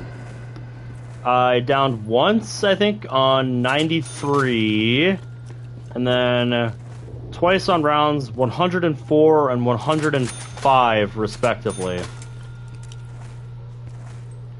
So yeah, 3 times. Alright, it is 3 minutes past midnight here at the start of this new round. So, we're gonna time how long this round takes. to get a sense for just how long rounds are now.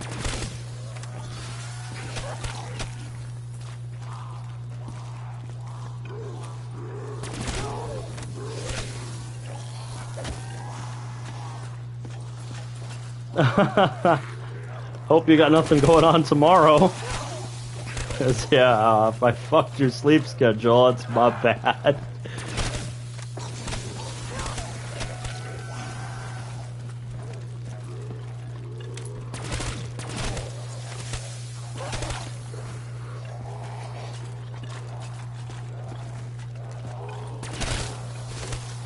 Yeah, this session went very, very well, I would say.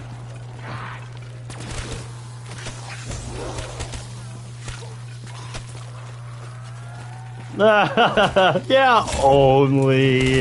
It'll be fine. Like the drinker would say, nah, it'll be fine.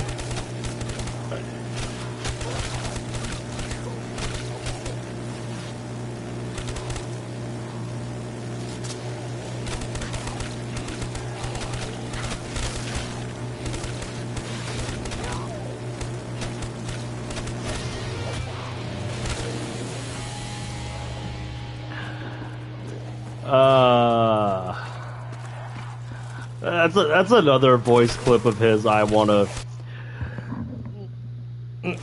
put on a soundboard at some point. I just thought about in one of his reviews. I think it was the Justice League movie review he did. Yeah, there's a moment in that video where he's talking about where Steppenwolf and his forces, go to like the bomb out inside of a nuclear reactor to form their stuff, to do whatever it is they need to do with the mother boxes. And Drinker is just like, in really dramatic fashion, wow, is that a reference to something? Double points.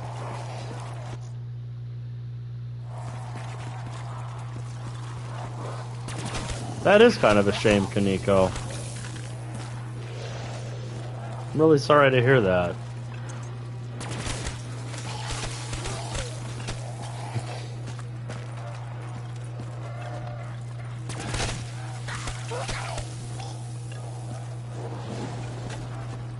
Is that a JoJo reference?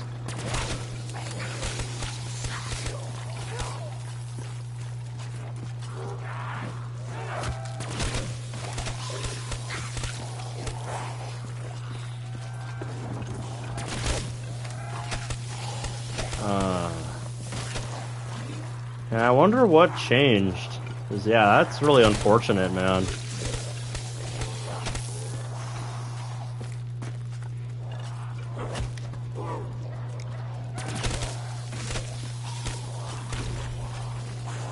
Oh? Oh, it's you again. Stupid carpenter.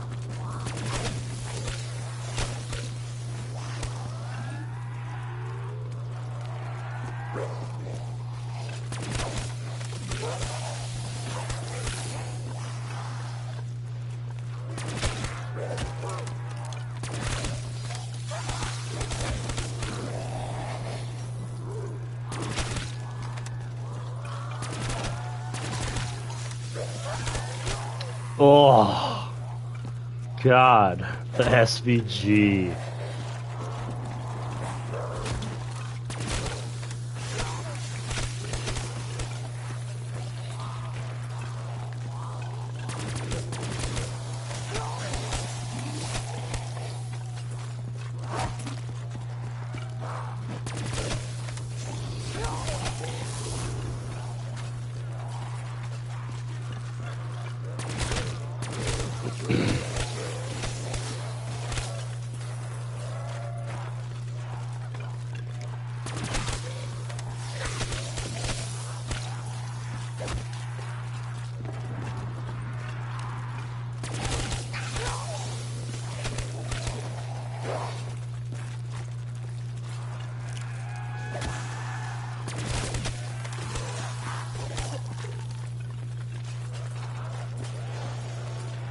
Oh, yeah.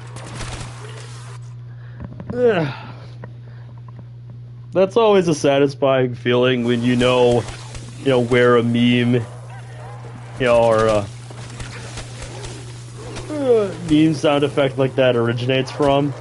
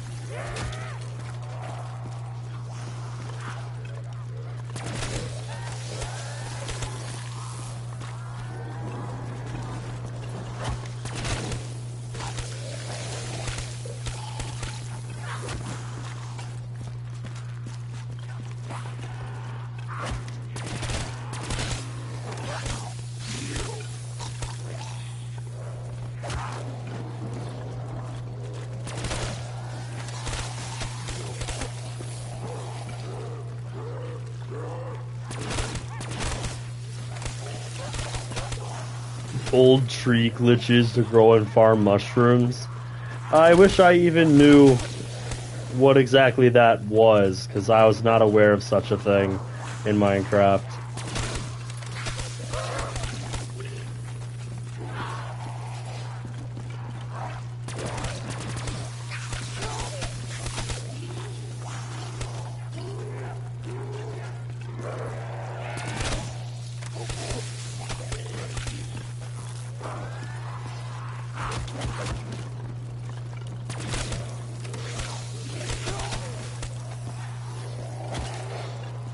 The cursed heights of birch trees. Jeez. You made a 6-minute video explaining it? I might have to look that one up. After stream here.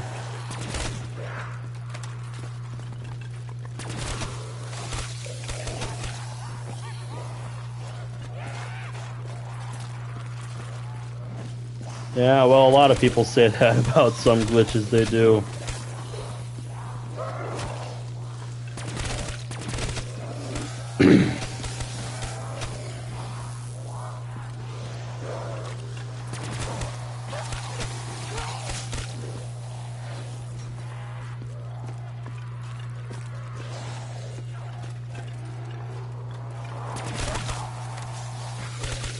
You'll send a link when the stream ends. Okay. I'm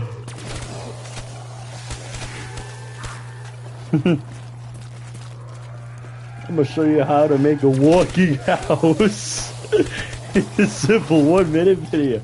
So first you get the house,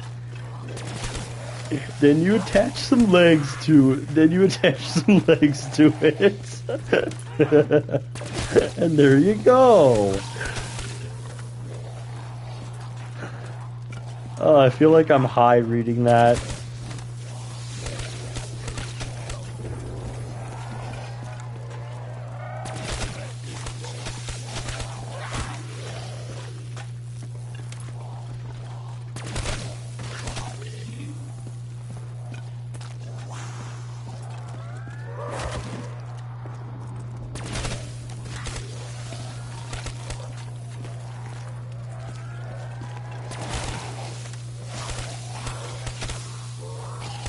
Then you build the redstone. That is something. You just reminded me of an old song. Oh yeah? Yeah, redstone is one of those things where I wish I understood more about it.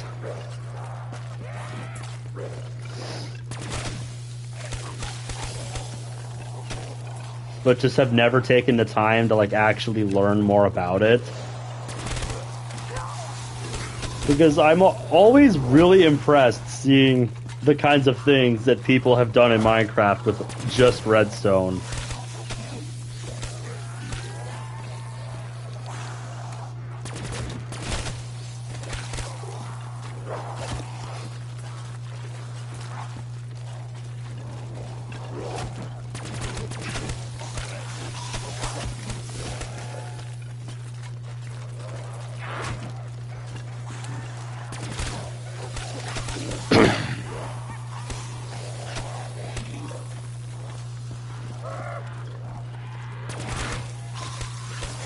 Bruh. Bruh. You just brought me back to like 2012. You just brought me back to like 2010 with that reference.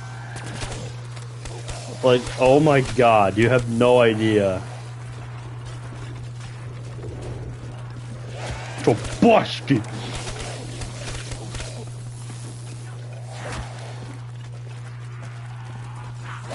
That is a name I have not heard in ages.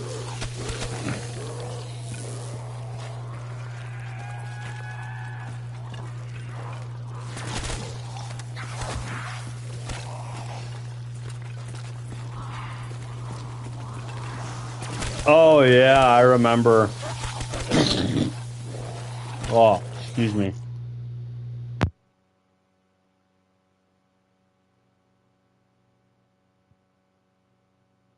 Okay.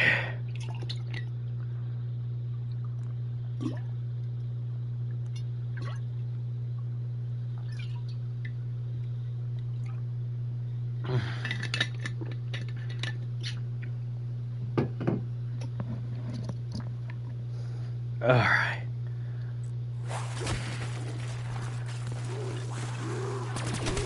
Needed some water.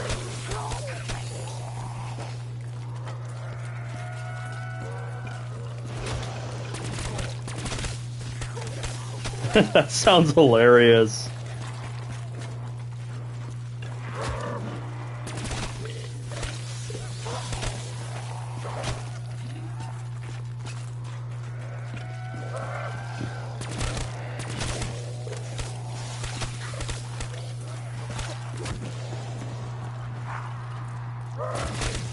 Yeah, that's a problem I've had for a long time.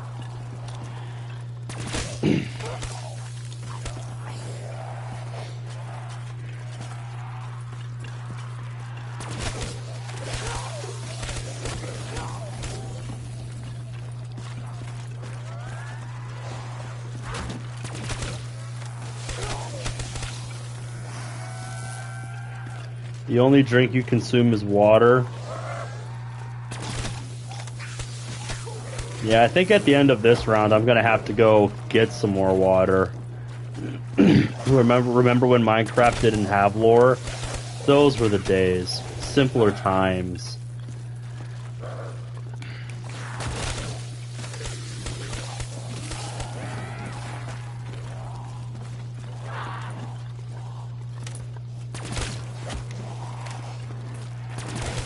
Man can unintentionally sound like Kronk.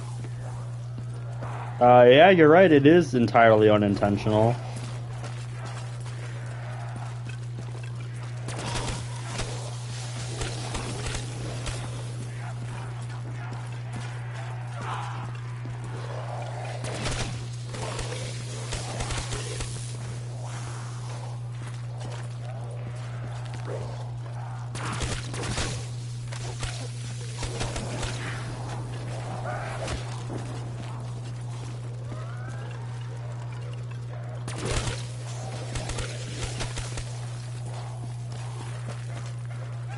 Two mushrooms left.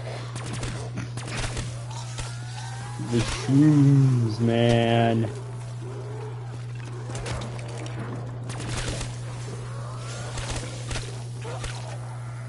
Hey guys, what if we added lore?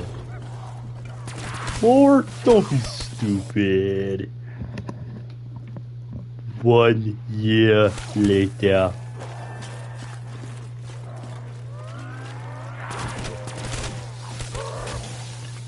Hey guys, what if we added lore?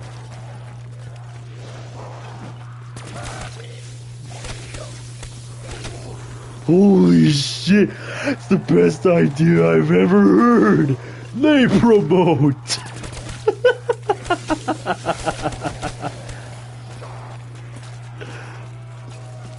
I would have personally said in that Rage comic, somebody give this man a promotion! But that's just me. But yeah. I can solve the thing with my problem. Wait, what? Oh man. Oh! The fuck happened there? Yeah, okay. Okay, that was something.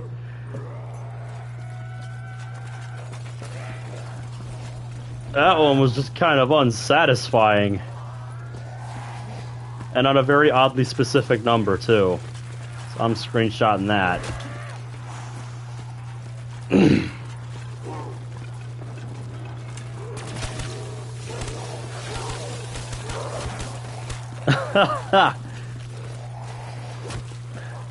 I don't know what happened there. I just could not get away fast enough. Pretty much. That's pretty much what happened just now.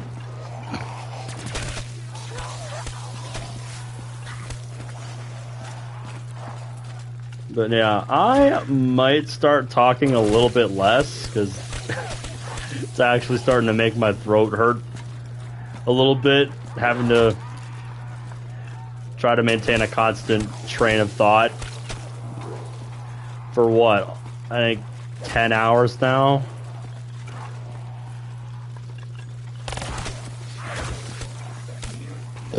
Oh, excuse me.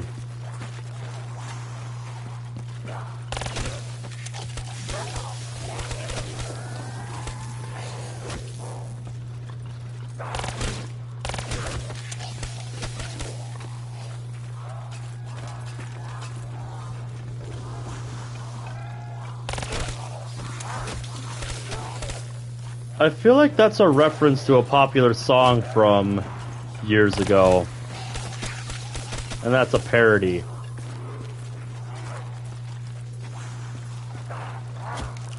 But yep, this is what self-med is for. How come if you eat food, you can die, but you need to eat food to live? Yeah, we're getting into the time of night where everybody starts having those stoner thoughts, as I like to call them.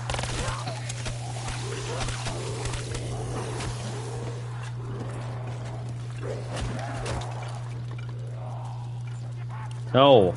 No, muscle memory! Stop working against me! God damn it!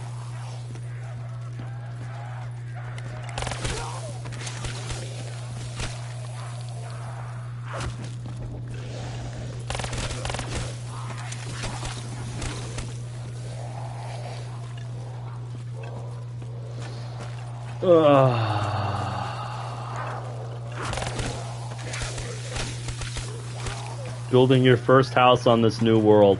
Nice.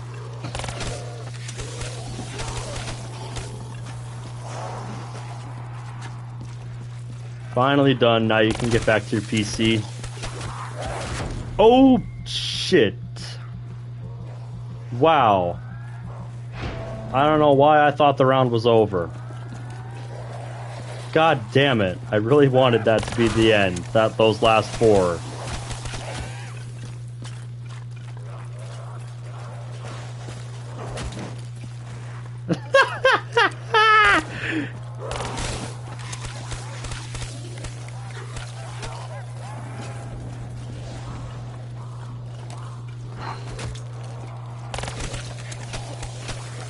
You can really tell this round is a little longer than I was expecting it to be.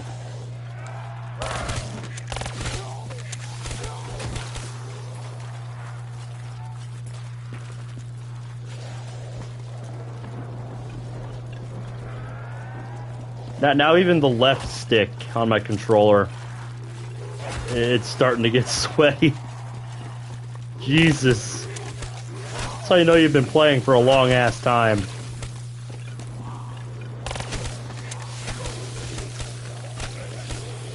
When both sticks on your controller are starting to get sweaty. Alright, that was the last horde. No? I'm usually pretty good at predicting this stuff.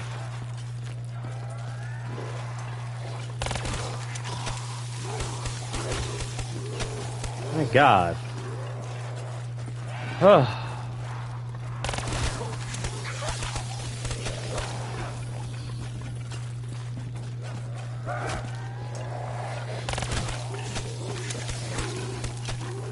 GTA sucks on PS5, gives you 10 mil and forces you to spend 9 mil. Yeah, wow, what a joke.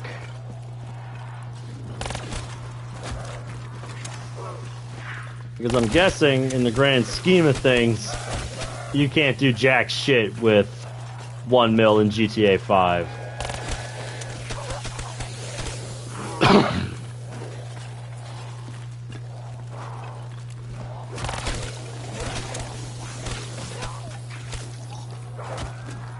Yep, gotta buy them microtransactions. That's how they get you.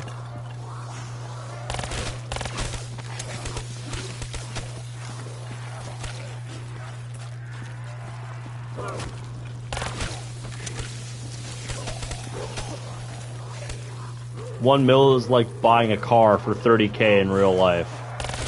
So yeah, like I said, you can buy some stuff with it. Microtransactions. Yeah, that's a good name for it.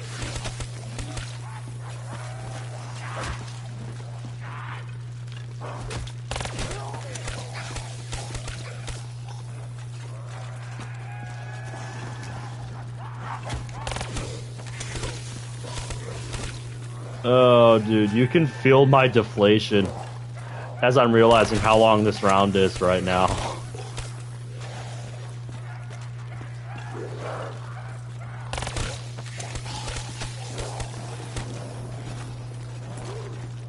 Like, oh my God.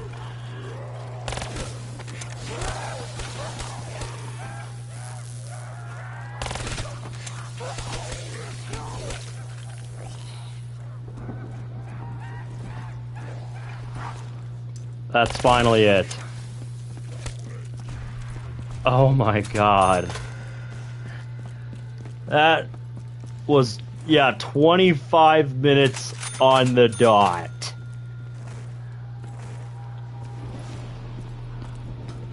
That was 25 minutes for that one round. So yeah, we got 3 more rounds to play through.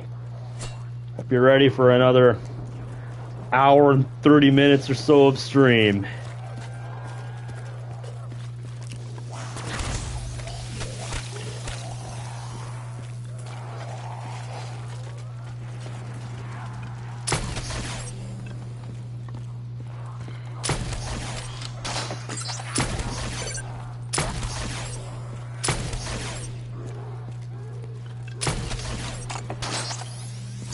Trying to shut down the Starlight Discord server, but you don't know how?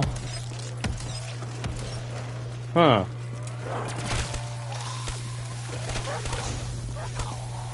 I don't think I would be of much help to you in that regard.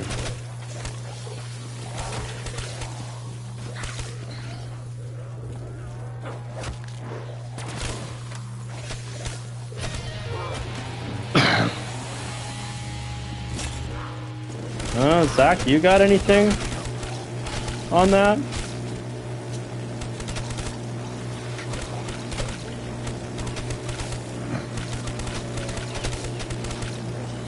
Sure, Zach could tell you how.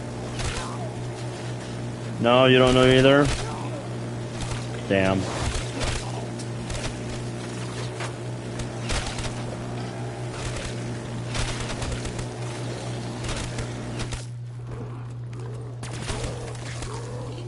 Nova said he'd watch over it.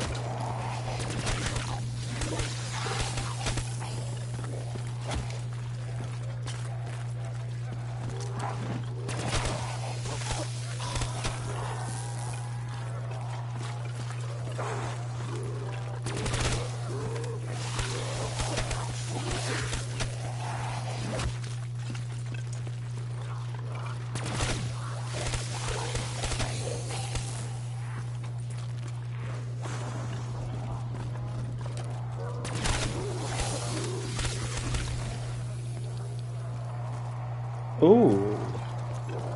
Hello.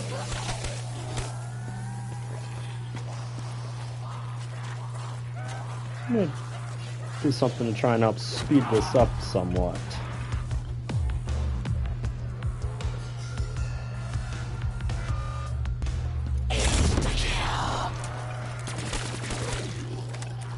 Wrong gun. Ooh, and a nuke too. I like it.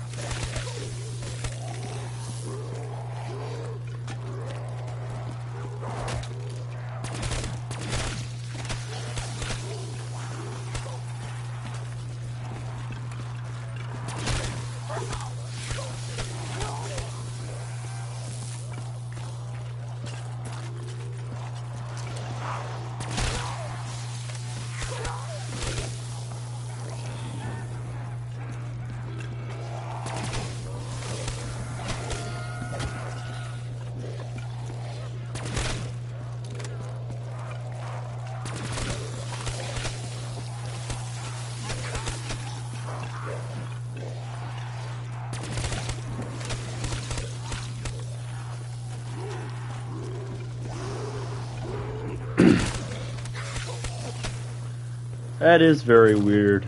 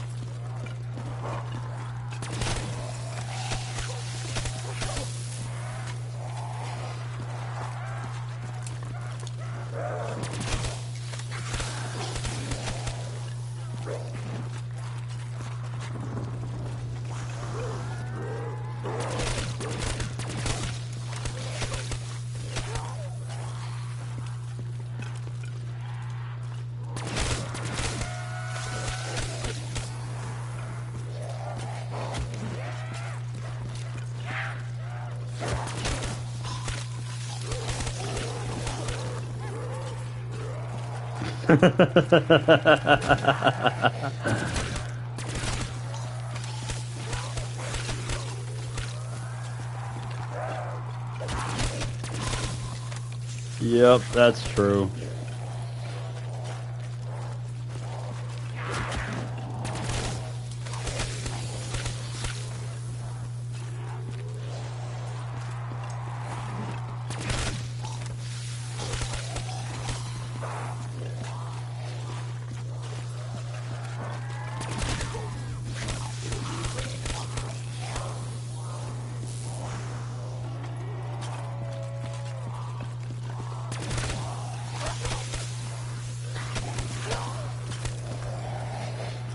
Is that right?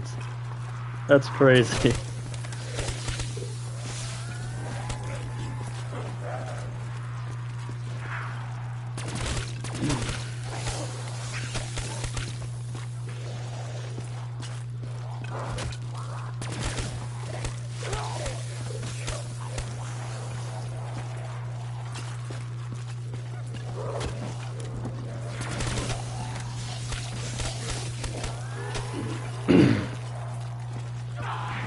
Just strip the log on your house.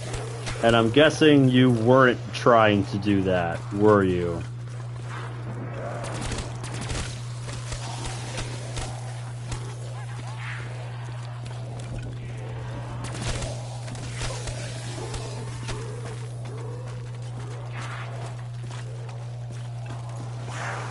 Axe chokes 101. Yup.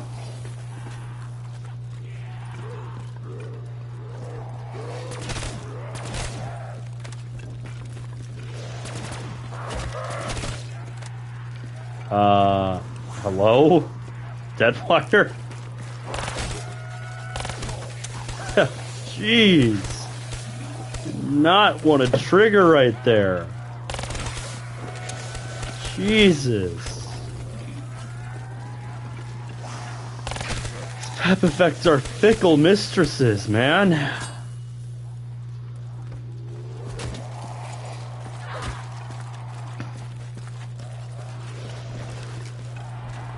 Yep, and then it just looks like shit.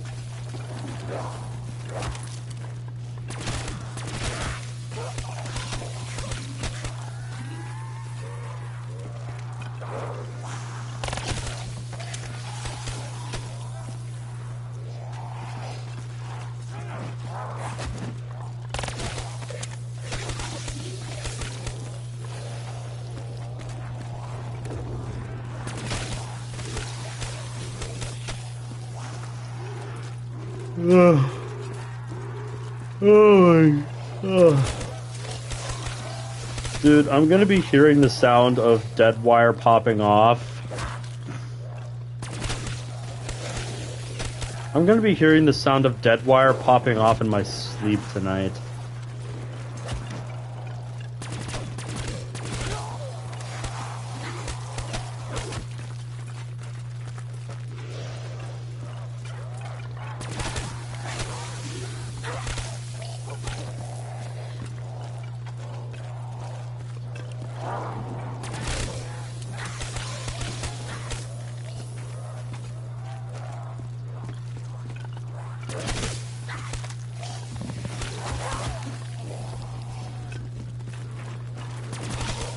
Jesus, zombie.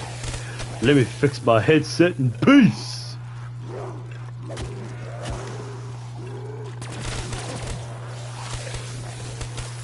Oh, that worked.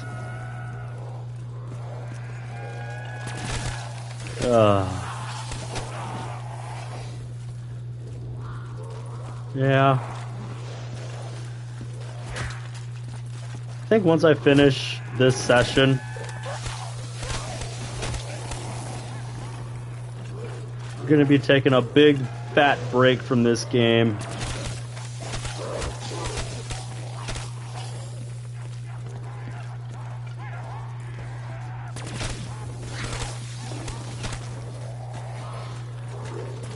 And get back to maybe doing some mods.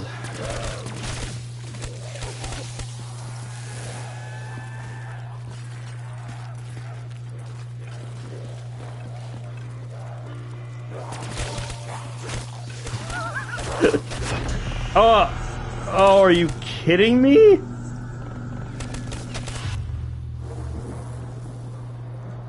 Oh my.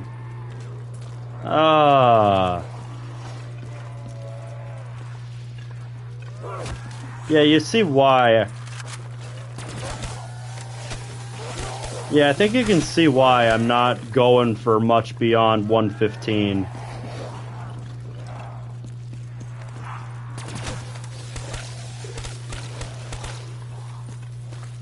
Because my performance is slipping.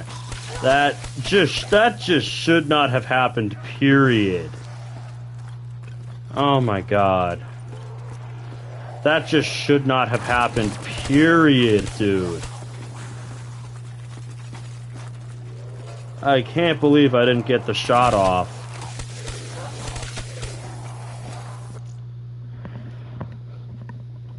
Ugh. That was brutal.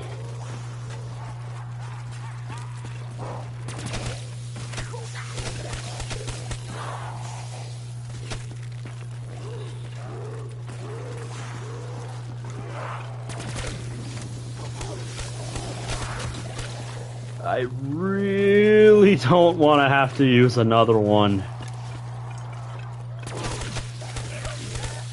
Because at that point I'll be starting to slip into sunk cost fallacy. Where it's like, well, I'm on my fourth one, I have to keep going now, past 115. Like, I can't just quit there.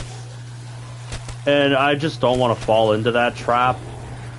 So... yeah, so if I lose this last hit on self-med, I'm not grabbing another one. And if I die before 115, that would be a real disappointing end to an otherwise perfectly solid run. So... let's hope that doesn't happen. Because I would really hate to end a long session like this on a sour note like that.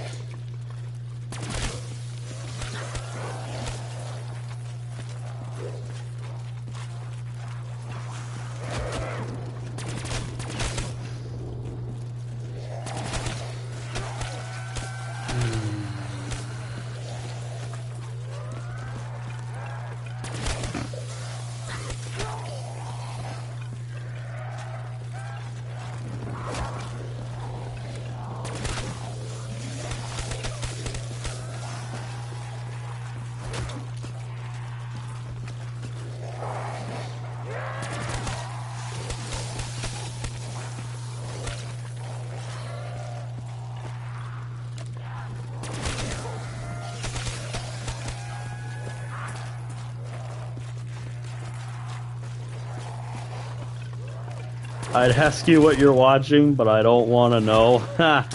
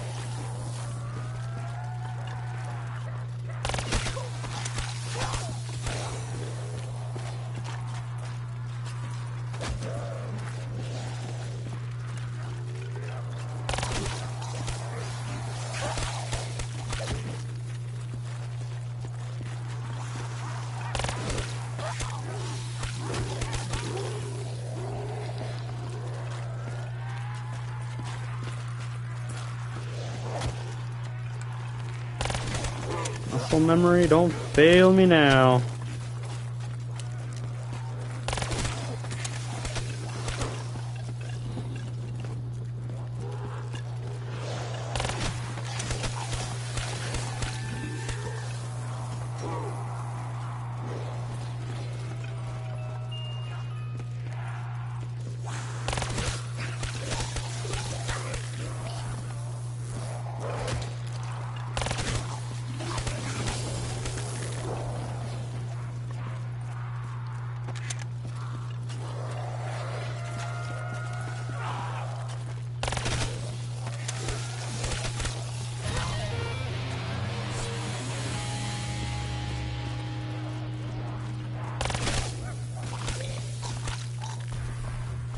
Okay, there we go. Made it through another round. Only 2 more to go. Alright, let's not choke this.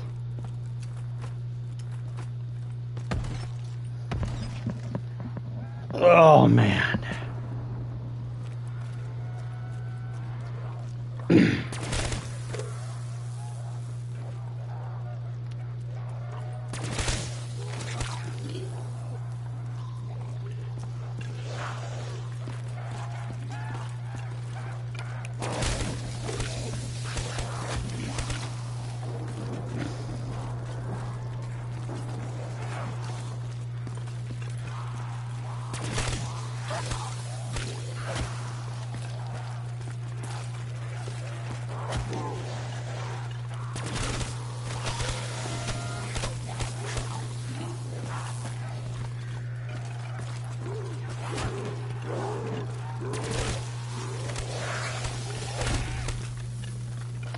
Oh, it's you again.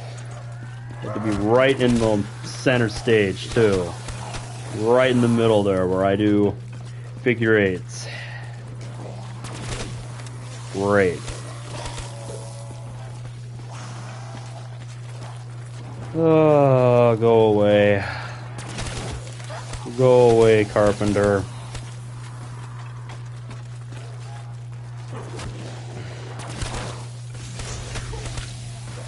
Oh, high double point. Blah.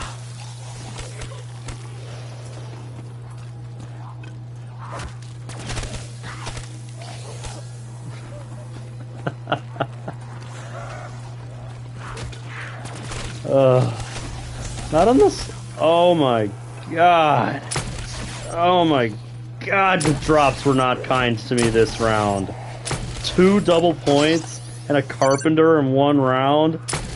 Oh, on, man,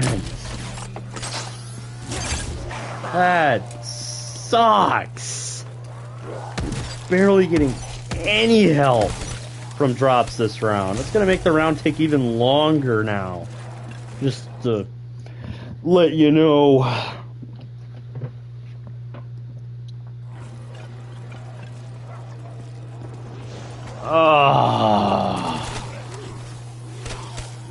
That is close to the worst drop luck I could expect at this round. God. That is absolutely punishment for screwing up last round. That is absolutely punishment. Ah.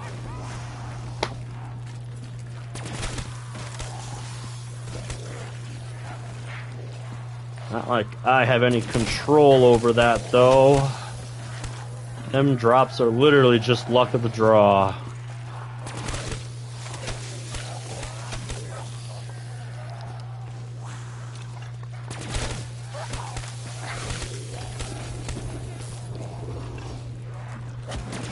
Oh, boy.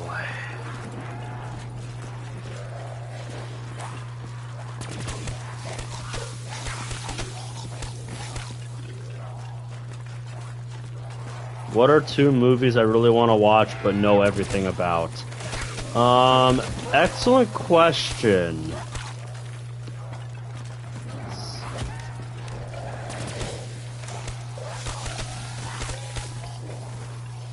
Because usually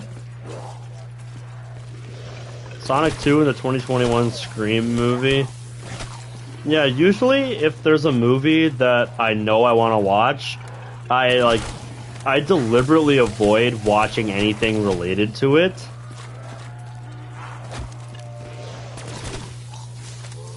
Because I don't want to ruin the experience when I do get to go and see it, you know? Oh, sorry, 2022 Scream movie. I didn't even know that the latter one was even coming out. I guess because I don't really follow movies that much.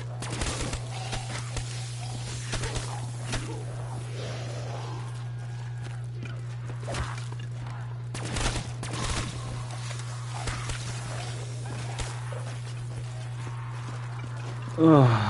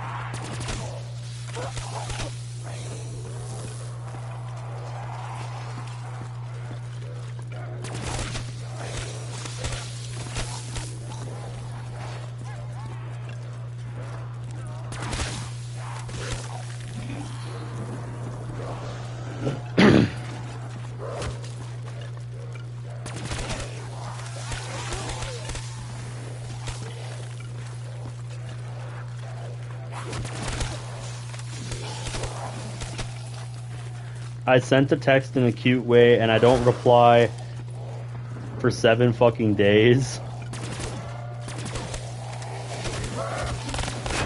Are you fucking kidding me? What? What the fuck happened there? Okay, I am literally just falling asleep at my desk at this point. That is unacceptable. Oh my god. Well, now the pressure's on.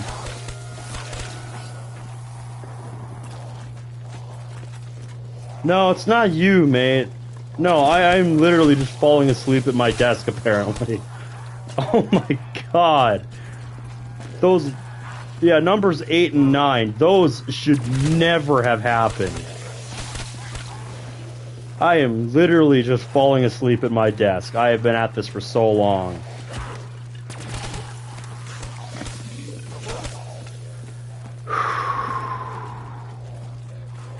Like I said, I'm not grabbing another one, so... You know, this is it. Last life. If I take another... Oh, okay. Okay, my mic cord got caught in my right stick. So I was turning much slower than I was expecting.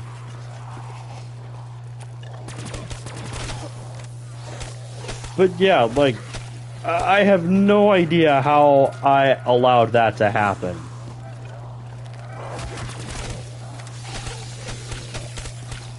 I went through that self-med so fucking fast.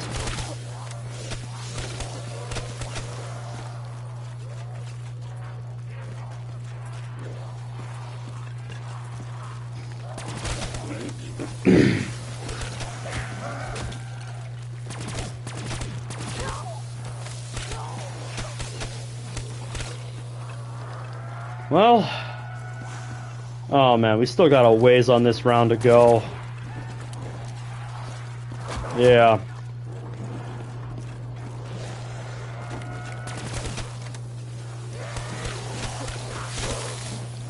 Yeah, next round I'm not even gonna bother using my RK5 ammo. Yeah, next round, once I run out of KN-44 ammo, I'm literally just using the Thunder Gun to finish this game. Ugh.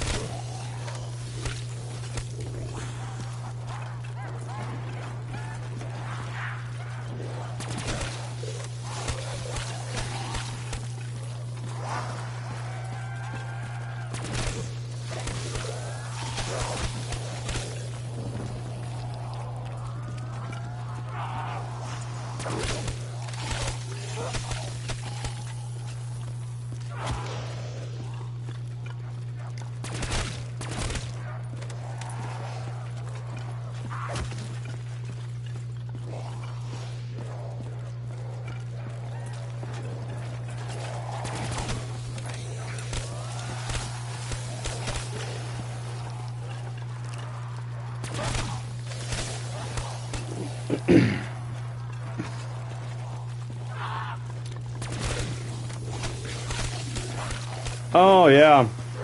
When I was grinding out that event. Yeah, just because I wanted to do it on the server. Just because why not?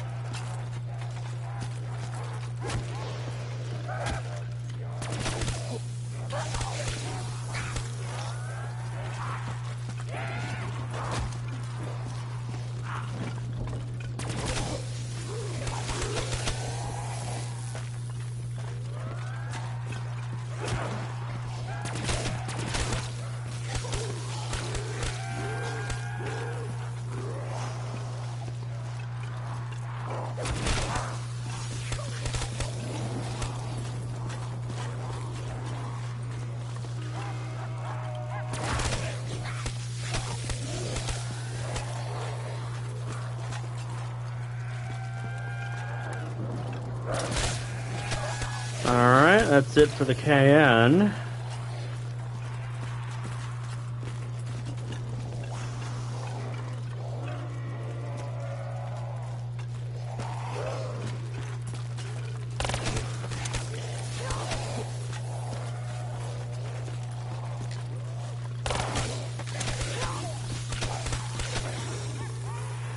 And now there's no sense saving any RK5 bullets since I don't have self-med anymore. So now is the time to just use them all.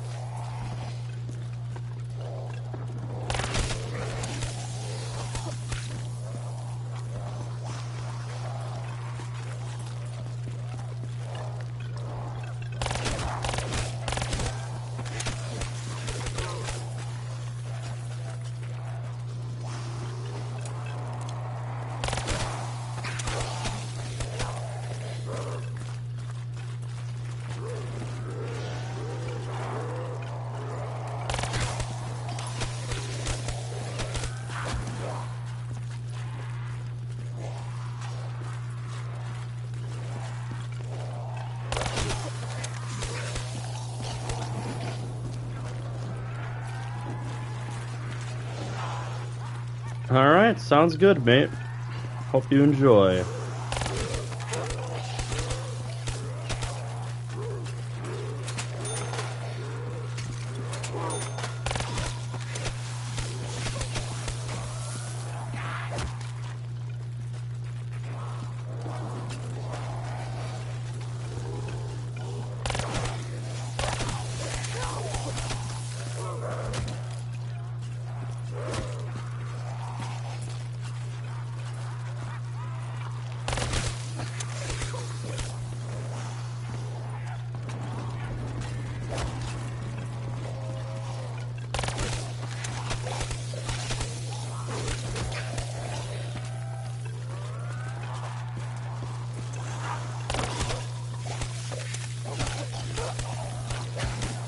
Ah.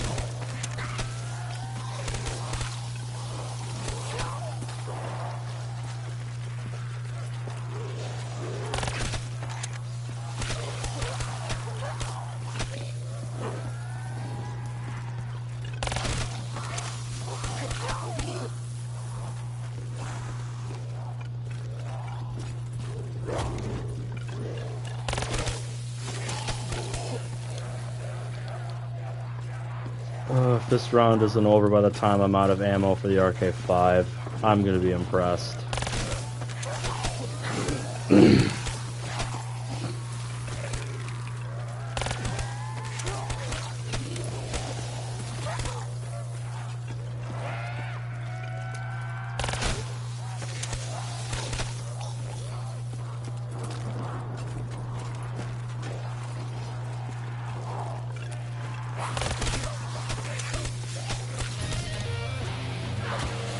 Hey.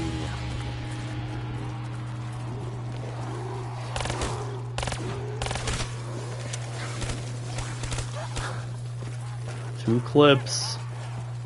Will it be enough? Place your bets now.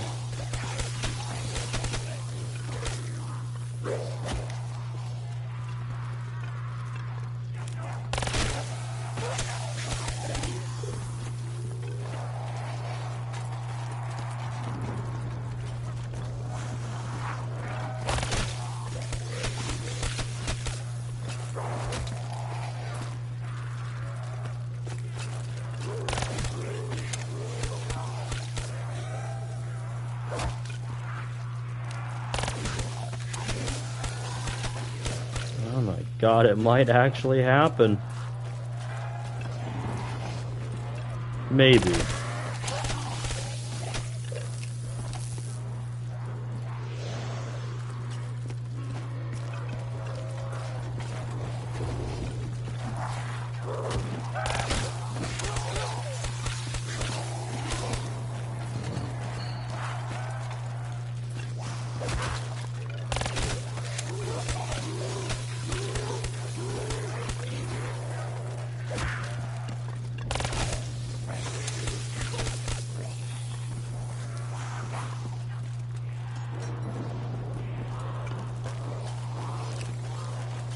Last clip.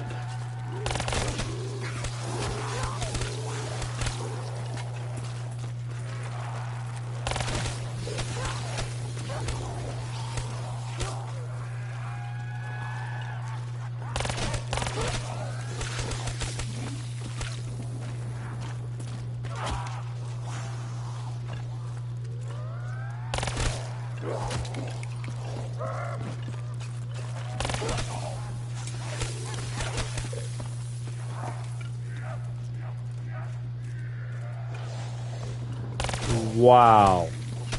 Just barely. Just barely enough. Yeah, this round, since it's the last round I'm actually going to be playing,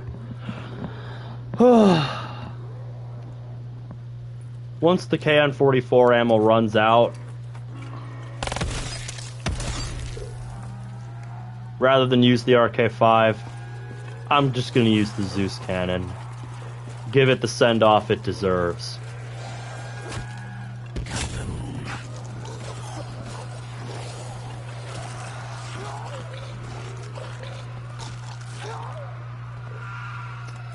One less horde to worry about.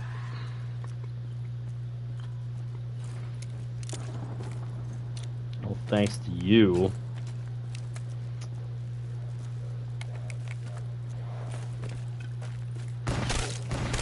Do something, do something, do something. See? It's useless. I appreciate you for sticking with me this whole time. Yeah, man. This session got kind of weak in the later rounds here.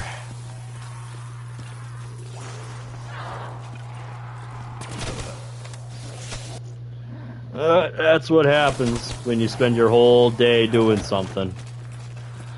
Kind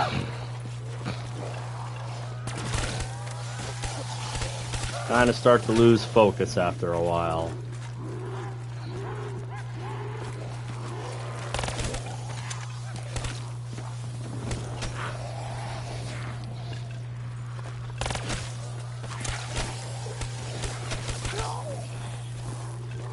Oh, that thing.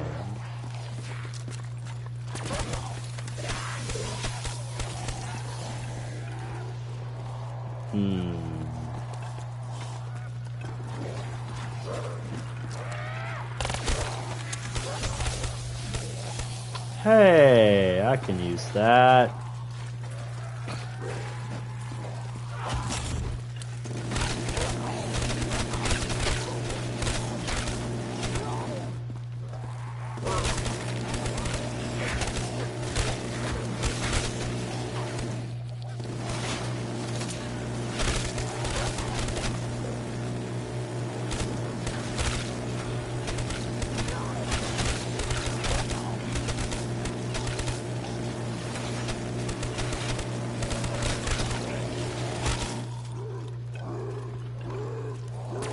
There. I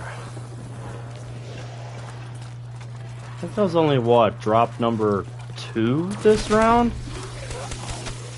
Hey! Hey! Finally getting some better drop luck. I'll take it. I'll take it. I should have armed a monkey before insta-kill started. Oh, gee, thanks. Yeah, thanks for ruining that idea. I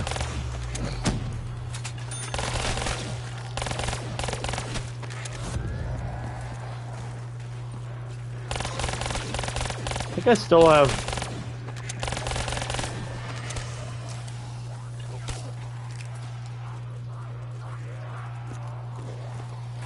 Yep, going on what, 11 now?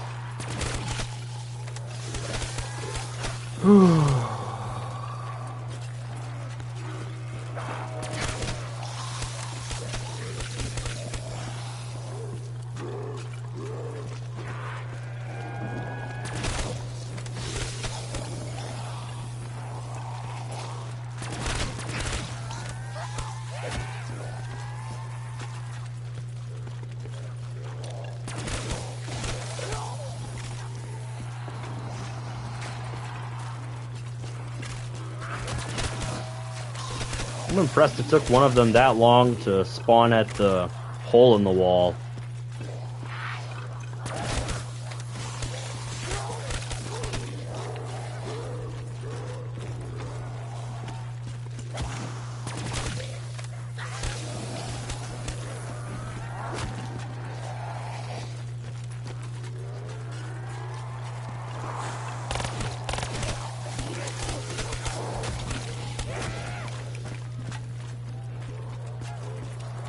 Put their age as God.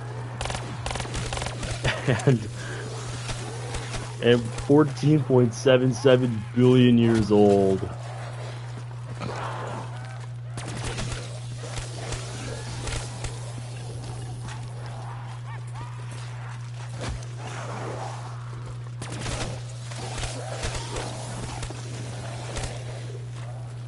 Mining bedrock with a diamond pickaxe. Oh my god.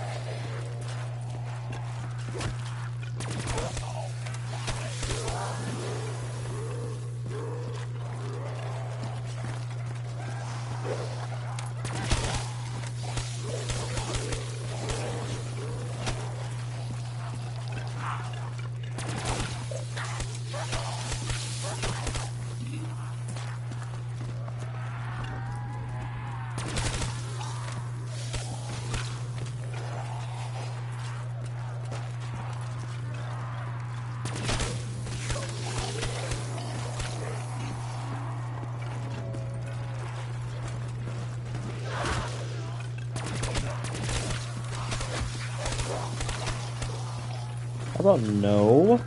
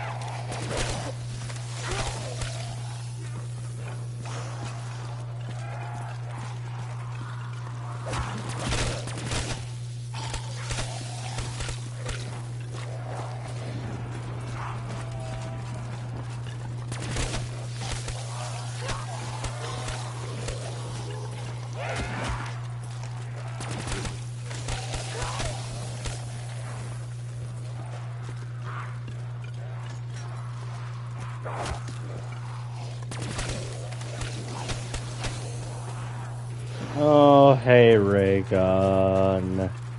Good to see ya.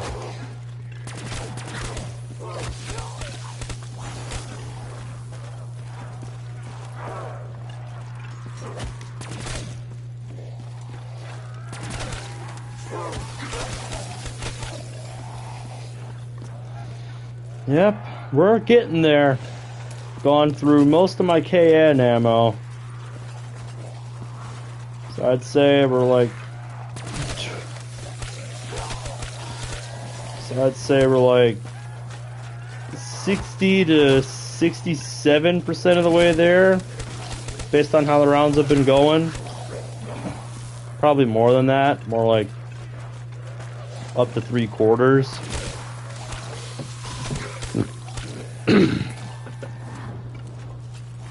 But yeah, once the can ammo runs out, I'm gonna be using the thunder gun to finish off the game.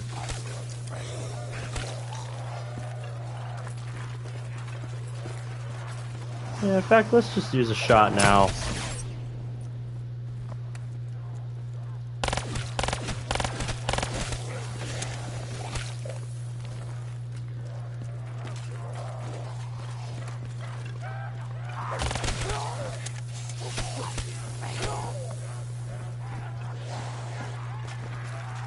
Pay homage.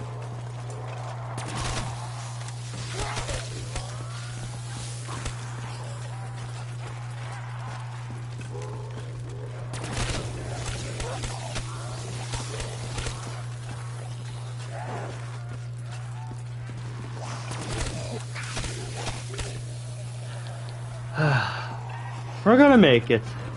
One horde at a time. We're gonna make it. It might not have been the cleanest run towards the end, but I'm used to games going that way. I've had games go that way.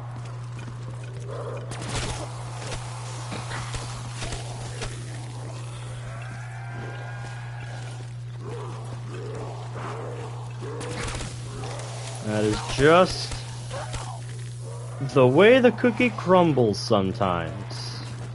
You know, you can start out strong,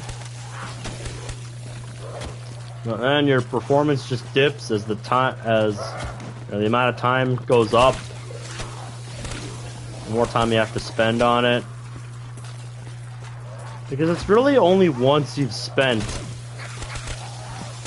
you know, a significant amount of time doing something insanely repetitive like this to really learn, you know, all the finer, minute little details about things you can be doing to avoid running into some of the bad situations that I've ended up in throughout this run.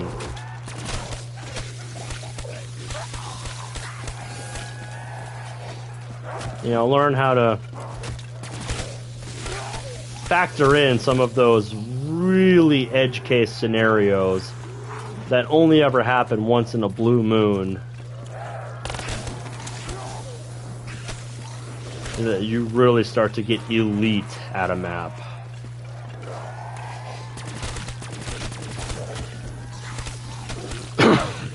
And I am not at that point yet with Nacht Untitled. As my 9 downs would tell you.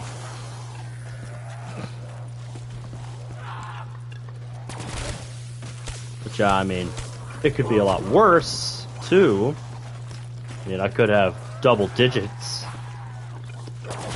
But it could also be better, is what I'm saying.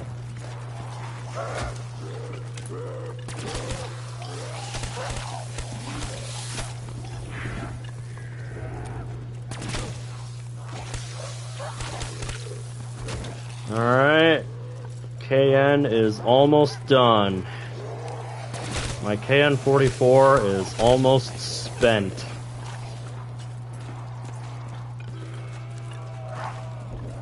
Ah, shit.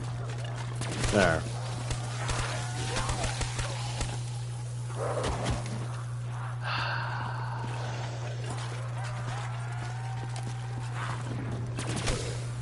Okay.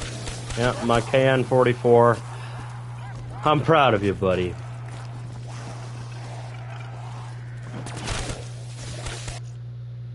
The way that you cut a dog's paw off, that's one way to put it. I had to make sure I read that right. Yep. My KN. I'm a beautiful servant of Deadwire.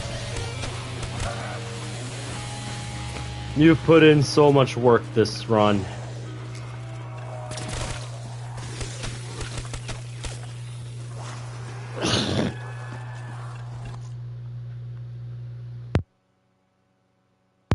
The main DPS of the team. Oh yeah? It is time to let your brethren take the stage.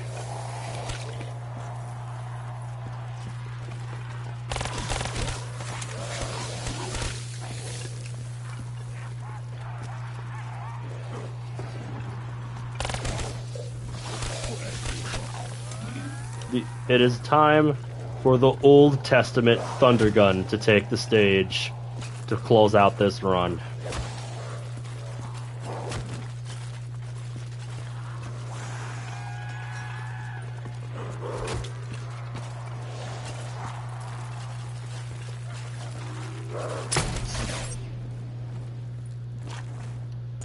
Hey, you know what? Sure. Why not? For old time's sake. It's not gonna do anything. It's just gonna sit there and look pretty.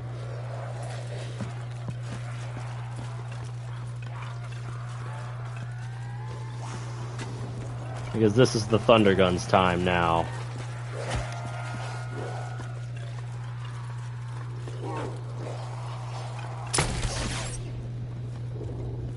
God, that is so satisfying.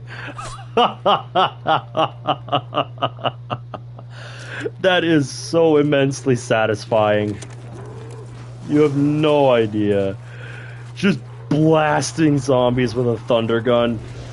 Yeah, there's a reason I initially wanted to just do a thunder gun only run on this map and just support it with gobblegums.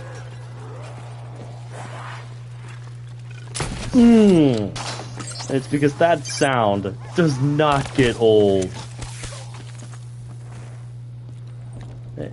It is immensely satisfying taking down hordes with that sound. Just, that does not get old with me.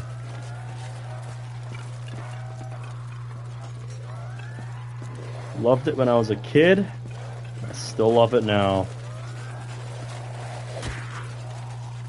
Oh, that's even better.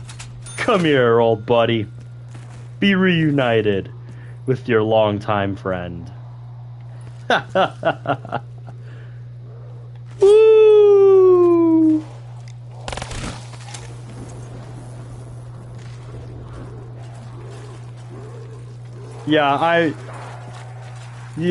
I'm just fucking around at this point. Because the game's gonna be over at the end of this round. Like, why the fuck not, right? Why the fuck not? Let's just not even take this seriously.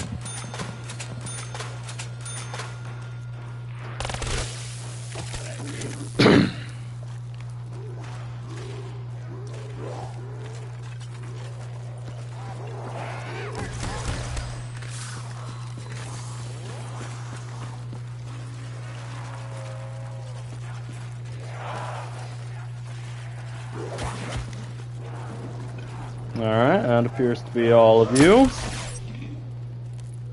Except for you. You're late.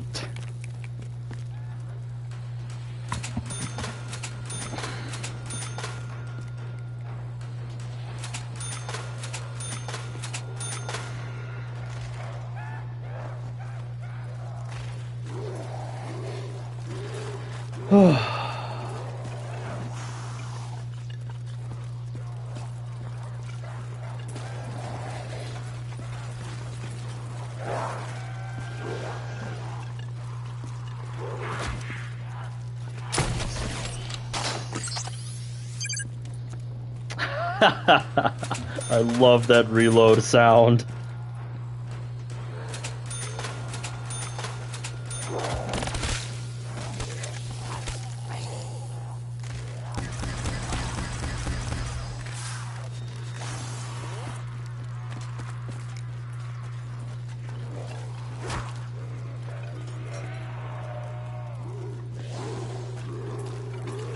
You're late. I'm not paying for those. Oh my god! Hold up. Hold up. See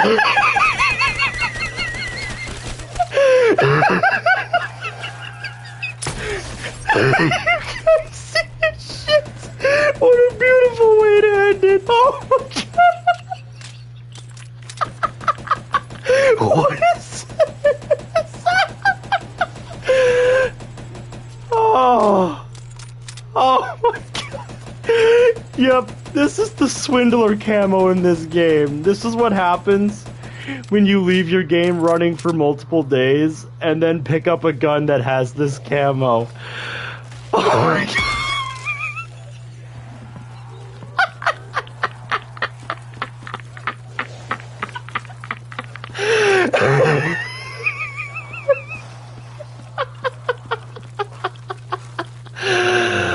Oh my god. I've only ever seen that one other time. And that was on my moon, no power run. I had to get something back from the box. I forget what. But I just saw the M8A7 in there and I'm like, why the fuck is that camo moving so fast?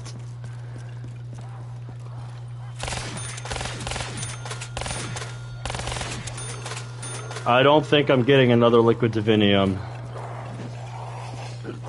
for buying ammo constantly.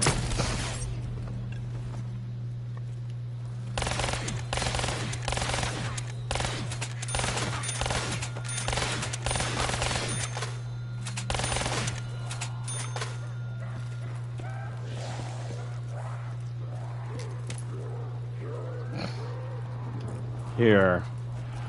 I have a better idea to get rid of all my points faster.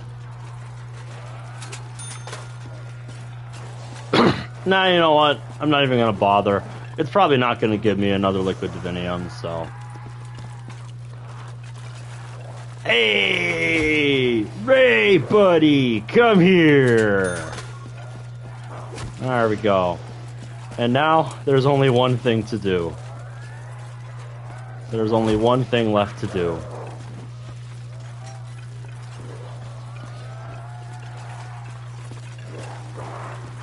Yes, come here.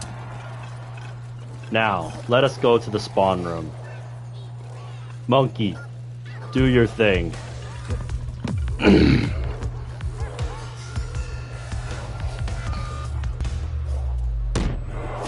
Wow, it didn't actually kill me. That's okay. This next one will do the trick. Alright. One more time, monkey. Yeah, do it again. Let me get in the middle. Let me get in here.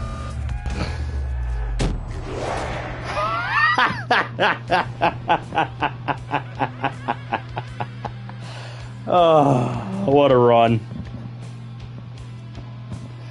Oh, GG, mate. What a game. What a game. 115 rounds on Nacht or Untitled.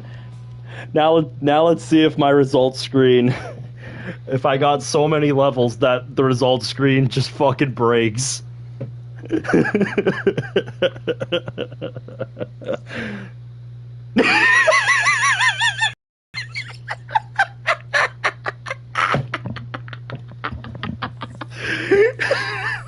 Yeah, we broke the results screen.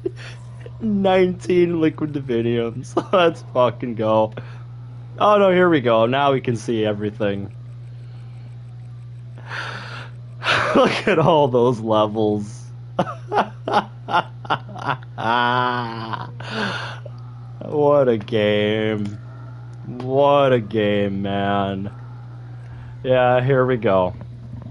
Survived until 115 rounds, used 12 gobblegums, 11 downs, but only 9 of them were actually relevant. And that was not today's daily, so that doesn't count. When I started this game. Oh hey, Perkaholic. If only I had 8 more of those. I could create some of these. for some of these. But yeah.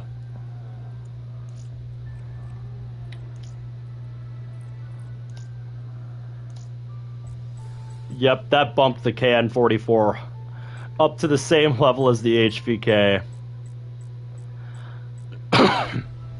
As far as, like, kills. It's so far above everything else now.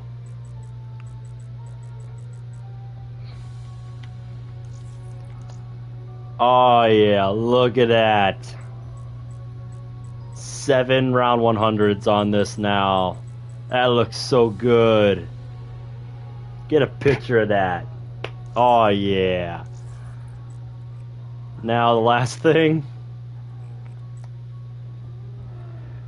Top 1,000, top 500 with a 115. Oh, yeah. Let's go. Oh, yeah, I got to 74 on Shinonuma. With the same amount of downs as this game. So, yeah, tells you something about how that run went. That run honestly kind of sucked. I want to revisit that map someday. But I don't know what kind of strategy I want to run, though. Yeah, it's kind of funny to think that 50 is one of my bottom 4 for highest rounds. You know, the only maps I haven't gotten to 50 on PlayStation 4 and PlayStation 5 are these two. So the only 2 maps left.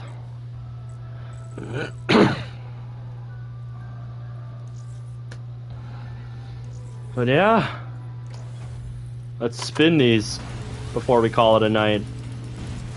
Let's spin them. See if we get anything good. 'Cause yeah, 19 vials. Hey, 2 on the houses. Certainly not going to say no to that.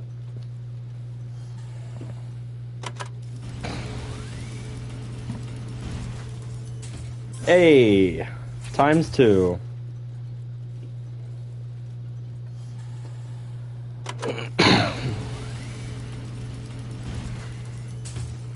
Hey, I got one of my crate powers back.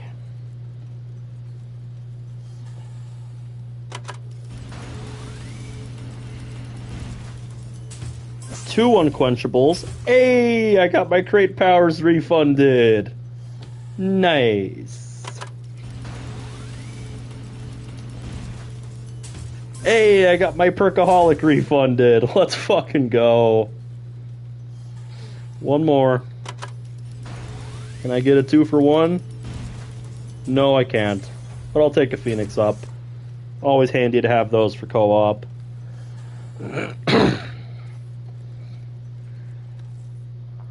Alright.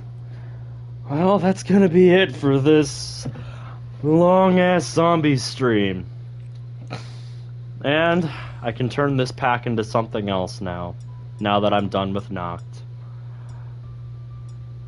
Good stuff, man. Good stuff.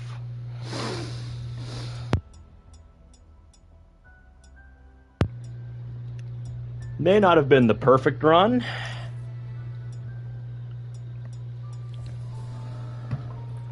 But it was still a good run all the same. There really is a first time for everything. Yeah.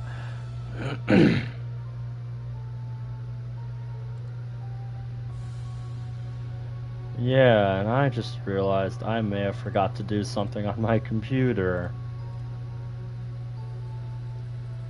No? Alright, mouse is just being weird then.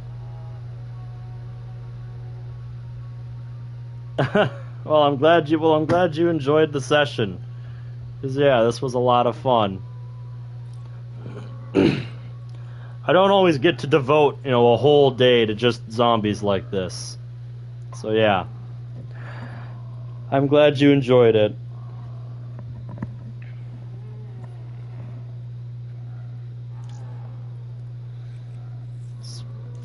It's far from the last high round I'm ever gonna do. But what map I will attempt next to add to my collection of round 100s? I don't know. Yeah, I'm planning to get back into a groove with it again.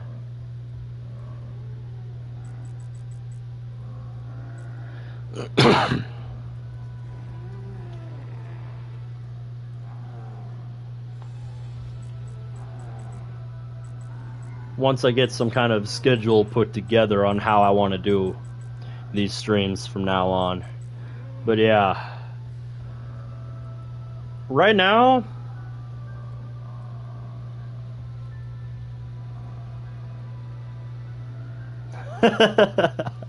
yep, you were actually right, Zach. But yeah, right now, the maps in my sights for my next high round, whenever I do it, I'm thinking is either going to be Gorod Krovi or Shangri-La, because they're two of my weaker maps. My Gorod Krovi game, honestly, wasn't even that good. See, same amount of downs as this game, and it took me to 71. So clearly I can do better on that front. But yeah. 3 minutes to midnight for you, it's 3 minutes to 2 a.m. for me. But yeah, some of these maps that I haven't gotten to as high rounds on, you know, I want to come back to and try to get better at.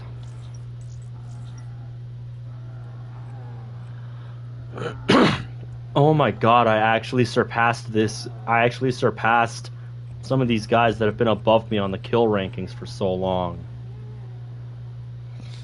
I actually passed this guy. My god. That's insane. One thing I will always have over them and everybody else on my friends list is distance traveled. So many of my strats revolve around train strats, and you get tons of miles on train strats.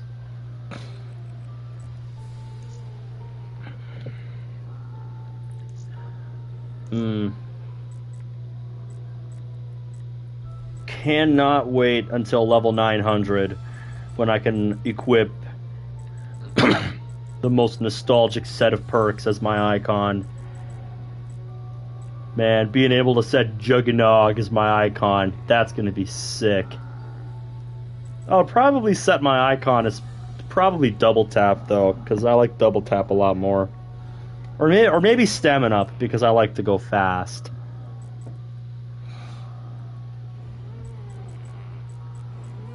Hey, we don't talk about my multiplayer stats, alright? I'm not a multiplayer person. We don't talk about these stats.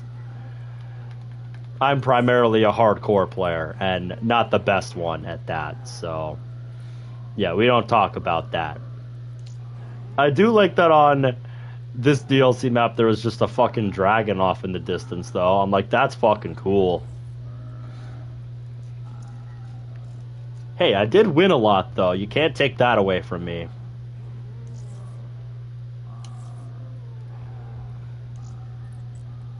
And in fact, let me go to my most played mode. Hardcore Team Deathmatch.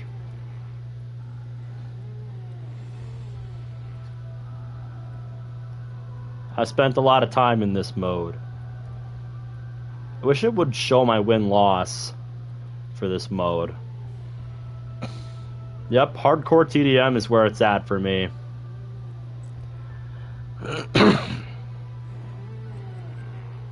Wait, you can be ranked on custom games? Since fucking when? What?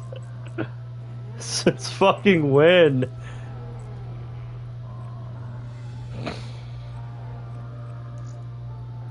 But yeah, that's gonna be it for me tonight. So thank you guys so much for watching this absolute marathon of a stream. This will be far from the last high round I've done, but now that I'm done with this game, now that I'm done with this run, I'm gonna be taking a break from zombies for a little while. Like, at least a week off. I don't want to... I don't want to hear that. I don't want to hear that dead wire sound effect for another week. So yeah, next time I see you, we're gonna be playing a different game. I want to see you doing DDLC mods. That's currently the plan. So yeah. Till next time. Take care, everyone. See you next time.